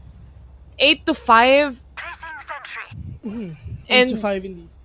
Of course, yung AE ngayon, makakabili sila ng kani-kanilang mga baril, Spectre nila, and lalabanan to ng Pirates with their own sheriffs. Yes, that's true. So there's gonna be an SMG versus a sheriff battle dito sa side ng AE and PIR. Pero tamang smoke lang para lang at least to block the view. Pero hindi, they will go in. Pero the flash is really being that damaged because of the pain shots. No, Senior Carl sees someone, but RU Rio is on a roll with a 3K already. But he wants more, mga kaibigan. Far side Gen. Very, very low on HP. He needs to kill someone because of that. Para at least makapag-devour pa siya ng isa. Gian Sanity sees one. Nico from behind will trip that tripwire. And 5-9 na po ang score natin dito. One more point for the Pirates for it to be nice. For it to be nice. Senior Carl, wala siyang pera pambili ng baril. So, yung ultimate niya, kailangan niya makuha yung orb dito basically. And he's planning to go to... Is he planning? Oh yeah. Kukunin niya tong orb sa A-long. Mukhang mag-A nga lang yung mga players ng AE. GK Baby pushing in again! Look at that with a huge kill coming in from GK Baby, mga kaibigan. Oh! What are you doing? We'll take down Senior Carl as well. That reaction of GK Baby, mga kaibigan, rushing towards A short, mga kaibigan, is really that on point. But there's one player there in Heaven. There's one player there in CT, but they're just actually waiting for the right moment for them to go in. And it's gonna use that Sova recon. Sova Owl Drone just to get at least some information kung nasan ba yung mga ibang players ng AE, pero nag-aantay lang sila at all. Look at that, Sova going here sa C, and that is the smoke here in Heaven, a smoke there in CT. GK Baby goes in again and again. Rotation is now up again para sa the Pirates, and the Nico. They need to pull this off. They need to go. They need to catch someone onto that recon, but pala lang at least to know yung information kung nasan ba yung mga iba't ibang players natin. The clock is ticking already. That shock that we're not gonna catch someone to the side of the Pirates. All of them And most of them are there in heaven, mga kaibigan. Someone went down already. Pero yun nga, meron pang isang CT. This is a 4v1 situation. GK Baby being that really aggressive. He doesn't want to be killed and he wants to kill everyone here to the side of the Pirates. But 2GE, is he gonna get spotted by AE? And he will be spotted. But the trade is still there. 10-5 in favor of AE. 10-5 na nga, only a few more rounds left para makuha yung match point na yan. 2 rounds na lang and 5 pa ang kailangan habulin ng Pirates naman para makaabot sa 10. Looking at our players and how they are buying right now their guns, AE has the advantage on the economy. And with Pirates not having much, they have to get more rounds. Kahit 2 rounds ng 2 rounds para sa team ng Pirates will at least help them get their economy back in action para mas madali sila makabol. Kasi this is gonna be difficult already. 10 na, double digit na yung score ng AE dito. So it's just a few, they cannot do any mistake basically. Uy, yung paint shells tumalbog doon sa sa Aldrone. They're not planting. And Pirates, this is how they are gonna retake. Paano magre-retake ang mga pirata? Flash wants to go outside or just waiting kung meron bang tao dito sa garage, which is meron dahil kanina pa sila nakaabang. AE's post plant is the usual na nasa labas lahat. The difference is there. A flawless round for AE. Difficult to retake yung yung setup ng AE at this point, Ville. Yeah, but still, 1 more point for AE and there's gonna be match point already. The side of them, they got the momentum and they will not stop here. For the Pirates, this is gonna be hard. Broken by sila. So they're actually saving up si Flash and nag-all in na sila, partner. 2GE, Farside Jin, tsaka si Flash, all in na sila. If ever matalo sila dito, actually wala silang pera next round. So let's see and hopefully makabawi sila dito sa game na to. Farside Jin being that aggressive. No way. Ooh, spotted by that owl drone. There's no Hunter's Fury though, so he's still safe, but ITZ, alam niya kung nasaan. Merong nag-aabang sa sulok at may hawak na patalim si Flash na late lang ng kaunti sa pagputok ng barrel na yan. Nico on the other hand with the Sheriff just waiting. Mahirap to para sa side ng Pirates kasi yung firepower yung kills na kayang kuhanin. But if you hold the choke points, if you think about it, if you hold the choke points, even with the Bucky, you can do it. We've seen it a lot of times and look at them holding on to the sides. That's a crispy headshot mula kay 2GE and also a follow-up para kay Nico on an eco round. They are capable of doing this. Pirates can definitely come back in this match, especially na nakakuha sila ng isang round kahit papaano. It's just gonna be difficult for the team to buy all those utilities. Yung decision, kumbaga. Oo. Maganda yung decision dito ng Pirates, talaga mag-all-in talaga na they're gonna buy this. They're not gonna let AE na makakuha ng match point. If ever matalong AE dito, they still have the money. Makakapag-off pa sila, but GK Baby with that a real aggressive pick. Taking Senor Carl down and he wants more. Muntik na siya na mamatay dito si Farside. If ever lang dumikit yung op na yun, oh my god, that's gonna be painful to the side of Pirates, but still it's not over. The clock is ticking. They need to go in. A minute left. A minute and 10 seconds left in the clock right now. More smokes are now pushing in. Pero Hunter's Fury is right there. Let's see. Ooh! Will take down Nico. 5v3 on the scoreboard.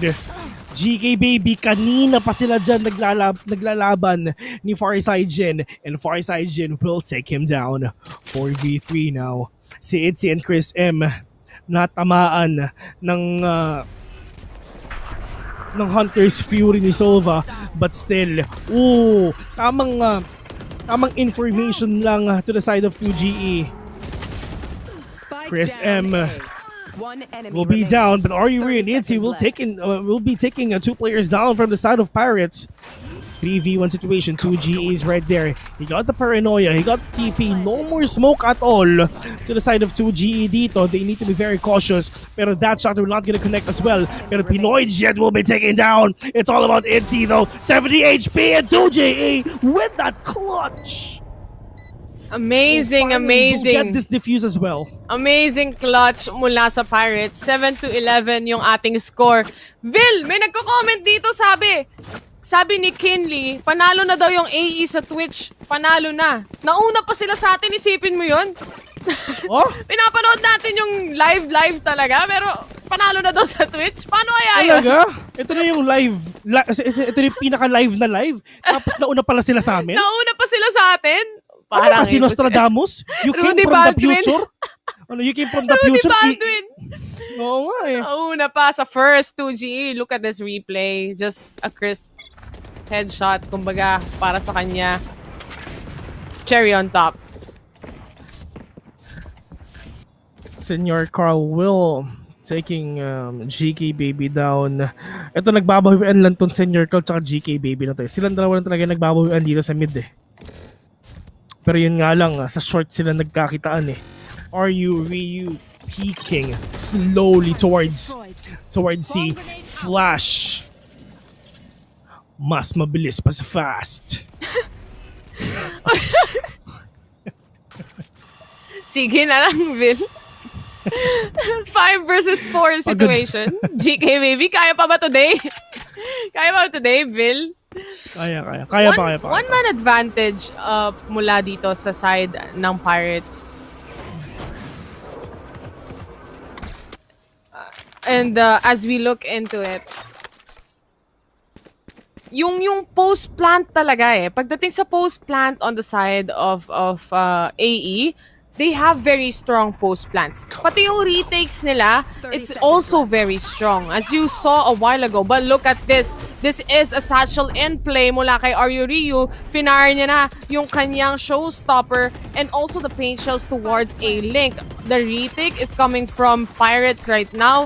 Pero nabawasan na rin sila ng isa dito. Senior Carl is out of this round. And the blind mula kay Chris M as they move and push towards A-Link. Isa-isa sila, sabay-sabay dapat pumasok. But look at this, tatlong players! Nagkakanda, gulo-gulo sila kung paano sila papasok dito. Farsigen is the only man remaining. This is now a match point for the side of AE. Nahirapan sila pumasok doon sa A-Link. It's all about the utilities, man. I mean, the utilities really work para dito sa dalawang teams na to. But the problem is, it's actually really working to the side of AE. Nung unang phase ng game natin, mga kaibigan, it's actually 4-0 in favor of the Pirates with a 4-0 scoreboard. But again, nangyari ulit yung nangyari nung game number 1 and game number 2, which is yes, 4-0, then biglang makakabawi yung isang team. This is like a deja vu of what happened in game 1 and in game 2. It's just the same thing. There's the owl drone towards a short. And they want to push A this time around. They were successful kanina. They got A site. But this time, as we look into it, may ultimate pa nga yung ating Cypher.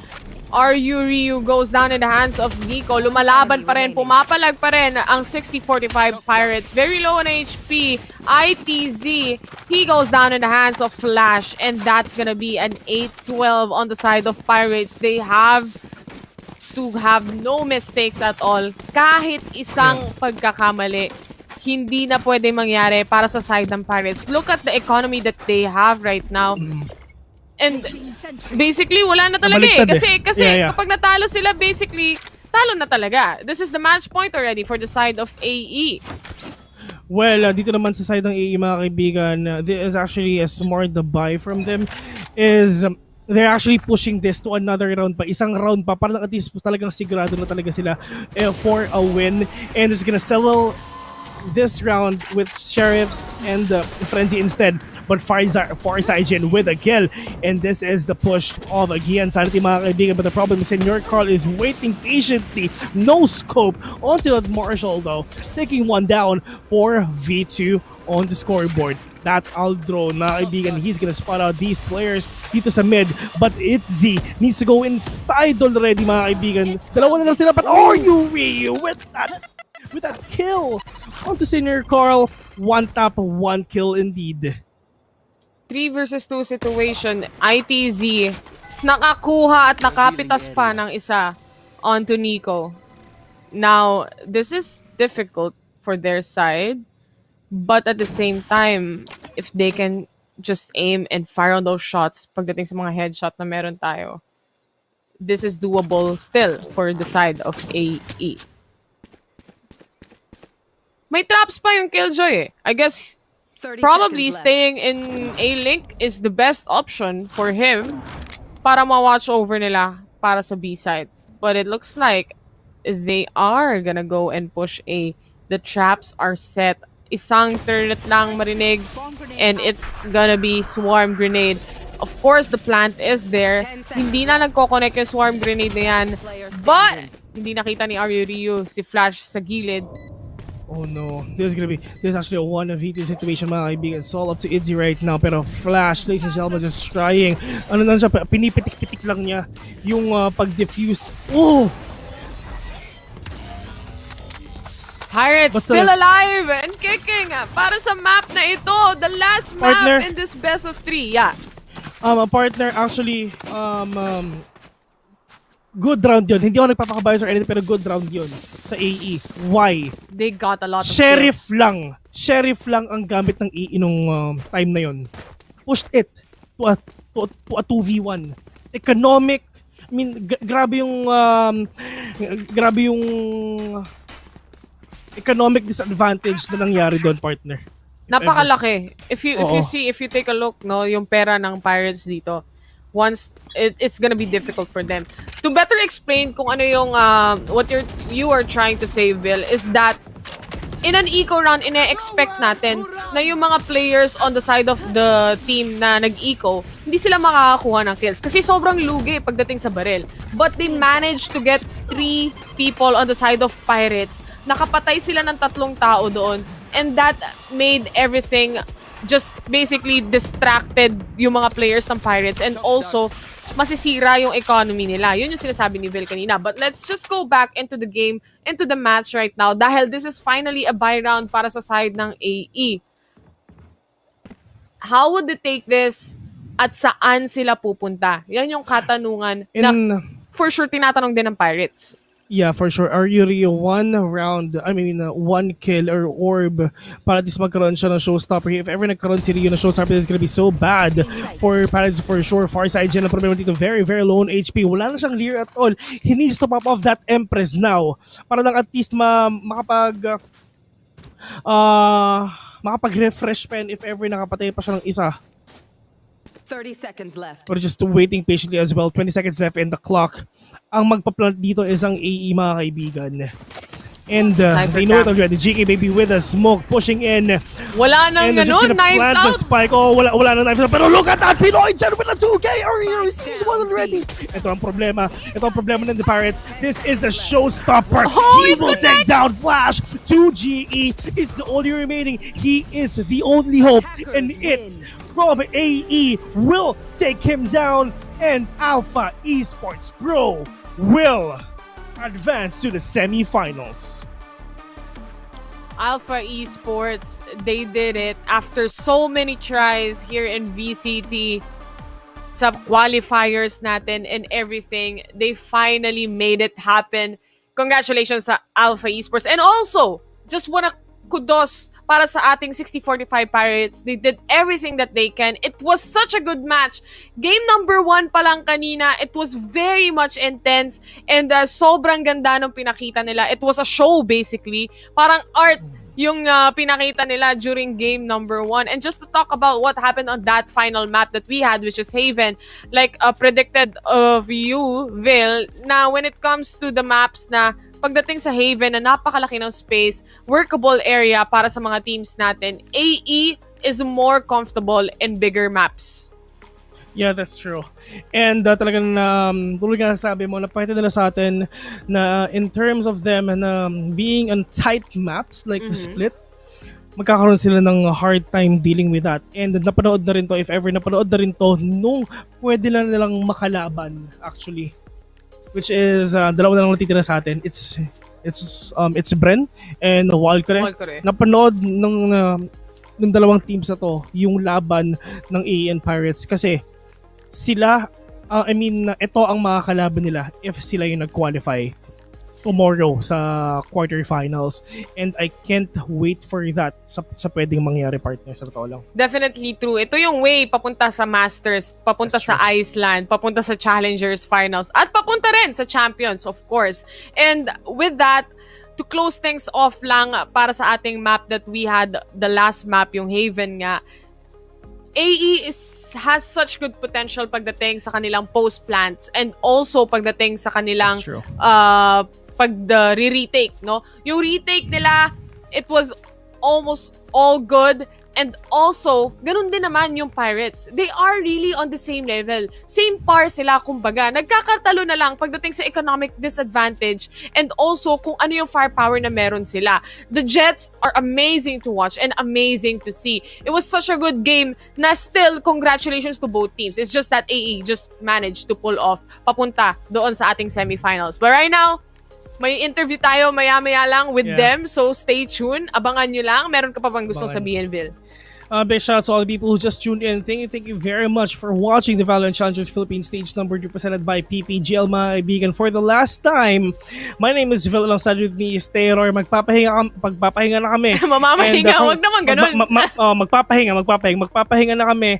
And syempre, advance congratulations to the winners of the Vil points or Valorant points dito sa ating araw ngayon. See you again tomorrow for the day 2 of the Valorant Challengers Philippines Stage 2 presented by PPGL. Thank you, stay safe, and good night.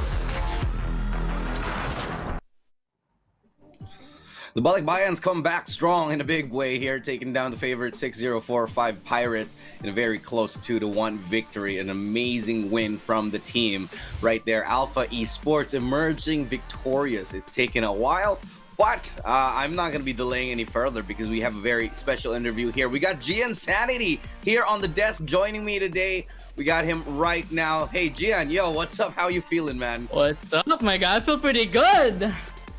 Our first big tournament. Actually climbing up the ladder. I mean, it's first like month. Yeah, you are. How I just want to start off this interview asking you guys, so what's the atmosphere like right now? You beat 6045 Pirates. It's your first week in VCT, and now you're here in the semifinals tomorrow.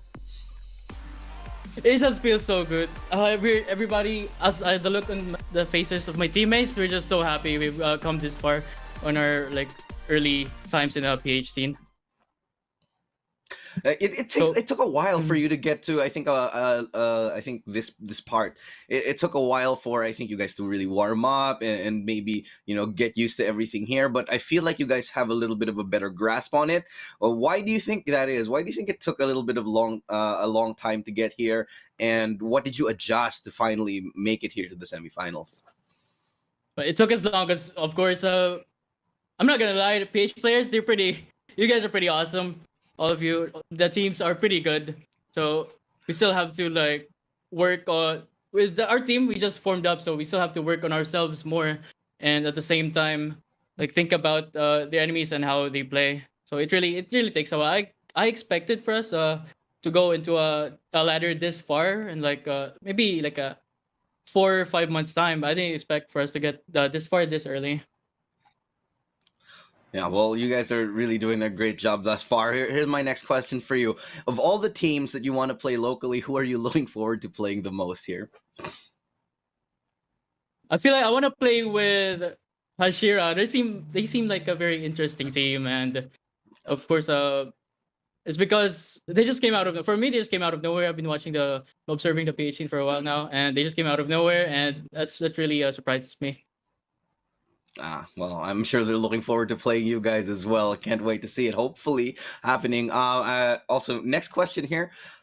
What message do you have right now for all of the rest of the teams for VCT? Um, don't stop, don't stop grinding, guys. Just stay calm and just know your enemy better than yourself, and just like research. Research really helps. It helps us a lot this game on all the 3 maps, and it's just like observing like what your enemy does and like thinking of ways and how to counter that. That's all. Right. Oh, well, now is your time to shine. Anyone you want to shout out to? Anyone you want to give thanks to? Anyone you want to give a special greeting to here today? Okay. Shout out to all my followers there for supporting me. I love you guys. Sorry I haven't streamed in like 6 days. We were practicing, but I hope you guys enjoyed the show we put on. Alpha lang malakas. Let's go. I love you guys, all my followers. And shout out to my team. All of them. Pretty hard workers. Did a good job. I'm proud of my team. And to my parents, I guess, who are watching. To my friends in Negosartel and to my lovely girlfriend, Emmanuel Espiritu. That's all. Well, congratulations again, and hope this is not the last time we'll see you here on this interview. Again, great job, man, and good luck tomorrow on the semifinals. Thank you so much, Ilustrado.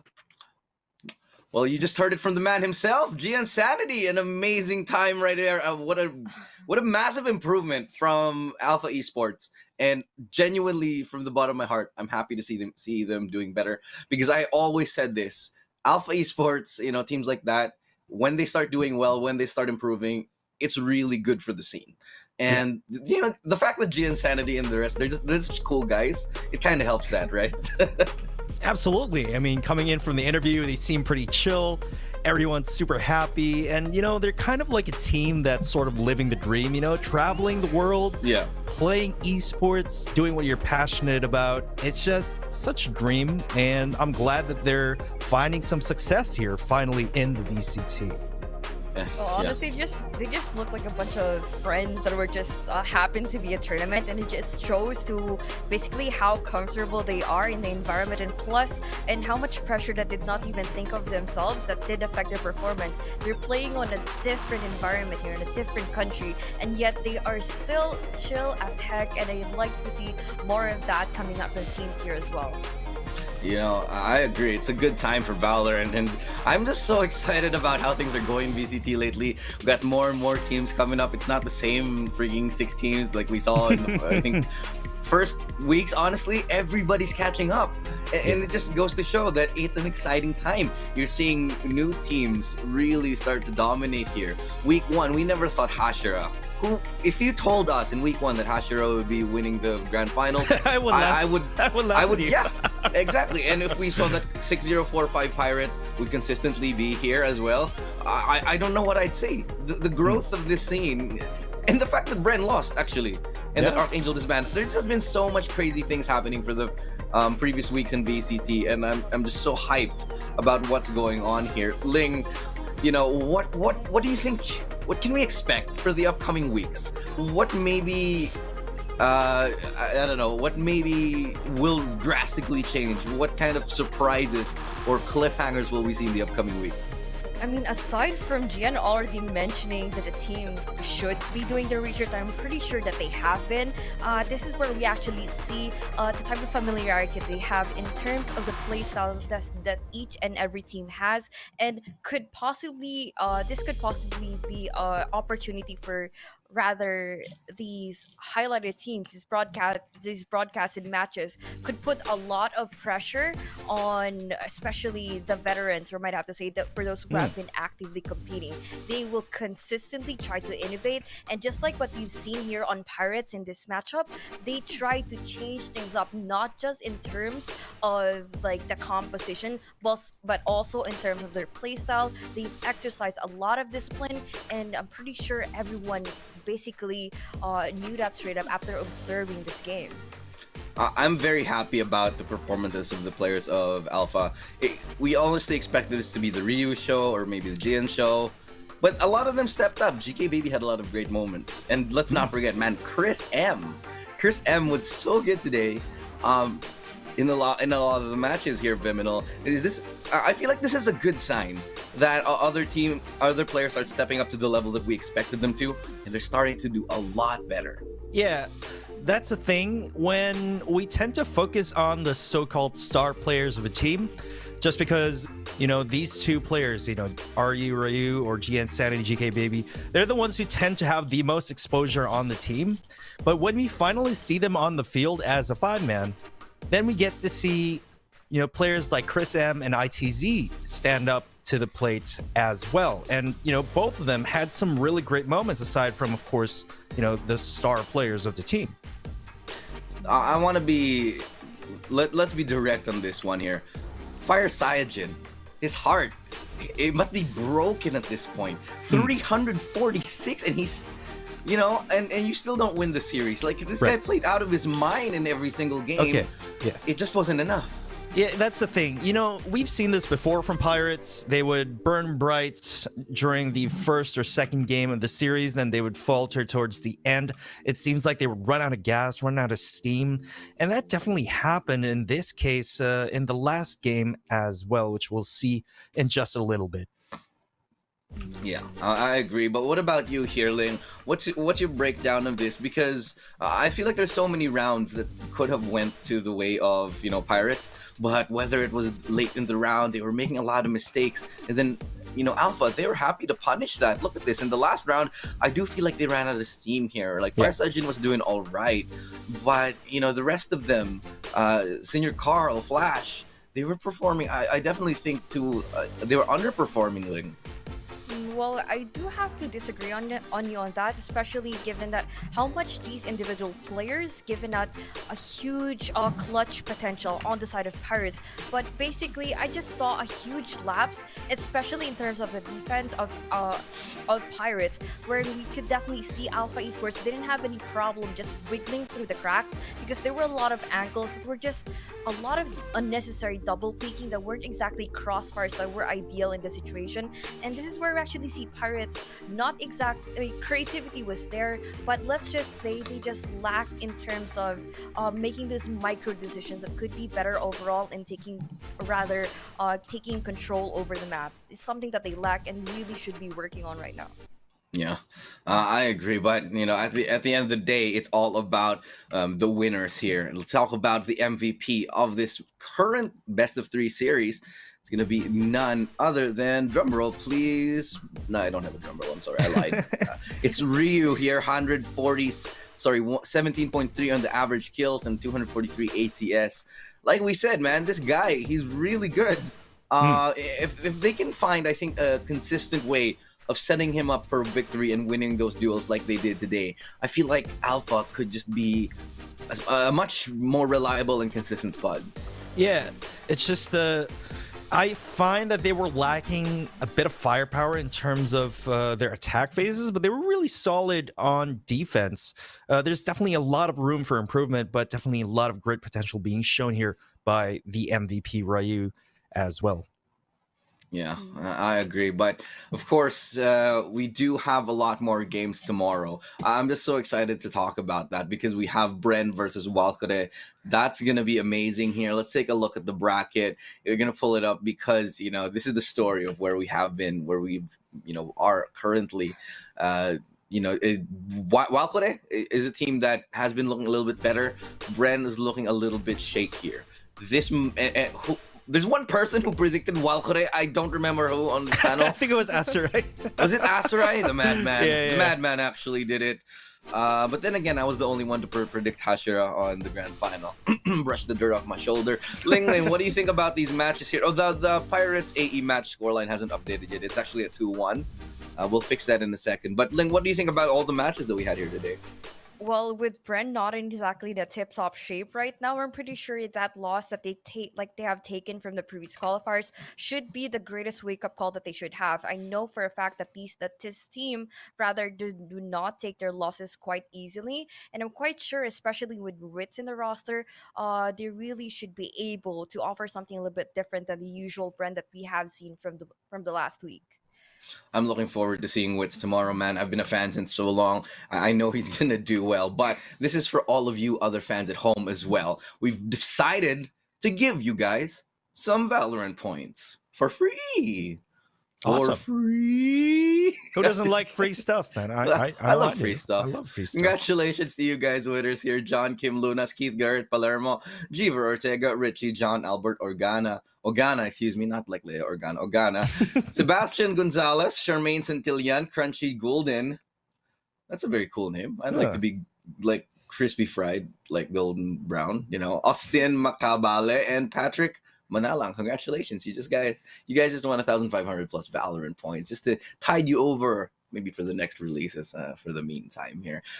So yeah, we're at the very end of our show right now. Before we go, you know, I'm going to ask you guys here on panel, Viminal, Ling Ling, final thoughts before we head to tomorrow. Explosive matchups as per usual. And I'm pretty happy that we saw some new faces in VCT again. We saw Alpha Esports, we saw Fulcrum, Catalyst, and some pretty good performances so far. It's always a welcome change to see some new faces on here. And again, the scene is just improving, always evolving, and that's always a good thing. Well, I'm just gonna cut it short to I do hope that the other teams that are watching here, scouting the level of competition, please do take this opportunity to learn a lot from these broadcasted matches, and of course, get better yourselves because every day, or rather, it has to be a really dynamic type of scene that we have here, and we consistently see something new every day, and I do hope you could offer a little bit more special than this. All right. Well, it's time for us to sign off. But before we do that, we have to thank our sponsors. Thank you to everybody who's made this happen, to PPGL, the largest multi-game esport league in the Philippines, organized by Mineski Philippines and Globe Telecom. Hashtag reinvent exciting victories in Valorant with a new Mage Punk bundle. Get yours now on the Coda Shop with Globe. And thank you to our official gaming PC and laptop partner, Predator. Hashtag summon your strength. Globe Virtual Hangouts will also reinvent esports and take it a whole new level. Let's get hashtag OL together now, as Virtual Hangouts Go Esports brings live events and programs like no other, starting with an apprenticeship program led by the pros, stream takeovers, and local and international tournaments. Download the Globe One app and click on the Virtual Hangouts tab to get started and updated on the latest happenings on the Globe Virtual Hangouts. And don't forget to like us on the Facebook pages and all the channels of PPGL, facebook.com/PPGLGG and PPGLGG on YouTube, as well as twitch.tv/PPGL_VCTPH. But now it's time for us to sign off. It's been an amazing run here, but on behalf of all the amazing panel and all the amazing casters, it's time for us to say goodbye. So for the last time here today, I'm Illustrado, and it's been an amazing run. But it's time to say good game and good night. We'll see you all tomorrow for the semifinals. Everybody, good night.